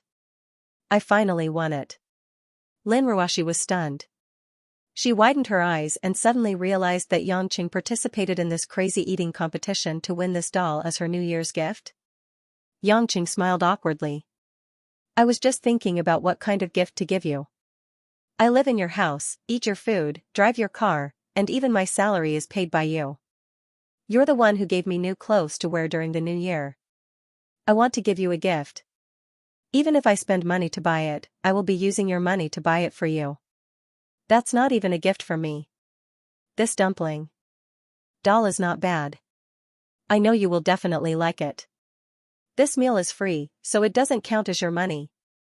Just treat it as a New Year's gift to my dear Ruoshi."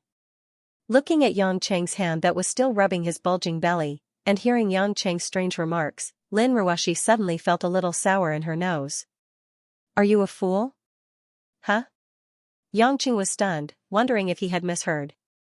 "I say," Lin Ruoshi took the cute doll from Yang Cheng's hand and played with it with her head down. "I say, you're a fool, right?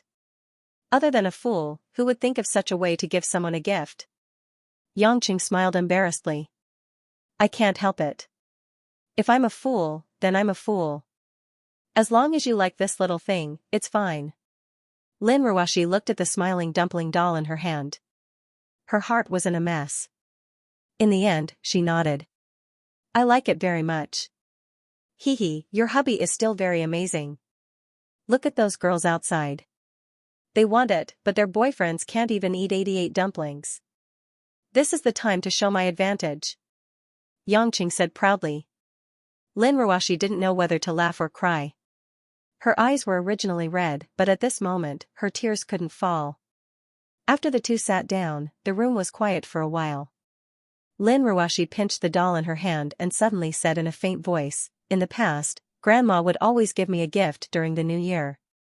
Sometimes it was a toy, sometimes it was a book, sometimes it was a delicious snack. But no matter what it was, I just felt happy. There was nothing special about it. Anyway, in our family, we just bought whatever we wanted. Later, Grandma and Mom passed away, and no one gave me a gift during the new year. At that time, I realized that not everything can be bought with money." Yangqing said with a smile, "Don't you have me? I'll come back next year to eat and give you another one. Just now, there was a pink one on the counter. Yours is only white. Next time, I'll help you win a pair." "You." Lin Ruoshi smiled sweetly like a blooming jasmine. "You're just like a child. Don't do such a silly thing next time. Although you can eat a lot, it's very uncomfortable. Is this considered a wife's concern for her husband?" Yangqing blinked and asked. Lin Ruoshi pouted and didn't say anything. After a while, the dazzling array of dumplings was served. Looking at the table full of dumplings, Lin Ruoshi frowned and said, "I can't even finish one plate. What should I do with these?" Yangqing casually ate 2 crab dumplings and felt that he had lost his appetite. He smiled and said, "You eat some while it's hot. Take the rest home. Anyway, these dumplings have good dough. We can heat them up and eat them." Half an hour later, Yangqing carried 2 big bags of packed dumplings out of the shop. Lin Ruoshi hugged the dumpling doll and followed by his side. The two returned to the parking lot together. In the parking lot, Lin Ruoshi suddenly asked, "Can you accompany me to a place?" Yangqing was stunned. "Where?" Lin Ruoshi showed a bit of sadness. "I suddenly want to see Grandma and Mom." "Come with me." Yangqing understood. These days, there was a younger sister at home, and Yangqing found a mother-in-law. Today, after a few years, he received a New Year's gift. Lin Ruoshi's originally frozen heart gradually began to miss the past. It was reasonable for her to think of her grandmother and mother.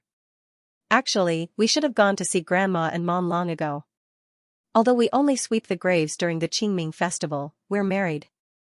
We should at least go and tell them. Yangqing said. Lin Ruoxi smiled and took the initiative to sit in Yangqing's car. She said, "Leave my car here. I'll send someone to drive it home." Yangqing nodded. After getting in the car, he followed Lin Ruoxi's instructions and drove all the way out of the city to a high-end mausoleum area in the western suburbs. After nearly 40 minutes, the car drove into a hillside area surrounded by green pines and cypresses. The road was quiet, and occasionally, some fat squirrels jumped over, making the road a bit more lively. Yangqing parked the car on the flat ground at the foot of the hill. The cemetery was halfway up the hill, so they needed to walk up. After they got out of the car, Yangqing slapped his thigh. "Oh no, I forgot to bring gifts for Mom and Mom. I didn't even bring paper money." Lin Ruoxi was a little sad in her heart, but at this moment, the haze was swept away. She rolled her eyes at Yangqing. "Don't worry. I burned a lot during the Qingming festival this year." "Hee, that's good. I don't know if Mom and Mom have eaten dumplings," Yangqing said with a smile. Lin Ruoxi held back her laughter and ignored Yangqing's funny words. In fact, she also knew that she was in a bad mood along the way, and Yangqing was deliberately making her happy. Just as they were about to go up the hill along the winding path, Yangqing saw a black Audi A8 slowly leaving the cemetery not far away. Seeing the car, Yangqing slightly frowned and then followed Lin Ruoxi to the hillside. After walking for more than 10 minutes, Lin Ruoxi was struggling to catch her breath. The two finally arrived at the cemetery of Lin Ruoxi's grandmother and mother. The cemetery was very clean. It must have been cleaned often. It was also very simple. Other than the tombstone, there were two great luohan pines blocking the light. However, what caught their attention was that in front of Lin Ruoxi's mother's tombstone, there was a fresh bouquet of flowers. It was a rare Chinese redbud flower. It should be a species from Lingnan because its petals were especially big. It seems that someone came to visit Mom before. Lin Ruoxi was also startled for a moment. Yangqing looked at Lin Ruoxi's mother's tombstone. There was a small portrait of Shui Zijing on it. Although it was exposed to the wind and the sun, it could still be seen clearly. Mother-in-law is called Shui Zijing. Zijing. Redbud, it does sound like it. Lin Ruoxi bent down and touched the petals of the Chinese redbud flower with her fingers. When my mother was alive, she liked the Chinese redbud flower the most. This kind of Chinese redbud flower is also her favorite species. It might be one of her good friends. I've seen it once during the Qingming festival, but I don't know who sent it. Yangqing looked at the photo of Shui Zijing on the tombstone and said with a smile, "You do look like mother-in-law, but you're even more beautiful than mother-in-law." Lin Ruoxi's face turned slightly red. She was quite happy to be praised so directly, but she still glared at Yangqing. "Don't be serious in front of my mother." Yangqing smiled embarrassedly. That's right, how could he tease his wife in front of his mother-in-law? After standing in front of Shui Zijing's grave for a while, Lin Ruoxi went to the tombstone of her most affectionate grandmother. It was also the first time Yangqing saw the old CEO's appearance. Lin Ruoxi had a good relationship with her grandmother. Standing in front of the tombstone, she said to Yangqing, "Yangqing, can you stay away for a while? I want to talk to Grandma." Yangqing nodded, bowed in front of the tombstone, and walked away. After a long time, Lin Ruoxi, who was standing in front of the tombstone, stretched out her hand and stroked the tombstone. A sweet and sour smile appeared at the corner of her mouth. "Grandma, it's New Year. I didn't come to see you in the past. You know, every time I come here, I cry. You said that girls who cry are ugly. But this year, I must come. I'm married. I have to tell you and Mom before New Year's Eve that I'm like a scoundrel. His name is Yangqing. Grandma, I'm in a complicated mood now. It turns out that there are so many things to do after getting married. It turns out that getting along with a man can be so strange. Grandma, my heart is my own. But now, I don't know what's wrong with me. I can't see myself clearly. I think that Yangqing is really annoying. I don't like him. He calls me Yangqing all day long, He doesn't do his work well and always runs outside. He's with another woman in front of me. He doesn't go home at night and spends the night with another woman. Now that he has found his mother, he suddenly has a mother-in-law who treats me badly. Today, they even teamed up to bully me. He always does what he wants and does what he wants. He often does all kinds of things that make me angry and scare me. Also, he always forgets what he promised me. He doesn't go home and doesn't call me. Every time, he makes me wait for him stupidly. But, because of him, I feel so happy, but also because of him, I feel very sad. Grandma, am I very strange? The cold mountain wind blew over the hill. Lin Ruashi narrated as if she was talking to herself. Her voice drifted in the air and disappeared. Yangchen stood at the corner of the hill and looked at the silhouette standing in front of the tombstone. He suddenly felt an inexplicable pain in his heart. Silly woman, what if one day, all of your beliefs turn into bubbles? What if one day, all of your hopes turn into a mirage? Will you be able to bear it? Yangchen turned his head and looked in the direction where the Audi had just left. His eyes were deep as he muttered to himself. By the time Lin Ruashi finished talking and was ready to go down the hill, more than half an hour had passed. Yangchen did not feel anything, but Lin Ruashi's nose and cheeks were red from the mountain breeze. When they were going down the hill, Yangchen took off his coat and put it on Lin Ruashi. Lin Ruashi tried to decline, but she could not push Yangchen away. She felt warm in her heart, but she still said faintly, "You don't have to do this. It's just a short walk. It's fine. It'll be too late if you catch a cold. Tomorrow is New Year's Eve. If you catch a cold or fever, it'll be bad luck," Yangchen said. The two of them went down the hill and walked back to the car. Lin Ruashi suddenly thought of something and asked, "You said that Xianxia has started to repeat her studies?" "Yes." Yangchen was surprised that Lin Ruashi would ask about this. Lin Ruashi asked again, "Is she still living alone?" Yangchen suddenly understood. "You want to bring Xianxia home for New Year's?" Lin Ruashi hesitated for a moment and nodded. "If she is willing. I think it'll be too sad for her to spend New Year's alone. We can bring her to our house. It'll be more lively with one more person. Although it's New Year's tomorrow, we can help out with cooking and preparations. I think she'll like it. You're really like Xianxia's sister. You always think of her." Yangchen joked. Lin Ruashi shook her head. "You don't understand. Xianxia is a memory of my grandmother. When I first met her, she was still a little girl with pigtails. I don't have any siblings. To me, she's a little sister that I watched grow up with. I have some special feelings for her. I'm not against it. Why do you need to explain?" Yangchen smiled and started the car. Lin Ruashi rolled her eyes at him. She took off Yangcheng's coat and folded it on the back seat.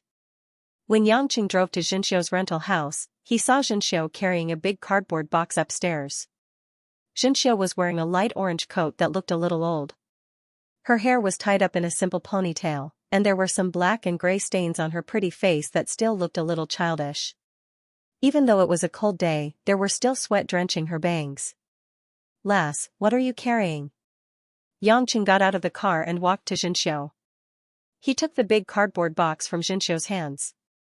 Xianxia thought that someone was trying to snatch it, but when she saw that it was Yangchen, she heaved a sigh of relief.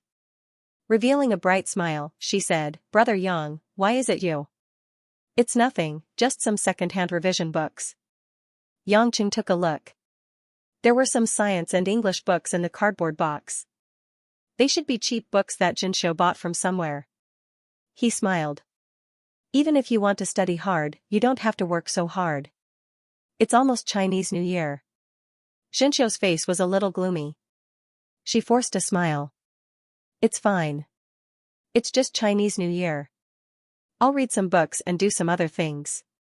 It'll be over soon. If you say that, your sister Ruashi will be sad. She especially missed you. She came with me to pick you up for Chinese New Year's Eve dinner." Yangcheng pointed in the direction of the car. Xianxia seemed to be a little flattered. She saw Lin Ruashi with a faint smile on her face. She got out of the car. Xianxia bit her lower lip and couldn't say anything. Let's go. Stay at our house tonight. We'll get together for Chinese New Year. It's better than you being a lonely girl. Yangqing said, don't try to be brave in front of me. I'm not an outsider. This sentence suppressed Xianxia's refusal. Xianxia knew that if she refused again, she would be letting down the two people who cared about her. So she nodded. I'll put the books down and come downstairs. More than half an hour later, Yangqing drove home. But compared to when he left, there were two more women in the car. When they got out of the car, Lin Ruoxi didn't forget to take Yangqing's coat before entering the house. In the living room, Guo, Mother Wang, and Hui Lin were peeling beans together. They were talking and laughing. When they saw Yangqing come back with Lin Ruoxi, and suddenly there was a young girl that they didn't know, they were a little curious. Xianxia noticed Guo first. She had been in the orphanage for so many years.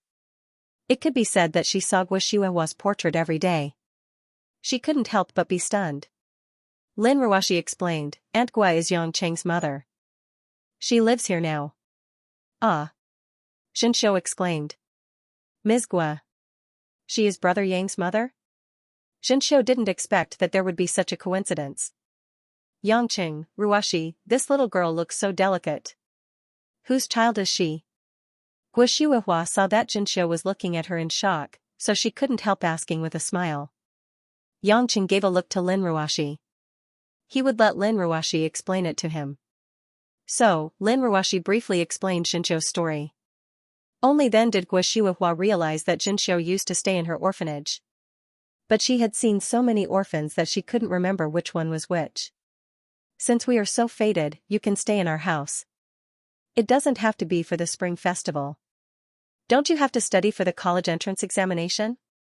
How can you do well if you study while running a small stall? Why don't you stay in our house for the next 6 months? Ruoxi and Yangqing treat you like a younger sister. You don't have to be so restrained. Guo's kindness toward children who had no parents exploded again. After hearing about Xianxia's rough past, she couldn't help but say that. Lin Ruoxi was stunned. She didn't expect Guo to make such a suggestion. Oh, right. Guo realized that she had ignored Lin Ruoxi's opinion. After all, it was her house. Ruoxi, I just suggested it. It's okay if you don't think it's convenient. Of course, Lin Ruoxi wouldn't think it was inconvenient. Instead, she regretted not thinking about it earlier. She shook her head and said, it's okay. I think it's better that way too. Xianxia shook her head hurriedly. That's not okay. I've already received a lot of help. How can I still stay in Sister Ruoxi's house? That's not good. Yangqing patted Xianxia's head. If I ask you to stay, then stay. You can't go back even if you want to. I won't be sending you off. In his heart, however, he thought that there were more and more people in the house. Huilin was here, his mother was here, and now Xianxia, who was like a sister to him, was here too. Unfortunately, his only man was still living in the female dormitory. It was just that the size of the dormitory was expanding. Under the persuasion of the women, Xianxia had no choice but to give in.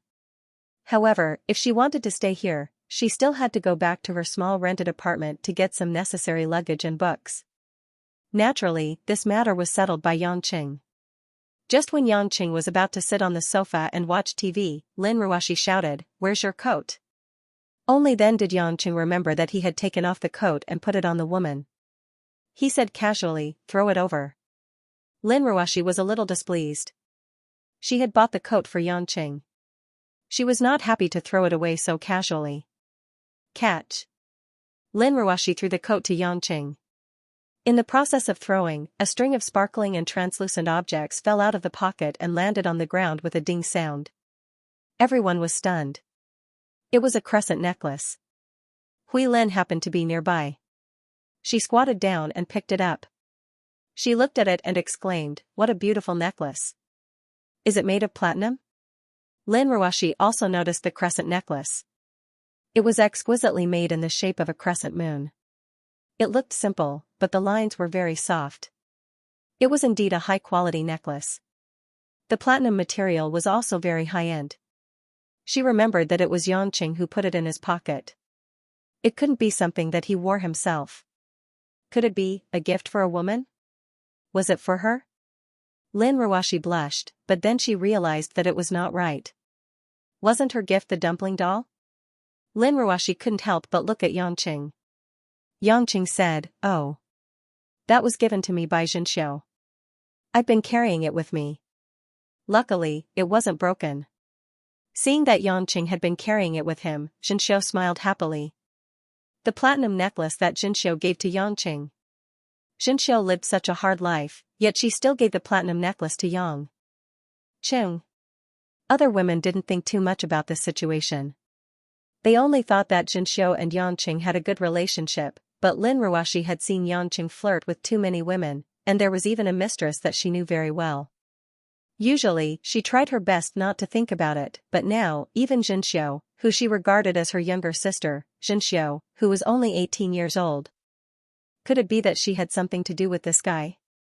Involuntarily, Lin Ruoshi's eyes turned cold, and the way she looked at Yangqing became a bit unkind. Yangqing felt a chill run down his spine. Only then did he notice that Lin Ruoshi was looking at him angrily and discontentedly. He suddenly understood what this woman was thinking, and couldn't help but smile bitterly. "Darling Ruoshi, don't think too much. This is a souvenir that Xianxia gave me to thank me for helping her. It's not what you think, there's really nothing between me and Xianxia." Lin Ruoshi was startled, but then her face turned red. She turned around in a panic and walked upstairs, saying, "Who cares what you have to say?" The other women were also quite embarrassed. Only then did they understand what this couple meant.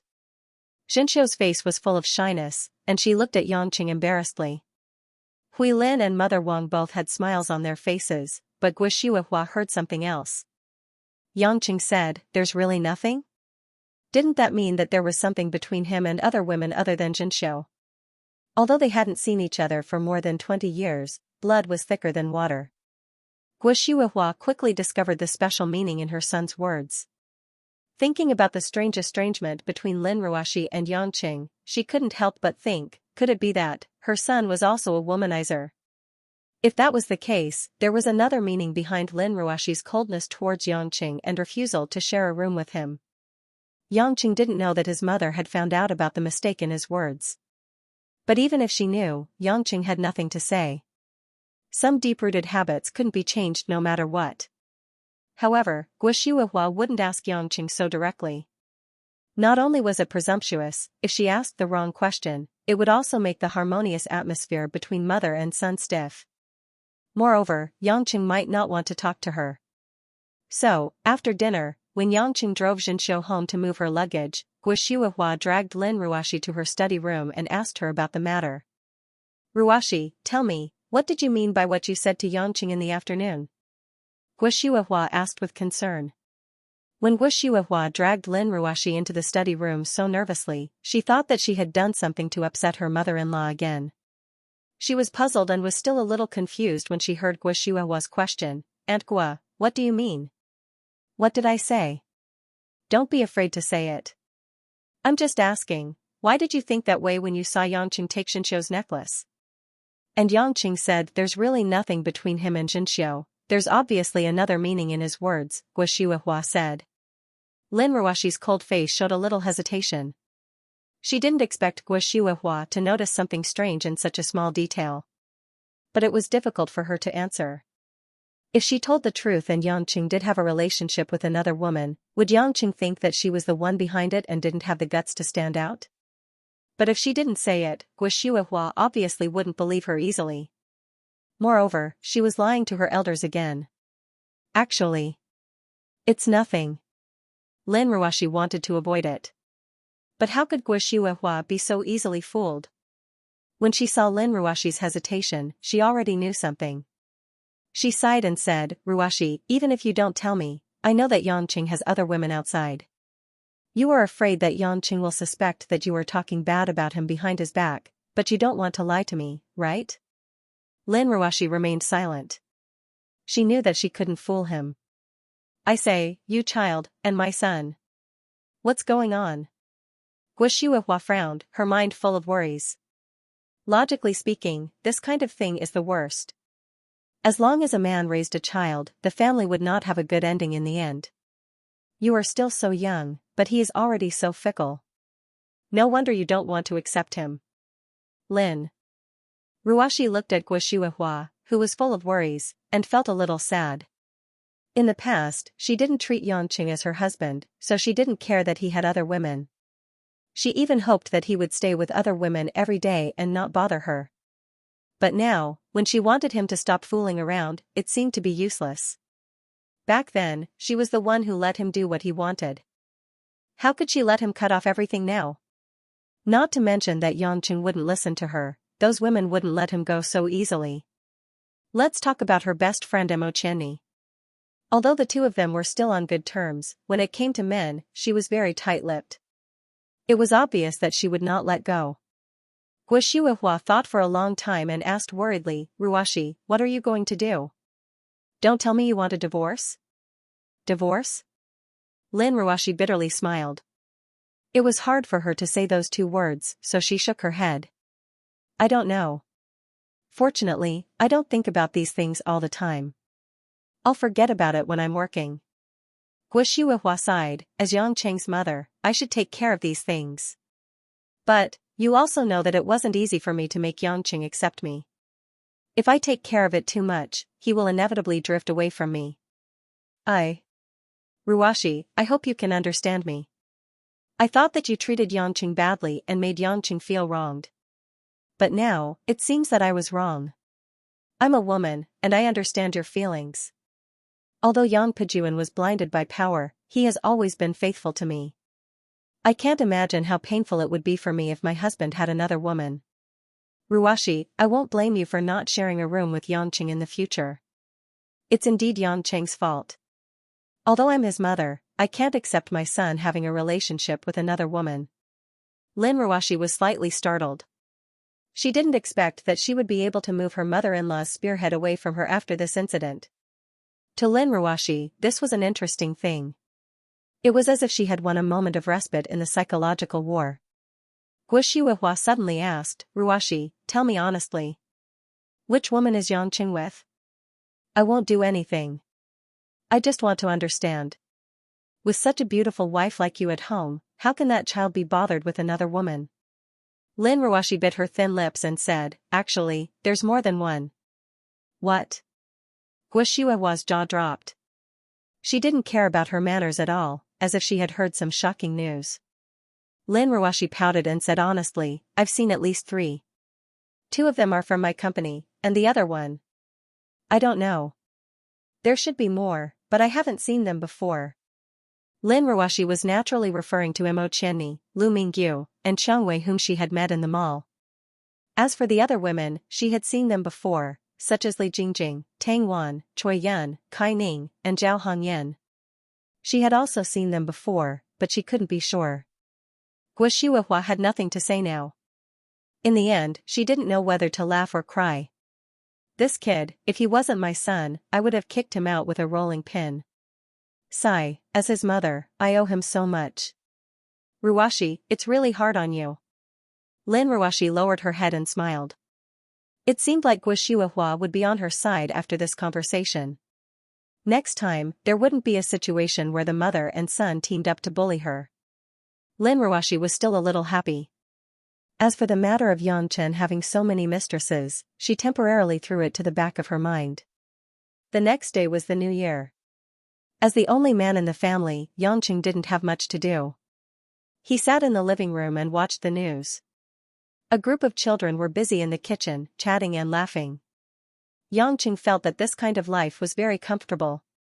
Suddenly, he felt that there was nothing wrong with staying in the girls' dormitory. In the morning, Changwei called. During the conversation, she told him that she and Mo Qianni had moved to their hometown together. She also complained that Yangqing didn't help her move. Yangqing knew that she was complaining about not being able to accompany them during the New Year. Changwei had so many subordinates. Each of them could move a screw and move a house. At the same time, in the Kai family's courtyard in Zhonghai, Yang Lai, who had been recuperating, couldn't feel how comfortable the New Year was. When he woke up in the morning, the first person he saw was his master, Yujizi.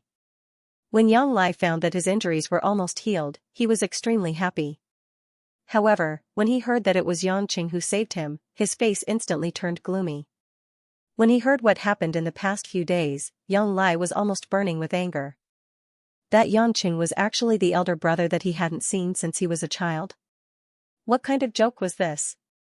Moreover, Yangqing actually took his mother away from the headquarters? Yang Lai thought that when he woke up, the first person he would see would be Guo, who cared about him.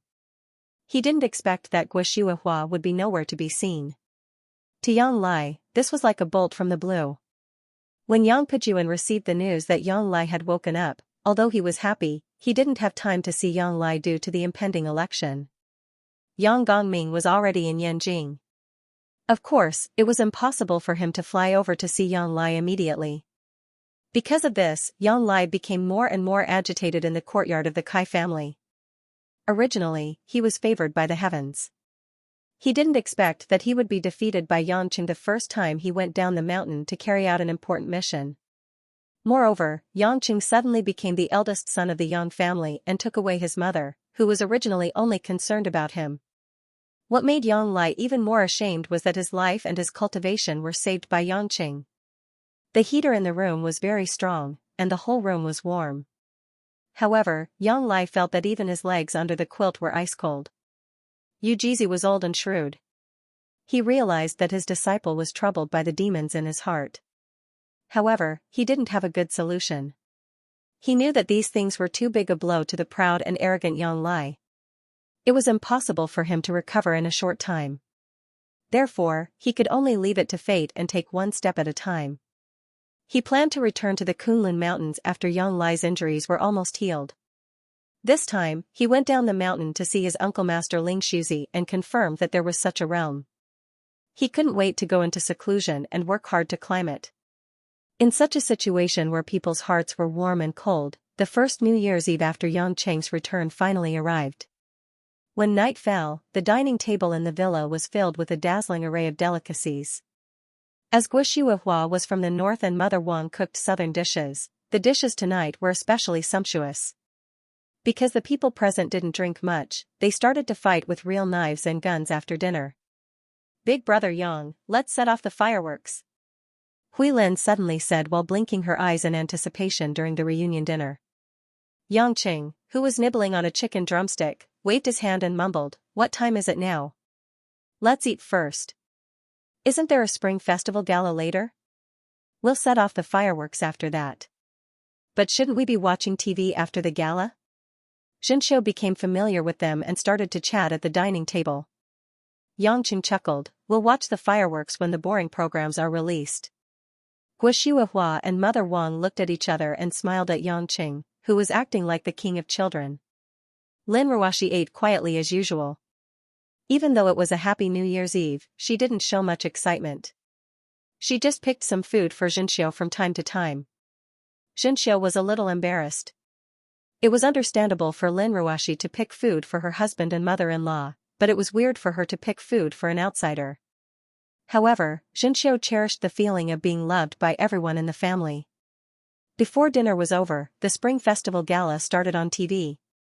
After the opening dance, the hosts appeared one by one. Huilin didn't have the chance to watch the Spring Festival Gala in the past, but she was watching it seriously. She suddenly noticed a familiar logo on the side stage where the two hosts were sitting. It was the logo of Yulei. "Sister, why is it your company's logo? Is Yulei sponsoring this year's Spring Festival Gala?" Huilin asked excitedly. Lin Ruoshi nodded. "We did sponsor some in the past 2 years, but we spent more money this year. This is a very important year. The products made of new materials are going to be launched. We need to increase our popularity across the country."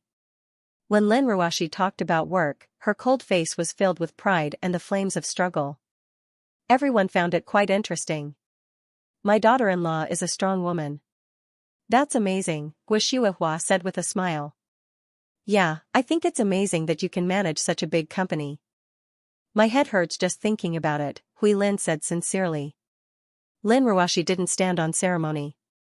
She had been working so hard all these years just to prove her worth and not to embarrass her late grandmother. This year, I'm going to acquire around 10 more factories and 2,000 acres of industrial land. By then, Yulei will have no competitors in the country, Lin Ruashi said confidently. Miss, it's the spring festival. Don't say such scary things. 2,000 acres and more than 10 factories. That's scary. Mother Wang patted her chest and said with a smile. I think 1 acre of land is quite big, Xianxia mumbled. Lin Ruashi suddenly realized that she was at home and not in front of the higher-ups in the company. She couldn't help blushing. Every time she talked about work, she couldn't help but lose control. Yangchen snickered at the side. It was indeed hard for a housewife like Wang Ma to imagine how unreachable the things Lin Ruashi usually did were. Perhaps it was because of this that Lin Ruashi seemed so different from other women of the same age. Quietly, Yangchen whispered into Lin Ruashi's ear, don't let someone come looking for revenge and say that you ruined their family or something. Lin Ruashi knew that Yangchen was talking about the incident at Yuping Clothing. She frowned and said, I still have to do what I have to do. I need to expand and I need more manpower. I can't just sit back and do nothing just because I'm worried that someone will take revenge on me. That's true. I just wanted to say that you can bring me, your husband, along when you go to the factory for inspections in the future, Yangchen said with a smile. Lin Ruashi rolled her eyes at him, but she felt more at ease. Perhaps this was the feeling of having someone to rely on. Not long after, Mother Wang brought out a few plates of dumplings from the kitchen. Although some of them were damaged, they all looked pretty fresh. Come, it's time to eat the dumplings. Miss, young master, don't buy so many dumplings in the future. If you can't finish them, it'll be too much. Mother Wang complained. Lin Ruashi pouted and said, Mother Wang, I already said that we didn't buy them. Yangchen participated in a competition and the shop gave them to us. What competition? Why did they give him dumplings? Guo asked curiously. Yangchen smiled awkwardly and told them about the eating competition in front of the dumpling shop. When Guo and the other women heard that Yangchen ate 88 dumplings, their jaws almost dropped. Don't eat like that in the future. What if you get a stomachache? Guo was full of pity and complained. Yangchen did not say that he did it to win a doll for Lin Ruashi. He said casually, I won't do it again. Lin Ruashi was embarrassed to say that Yangchen found out that she liked the doll. Seeing that Yangchen did not say it, she knew that he did not want Guo to blame her. She could not help but feel warm in her heart. After dinner, Yangchen followed Hui Lin's instructions and set off all the fireworks, marking the end of the New Year's Eve program. The women were tired. After a busy day, they cooked a table full of dishes. Even if they were happy, they would still be tired. When they went upstairs to rest, Yangchen, who had finished watching the Spring Festival Gala, switched off the television and went back to his room on the second floor. As soon as he entered the room, Yangchen took out his phone and sent a message to Lin Ruashi. Lin Ruashi had just finished showering and came out of the bathroom in a thin white bathrobe. She was stunned to see that someone sent her a message so late at night. When she saw that it was from Yangchen, Lin Ruashi was even more stunned. After all, Yangchen had never sent her a message before, let alone at home. It was almost bedtime. Come to the rooftop. Yangchen only sent 4 words. Lin Ruashi frowned. The message was sent just 1 minute ago, which meant that Yangchen asked her to go to the rooftop of the villa. There was an empty rooftop on the east side of the villa. Usually, there were only some flowers and plants, so she did not go there often. To go or not to go? Lin Ruashi bit her lip. Without thinking for a moment, she walked into the dressing room in the bedroom, changed into a simple thermal underwear, and put on a light brown mink coat, so that she was not afraid of the cold wind outside. Although she didn't know what that guy was going to do so late at night, he wouldn't dare to do anything hard. Lin Ruashi thought nervously, but she couldn't help but walk out of the room. She walked softly to the rooftop without disturbing others. As soon as she walked to the rooftop, the cold wind at night hurt her face. Lin Ruashi tightened her coat, and her black hair was blown messily in the wind. Her beautiful face was particularly lovable, like the epiphyllum blooming in the quiet night, beautiful and fleeting. Lin Ruoxi opened her eyes in confusion and looked carefully. A familiar figure was standing at the railing, looking into the distance and waiting for her. "What's the matter?" Lin Ruoxi walked up and asked in a clear voice. She was a little nervous. After all, it was the first time the two of them had a rendezvous on the rooftop in the middle of the night. Yangqing didn't turn around and said leisurely, "Look, that's Zhonghai City over there. The lights tonight are much brighter than before." Lin Ruoxi walked to the railing and rubbed her hands to get rid of the cold. "Really? I didn't see it." "That's because you sleep after work every day. You don't have the mood and time to watch these boring things." Yangqing smiled. "Why are you still watching if you're bored?" Lin Ruoxi frowned. "It's boring to watch, but it doesn't matter what I'm watching when there's someone watching it with me." Yangqing turned around and smiled mysteriously at Lin Ruoxi. Lin Ruoxi was a little flustered. "I don't know what you're talking about." "Wife, let me hug you, okay?" Suddenly, Yangqing said. Lin Ruoxi blushed and glared at him. "Boring. If that's what you want to talk about, I'm going back to sleep. If you don't let me hug you, I'm going to jump down from the 3rd floor." Yangqing said. Lin Ruoxi pouted. "Go ahead and jump. You only know how to act like a rascal." "I'm really going to jump." Yangqing looked serious. Lin Ruoxi ignored him and turned around to leave. Suddenly, she heard a few noises behind her, followed by a piercing sound, as if someone had suddenly disappeared. He really jumped. Lin Ruoxi's heart skipped a beat and she quickly turned around.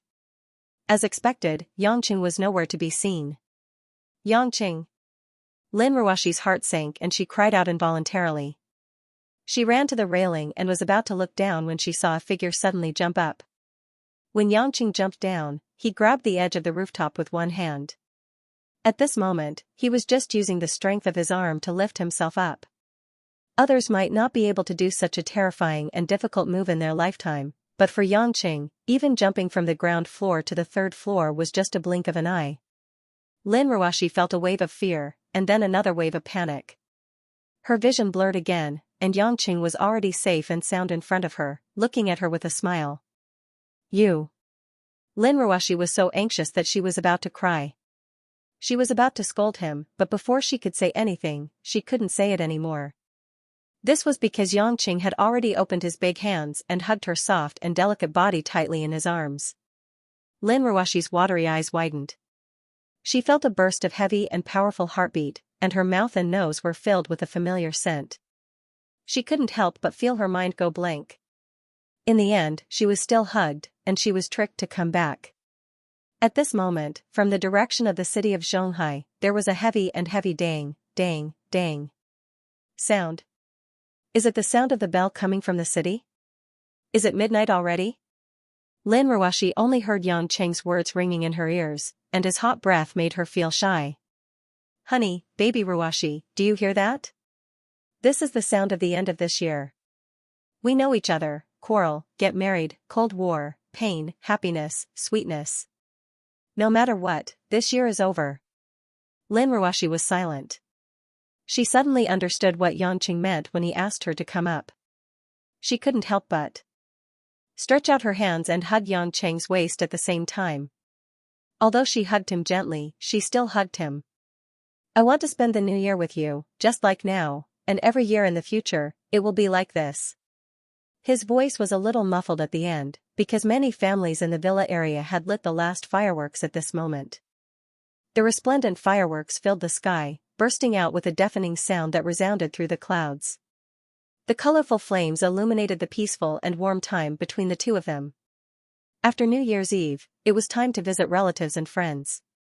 But because most of Lin Ruoxi's relatives had migrated overseas, and some of them didn't even know about it, they skipped this event every year. Yangqing had it even simpler, as he didn't have any relatives.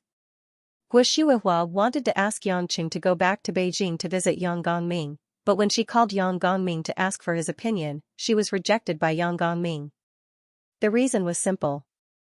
Letting Guo Shuihua and Yangqing stay together was already challenging Yang Pejuan's bottom line. If the two of them were to return to the Yang family in Beijing, it would cause a huge uproar if outsiders saw them during New Year's Eve. Although Yang Gongming recognized Yang Qing as his grandson, he couldn't hurt his son, Yang Pejuan's heart.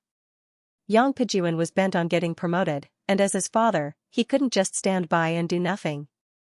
Moreover, it was still unknown whether Yang Qing was willing, and it wouldn't be good if their relationship became strained again. Yang Qing didn't really care, and he didn't think much about it. He only asked Hui Lin and Xianxia if they needed to visit relatives, but they both shook their heads. Hui Lin had followed Abbess Yunmiao's instructions to come here. Without Abbess Yunmiao's instructions, she wouldn't have known where to go. Xianxia was alone. Her mother's relatives were in Korea, and when her mother eloped with her father, they had lost contact. Her father's relatives had all passed away, and the few distant relatives weren't worth mentioning. Therefore, the family didn't need to visit any relatives, and they directly went back to their normal work, life, and studies. On the first day of the new year, Hui Lin went to work with Lin Ruashi as usual, while Yang Qing followed behind them slowly, and they arrived at Yulei Entertainment. Although it was still during the Spring Festival, some of the main department staff still had to go to work. However, they could relax their work pace and turn a blind eye to them arriving late and leaving early. Yang Qing walked into his office and slowly sat down on a chair. A thick stack of documents was already placed on his desk. Most of them were related to the upcoming Spring Star of Yulei talent show. This was the first major project of Yulei Entertainment. As the organizer and investor, whether or not the higher-ups of Yulei Entertainment could be recognized by the headquarters would depend on whether or not they performed well. Yang Qing wasn't too worried. He had shamelessly invited that woman, Kristen, over. It would be strange if Yulei Entertainment didn't become popular. After casually looking through the contents of a few documents, Yang Qing didn't think there was anything that needed to be corrected. In terms of experience, Zhao Teng and Wang Jia were much more knowledgeable than he was. There was no need for him to interfere and display his slight skill in front of the experts. This was just a form of respect for their superiors, and it didn't mean that he had to participate in new opinions. Turning on his computer, Yang Qing went online and contacted Yuan Yi, who was entertaining relatives at home during the Spring Festival. That guy also escaped and went to his room to surf the internet. Coincidentally, the two of them played a few rounds of Warcraft. When it was almost 11 o'clock, someone knocked on the office door. Seeing that it was almost time, Yang Qing told Yuan Yi that he was going offline, and then let the person outside the door in. The person who walked in was Zhao Teng, who was in charge of administrative work. However, this guy had a strange expression today, as if he had seen something unusual. He came up and said, "Director Yang, the secretary you want to interview is already waiting outside. May I ask if you will let her in now?" "Secretary? I want to interview?" Yang Qing was stunned. "What do you mean? When did I say that I wanted to interview a secretary?" Zhao Teng opened his mouth in surprise. "Director didn't give that order?" But the people in the Human Resource Department said that she was the last person left from the few that you personally selected, Director. When did I say that I wanted a secretary? I even forgot where the Human Resource Department is. What nonsense are they talking about?" Yang Qing frowned, feeling that this matter was too strange. "No matter what, Director, I suggest that you meet the candidate. That lady is not an ordinary person," Zhao Ting said awkwardly. Yang Qing thought for a moment. He wasn't afraid that it was a monster. It seemed to be coming for him, so he waved his hand. "Let her in." Zhao Ting heaved a sigh of relief, as if he had been relieved of a heavy burden. He smiled and went out to invite the interviewee into the office. After a while, a beautiful figure in a light pink business suit walked in from behind the door. Her slender and plump legs were wrapped in black lace stockings with fine patterns. Her perky buttocks moved with the rhythm of her footsteps. A light purple scarf was wrapped around her fair neck, which made her delicate oval face look particularly bright and beautiful. She was like a warm sun in winter. Hiss. Yang Qing took a deep breath. Wasn't this the seductress Anqin that he hadn't seen since returning to China? Anqin closed the door smoothly, then winked at Yang Qing playfully. "Hello, Director Yang. I'm the new secretary applying for the job, Anqin." Yang Qing smiled bitterly. "Little lady, what are you doing this time?" Anqin stuck out her pink tongue and looked around the office. She slowly walked to Yang Qing's side. Nothing. I'm here to look for a job. Yangqing hooked his finger at Anqing, signaling her to come closer. Anqing was puzzled. She bent down and moved her fair face closer to Yangqing. Her pink lips were smeared with some light lipstick, which made her look even more beautiful. Yangqing stretched out 2 fingers and pinched Anqing's nose, squeezing a little. Ugh. Anqing felt a slight pain and frowned as she moved away. She rubbed her nose and said unhappily, "Why are you hurting me? Mistresses have their own dignity. You're not allowed to bully me." "What are you talking about? Aren't you just looking for trouble for me?" Yangqing said gloomily, "Right now, that old man of yours has already eaten up most of the Lu family's assets. In terms of family strength, besides the Yuan family, your An family is the strongest in Zhonghai. You're the precious daughter of the An family, Miss Anqing.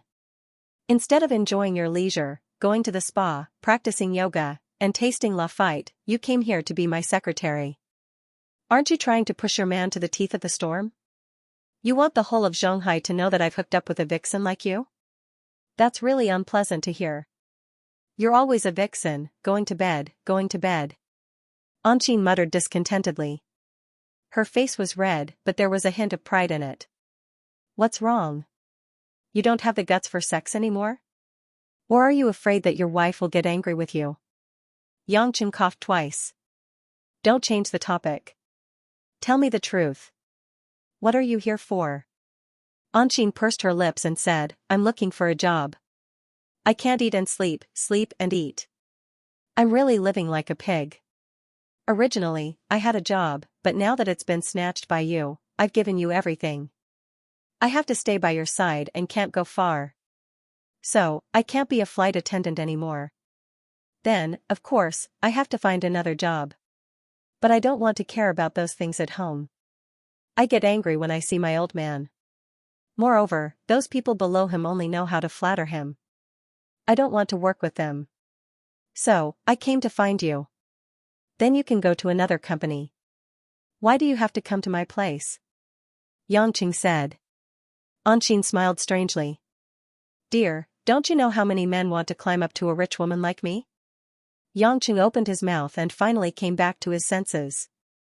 He smiled bitterly and said, "So, you called my company's personnel department and asked them to arrange for you to apply as a secretary?"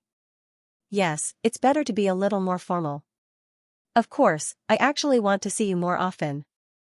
If you don't want me to be your secretary and are afraid that your wife will get angry, you can just arrange a job for me.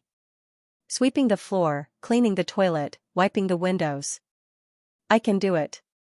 Yangqing looked at Anqing's resentful face. He knew that she was pretending, but he still couldn't refuse. He couldn't really keep her in a cage like a canary. From the time an Xian left home to become a stewardess, it could be seen that she liked freedom. Letting her stay in Zhonghai obediently was already a great sacrifice for him. He couldn't just deprive her of the job of keeping a mistress in his house. After thinking about it, he didn't seem to have any reason to refuse Anqing to work by his side. After all, he was the one who captured this woman in his hands. "Can you really be a secretary? Have you done it before?" Yangqing thought for a moment and asked suspiciously. Anqing nodded seriously and said with a little pride, "Don't look down on me. Although I don't have a master's in business administration, I am also a doer.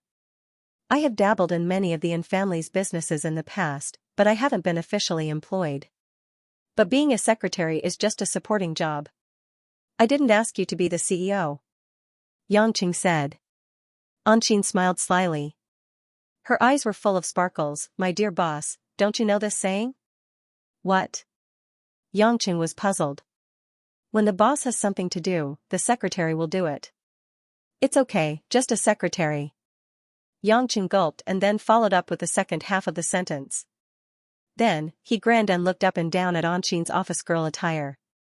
After a closer look, it was really a combination of seductive and intellectual seductive posture. "Secretary An, I think what you said is very reasonable. It seems that our future cooperation will be very pleasant." "Director, then have I already passed the interview?" Anqing giggled and asked. "An, there is still one last assessment left," Yangqing said seriously. Anqing blinked her eyes. "What?" "True knowledge comes from practice. Secretary, let's first simulate the theme of the future work. As Yangqing said that, he went forward and directly pulled Anqing's soft body into his arms. Anqing let out a delicate cry. Her fragrant body fell across Yangqing's thighs just like that. Her towering breasts were immediately covered by a big hand, causing Anqing's dimples to immediately bloom, tender and alluring. You want to play in the office so soon? The director is really impatient, Anqing mumbled and panted, but she was a little aroused. She hadn't seen her beloved man for a long time, and at night when she dreamed about it, thinking about those few nights in Hokkaido, Anqing always felt that her lower part was wet. Yangqing hugged Anqing's fragrant shoulder with one hand, and played with that plump ball with the other. He said contentedly, "Of course I won't be polite if the meat is delivered to my doorstep. Since we're done, we'll go for lunch if we're hungry." Anqing suddenly hugged Yangqing's neck with both hands, raised her head, and kissed Yangqing on the cheek. "Then should I call you husband or boss?" Call me boss, it's more romantic. I'll call you secretary." And Yangqing smiled evilly. Anqing coquettishly rolled her eyes at him, but she bit her lower lip and nodded shyly. Just as Yangqing flipped Anqing over and pressed her down on the desk, preparing to get down to business, he suddenly heard someone knocking on the office door. This sudden knock on the door directly cooled down Yangqing's fiery thoughts. He gloomily patted Anqing's bouncy butt and asked Anqing to tidy up her messy clothes and hair. Anqing also knew that the situation was urgent, so she didn't lock the door. If the person outside didn't knock and directly entered, it would be dangerous just now. After quickly tidying up her clothes, an Xian stood behind Yangqing. The cultivation of a rich family's young lady caused her to not look as charming as before, and was extremely serious. Only then did Yangqing shout towards the door, "Please come in." The door slowly opened, and a figure that Yangqing didn't expect abruptly walked into the office. Dressed in a light gray coat that he had just seen in the morning, and an orange-red turtleneck sweater, it was this winter's new style of dress that was capable and full of fashion appeal. Lin Ruashi put down her hair that was originally tied up, and leisurely carried a small white bag as she walked into Yangqing's office. As soon as she entered the door, a pair of eyes that were as cold as autumn water swept back and forth between Yangqing and Anqing a few times. Following that, there was a bit more coldness in her eyes. Yangqing's heart also tightened. Was this a roller coaster? Why would Lin Ruashi suddenly come to his office at this time? She had never been here before. Anqing immediately recognized who Lin Ruashi was. Although Lin Ruashi didn't appear in public, as a young lady of the Yin family, she had vaguely seen Lin Ruashi a few times, but she didn't have the chance to greet her. At this moment, standing face to face, Lin Ruashi simply looked at Anqing, but Anqing carefully looked at Lin Ruashi from head to toe. In addition to being indeed prettier than her, Anqing felt that this woman, in addition to being cold, was arrogant. With just a casual glance, Anqing could feel that Lin Ruashi didn't care much about her. This was her pride. It wasn't that she looked down on others or despised her. It was just her personality. Perhaps in her world, a woman she didn't know, no matter if she was beautiful or ugly, would not cause any ripples in her heart. Ordinary women would feel a little proud when they saw someone uglier than them. Seeing someone who was prettier than her, she would definitely feel a little jealous. However, when Lin Ruashi looked at him, there was no sense of comparison at all.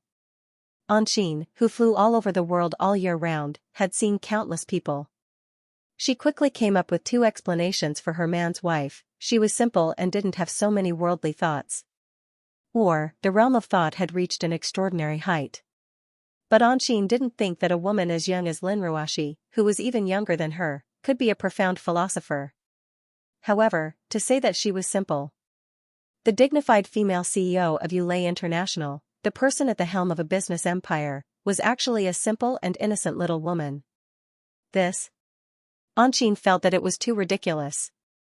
Of course, simple didn't mean stupid. In work, it depended on methods and schemes. Pure and innocent only referred to this woman's emotional world. Anqing believed that she could play some tricks in relationships.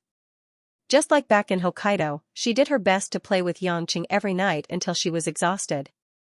It was to make Yangqing reluctant to part with her. It was to make up for the fact that she didn't spend enough time with Yangqing.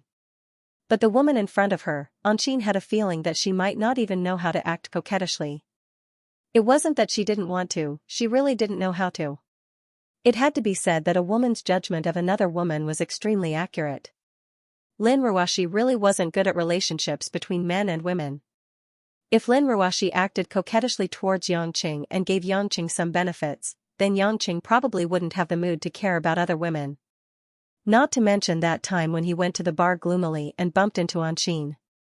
Unfortunately, things were always unpredictable. Lin Ruoshi's shortcomings just happened to create this relationship between Anqing and Yangqing. Even Mo Qianni, Lu Mingyu, and the other women also took advantage of this gap. Oh no, General Lin, why are you here? Yangqing tried to squeeze out a calm smile and asked. The moment Lin Ruoshi saw Yangqing and Anqing together, she keenly felt something. Anqing looked familiar, but she couldn't remember which family she was from. She didn't care much about it. What made her more angry was that there was a lip mark on Yangqing's face. She didn't need to think to know what the two people in the office had just done. Was your right face bitten by a mosquito? Lin Ruoshi asked with a sneer. There are no mosquitoes in winter. Ruoshi, you really know how to joke, hee hee. Just as Yangqing finished laughing, he suddenly realized what Lin Ruoshi was talking about. He touched his right cheek, wiped it, and looked at his hand. Sure enough, it was a little red. Yangqing looked at Anqing, who was pretending to know nothing. The quality of this lip gloss wasn't that good, how could it have faded? He smiled stiffly and said, I can explain this. There's no need to explain. It's not the first time this happened. I'm very interested to know what kind of identity this lady has. Lin Ruoshi directly targeted Anqing. Facing the pressure of the first branch, Anqing's Little Mistress universe could only explode. She said in a clear voice, Hello General Lin, I'm the new director's secretary today. My name is Anqing. A trace of thought flashed through Lin Ruoshi's eyes. Following that, she seemed to have thought of something and frowned, the young mistress of the Yin family? I don't know which Yin family General Lin is talking about, but An Zai Huan is indeed my father, although I don't really like to admit it, Anqing pouted and said. Lin Ruoshi seemed to have seen something extremely ridiculous. She looked at Yangqing with disappointment, so, the mysterious person that the higher-ups in Zhonghai have been talking about before the new year, the one who stole the Liu family's daughter-in-law and helped the Yin family to annex the Liu family, is you? Yangqing was shocked. So Lin Ruoshi actually knew about the incident in Hokkaido. He thought about it and realized that he was too careless. How could the upper-class people in Zhonghai not have found out about such a big incident? Although Lin Ruoshi didn't usually participate in social occasions like banquets, a lot of information would be submitted to her by her subordinates. As the second largest family in Zhonghai, the Liu family was annexed by the Yin family. Although there were all kinds of rumors about the Yin family's daughter eloping with a mysterious man, the truth had already been proven to be true. Initially, Lin Ruoshi only thought that the incident was very strange. She didn't think too much about it. Only today did she realize that the omnipotent mysterious man was actually her husband who didn't do proper work. Anqing pouted and didn't speak anymore. She realized that this incident would make Lin Ruoshi extremely angry. Come to think of it, which wife would hear about her husband stealing someone else's bride? Yangqing froze and smiled bitterly. He didn't know what to say. You're really something. I just realized that letting you sit in the director's position is a waste of your talent. With such great ability, the Liu family was also destroyed by you. With your help, the Yin family directly became the second largest family in Zhonghai. Lin Ruoshi's eyes were a little misty. She sneered and said, Yangqing, I think, I will also give you the position of the CEO of Yulei. Do me a favor and let Yulei become the world's #1, how about it? Missin is the bride you stole. The Yin family can receive this kind of treatment. In any case, we are legally husband and wife, aren't we? Yangqing looked at how calm Lin Ruoshi was and how she said these words to him as if she was joking. He felt even more guilty and couldn't bear it. Ruoshi, don't be like this. I know that I've let you down by doing this. What do you have to let me down? How would I dare let you do that? You are a big shot. You can just play around and the Liu family is gone. If you want a woman, you can just directly steal her. Moreover, you stole her from Hokkaido back to Zhonghai, Lin Ruoshi said with red eyes. Look at you, you won't even listen to my explanation. Don't be unreasonable. Yangqing said gloomily. I'm unreasonable. You're saying that I'm unreasonable. Lin Ruoshi widened her watery eyes and her pretty face paled. She took 2 steps back, as if she couldn't believe it. Only then did Yangqing realize that he accidentally said something wrong. It was too late to change his words. Yes, I'm unreasonable. I only wanted to call you for lunch and see how your work plan for next month is going. Who knew that I would disturb you and your new lover? It's my fault. I'll leave now. I won't disturb the two of you. I'm not unreasonable. A hint of coldness flashed through Lin Ruoshi's eyes. She silently turned around and opened the door to walk out of the office. Yangqing wanted to call out to her, but he didn't know what to say. He couldn't help but slap his forehead and let out a long sigh. Anqing also had a face of grievance. She didn't want things to turn out like this. But because of her, things did seem to have become more difficult to resolve. I'm sorry. I didn't mean for you guys to be like this. Anqing's eyes were red as she gritted her teeth and said softly. Yangqing laughed self-deprecatingly and patted Anqing's head. Idiot, what does this have to do with you? My own romantic debt, I'll eat the yellow lotus. There's nothing to say. Do you want to chase after her? I'm a woman, and I know that General Lin must be feeling very sad right now. I think you should go and comfort her. Anqing couldn't bear to say it. Yangqing sighed bitterly, so what if I chase after her? I can't possibly say that I want to break off my relationship with you and never contact you again. No matter how I explain it, the result is the same. I can only blame myself for being too useless, but I can't change this bad habit of mine. Anqing lowered her head dejectedly. She also realized that she couldn't change anything. It was absolutely impossible for her to leave Yangqing. Lin Ruoshi, you can hate me. I was the one who stepped in between you two, but I won't give up just because you're in pain. Anqing clenched her teeth and firmly thought. Just like that, the matter of an Xian becoming Yulei's secretary was unjustifiable. Fortunately, Yulei Entertainment wasn't a small company, so no one would pay much attention to the director having an unknown secretary. However, the secretary was indeed as pretty as a honey peach. No wonder the director picked her. In a metropolis full of materialistic desires, such a thing was not unusual, and no one would gossip about it out of boredom. But in fact, Anqing had helped Yangqing a lot. Anqing said that she had been involved in many family businesses, and it wasn't an exaggeration. In fact, before Anqing became a flight attendant, she had been trained by An Zaihuan as his successor. After all, she was his only daughter. The An family's business wasn't top tier in Zhonghai, but it was at the top of the second tier. Otherwise, the Liu family wouldn't have chosen to annex the An family as a springboard to compete with the Yuan family. For Anqing, Yulei Entertainment, which had just started, was like a ball of high-quality clay that she could mold.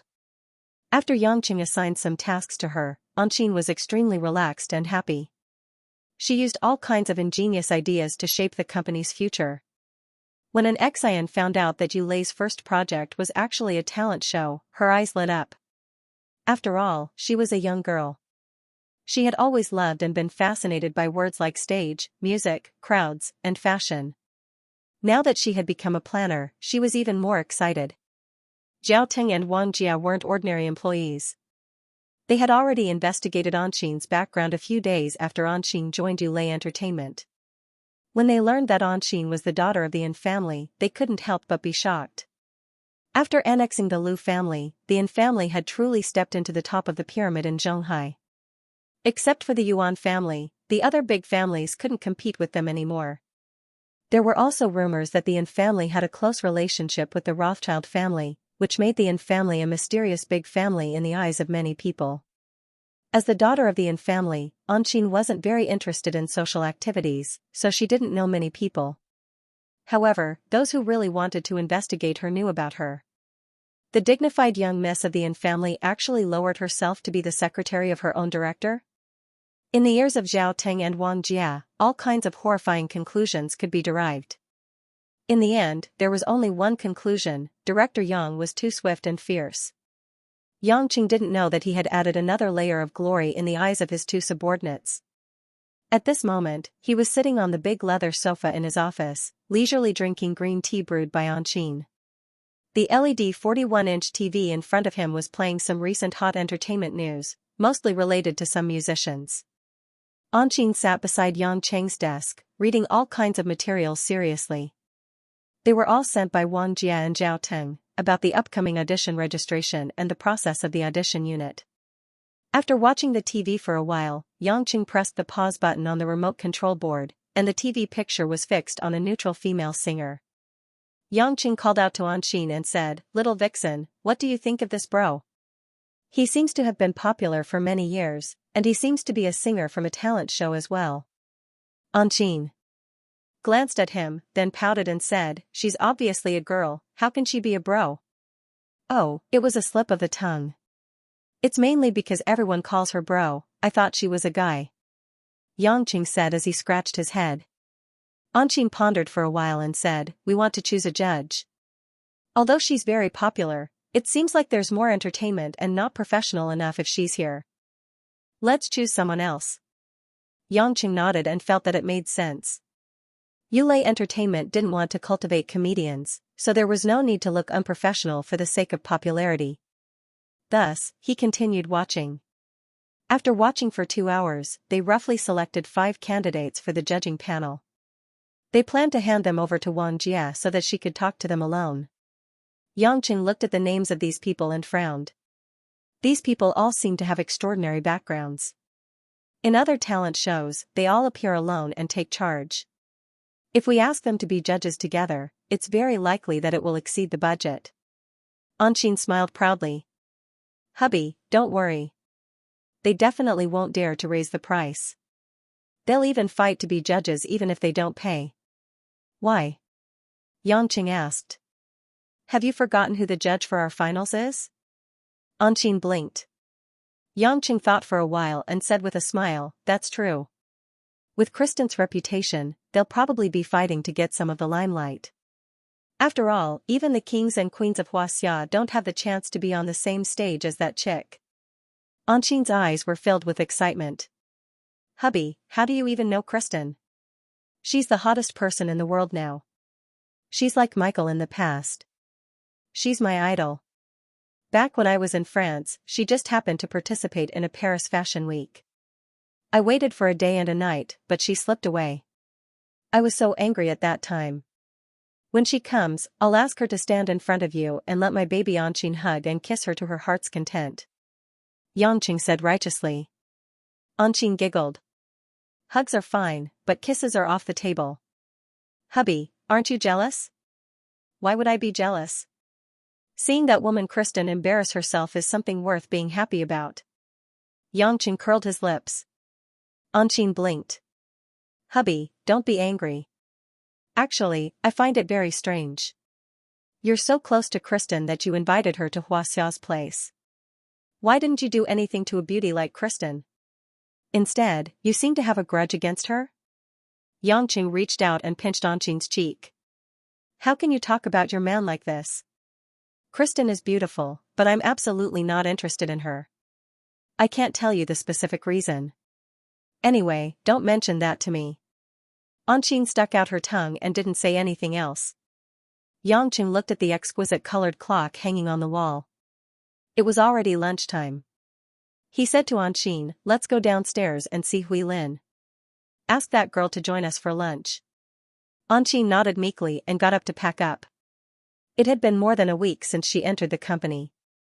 It was nearing the end of February, and Anqing had already familiarized herself with some of the daily operations of the company. And Anqing was also trying hard to familiarize herself with the situation around Yangqing. Of course, that included the people around Yangqing. Other than meeting Lin Ruashi on the first day and having a bad start with Lin Ruashi, the people around Yangqing got along well. The most interesting thing was that Mo Qianni and Lu Mingyu came to Yangqing's office as if they had an appointment. After getting to know Anqing, they tacitly left together. Yangqing didn't know what kind of agreement these women had reached, but as long as Lin Ruashi didn't ignore him for a few days after meeting Anqing, Yangqing was willing to let them get to know each other. The one who had the best relationship with Anqin was Hui Lin. Not to mention that they were in the same company, Hui Lin was the purest and the most childlike. Coincidentally, Anqin was also like a child who hadn't grown up yet. She was full of rebellious and perverse thoughts, but she had been to many places and seen many interesting things. Every time Anqin and Hui Lin were together, there would be endless things to talk about, which always made Hui Lin confused, but her eyes were full of longing, which made Anqin feel extremely accomplished. At noon on weekdays, Yangqing would bring the two girls out for lunch. It wasn't that he didn't like the food in the company, but the employees of Yulei Entertainment went to the canteen of the headquarters for lunch, which meant that they would most likely bump into Lin Ruoshi. If he only brought Hui Lin like in the past, it wouldn't matter. But now that he brought Anqin, it was equivalent to challenging Lin Ruoshi's endurance. Yangqing wasn't that brave. When they arrived at the recording studio downstairs, the moment Yangqing and Anqin entered the room, they didn't see Hui Lin working hard to practice her professional singing skills and music knowledge. Instead, she was sitting quietly on a chair with her head lowered and her hands clenched together, as if she was enduring something. Yangqing frowned and walked up to her, asking, "Hui Lin, what's wrong with you? Are you feeling uncomfortable?" Logically speaking, Hui Lin had a good foundation in internal energy, so she wouldn't have any minor illnesses or pains. Hui Lin suddenly raised her head. There were 2 streaks of tears on her face, and her eyes were red and swollen from crying. Yangqing and Anqin were stunned. They didn't know why Hui Lin suddenly cried like this. "Brother Yang?" Hui Lin asked. "My grandpa, he passed away?" Yangqing was stunned, while Anqin was shocked. She looked at Yangqing with puzzlement. Yangqing thought for a while and gestured for Anqin to leave first. Anqin understood that Yangqing wanted to talk to Hui Lin alone, so she walked out. "Who told you this?" Yangqing asked. Hui Lin sobbed. "Grandma brought Grandpa Grey Robe here just now." Grandma said. "Grandpa was harmed by bad people. She has to go back to Beijing to take charge of the situation. She asked me to stay here temporarily and listen to you." Yangqing frowned. Abba Xun Miao said this because she didn't want the innocent Hui Lin to know that her grandpa had done such a thing. It was understandable. Yangqing pretended that he didn't know anything and let her have her way. "That's right. Your grandpa is gone. I didn't want you to be sad, so I didn't tell you." Yangqing nodded.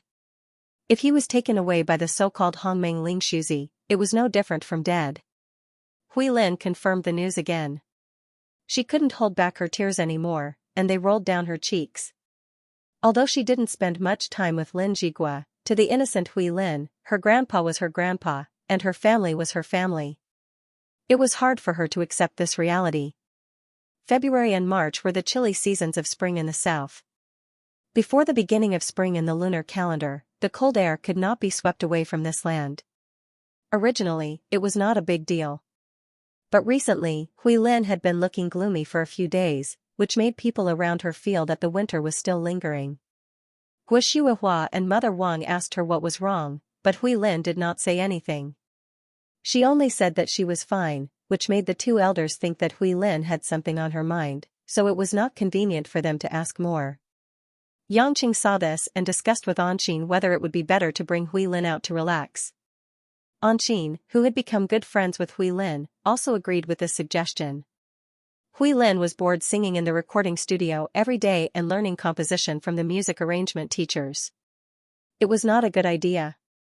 As for where to go, it was still a problem. After all, although spring was not far away, the temperature was still very low.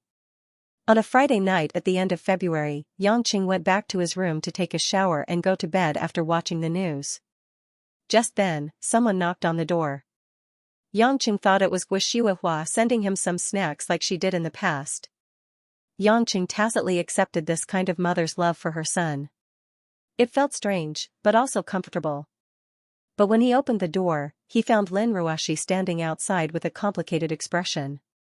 She was a little nervous, a little embarrassed, a little shy, and a little unwilling. This was the first time that Lin Ruoshi took the initiative to talk to Yangqing after the quarrel with Anqin in the office. Yangqing was flattered and felt that spring was not far away. Lin Ruoshi was wearing a red round-neck woolen sweater and a gray patterned winter skirt. Her beautiful eyes made her look even more charming, especially when she pursed her thin lips. She looked like a blooming red mountain in spring. She was more beautiful than a flower. Ruwashi babe, you're finally willing to talk to me. Are you missing your husband's embrace? Are you looking for me on a long winter night? Yangqing said with a smile. Lin Ruwashi gritted her teeth and glared at him.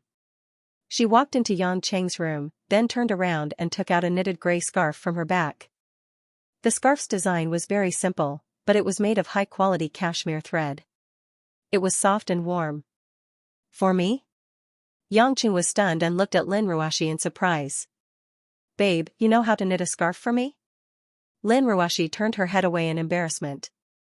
Aunt Gwen knitted it, but she said she wanted me to put it on for you. Lin Ruwashi's voice became softer and softer. She was obviously very embarrassed. Yangqing suddenly realized that his mother was always worried about the relationship between him and his wife. She must have used this method to ease the conflict between the young couple and make them closer. However, he didn't expect that Gui Shuihua would secretly knit a scarf for him. Although Yangqing basically didn't need it, and winter was almost over, it was still a formal gift from a mother to her son. Yangqing couldn't help but think if he should open his mouth and call her mom. Put the scarf here. I'm leaving.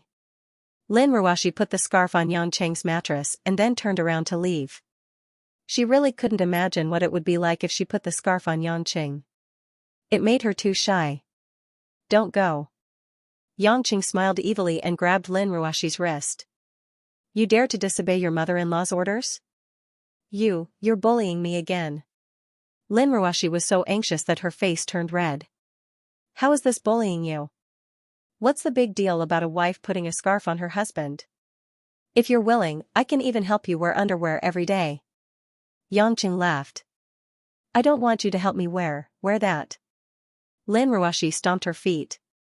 Seeing that she couldn't break free from Yangqing, she could only pick up the scarf angrily and said to Yangqing angrily, move your pig hand away. How can I put it on with one hand? Yangqing smiled. Pigs don't have hands. These are pig trotters. Lin Ruwashi ignored him. Seeing that he let go of her hand, she simply closed her eyes and didn't look at Yangqing's teasing expression. She didn't want to be angry and embarrassed. She directly flung the scarf around Yangqing's neck. However, when Lin Ruwashi closed her eyes, it made things easier for Yangqing. He quickly hugged Lin Ruwashi's fragrant body in his arms. Ah! Lin Ruwashi let out a soft moan. The moment she suddenly opened her eyes, Yangqing kissed her lips heavily. Ugh! Lin Ruwashi's eyes widened. Her watery eyes were filled with excitement, shyness, and sullenness, but she was powerless to resist. Her whole body was sore and soft as if she had no bones. She let Yangqing's bandit tongue enter her mouth. She clumsily dodged, but instead became Yangqing's playful toy. Yangqing enjoyed it. Every time he hugged this stunner, apart from the great physical pleasure, the spiritual sense of conquering a goddess was indescribable. It was as if he was not hugging a woman, but hugging the whole world. When Yangqing's hand slowly tried to caress Lin Ruwashi's full chest, Lin Ruwashi finally couldn't bear it. She couldn't help but hurriedly separate their lips and blocked Yangqing's mischievous hand. Yangqing also realized that he was too lustful. He had failed for so long in his dream of sharing a room. How could he settle it when they had just reconciled? Looking at Lin Ruwashi's misty eyes, Yangqing smiled awkwardly and said, I won't touch, just a hug will do. Let go of your pig trotters, Lin Ruwashi said coldly. Yangqing smiled bitterly. Her learning ability was too fast. Since you are so thirsty, go find your little secretary. Don't open a dye shop just because I gave you some color. If Aunt Gua didn't ask me to come today, I wouldn't even bother with a guy like you, Lin Ruwashi said coldly. Yangqing wasn't angry, I know. I'm already very grateful that you came. After all, it's all my fault. Seeing that Yangqing admitted his mistake so straightforwardly, Lin Ruwashi didn't say anything else. But she also knew that this guy obviously knew his mistake and wouldn't change. She was tired of having one lover after another, but she couldn't say anything about it. Men were getting more and more fickle, but she was getting deeper and deeper in the mud. When he hugged and kissed her just now, she actually didn't have the thought of resisting, but just resisted it instinctively. Doesn't this mean that I've already taken these intimate actions as a matter of course? Every time she thought of these helpless things, Lin Ruashi would try her best not to think about it. Then, she thought of another thing that she wanted to talk about. She asked, Hui Lin told me that that person passed away. Is it true? Lin Ruashi's expression changed, and she fixed her gaze on Yangqing. Yangqing was slightly startled. He didn't expect that Hui Lin would tell Lin Ruashi about Lin Jigua, but then he felt relieved. The barrier between the two sisters was that they had different opinions about Lin Jigua, their grandfather. Now that Lin Jigua was gone, there was nothing for them to avoid. It's true. He will never appear in front of you again. Yangqing nodded. A touch of sadness flashed across Lin Ruashi's eyes. He's gone too. Yangqing didn't speak. He knew very well that to Lin Ruashi, Lin Jigua wasn't a qualified elder. He was even a person that Lin Ruashi hated. However, people's feelings were always contradictory. After all, Lin Ruashi wasn't Hui Lin. She wouldn't take Lin Jigua too seriously. In a sense, his death was a form of relief for Lin Ruashi. You already knew who Hui Lin is, right? Yangqing asked. Lin Ruashi nodded. When Yang Lai came last time, I heard him call her Hui Lin, so I guessed it. But Hui Lin is just Hui Lin. I won't treat her like that person just because she's his granddaughter. She's a good girl and I like her very much. Your good sister has been feeling down recently.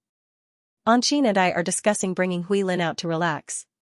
Let's pick a day to go out and have some fun. Where do you think we should go? Yangqing asked with a weird smile. Lin Ruashi could tell what he was implying. Why is that woman bringing Hui Lin out with you? Oh? In that case, my dear Ruashi, are you willing to bring Hui Lin out with me? Yangqing asked. Lin Ruashi frowned. Hui Lin is my sister. Why should she be brought out by someone else? I'm not interested in going with you. Yangqing slapped his head. Aya, what should I do? Anqin is Hui Lin's good friend.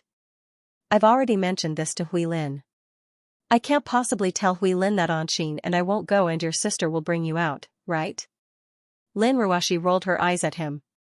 I'm bringing Hui Lin to my hot spring resort. If you want to go, you'll have to drive. Yangqing said seriously, if Anqin wants to go, do I have to stop her? Well, Ruashi baby, I'm sure you don't want to see her. I can't be bothered with her. Do you think I'll care about your trivial matters? Lin Ruashi sneered. Yangqing grinned. I knew it. How can the great General Lin be afraid of Anqin?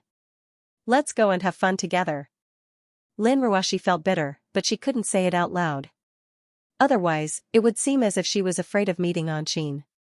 She snorted and walked out of the door. Yangqing heaved a sigh of relief. Just now, he had a sudden idea to let his wife meet Anqin again. If they met each other more often, some of the good and bad things would make sense. Just like Mo Qianni. Wasn't she also his lover? She was fine under Lin Ruashi's nose every day. Although he felt sorry for Lin Ruashi, he couldn't hurt all the other women for one woman, unless he didn't start. But that was nonsense. How could he run away? It wasn't easy to enjoy his luck with women. After discussing with Lin Ruashi about bringing Hui Lin out to relax, they couldn't leave immediately. After all, both of them had work to do. When Yangqing arrived at the office the next day, he saw Wang Jia already waiting there. She looked rather disappointed, as if she had encountered some difficulties. Manager Wang, could it be that you've been harassed by a client? Yangqing joked. Wang Jia forced a smile. Director, don't joke with me. I wouldn't take that kind of thing to heart. Furthermore, not many people would dare to have ideas about our Yulei employees. Then what's the matter? Yangqing asked. Wang Jia sighed softly and told him everything in detail. It turned out that the star of Yulei's audition was going to be officially announced in less than half a month. However, the specific venue for the audition and registration had yet to be officially decided. After discussing with her think tank, Wang Jia decided to cooperate with a national chain company in the tertiary industry. However, Wang Jia was rejected at the door. When the company heard that Wang Jia was a department manager of Yulei Entertainment, they immediately chose not to accept an interview and stated that the director had to go there personally. Yangqing frowned. Which company is it? How dare they throw such a childish tantrum? Wang Jia said indignantly, isn't that right? I'm also puzzled. After all, it's a listed company. Why would they do something like this? You haven't told me which company it is. Oh. Wang Jia passed a document to Yangqing and said, it's the largest entertainment industry group in Shanghai. It's one of the top 10 companies in the country, the Maple Group. Yangqing was stunned. He carefully looked at the introduction in his hand and immediately smiled bitterly. Maple Group? Isn't that Tang Wan's company? Yangqing couldn't help but think that the reason why Wang Jia was rejected at the door and directly asked the director to go there was definitely because Tang Wan knew that the director of Yulei Entertainment was him. She did this on purpose. Ever since the incident with Tang Tang, he hadn't kept in touch with Tang Wan. Although he was greedy, he didn't have the cheek to eat the beautiful woman who suddenly confessed to him. After all, Yangqing was not inexperienced. He only knew that women were animals. Moreover, he had been busy all this time, and the women at home had not been dealt with properly. Moreover, he had to fight and plot from time to time. How could he have the time to grind soybean milk with Tang Wan? Although Yangqing admitted that he was a playboy, he would not fall in love with a woman so easily. Towards Tang Wan, he at most liked and was attracted to her physically. He didn't really love her like his other women. The two of them had only been together a few times and there was an age gap. It was impossible for them to be together like him and Anxin because they were similar in age. Therefore, if they didn't see each other, he wouldn't think too much about it. However, Tang Wan was also an arrogant person. She had always been the one to lick her toes. Now, she was telling a man who was more than 10 years younger than her that she wanted to have an affair with him, but the man was indifferent to her. This obviously challenged Tang Wan's self-esteem. Since Yangqing ignored her, she naturally wouldn't take the initiative to contact Yangqing. However, ignoring him for a long time didn't mean that she had really thrown Yangqing aside. Tang Wan hadn't married for more than 10 years. It was rare for her to fall in love with a man. It was impossible for her to break up with him just like that. Therefore, it was reasonable for her to have all kinds of resentment. I have a general idea of the matter. I will go to Maple Forest by myself. It's not your fault. The main thing is that I have some conflicts with Maple Forest. Yangqing smiled. Wang Jia was stunned for a while. Only then did she realize that she had become a victim. She smiled bitterly and went out to do her work. After Yangqing sat in the office for a while, Anxin came to work with a small bag.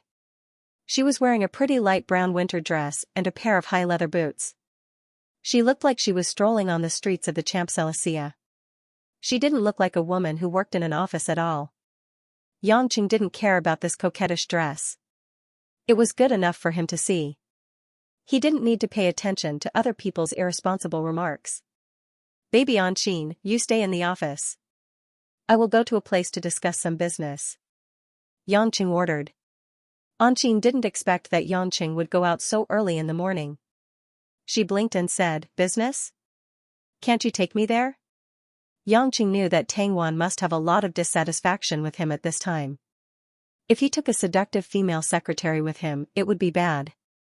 So he waved his hand and said, no, you can work here. I have to solve this matter myself. Anxin didn't ask much. She nodded obediently and gave Yangqing a kiss. She told Yangqing to work hard. Yangqing drove alone to the address of Maple General Lin's department, which he had found in advance. He felt a little helpless.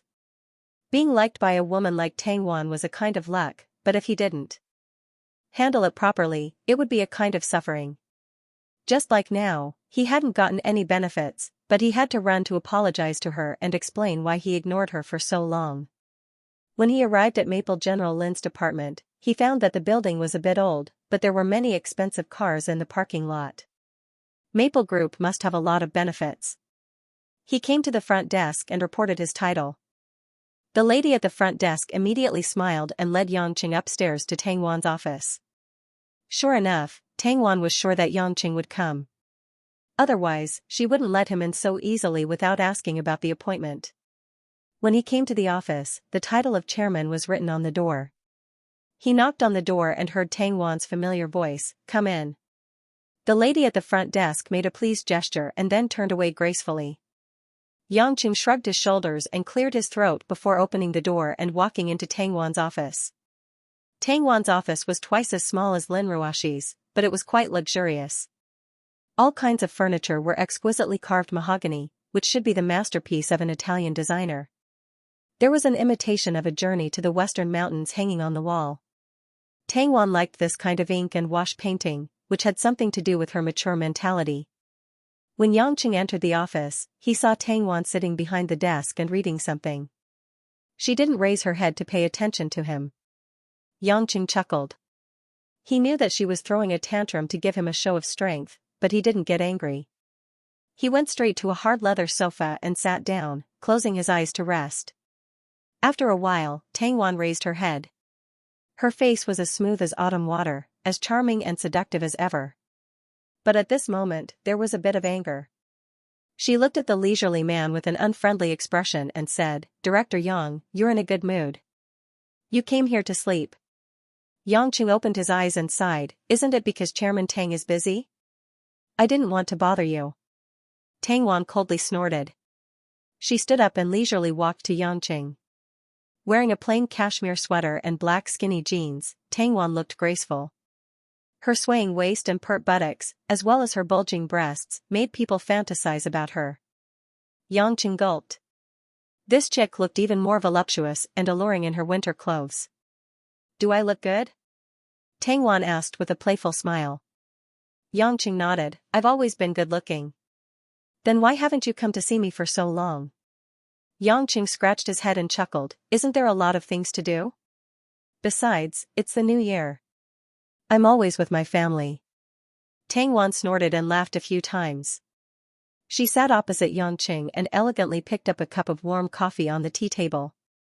She took a small sip and said, "I don't think you're with your family. You're playing Tiger Wong in Hokkaido." Yangqing was stunned. "You even know this?" "I'm more capable than you think." Tang Wan smiled charmingly. Yangqing curled his lips and nodded, as if nothing could be hidden from this woman. However, a woman who could make Feng Zhongping, the secretary of the municipal party committee, secretly fall in love with and not dare to offend, naturally couldn't be just the chairman of a large corporation. She must have an extraordinary background. "You know why I'm here today, right?" Yangqing said. Tang Wan shook her head. "I don't know." Yangqing was depressed. He smiled bitterly and said, "Do you have to be like this? It's not like we have any deep hatred. I admit that I don't care about you enough, but we don't have any substantial relationship, right?" Tang Wan's pretty face turned cold. Her eyes were like two sharp knives as she stared at Yangqing. "So this is how you see our relationship?" Yangqing's heart trembled. He smiled embarrassedly. It's not completely like that. It's just that I feel that we're both adults. There's no need to fuss over such a small matter. We can talk about work at work." Tang Wan sneered. Her eyes flickered with an unnerving brilliance. "Yangqing, do you know? If there's a man who tells me, I've fallen for you after knowing me for a few days, I won't hesitate to slap him. Because that's the same as saying, I want to sleep with you, but in a different way. However, if I tell a man I've only known for a few days, I've fallen for you, to me, it's the same as saying, I want to entrust everything to you. But it's obvious that the man I'm targeting doesn't take me seriously at all." Yangqing was stupefied. He didn't expect Tang Wan to take the conversation that night at the beach so seriously. If what Tang Wan said was true, then he had indeed gone too far. "Actually, with your qualifications, choosing me isn't a good thing. You should know very well that I can't give you too much of what you want," Yangqing said with difficulty. Tang Wan smiled bitterly. "Do you know why, in ancient Greek mythology, the little Cupid would always cover his eyes with a piece of cloth when he shot the arrow of love?" "Why?" Yangqing had never heard of this story. "Because," Tang Wan stared at Yangqing and said with a complicated and bitter tone, "because love is blind." Hearing Tang Wan say the word blind, Yangqing couldn't help but fall into deep thought. This woman always gave him an overbearing feeling, and he always couldn't take the initiative in front of her. However, he never thought that she was the weaker party between the two of them. After all, the real initiative was in his hands. I seem to have made some cruel mistakes, Xianxia said with a faint smile. Tang Wan shook her head. You are a bit cruel, but you didn't make any mistakes. I'm just fighting for something that I want. Of course, you can choose to ignore everything I say and do. When it comes to work, I'll talk to you rationally. You can rest assured about that. Xianxia touched his shirt pocket and wanted to take out a cigarette, but he realized that he was in someone else's office. He was a bit embarrassed, so he retracted his hand and said seriously, this kind of thing can't be forced. In the future, when we have time, we can meet and have a meal. Even if we can't be lovers, we can still be friends. Tang Wan smiled. That's all I need to hear. Can we start talking about work now? Our Star of Ulay audition is very urgent, Xianxia said with a smile. Tang Wan nodded and was about to say something, but her phone rang. Tang Wan took out her phone and looked at the number. She immediately frowned and picked up the call. What's wrong? It was unknown what was said on the other side of the phone, but after that, Tang Wan's face didn't look too good. Wait for me, I'll be there in half an hour, Tang Wan said and hung up the phone, sighing faintly. Xianxia had never seen such a helpless expression on Tang Wan's face before, so he asked curiously, did something happen to Tang Tang? Tang Wan smiled, what can happen to that girl? She's in school studying for the college entrance exam, but something happened to my brother. Your brother? Tang Wan nodded and said, actually, during the time when you didn't contact me, I went back to Yanjing and just returned to Zhonghai a few days ago. But this time, my younger brother, Tang Ju, also came along. That little rascal is always messing around. My family elders asked me to watch over him, but he caused trouble for me in just a few days. Xianxia didn't know that Tang Wan's family was in Beijing. He heard from Tang Wan that her brother seemed to be a troublemaker. What happened to him?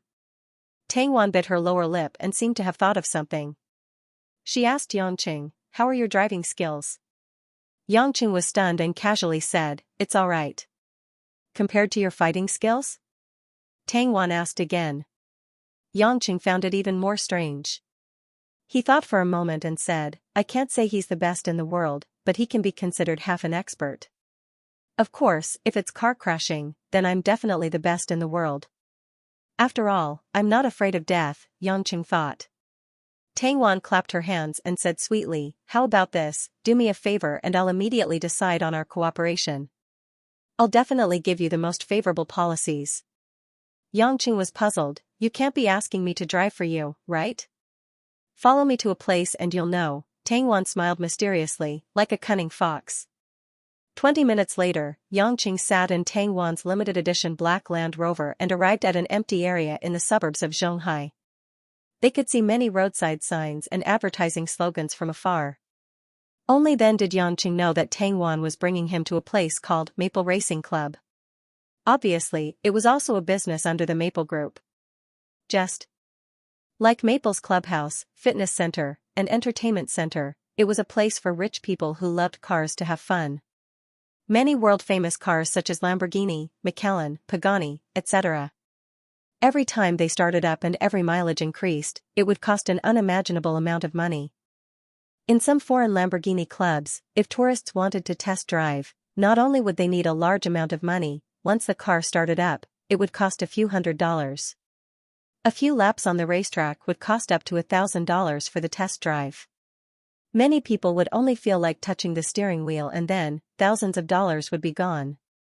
As for the owners of these super sports cars, once they were on the road, even if they could afford the gas, it would be a great waste of the car itself and bring high risks. Therefore, car clubs that were specially used to store and have fun were especially popular now. Of course, not everyone could open such a club with money. If Tang Wan did not have a profound background, she would definitely not dare to open such a luxurious place. After all, the people who would come here to play with cars were not ordinary people.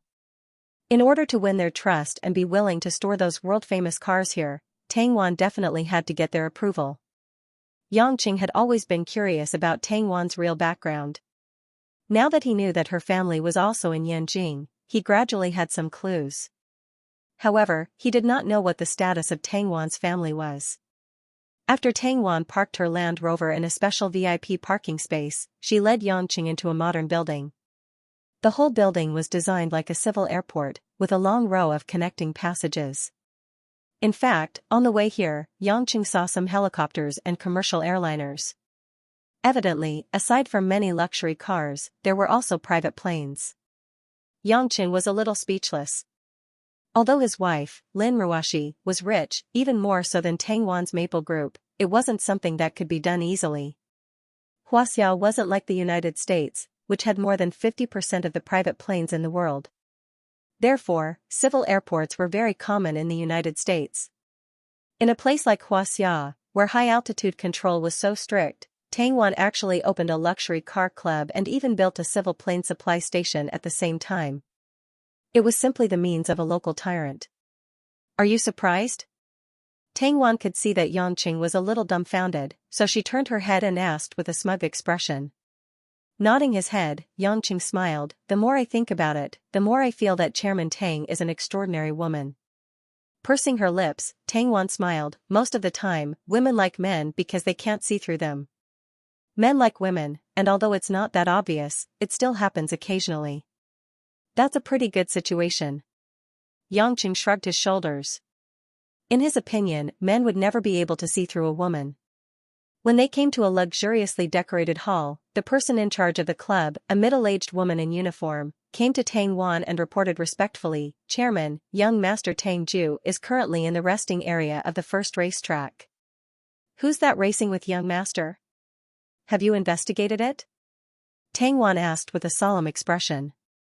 The person in charge nodded. "Yes, we've already investigated it. That's one of the top racers of Austria's F1 Red Bull racing team, Weber. He once won the championship in Germany, and his performance in this year's World Championship was outstanding. He's one of the top racers in the world. Why would someone like him come here? Who brought him here?" Tang Wan asked in puzzlement. The person in charge replied, "It's young Master Ning. Young Master Ning and Mr. Weber are friends from overseas. This time, Weber came to Shanghai to participate in the race, so he came here to have some fun." "Who knew? Young Master Tang Ju. He's addicted to gambling again." Tang Wan touched her forehead in distress. Suddenly, she was stunned. "You mean young Master Ning? Which young Master Ning?" The person in charge replied, "It's young Master Ning Guodong from the Ning family in Beijing, Director Ning." "Oh, it's him." Tang Wan seemed to have understood what was going on. On the other hand, Yangqing, who was following by the side, curled his lips. He was quite fated with Ning Guodong. He was here to help Tang Wan, and his opponent was even the racer that Ning Guodong brought with him. However, since it was Ning Guodong's friend, he didn't need to be polite. Yangqing hated gigolos who stared at other people's wives the most. After listening to some trivial matters from the person in charge, the group arrived at the rest area of the first track. Although it was called a rest area, it was actually a spacious living room. Sunlight shone in through the transparent tempered glass windows. The heater was turned on inside, and many of the indoor plants appeared delicate and beautiful. The environment was very pleasant. "You're really willing to spend money." Yangqing couldn't help but sigh as he looked around at the luxurious facilities. Tang Wan smiled.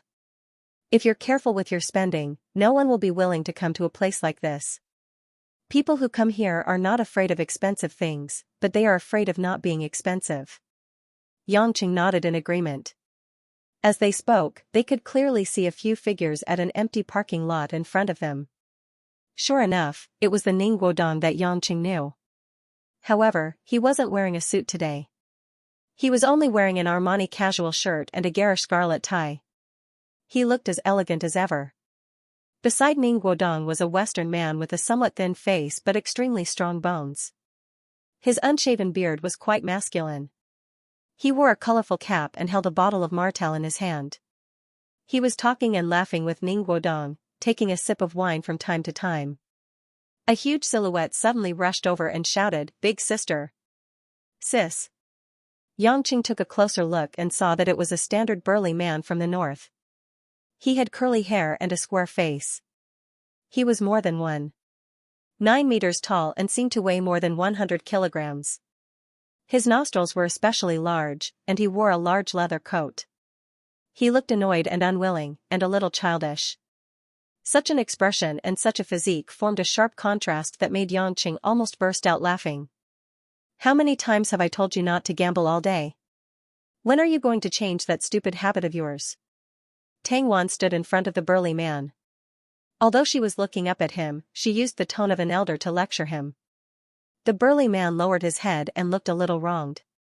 He said in a hoarse voice that Ning Guodong brought the foreigners here to show off. "As a child of the Tang family, shouldn't we inherit the fine tradition of our ancestors and rise up to resist?" "Rise up to resist? You can use a kitchen knife. Why are you using a car to race? Are you a racer? Or did you race against the Eight-Nation Alliance? Do you think it's the Olympics?" Tang Wan asked. The man smiled and pretended to be cute. He stretched out his hands to hold Tang Wan's slender arms and shook them. Sis, you're the best. Help poor Tang Ju. That 599 GTO is my birthday gift. How can I lose it to him?" Yang Chen, who was watching from behind, almost fainted. The man's tone and actions were simply infuriating. How could he stand it? Some of the staff and bodyguards at the side were used to it. It was really hard on them. At this moment, Ning Guodong walked over with Weber. When they saw Tang Wan, they greeted her intimately. But when he saw Yangqing, Ning Guodong's face turned ugly. "Why are you here?" Ning Guodong asked with a frown. Although he had seen the scene of Yangqing and Guo Shihuahua reuniting at the Yang family's military courtyard, he only had a glimpse of it. He didn't know what happened after that. From Ning Guodong's point of view, there must be a mistake for Yangqing to be a descendant of the Yang family. Not to mention that there was no news from Beijing, so he was sure that Guo Shihuahua recognized the wrong person. "Why can't I be here?" Yangqing raised his brows and asked. Ning Guodong sneered, "Do you know how much membership fee you have to pay to come here? Your salary might not even be 1/10 of it." Tang Wan said calmly, "Yangqing is my friend. I asked him to help me compete with Mr. Weber." As soon as she said that, not only did Ning Guodong look at Yangqing in surprise, but Tang Ju, who was begging Tang Wan for help, also widened his eyes and looked at Yangqing carefully. In Tang Ju's opinion, Yangqing was just a nobody. He didn't expect him to be his sister's friend, and a reinforcement? As he looked at him, Tang Ju's eyes became a little ambiguous. "Miss Tang, are you sure you're not joking with me and my friend?" Ning Guodong asked with a weird smile. In his opinion, Yangqing challenging Weber was simply a fantasy. He felt that even if Tang Wan were to hire a taxi driver on the street, he would still be more reliable than Yangqing. Weber couldn't understand Mandarin, so he asked the translator to explain it to him. When he knew that this young man with the surname Yang wanted to compete with him again to win back the car that he had lost, he grinned at Yangqing with great interest. Obviously, a real expert wasn't afraid of challenges and would only look forward to different opponents. Weber wouldn't look down on Yangqing just because Yangqing didn't look very good. Only by respecting each and every racer could one stand at the top of the world. Yangqing was a little confused by their words, so he immediately asked Tang Wan and the rest to stop. "I still haven't figured out what's going on. What car gambling, race, and winning back the car? Tell me in detail." I'll talk. Tang Ju volunteered as if he, the culprit, had nothing to do at all. He acted as the narrator and explained everything that had happened in the past hour. It turned out that Tang Ju was bored in Beijing, and he had nothing to do after coming to Zhonghai with Tang Wan. Therefore, his main activity was to play in the various amusement facilities under the Maple Group. Today, he happened to be at the racing club, playing with a few new sports cars. Coincidentally, Ning Guodong, who happened to be in Zhonghai, also brought his friend Weber here to have fun. Ning Guodong and Tang Ju were probably the type that didn't see eye to eye. Therefore, they talked about the race and the like without saying much. When Ning Guodong talked about how good his friend Weber was, Tang Ju was instantly reminded of the glorious revolutionary ancestors who had to fight against the foreign devils. Therefore, Tang Ju gambled with Weber on cars. Whoever lost would have to give the other party's car to the winner. In the end, Tang Ju lost his face and his car. However, Tang Ju felt that something was amiss. That Ferrari 599 GTO was a gift from his sister, Tang Wan. How could he lose it? Not to mention that there weren't many of those cars in the world, it had a different meaning. After that, Tang Ju called Tang Wan for help, hoping that Tang Wan could help him get his car back. Yangqing was depressed after listening to it. He felt that he was here to clean up after Tang Wan's stupid brother. Hey, brother-in-law, are you really good at driving? Can you win? Tang Ju let go of Tang Wan and went to Yangqing's side. He hooked his arm around Yangqing's neck and asked. Little brat. What nonsense are you talking about? Tang Wan's face blushed as she kicked Tang Ju's thigh. Evidently, she was familiar with it. Tang Ju awkwardly took a few steps back and said timidly, Sis, you've never brought a boyfriend before. Now that one is here, how can it not be brother-in-law? Tang Wan really wanted to smack this good-for-nothing brother of hers to death. She gnashed her teeth and glared at him before she said to Yangqing, I'm sorry, but he's just spouting nonsense. Don't take it seriously. If I took it seriously, I would have lost. Yangqing touched his forehead and wiped his sweat. Tang Wan rolled her eyes at him before she turned to Ning Guodong, who was stunned. Young Master Ning, you should know the price of that Ferrari 599 GTO. That's a birthday gift that I gave to my good-for-nothing brother.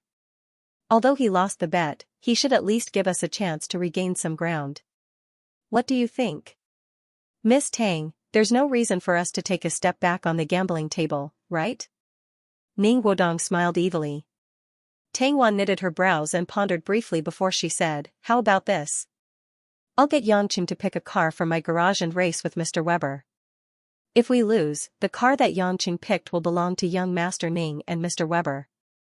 If we win, we only want the Ferrari back. What do you think?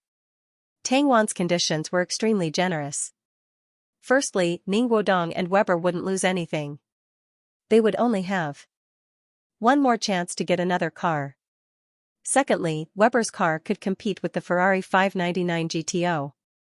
Although there was a huge difference in driving skills, it also meant that ordinary sports cars couldn't compete with Weber's car from a certain point of view. Therefore, if Yangqing wanted to have a higher chance of winning the competition, he had to choose another tyrannical supercar. When Weber heard this, he was very happy to agree.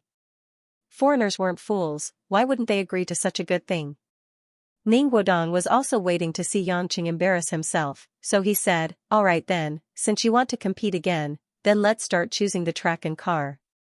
Yangqing knew that he couldn't avoid it, and since he had promised to help Tang Wan today, he had no choice but to show some of his true abilities. Don't stand on ceremony, feel free to use the car in the garage, Tang Wan said straightforwardly, then let Yangqing follow a waiter to the garage to get the car. Yangqing hesitated for a moment, then asked, What type of track is it? Tang Wan turned her head to look at Ning Guodong. This track was chosen by them. The entire club covered an incomparably large area, and there were all kinds of tracks. She didn't know which one to choose this time. Ning Guodong sneered and said, It's a road track that simulates the layout of a city. It's definitely not the F1 track that my friend is good at. You can rest assured and choose. Yangqing couldn't be bothered with Ning Guodong's sarcasm, so he turned around and left. Tang Ju nervously watched as Yangqing left. He rubbed his hands and asked Tang Wan, Sis, is brother-in-law alright? Why did he only ask about the track, and not even what car they were using? Why didn't you say so earlier? Tang Wan suddenly remembered that Yangqing didn't ask what car they were using for the competition. I forgot. Should I go up and tell brother-in-law? Tang Ju blinked and asked. I've told you, it's not brother-in-law. If you keep yelling, I'll kick you back to Yanjing. Tang Wan glared at him. Tang Ju chuckled and didn't mind it at all. He continued acting coquettishly, Sis, you dote on me the most. Why would you kick me back to Beijing? Hee hee. Looking at her silly little brother, Tang Wan was both annoyed and amused. In the end, she shook her head and sighed, not saying anything more. Not long after, Yangqing drove the car he chose to the rest stop. When Tang Wan, Ning Guodong, and the others arrived at the door, they were stunned almost immediately. It wasn't that the car Yangqing had chosen was special, it was just too ordinary. Yangqing drove a sapphire blue Lotus Evora and slowly came to everyone's sight. You chose this one? Ning Guodong asked with a strange smile. Can't I? Yangqing touched the delicate steering wheel of the Lotus. I think it's quite suitable. Lotus sports car, although it's a world-class supercar on par with Ferrari and Porsche, but this Evora you chose, TSK. Ning Guodong shook his head. Before Ning Guodong could say why, Tang Ju, who had long lost his patience, shouted, "Brother-in-law! Don't joke with me. I don't blame you if you want to save money with your sister, but you should at least choose a reliable one. Although this Evora is a Lotus, it's using a Toyota Camry's engine. I lost my Ferrari GTO, and you're driving a Toyota Camry. What's the point of racing?" Just as he finished speaking, a roar of an engine emerged from the other side, followed by a yellow shadow rushing in front of everyone. The strong lines, the wide body, and the golden logo exuded a beast-like aura. Yangqing opened his mouth and whistled in admiration. Weber rolled down the window and gave a thumbs up to Yangqing. He said in English, "Koenigsegg CCXR, 4. 8 displacement, turbo, V8 engine, acceleration of 100 km in 3 seconds. This was considered a thorough introduction, just like how swordsmen in ancient times would introduce their weapons before a fight. Yangqing also replied in English, "Lotus Evora, 3. 5 displacement, Toyota Camry's V6 engine, acceleration of 100 km in 4.9 seconds. Weber grinned, obviously agreeing with Yangqing's data. At least this was an opponent who had seriously chosen his car. As for the performance of the car, as a professional racer, Weber was well aware of the pros and cons of each car. He wouldn't arbitrarily think that his Koenigsegg would definitely win. Tang Wan stopped Tang Ju, who still wanted Yangqing to change his car. She walked to Yangqing's window and said, "Follow Mr. Weber to the starting point. There will be someone in charge of the race." Yangqing nodded his head. Just when he was about to roll up the window, Tang Wan called out again. "Hey!" Tang Wan hesitated for a brief moment before she bit her lips. "Be careful.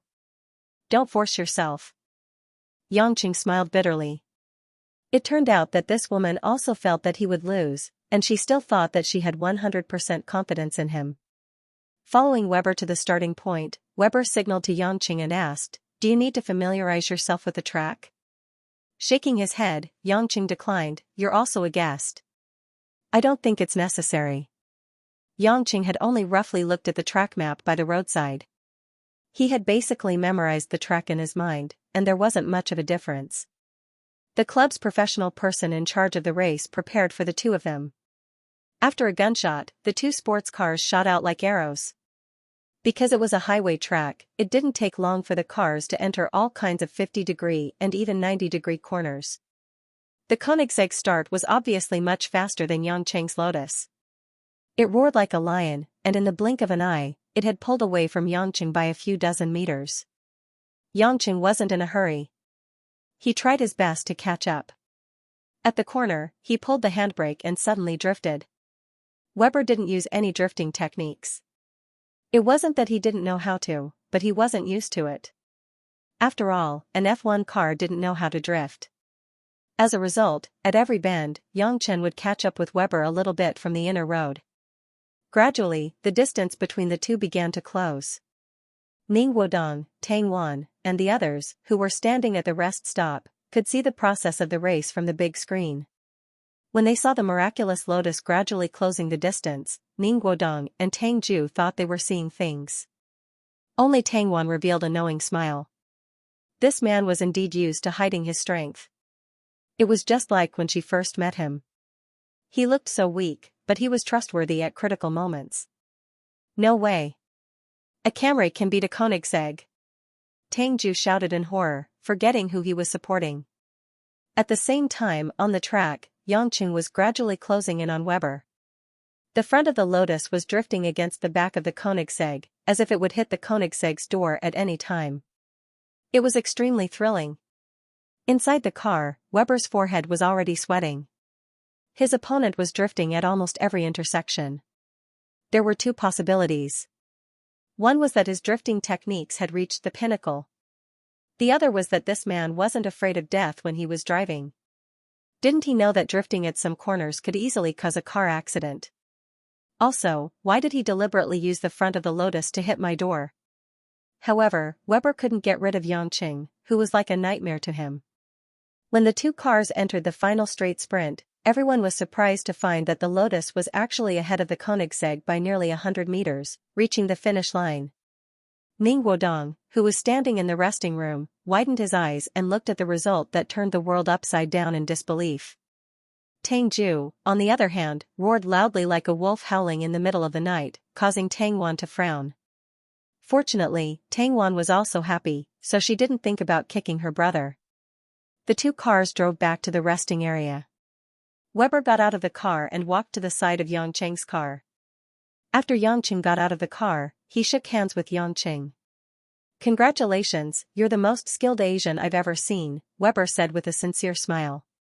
Victory and defeat were common in the military, so he didn't care too much. Yangqing also shook hands with him. "It's mainly because of the road track. People like you who are used to driving in F1 are always used to going through big bends, so you gave me the opportunity to take advantage of it. In terms of real precise control of the car, I'm still far from you. A loss is a loss. You've allowed me to witness a godly drifting technique," Weber praised again. Tang Wan and Ning Guodong walked over. Tang Wan said to Ning Guodong with a smile, "Young master. Ning, I'll take back my brother's car." Ning Guodong nodded and didn't want to pay any more attention to him. He turned to Weber and asked him how he felt. He didn't want to face Yangqing at all. Tang Ju licked his lips and walked forward. He touched the Lotus sports car behind Yangqing and kissed the door a few times, leaving a bunch of saliva. He laughed and said, "Haha, this lousy Camry actually defeated the Koenigsegg. This is too godly. In the future, we'll just buy a Camry when we buy a car." Yangqing chuckled. Although this engine is a Camry made in North America, the Lotus has its own unique electronic control unit. The exhaust of the engine has also been redesigned and adjusted differently. The power performance is on a completely different level. On this kind of road track, the Koenigsegg's explosive power in a straight line can't be displayed well. Although these two Evoras can only go around 200 kilometers, and the Koenigsegg can go around 300 kilometers, 200 kilometers is a luxury on this kind of track. No matter how fast it is, it's useless. On the contrary, the Lotus has a mid-engine design and a lighter body, which is a great advantage. Tang Ju was stunned when he heard that. In the end, he mumbled, "Brother-in-law, which car company do you work for? Firstly, I'm not your brother-in-law.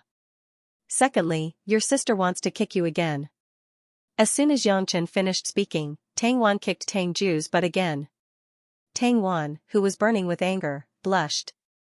She glared at her idiotic brother with murderous eyes.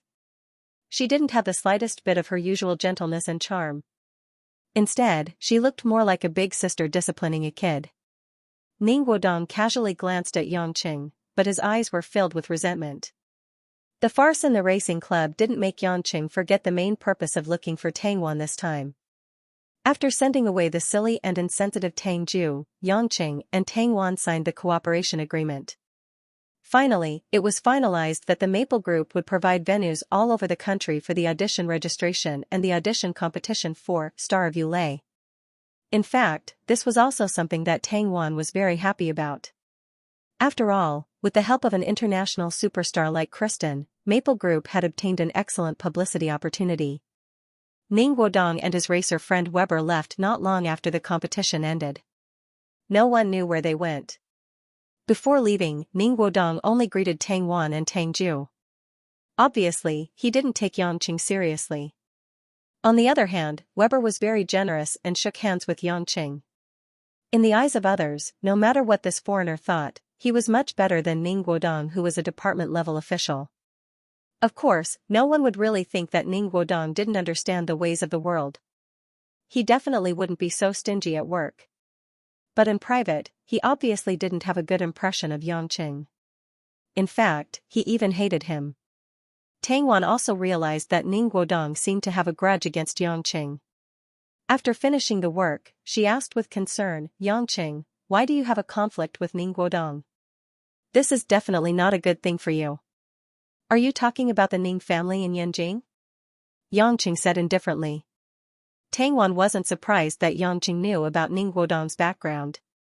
After all, both of them weren't ordinary people. If it was an ordinary person, she wouldn't feel that Yangqing needed much attention. But Ning Guodong was different. You saw it today. I know Ning Guodong too. I didn't hide anything from you on purpose. I just didn't think there was a need to tell you. Now that you're in conflict with Ning Guodong, I might as well give you a reminder so that you won't see through him. Tang Wan furrowed her brows and said, Our Tang clan is one of the most senior clans in Beijing. Our current strength is ranked in the top 4 among the top clans in Beijing. Just like us, people in this circle call us the 4 great families of Yanjing. The first to bear the brunt is Ning Guodong's Ning family. Not only did the Ning family have Ning Guanyao, the youngest premier, it was also because they haven't faced any obstacles since the founding of the country. They've been accumulating their power and have the most stable foundation. It wouldn't be an exaggeration to say that they're the most powerful family in Xianxia. Although Ning Guodong is the only son of Premier Ning Guanyao, he can't take over as the head of the Ning family. That's because there are too many capable youngsters in the Ning family. Ning Guanyao's position as the head of the department isn't enough. When Ning Guodong heard how prominent Ning Guanyao was, he couldn't help asking curiously, other than your Tang clan, what other 2 great clans are there? Seeing that Yangqing didn't seem to mind, Tang Wan knew that he wasn't afraid of anything. She sighed helplessly and said, The other 2 great clans are the Li clan, where Vice Premier Li Mozhen is from. Li Mozhen can actually be considered Ning Guanyao's elder. Although he's under Ning Guanyao, the Li clan had deep connections with the country's secret service during the Republic of China era. After the national government was defeated, many hidden forces were annexed by the Li clan. The Li clan is the most low-profile among the 4 great clans, but they're the most vicious. As for the other clan, it's the Yang clan that has had the most rough development. The Yang clan? Yangqing was stunned. He had thought that the Yang clan would be a powerful clan, which could be seen from the fact that Yang Jieyu, a married woman, was so capable. However, he never expected that the Yang clan would be one of the 4 great clans in Xianxia. Tang Wan didn't notice the change in Yangqing's expression. She seemed to be immersed in her memories as she said, The Yang clan is the oldest among the 4 great clans. Looking at the genealogy, the Yang clan has been passed down for close to 1,000 years. This is a glory that the other clans can't compare to. The Yang clan has the least number of people, but almost everyone has a fanatical belief in the clan. It was this belief that allowed the Yang clan to make a comeback despite being on the brink of annihilation several times. Furthermore, it also left behind many immortal records in the history of Xianxia. The Yang clan in Yanjing had actually declined in the early days of the nation's founding. However, the former head of the Yang clan was the current head of the family, Yang Yi, the father of Mr. Yang Gongming. He was a military genius and an ever-victorious general on the battlefield. He had played an outstanding role in the war against Japan, the Civil War and the war to aid North Korea. Many of the top troops in Xianxia were given the soul of the military by the former head of the Yang clan. Therefore, the Yang clan's reputation in the military was unparalleled. It could be said that the former head of the family had saved the Yang clan from destruction. At the same time, he had also educated a son, Yang Gongming, who continued to make the Yang clan flourish.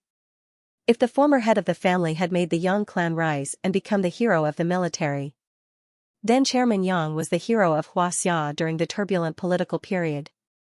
He led a large number of students who were now ministers and stabilized the political scene of Xianxia and sped up the economic development. He was the real hero behind the scenes.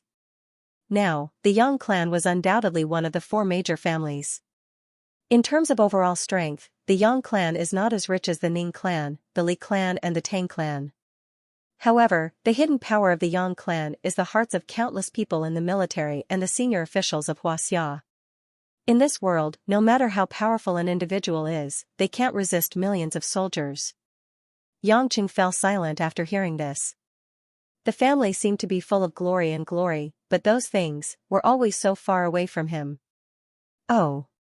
I think I've said too much. Tang Wan laughed at herself. Actually, I like the Yang clan the most among the rich families in Yanjing. It's a family full of legends. Oh right, your surname is Yang too. Does it make your blood boil? Yangqing shook his head and smiled. It's like listening to a story. And it's an old story. That's because you didn't live in that era. Only people of my age can see Chairman Yang Goming's heroic appearance back then. Tang Wan complained. It's all your fault. I'm reminded of my own age again. Yangqing looked helpless. He reached out and pinched Tang Wan's face when she wasn't paying attention. It was delicate and meaty. What a tender face. Sister Xiaowan is only 18, right? Yangqing smiled mischievously. Tang Wan rolled her eyes at him and looked at the time on her watch. We're done talking business and chatting. It's 1 in the afternoon. Although it's a little late, we still have to have lunch, right? Do you have the honor of having lunch with Director Yang? Yangqing looked left and right. The two of them were still in the lounge of the racing club. Don't tell me we're going to eat a boxed lunch here. Tang Wan giggled. You can even think of a boxed lunch. To be honest, I've never eaten it before. Although I had the urge to try it, I was too embarrassed to ask someone to buy it for me. Then I'll buy it for you? Yangqing recommended himself. Tang Wan glared at him. You really want me to eat a boxed lunch with you? Then what are we going to eat? Yangqing was depressed. Can't you just say what you want to eat? Tang Wan blinked, her charming face full of mischievousness as she said, I'll eat whatever you like. Yangqing swallowed his saliva. This mature woman was indeed different. Just a little bit of electricity and he had the urge to surrender. He chuckled. Then you'll probably suffer. Why? Tang Wan didn't understand. What I like is already in front of me. I can eat, but I don't know if you can. Yangqing said. What is it? Tang Wan looked left and right in confusion. There's nothing to eat? Aren't you the one I like? Can you eat yourself? Lil Wan Lil Sis. Yangqing said with an evil smile. Tang Wan's face instantly flushed red. She stretched out 2 slender fingers and pinched Yangqing's arm. Seeing that Yangqing didn't cry out in pain and was still smirking, she couldn't help but say angrily, even if you're pretending, can you pretend that it's painful? Just make me feel better. If you let me eat, I'll say it's painful. Yangqing said with a deadpan expression. Tang Wan's beautiful eyes roamed. At this moment, the woman's real age couldn't be seen at all. It was as if she was in her 20s. I told you to eat that night, but you ignored me. Tang Wan said bitterly. Yangqing swallowed his saliva and laughed dryly, you woman, sigh. How can I say that you're good? If you don't let me eat, I can really eat. You're clearly telling me to eat, so I'm too embarrassed to open my mouth. As soon as he said this, Tang Wan immediately bent over in laughter. Yangqing's somewhat bashful and helpless appearance seemed to be very fresh, causing Tang Wan to be overjoyed. In the end, the two of them casually ate some Western food in the club's dining hall. It didn't matter what they ate, but the two of them sat together and chatted. They said some shameless words, but they had a tacit understanding. Yangqing discovered that he actually had a lot to talk about with Tang Wan. He even had more topics to talk about than his other confidants. Tang Wan was an experienced woman. Her age not only brought her a mature beauty, but also brought her a vast accumulation of knowledge. Although Yangqing was young, the things he knew were definitely not something an ordinary middle-aged man could compare to. Especially the culture of overseas. To Yangqing, who had a photographic memory, it was all information that he could casually pull out. As the two of them talked, they couldn't feel the difference in age at all. Instead, it was as if they had found a close friend. This kind of wonderful feeling not only made Tang Wan feel very satisfied, but also made Yangqing feel extremely comfortable. They chatted like this from the afternoon. After drinking a few cups of Blue Mountain, the sky gradually darkened. Yangqing looked at the time. It was already 4 o'clock. He guessed that the people in the company were about to get off work, so he planned to go home directly. I'll send you back to the company. Tang Wan stood up. Although she was a little reluctant, she knew that Yangqing wouldn't really eat her at once. Yangqing didn't refuse, so he took Tang Wan's car back to the Maple Group. After getting his own car, he said goodbye to Tang Wan. Although the two of them didn't say anything in the end, their gazes became much closer. This made Yangchen feel happy and troubled. If this goes on, he might really fall in love with this mature woman who is good at understanding others. At that time, Tang Tang, that brat, shouldn't call him uncle anymore, she would have to call him father. Just thinking about it made him shudder. Yangqing was about to drive home when he suddenly received a call from Guo. Yangqing, Mom and Mother Wang are going to do facial care, and Hui Lin is going with them. That girl is going to participate in the competition. Girls who are singers should often take care of their skin. You can have dinner with your wife tonight. There is no cooking at home. Yangqing was stunned. His mother wanted him to reconcile with Lin Ruoxi, which was too fake. But he had no choice. His parents didn't want him to have a cold war with Lin Ruoxi, so he couldn't waste their efforts. So, Yangqing turned the car around and drove back to the parking lot of Yulei International Building. At this time, it was almost time for Lin Ruoxi to get off work. Guo had already called her. She wouldn't not go home to avoid him, right? Thinking about it, two figures walked out of the elevator in the parking lot in front of him. One of them was a graceful figure. It was Lin Ruoxi. She was wearing a white European coat with a velvet collar and fashionable red tight-fitting pants. Her black hair was let down and combed softly on both sides. She looked much gentler, and there was a trace of tiredness on her beautiful face. The other person made Yangqing almost want to smash the steering wheel. That guy in a suit, with oily hair and a powdered face, was Ning Guodong, whom he had just met in the morning. This guy, it's fine if you want to take advantage of my absence to look for my wife, but you are holding a bouquet of fiery red roses. At this moment, Ning Guodong had a polite smile on his face, as if he was meeting a foreign envoy, but the strong desire in his eyes couldn't be concealed. Just walking next to Lin Ruoxi, from his angle, he could see the snow-white delicate skin between Lin Ruoxi's pink neck and collar, coupled with the unique cold fragrance lingering around. It made Ning Guodong have the urge to throw away the bouquet in his hand and hug the woman. Lin Ruoxi also noticed this man's strange gaze. That kind of passion made her very uncomfortable, but the other party was the premier's son, a department-level official. She really couldn't treat him like an ordinary man, provided that he didn't cross the line. People don't fight with officials, even if she wasn't good at socializing. Lin Ruoxi still knew this. Ruoxi, these flowers were specially airlifted from Holland, they definitely bloomed last night, and they even matched it with the rose oil essence that the French meticulously prepared. Don't you like it? Ning Guodong asked intimately. Lin Ruoxi slightly frowned. This man's shamelessness was comparable to her husband. She wasn't familiar with him, and they couldn't even be considered acquaintances. How could he call her so intimately? But she couldn't scold him just because he called her name. Director Ning, these flowers are very rare on such a cold day, but we're not familiar with each other. It's not appropriate to accept your gift, you should take it back. Lin Ruoxi declined politely. Sigh, no matter how beautiful the flowers are, they should be taken by someone who is worthy of them. Ning Guodong looked serious and sincere. Ruoxi, this is a piece of my sincerity. I actually wanted to come over during the Chinese New Year. We met at the conference last time. I returned to Yanjing thinking about you. Don't think that I'm being rude and presumptuous. I'm an honest person. When I see a girl I like, I won't back down. Ning Guodong's straightforwardness made Lin Ruoxi completely unable to stand it. Originally, because of her coldness, almost no boys dared to pursue Lin Ruoxi since she was a child. At this time, she met a hot-headed guy who wouldn't even feel pain from a whip.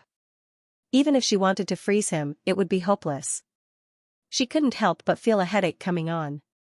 She had planned to stay in the company tonight, but Guo had called to tell her that it would be just her and Yangqing. She had asked them to have dinner by themselves. How could Lin Ruoxi not understand Guo's intention? But Ning Guodong came and made her sit in the office. There was no place for her to hide. She had to get off work in a hurry and go home to escape. Director Ning, I have to get off work and go home. It's getting late. You should go back too. Lin Ruoxi frowned and walked to her Bentley.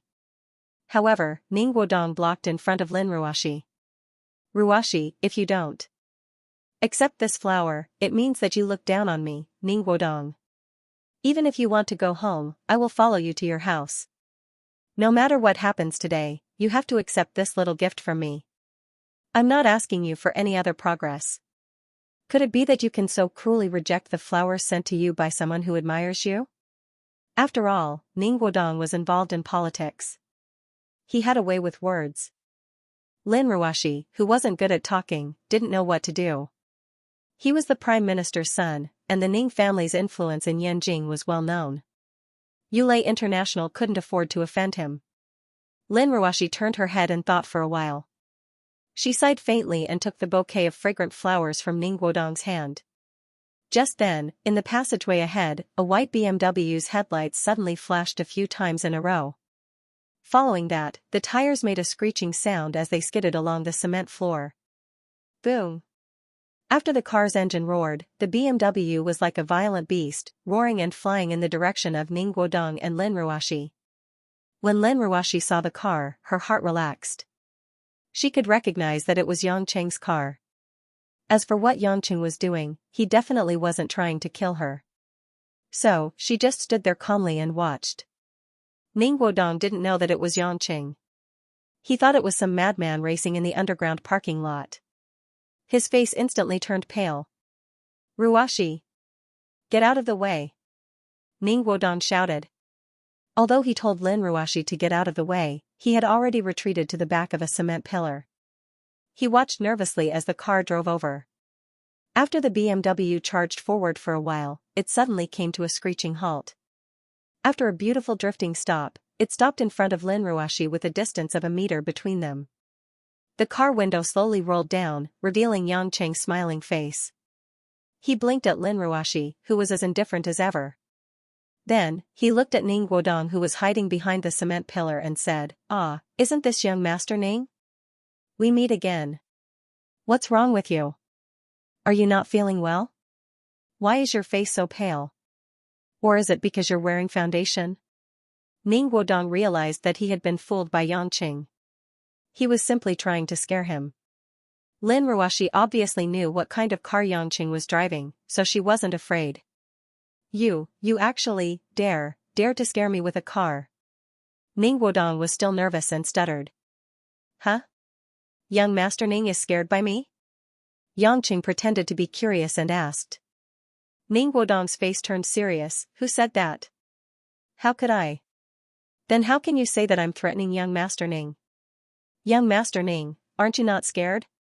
Yangcheng said. Ning Guodong had a headache from this twisted logic. Without waiting for him to think about it, Yangcheng had already said to Lin Ruoshi, who was standing beside the car, "Wife, get in the car. We're going to eat dinner." Lin Ruoshi hesitated for a moment. She originally didn't want to go out for dinner with Yangcheng. She was still angry about Anqing's matter, but in the current situation, with Ning Guodong around, if she didn't give Yangcheng face, it wouldn't be right. After all, the two of them were still husband and wife in their hearts. "Okay." Lin Ruoshi softly responded. She held the bouquet and sat in Yangcheng's car. Ning Guodong's eyes widened as he watched Yangcheng drive Lin Ruoshi away. He couldn't say a word. Wife.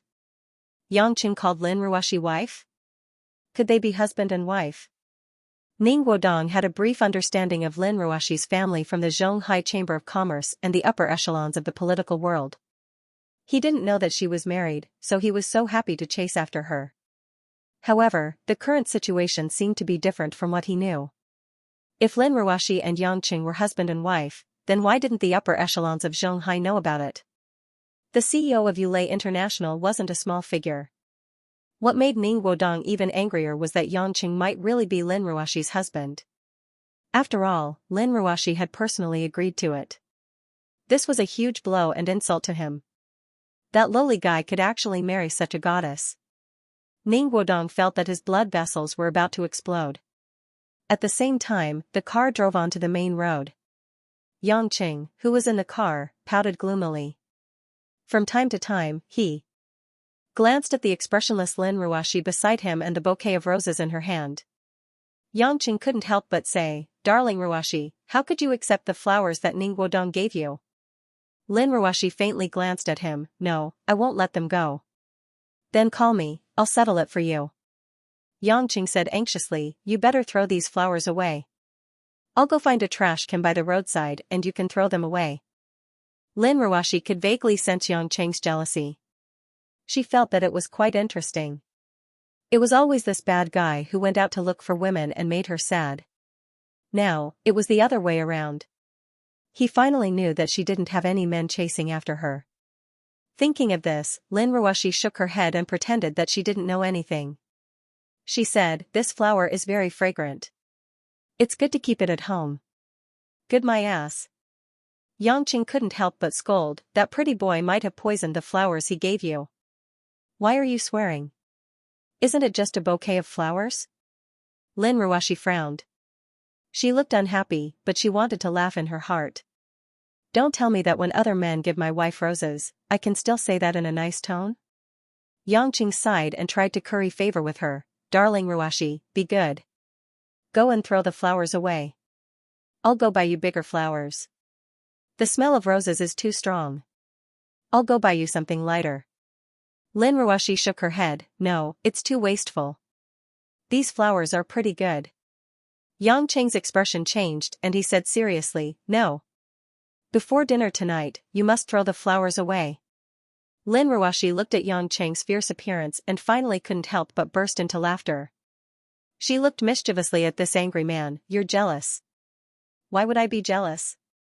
I don't like that pretty boy, so I don't like him giving you things," Yangcheng said without looking at Lin Ruoshi. Lin Ruoshi rolled her eyes at him and slowly rolled down the window. At this time, the car had already reached the highway. The cold wind blew through the window and messed up Lin Ruoshi's beautiful hair. Lin Ruoshi half closed her eyes and threw it with all her might. That bouquet of bright red roses flew down from the highway and was blown into a chaotic red by the cold wind, scattering into the distance. When Lin Ruoshi slowly rolled up the window, Yangcheng asked, "Why did you suddenly throw it away? Didn't you say you were going to leave it at home?" "I feel that the car is too sour, so I don't want the flowers." Lin Ruoshi pursed her lips and said with a smile. Yangcheng awkwardly smacked his lips. "Hurry up and go eat, I'm hungry," Lin Ruoshi said. Yangcheng was stunned. "How rare, you actually took the initiative to say that you're hungry." Lin Ruoshi bit her lips and nodded. She said with a smile, "I'm in a good mood, so of course I'm hungry." Yangcheng thought about it carefully and then understood what the woman meant. He couldn't help but bitterly smile. "It's over, she has something on me." But seeing Lin Ruoshi's first smile in many days, Yangcheng felt relieved. Even his dissatisfaction towards Ning Guodong had lessened. It was rare for them to have a harmonious relationship. Yangcheng felt that he should strike while the iron was hot, so he asked Lin Ruoshi what she wanted to eat for dinner. However, Lin Ruoshi didn't have any ideas. She usually ate at home or in the company, and when she went out to eat, she ate in some big restaurants. However, it was not necessary to go to a big place for the two of them. Yangcheng thought about it for a while. He felt that it was not interesting to take Lin Ruoshi to eat in small restaurants. After the novelty was gone, small restaurants were not as good as big restaurants. However, it was a rare opportunity for them to have a date. It would be a pity if they were too ordinary. After thinking for a long time, Yangcheng turned the car and drove in the direction of the seaside in Zhonghai. Although Lin Ruoshi usually drove, there were limited places she could go, so she didn't know where Yangcheng was taking her. She asked nervously, "Aren't we going to eat? Why are we going to the seaside?" "You'll know in a while. Baby, don't worry. Your husband won't starve you to death." Yangcheng smiled easily. In less than 15 minutes, the car stopped at a seafood hot pot restaurant by the beach. During the transition between winter and spring, it was good to eat hot pot to get rid of the cold.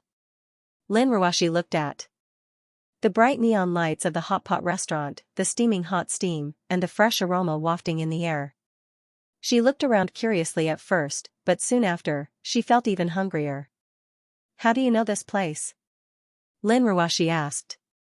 The reason why Yangcheng remembered this restaurant was because of Tangwan. The beach where he met Tangwan the other day was nearby. He had an impression of it when he passed by, but he couldn't tell Lin Ruoshi. He just said, "I'm usually so leisurely, so I always wander around." "Is this a hot pot?" Lin Ruoshi didn't ask further, but asked in confusion. "Of course, why do you ask?" Yangqing was puzzled. Lin Ruoshi blushed slightly. I've never eaten hot pot before, so I'm just asking. This time, Yangqing finally understood what it meant to be a rich young lady. This girl had never eaten hot pot in her entire life. But thinking about it, his family was full of women. Who would have thought of eating in such a straightforward way? Moreover, hot pot could easily cause acne, so it was indeed not suitable for nourishing one's skin. Then let me break your first time, Yangqing said, pretending to be serious. Lin Ruoshi glared at him fiercely. She could still hear the vulgarity in Yangqing's words. Isn't it just eating hot pot? It's often seen in Korean dramas. Are you afraid that I don't know how to eat it? Lin Ruoshi thought. The two entered the restaurant and the waiter brought the two to a table by the window.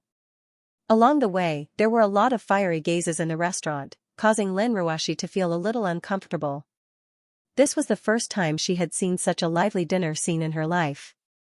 Yangqing looked at the size of the table, which was only big enough to hold 5 or 6 dishes. He couldn't help but frown and said, "Change to a bigger one. This table is so stifling." The waiter was a young man, and in his heart, he scolded Yangqing for being a busybody. Only the two of them, and they still want to use a big round table? However, looking at Lin Ruoshi's appearance, he knew that the two of them weren't ordinary people, so he smiled and said, "Sir, although the table is small, we can have a shelf to put the dishes on. It's not a problem." Yangqing shook his head. "It's rare for my wife to eat here, and she still has to carry the dishes up and down. How tiring. Change to a big round table for us, the one that can seat 10 is the best."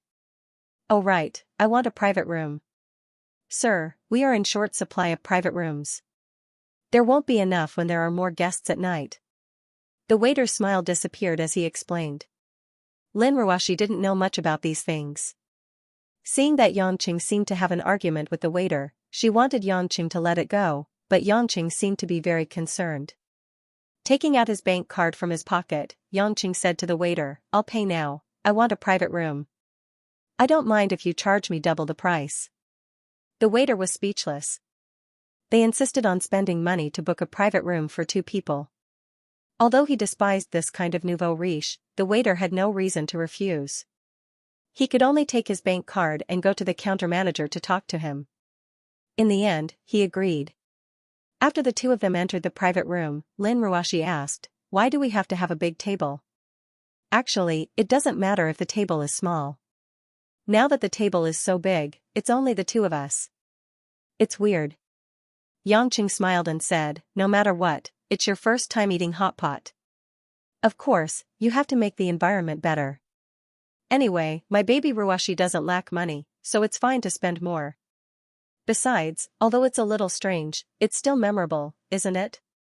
Lin Ruoshi couldn't be bothered with Yangqing's twisted theory, but she felt a bit of sweetness in her heart. In fact, although Lin Ruoshi felt that eating in a crowded place was more refreshing, in the hall, there were too many gazes looking at her. This made Lin Ruoshi feel awkward eating. Moreover, Lin Ruoshi's personality was more introverted. In front of so many people, she was also a little afraid of eating hot pot for the first time. Obviously, Yangqing had considered this, which was why he insisted that the two of them enter the private room to eat. Although there were only 2 people in the hot pot, Yangqing ate the amount for 5 or 6 people. Just the lamb rolls alone, he ordered more than 10 plates, which made the waiter dumbfounded. Lin Ruoshi was eating the spicy hot pot. Her face was flushed and she was sweating profusely. Her hair was stuck to her forehead, making her look rather disheveled. Compared to her usual cold demeanor, she looked more like a commoner. Yangqing looked at the woman sitting next to him. Her eyes were watery, and her pink tongue was sticking out. At this moment, he felt that Lin Ruoshi was like a girl in her 20s. She was very cute. He couldn't help but lean over and kiss Lin Ruoshi's pink cheeks when she was not paying attention. Lin Ruoshi rolled her eyes at him and frowned. "There's oil on your mouth. Don't mess around." "You mean I can kiss when there's no oil on my mouth?" Yangqing smiled wickedly. Lin Ruoshi pouted and immediately moved to separate the 2 seats. She ignored Yangqing and continued to fish the vegetables in the hot pot. "Eat more meat. You're not fat, so it's better to put on more meat." Yangqing helped to fish a pile of lamb and beef onto Lin Ruoshi's plate. Lin Ruoshi blinked and asked, "Am I very thin?" Yangqing shook his head. "Your figure is just right." This was the first time she talked about her figure with her husband. Lin Ruoshi felt that she might have gotten hot from eating hot pot. But since she had already said it, she was not afraid. She continued to ask, "Then why do you want me to put on weight?" Yangqing chuckled. "I like to look at slim women, but I like to touch fleshy women even more." Lin Ruoshi really wanted to pick up the plate and cover this bad guy's face. How could he say such words? He was too shameless. However, Lin Ruoshi still silently ate the meat that Yangqing scooped for her on the plate. When Yangqing felt that his stomach was full, the two walked out of the private room and went to the counter to pay the bill. "Sir, it's a total of 1,260. When the cashier lady said the number, her voice was a little dry. She knew that the man and woman insisted on sharing a private room just now. These two people actually ate more than 1,000 yuan that 10 people might not even be able to eat. Yangqing suddenly pointed to the table where two men were eating not far away and said, "I'll pay for their table too." The lady was stunned, but she still nodded and asked Yangqing to sign 2 bills. After walking out of the hot pot restaurant, Lin Ruoshi asked doubtfully, "Do you know those two people?" Yangqing shook his head. "I don't know them." "Then why did you pay for them?" The two walked back to the car. Yangqing started the car, pointed to the entrance of the hot pot restaurant, and said, "Look, they're coming out." Lin Ruoshi looked over, and sure enough, she saw the two unfamiliar men walking out of the hot pot restaurant. Moreover, they looked at their side with some deep meaning. Lin Ruoshi suddenly understood something and asked, "You mean, they're following us? To be precise, they're monitoring what we're doing?" Yangqing sneered. Lin Ruoshi didn't understand, who would do this? Why are they monitoring us? Besides the one who is very curious about our relationship, who else do you think? Yangqing sneered. Ning Guodong? Lin Ruoshi immediately thought of that troublesome guy. It was him who knew that she and Yangqing came out to eat, and it was also him who had the ability to immediately send people to follow them. "You insisted on a private room just now because you didn't want them to watch us?" Lin Ruoshi suddenly thought of this and asked. Yangqing smiled. "This is one of the reasons, but the main reason is for my dear wife to be happy." "Ruoshi darling, you ate well tonight, right?" Lin Ruoshi ignored Yangqing's joke and said worriedly, "What you did just now was to tell Ning Guodong that you saw through his tricks. Doesn't that mean that you've now become enemies with Ning Guodong? He doesn't look like a good person, but he's the premier's son. What if he really makes things difficult for you?" Yangqing laughed and said, "Since I dared to beat up his subordinates, I naturally won't be afraid of him. Since he did what he did today, I'll just treat it as playing with him. But if he really angers me, there's nothing I can't do." Lin Ruoshi looked at the fanaticism in Yangqing's eyes and vaguely calmed down. She sighed faintly. It was said that husband and wife would understand each other after a long time after getting married, but she couldn't see through this husband of hers. When the two returned home, it was almost 10 p.m. Guo and Mother Wang, as well as Hui Lin, who had gone for maintenance, had already arrived home. Xianxia, who was in cram school, would only return home at night. She was currently doing her homework upstairs. When they entered the living room, Guo couldn't help but reveal a benevolent smile when she saw the two of them walking in together. "You're back. Did you have fun?" Lin Ruoshi pursed her lips and didn't say a word. She signaled Yangqing with her eyes to speak. Yangqing nodded and said, "It's a little boring eating with just the two of us. I think you two shouldn't go out together in the future." "My child, I'm doing this out of kindness. You two aren't close enough. It's better for you to date more often," Guo said bluntly. Yangqing didn't mind and smiled. Suddenly, he saw a huge pile of paper bags beside the sofa. "You guys went shopping?" Mother Wang said embarrassedly, "Yes, young master. I didn't expect to buy so many clothes at one go. When I got home, I realized that there were many things that I didn't need to buy." "Of course not. These clothes look good on you, Mother Wang," said Hui Lin with a sweet smile. "I'm already an old woman. I don't need these new clothes." Although Mother Wang had a lot of crow's feet around her eyes, she still looked like a middle-aged woman when she smiled. They chatted for a while. Mother Wang made hot tea for Yanqing and Lin Ruoxi. Then, she suddenly thought of something and said to Lin Ruoxi, "Miss, our house seems to be a little crowded after Miss Xianxia moved in." I think Mrs. Guo's words made sense when we were shopping earlier in the day. You and young master will have more children in the future. A family like ours will definitely need more children. At that time, the house will definitely not be enough for us to live in. Why don't we move now? Children? Lin Ruoxi didn't pay attention to other things, but she heard the word children clearly. She looked at Guo, who was smiling and nodding in agreement. Then, she looked at Yanqing, who was rubbing his nose and pretending to be deep in thought. Lin Ruoxi was willing to bet that she had never felt so helpless before. In the presidential suite of a five-star hotel in Shanghai, Ning Guodong, who had just finished attending a banquet, took off his handmade suit from a Milan designer, poured himself a glass of iced Bordeaux, and sat cross-legged on the leather chair by the window. He took a sip of red wine and looked out the window at the night. His phone vibrated at that moment. Ning Guodong looked at the number, picked up the phone, and asked expressionlessly, "How's it going?" The man on the other end of the phone sounded a little discouraged. "I'm sorry, Gongzi, we were recognized by the man named Yanqing." What? Ning Guodong thought he heard wrong. Are you guys useless? Aren't you supposed to be trained by the security bureau? Why can't you handle this little investigation? Gongzi, we don't know what's going on. Logically speaking, our tracking was flawless. We don't know how that Yanqing could see through us, and he even paid for our meal. That's F***king amazing. Amazing my ass. Are you stupid pigs? Ning Guodong scolded. You don't have to do this anymore. Go home, I don't need useless people like you. After that, Ning Guodong hung up the phone and looked out the window with a gloomy face. He muttered to himself, looks like, that kid does have some tricks up his sleeve. Could it be that the incident at the Yang family's compound was true? Yanqing. Yang Pejuan. Yang Gongming. Hiss. If he's really from the Yang family, then this is going to be bad. Ning Guodong was not stupid. In fact, he was far smarter than the average kid from an aristocratic family. Otherwise, Ning Guangyao would not have given him such an important task at such a young age.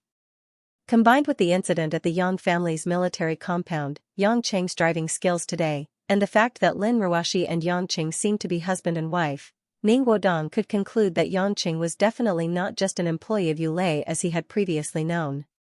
It seemed like it was true that he was a descendant of the Yang family. Yanqing. No matter who you are, you won't be happy for long. Lin Ruoxi, no woman can reject me, and you're no exception. After muttering to himself, Ning Guodong poured the red wine in the glass into his mouth along with the ice cubes. His teeth crushed the ice cubes, making crunching sounds.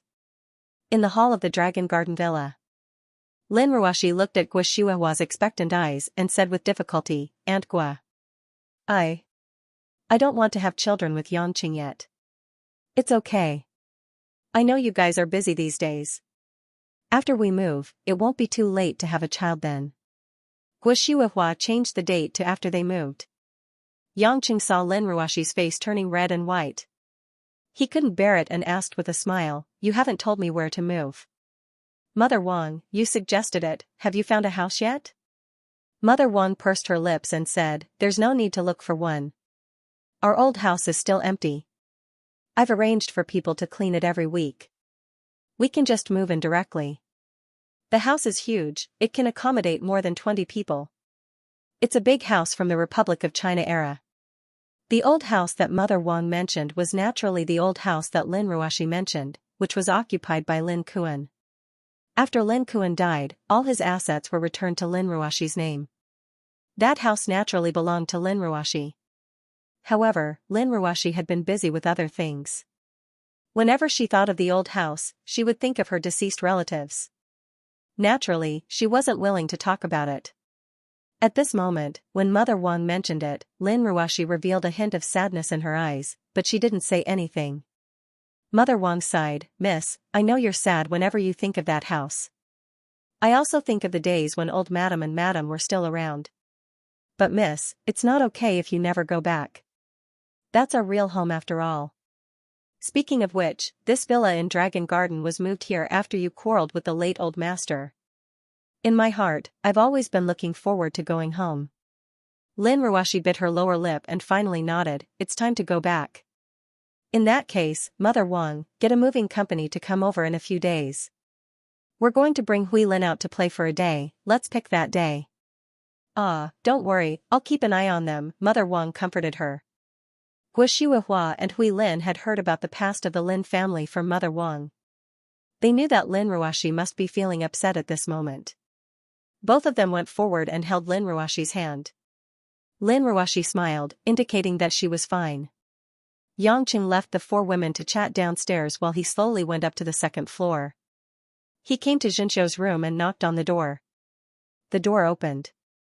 Xianxia's pretty face looked a little tired. She hadn't fully grown yet, her hair was tied up in a ponytail and her lips were a little dry. At this moment, she looked like a proper student preparing for her exams. Brother Yang, you're back. What's the matter?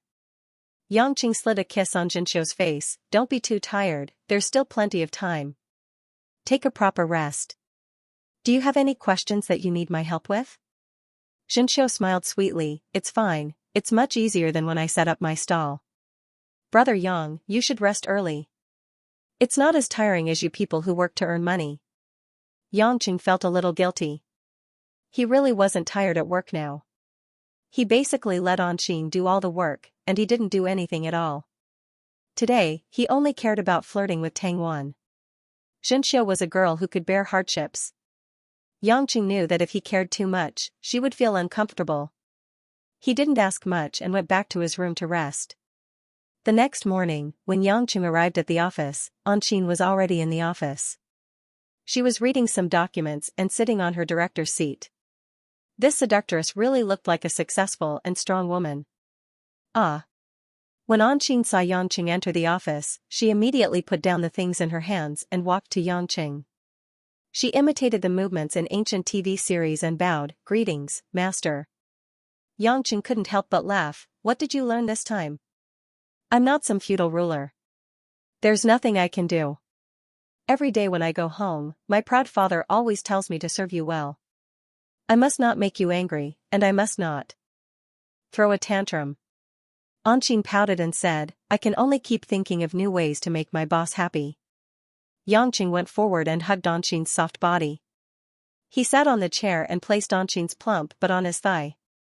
He smiled and said, if you're so annoying, why don't you move out of the house? Anqing pouted and leaned on Yangqing's shoulder. She said leisurely, so what if I'm annoyed? So what if I don't like him? He's my dad after all. I'm only here because of him. He raised me. When I was disobedient all those years ago, he still transferred money to my credit card. Though he had done some outrageous things to me, he did regard me as his daughter. I've already thought it through. In this world, no one is absolutely good to someone unconditionally. It just depends on whether the temptation is enough to make him abandon the other party. My dad abandoned me because of the Liu family, but now, because of you, he can't bear to part with me. Yangqing frowned. What you said makes sense, but why do I feel a chill in my heart when I listen to it? If you meet a man who's stronger than me one day, are you going to follow him again? Anqing blinked her eyes and smiled charmingly. Of course not. It's because I see that I want to stick to you and not let go. I'm not my dad. If I do that, I'll be sick of myself. Besides, who would be stronger than you, my husband? Yangqing shrugged. I'm sure there is. Then I won't change either. Even though you're a master in a feudal society with many women and subordinates, I like you as a person. What can I do? An Xian said gently. Yangqing's hand slowly touched Anqing's perky butt and rubbed it. Little vixen, we didn't do it yesterday. Why don't we make it up now? Anqing's dimples instantly became tender and beautiful, her eyes filled with dew. It's still early in the morning. What if someone is looking for you for something urgent? What lousy matter? Look at you, your little mouth is already pouting, waiting for me to kiss you. Yangqing said with a malicious smile.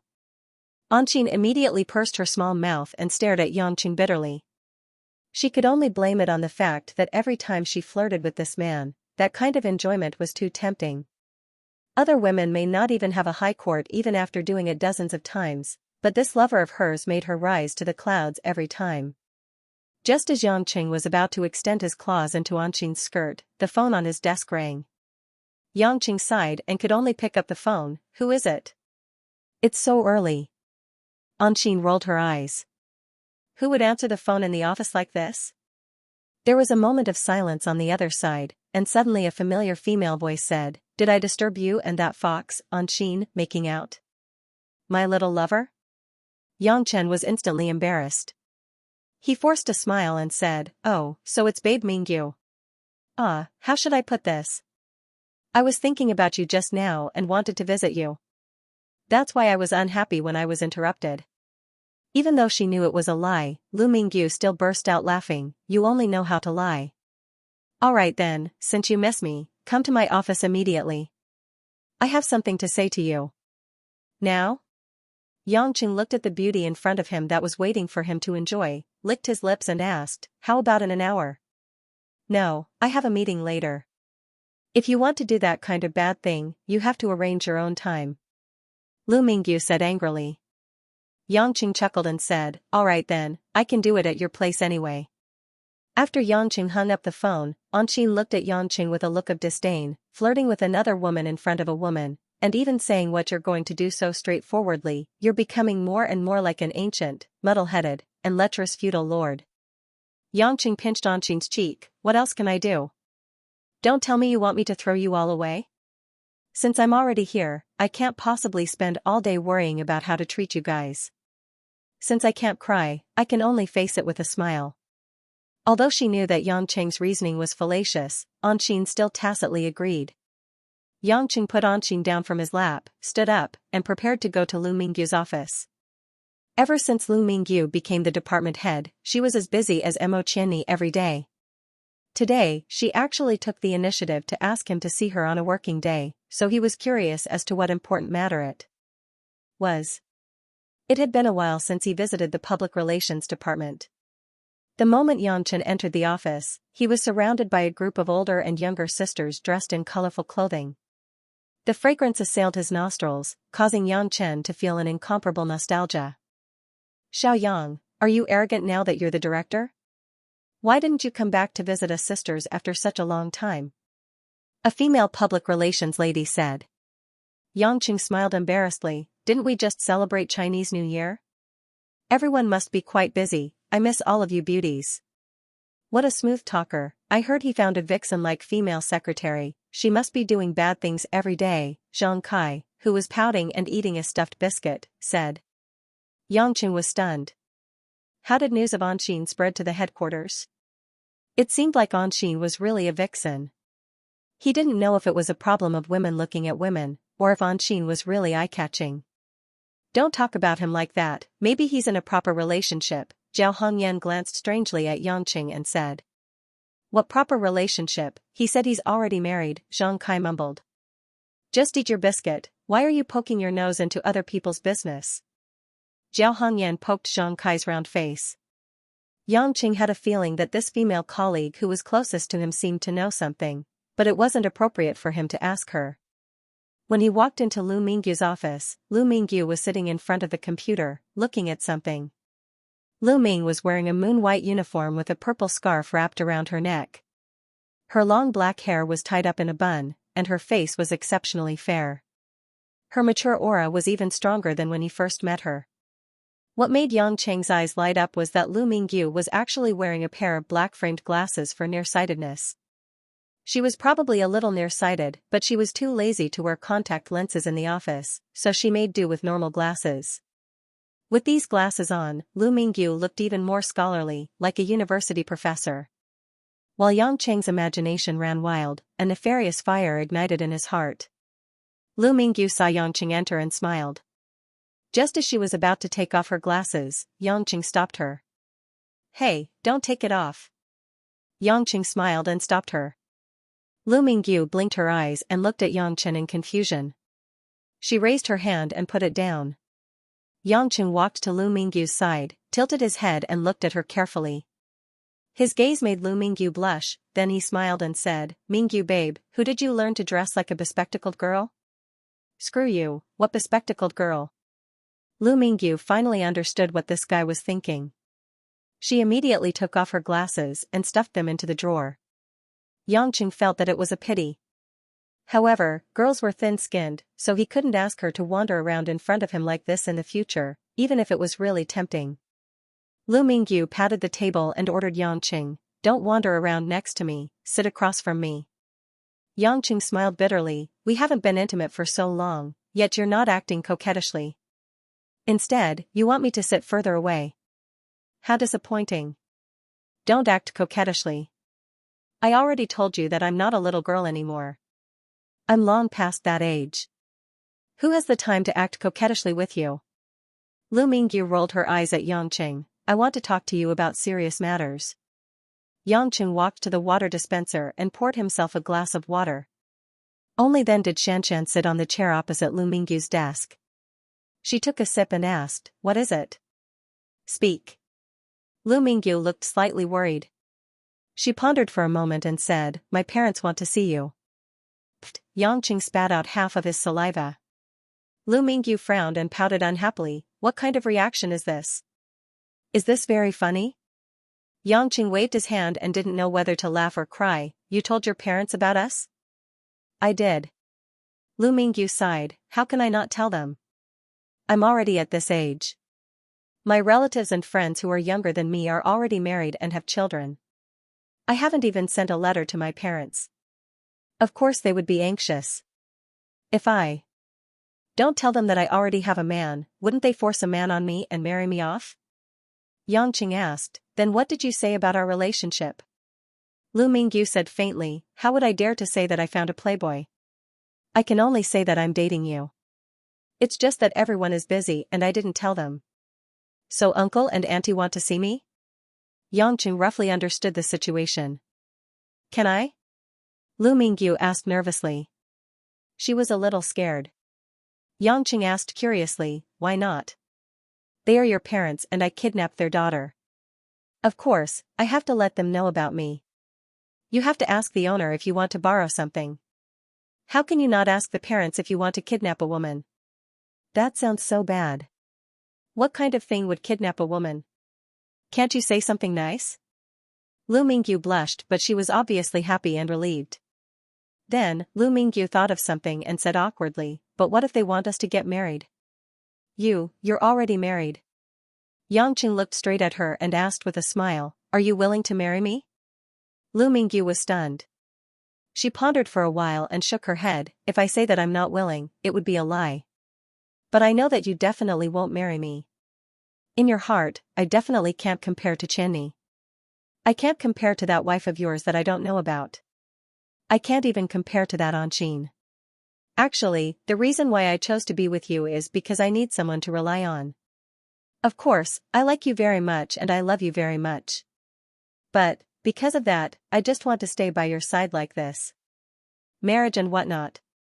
I gradually don't care too much about it anymore.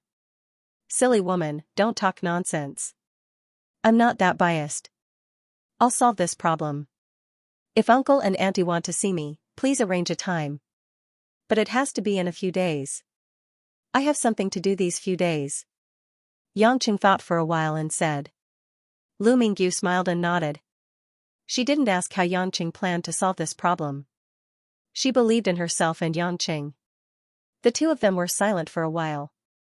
Lu Mingyu was thinking about something while Yangqing was thinking about how to meet Lu Mingyu's parents. Suddenly, Lu Mingyu said, Hong Yan knows about me and you. Huh? Yangqing didn't react for a while. I say, Hong Yan knows about me being your lover. She came to my office 2 days ago and asked me about it. I admitted it. That girl was also interesting. She advised me not to ruin myself and not to ruin a lifetime of happiness because of a moment of emotion. Do you think what she said makes sense? Lu Mingyu asked with a faint smile. Yangqing patted his forehead. When he was in Japan, he had a hunch that Zhao Hongyan knew about his relationship with Lu Mingyu on the night of the earthquake. After all, she and Lu Mingyu were in the same room. There was such a big movement that night. She must have found out that Lu Mingyu wasn't in the room. A woman's heart was always more delicate than one could imagine. Zhao Hongyan must have deduced this matter based on many clues later. What she said makes sense. Following me is definitely not as worthwhile as following a man who treats you wholeheartedly. However, you have no other choice. Being with me is like walking into a dead end. You have to go all the way. Yangqing said firmly. Lu Mingyu squinted her eyes at him. I knew that a bully like you would say that. You talk about democracy and benevolence, but in fact, you are more selfish than anyone else. Yangchen rubbed his nose to hide his awkwardness and smiled. Oh right, there's a gathering with my colleagues tonight. You should go too. Lu Mingyu said with anticipation. Yangqing asked, is it from the Public Relations Department? Not all of them. 2 days ago, I discussed with Qianni and organized a get-together between the Ministry of Finance and the Public Relations Department. There are many promising young men in the Ministry of Finance, and we can find some for our sisters. Lu Mingyu's eyes were filled with the light of gossip. Yangqing finally understood that these two women wanted to play matchmaker. However, he did not expect that Lu Mingyu and Mo Qianni's relationship would progress so quickly. They even organized an event together. Now that Mo Qianni was living with Chengwei, his 3 women, in a sense, began to build different bridges to communicate each other's feelings. Yangqing wondered if he should call Anqing out next time and let the 4 women play mahjong. What kind of dirty thoughts are you thinking? You're laughing so hard that your chin is about to fall off, Lu Mingyu asked unhappily. Are you going? If I go, I won't make things awkward for you guys, right? Yangqing asked worriedly. Lu Mingyu burst into laughter. Do you think that Qianni and I are the kind of women who fight for a man's favor? We'll play our own games. I asked you to go because you used to be a part of our department. Otherwise, humph, don't think that you're so great just because you're the director of the branch company. I still won't bother with you. Yangqing nodded. If that's the case, I have to go. I'm not someone who forgets my roots. After saying that, Yangqing called home and told Guo Shuihua and Mother Wang that he wouldn't be home for dinner. After thinking for a while, Yangqing decided to give Lin Ruoxi a call. This was a form of respect between husband and wife. Remembering his mother, he had to remember his old wife, right? After the call connected, Lin Ruoxi's cold voice came from the other end. If you have something to say it quickly. Yangqing was used to this kind of tone, so he didn't mind it too much. Are you busy? Actually, it's nothing big. I just wanted to tell you that I won't be home for dinner tonight. Lin Ruoxi was silent for a moment, then suddenly asked, what are you going to do? Yangqing was surprised. Why did Lin Ruoxi take the initiative to care about him? It had never happened before. Even if he went out for a few days, she wouldn't even ask what he was doing. Shouldn't you be flattered? Why are you actually concerned about me? You are calling me out of respect, and I am also respecting you. That's why I am asking you. If you don't want to say, then forget it. After that, Lin Ruoxi seemed to want to hang up. I will talk. Yangqing smiled bitterly. He seemed to have poked Lin Ruoxi's soft spot, and that woman was shy. It's a social gathering between the Public Relations Department and the Ministry of Finance. I will be attending. Lin Ruoxi asked hesitantly, is it organized by Qianni and Lu Mingyu? Yes. Is there a problem? Lin Ruoxi suddenly said, I will go too. Pa. The phone in Yang Chen's hand slipped and fell to the ground. President Lin's sudden favor had already greatly shocked Yangqing. This I'll go to directly caused Yangqing to be dumbfounded. Lu Mingyu, who was on the other side, saw Yangqing's eyes wide open with a baffled expression.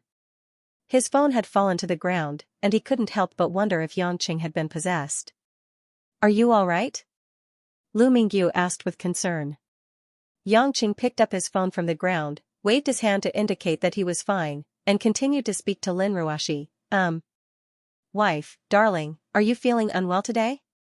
It's not like you. Lin Ruoxi coldly said, I care about the employees' spare time and participate in some activities with the employees. Is that not okay? Or do you have something you don't want me to see? Yangqing hurriedly replied, absolutely not, I can't be happier if you go. Yangqing smiled bitterly. Then it's a deal. Pick me up after work, I'll give you a call. After Lin Ruoxi finished speaking, she directly hung up. Pick her up after work? Wouldn't that let others know that they were together? Could it be that he wanted to announce his relationship? Yangqing was puzzled. He didn't know what Lin Ruoxi was thinking, but as far as Yangqing was concerned, all of this didn't matter. As long as Lin Ruoxi wasn't afraid of trouble, there was nothing for him to hide. Your wife is pregnant? Lu Mingyu suddenly asked curiously.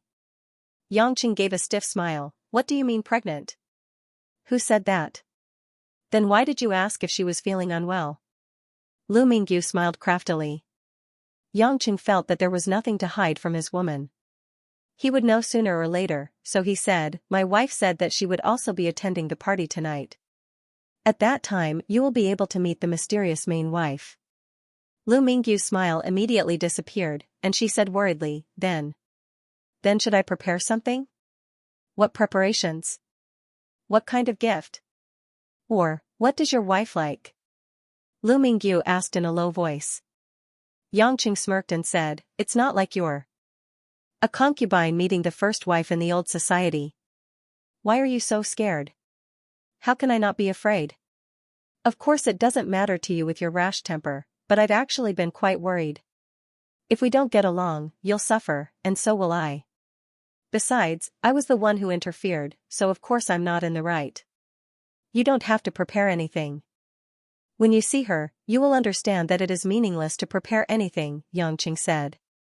Wasn't that right? Even his job was given by others, and his salary was also paid by them. Whatever he prepared was the same as returning it to them. He didn't know if Lu Mingyu had listened to him. She pondered and ignored Yangqing. Yangqing saw that Lu Mingyu didn't have the mood to do anything else, so he tactfully walked out of the office. The afternoon passed in a blink of an eye. When it was time to get off work, Yangqing drove to the parking spot where he had arranged with Lin Ruoxi on time. As soon as he parked the car, he saw Lin Ruoxi, who was wearing a simple light brown fluff collar, a thick black skirt, and light lace stockings, walking over leisurely with a coffee-colored sparkling diamond bag in her hand. Lin Ruoxi, who usually looked solemn and indifferent, looked a lot more youthful and sexy in this outfit.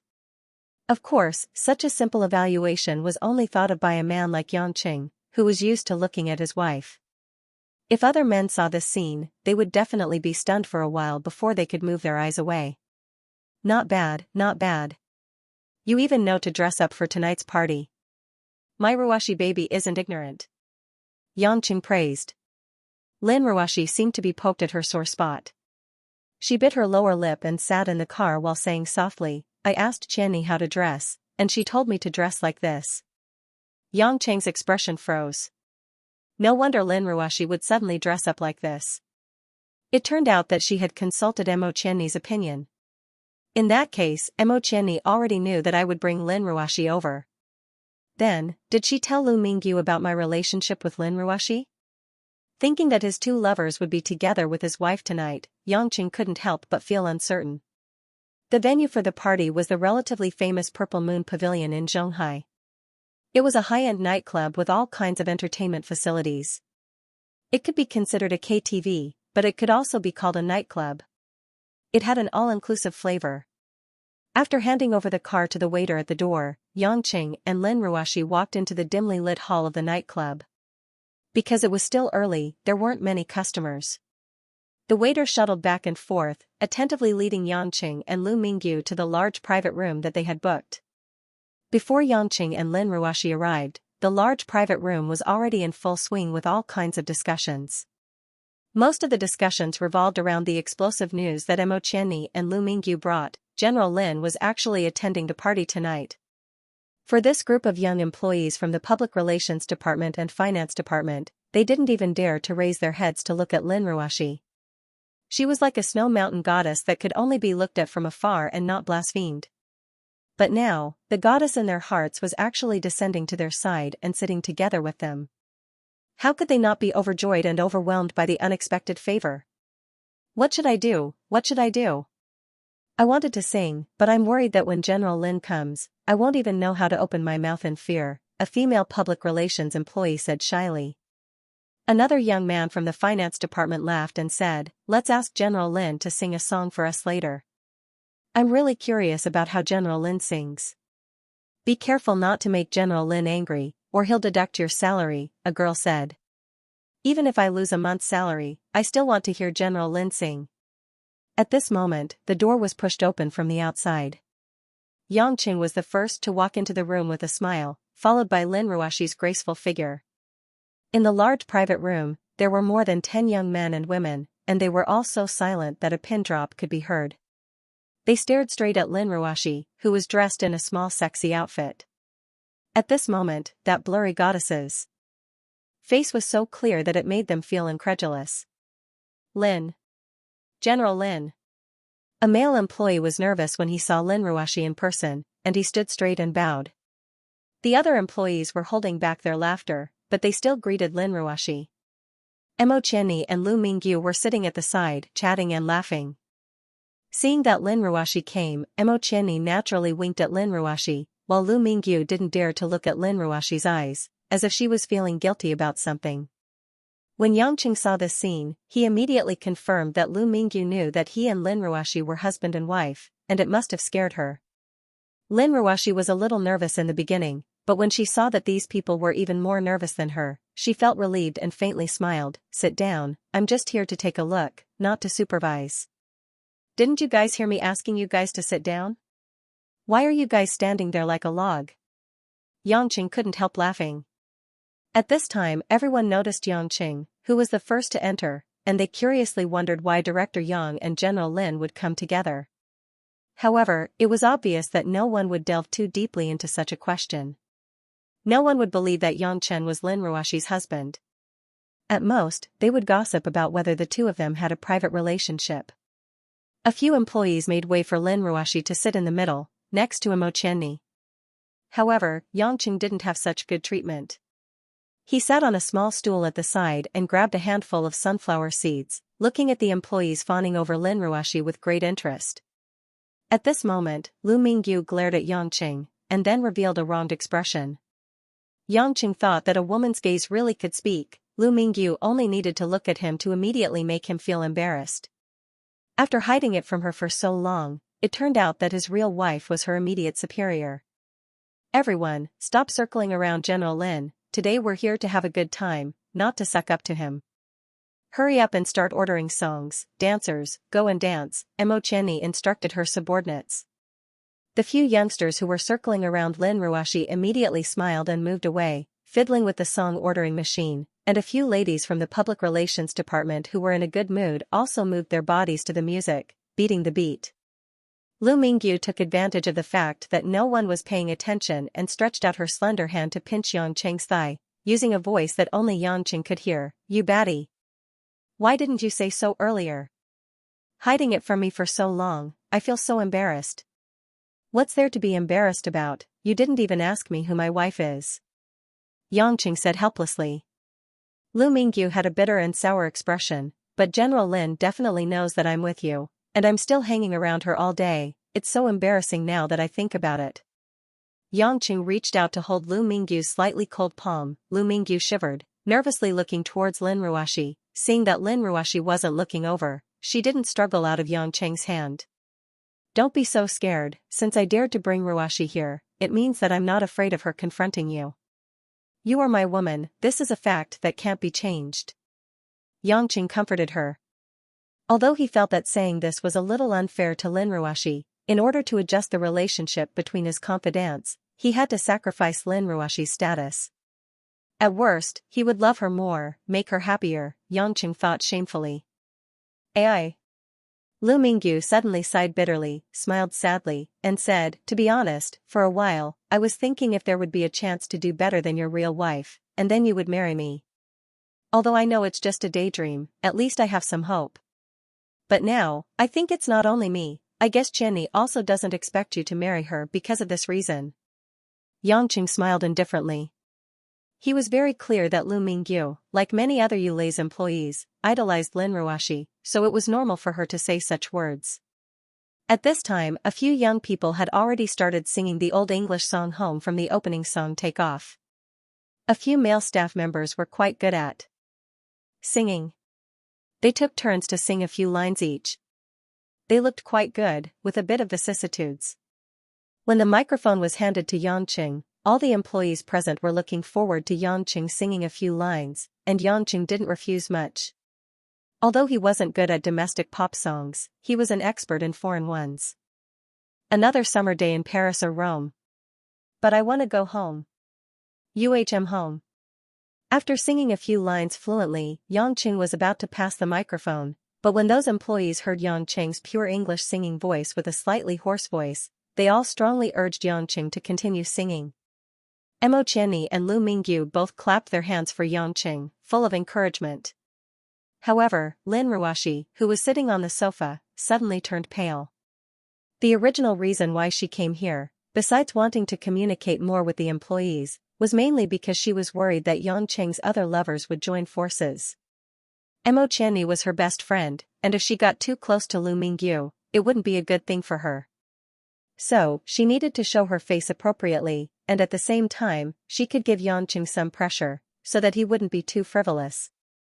But now, Lin Ruoshi realized that she had made a huge mistake. She wasn't good at singing, and her voice was extremely challenging to a person's bottom line. Although she had learned from Yangqing before, in the end, because the Panda Collide action was too silly, Lin Ruoshi gave up halfway. Seeing that Yangqing's singing had won a round of cheers, and that almost everyone present had sung, Lin Ruoshi knew that it was very likely that everyone would ask her to sing. Although Lin Ruoshi didn't want to admit it, she had to agree. If she sang, then her reputation would be completely ruined. In the future, how could she raise her head in front of this group of employees? Although Lin Ruoshi's character was indifferent, it didn't mean that she was shameless. She hadn't lost her feminine modesty. Just as Lin Ruoshi was restless, Lu Mingyu left her seat and planned to go to the bathroom, but because she still didn't dare to face Lin Ruoshi, she walked out with her head down. Lin Ruoshi's eyes lit up, and she quickly said, "Hey, Mingyu, you are going to the bathroom, right? I'll go too." After saying that, before Lu Mingyu could react, Lin Ruoshi took the lead and walked out of the room first. Lu Mingyu thought that Lin Ruoshi was deliberately looking for an opportunity to ask her out for a chat, and her palms couldn't help but sweat. She turned around and angrily glared at Yangqing, then walked out of the room. End of chapter 417. Don't forget to subscribe, like, and share the video to support the channel.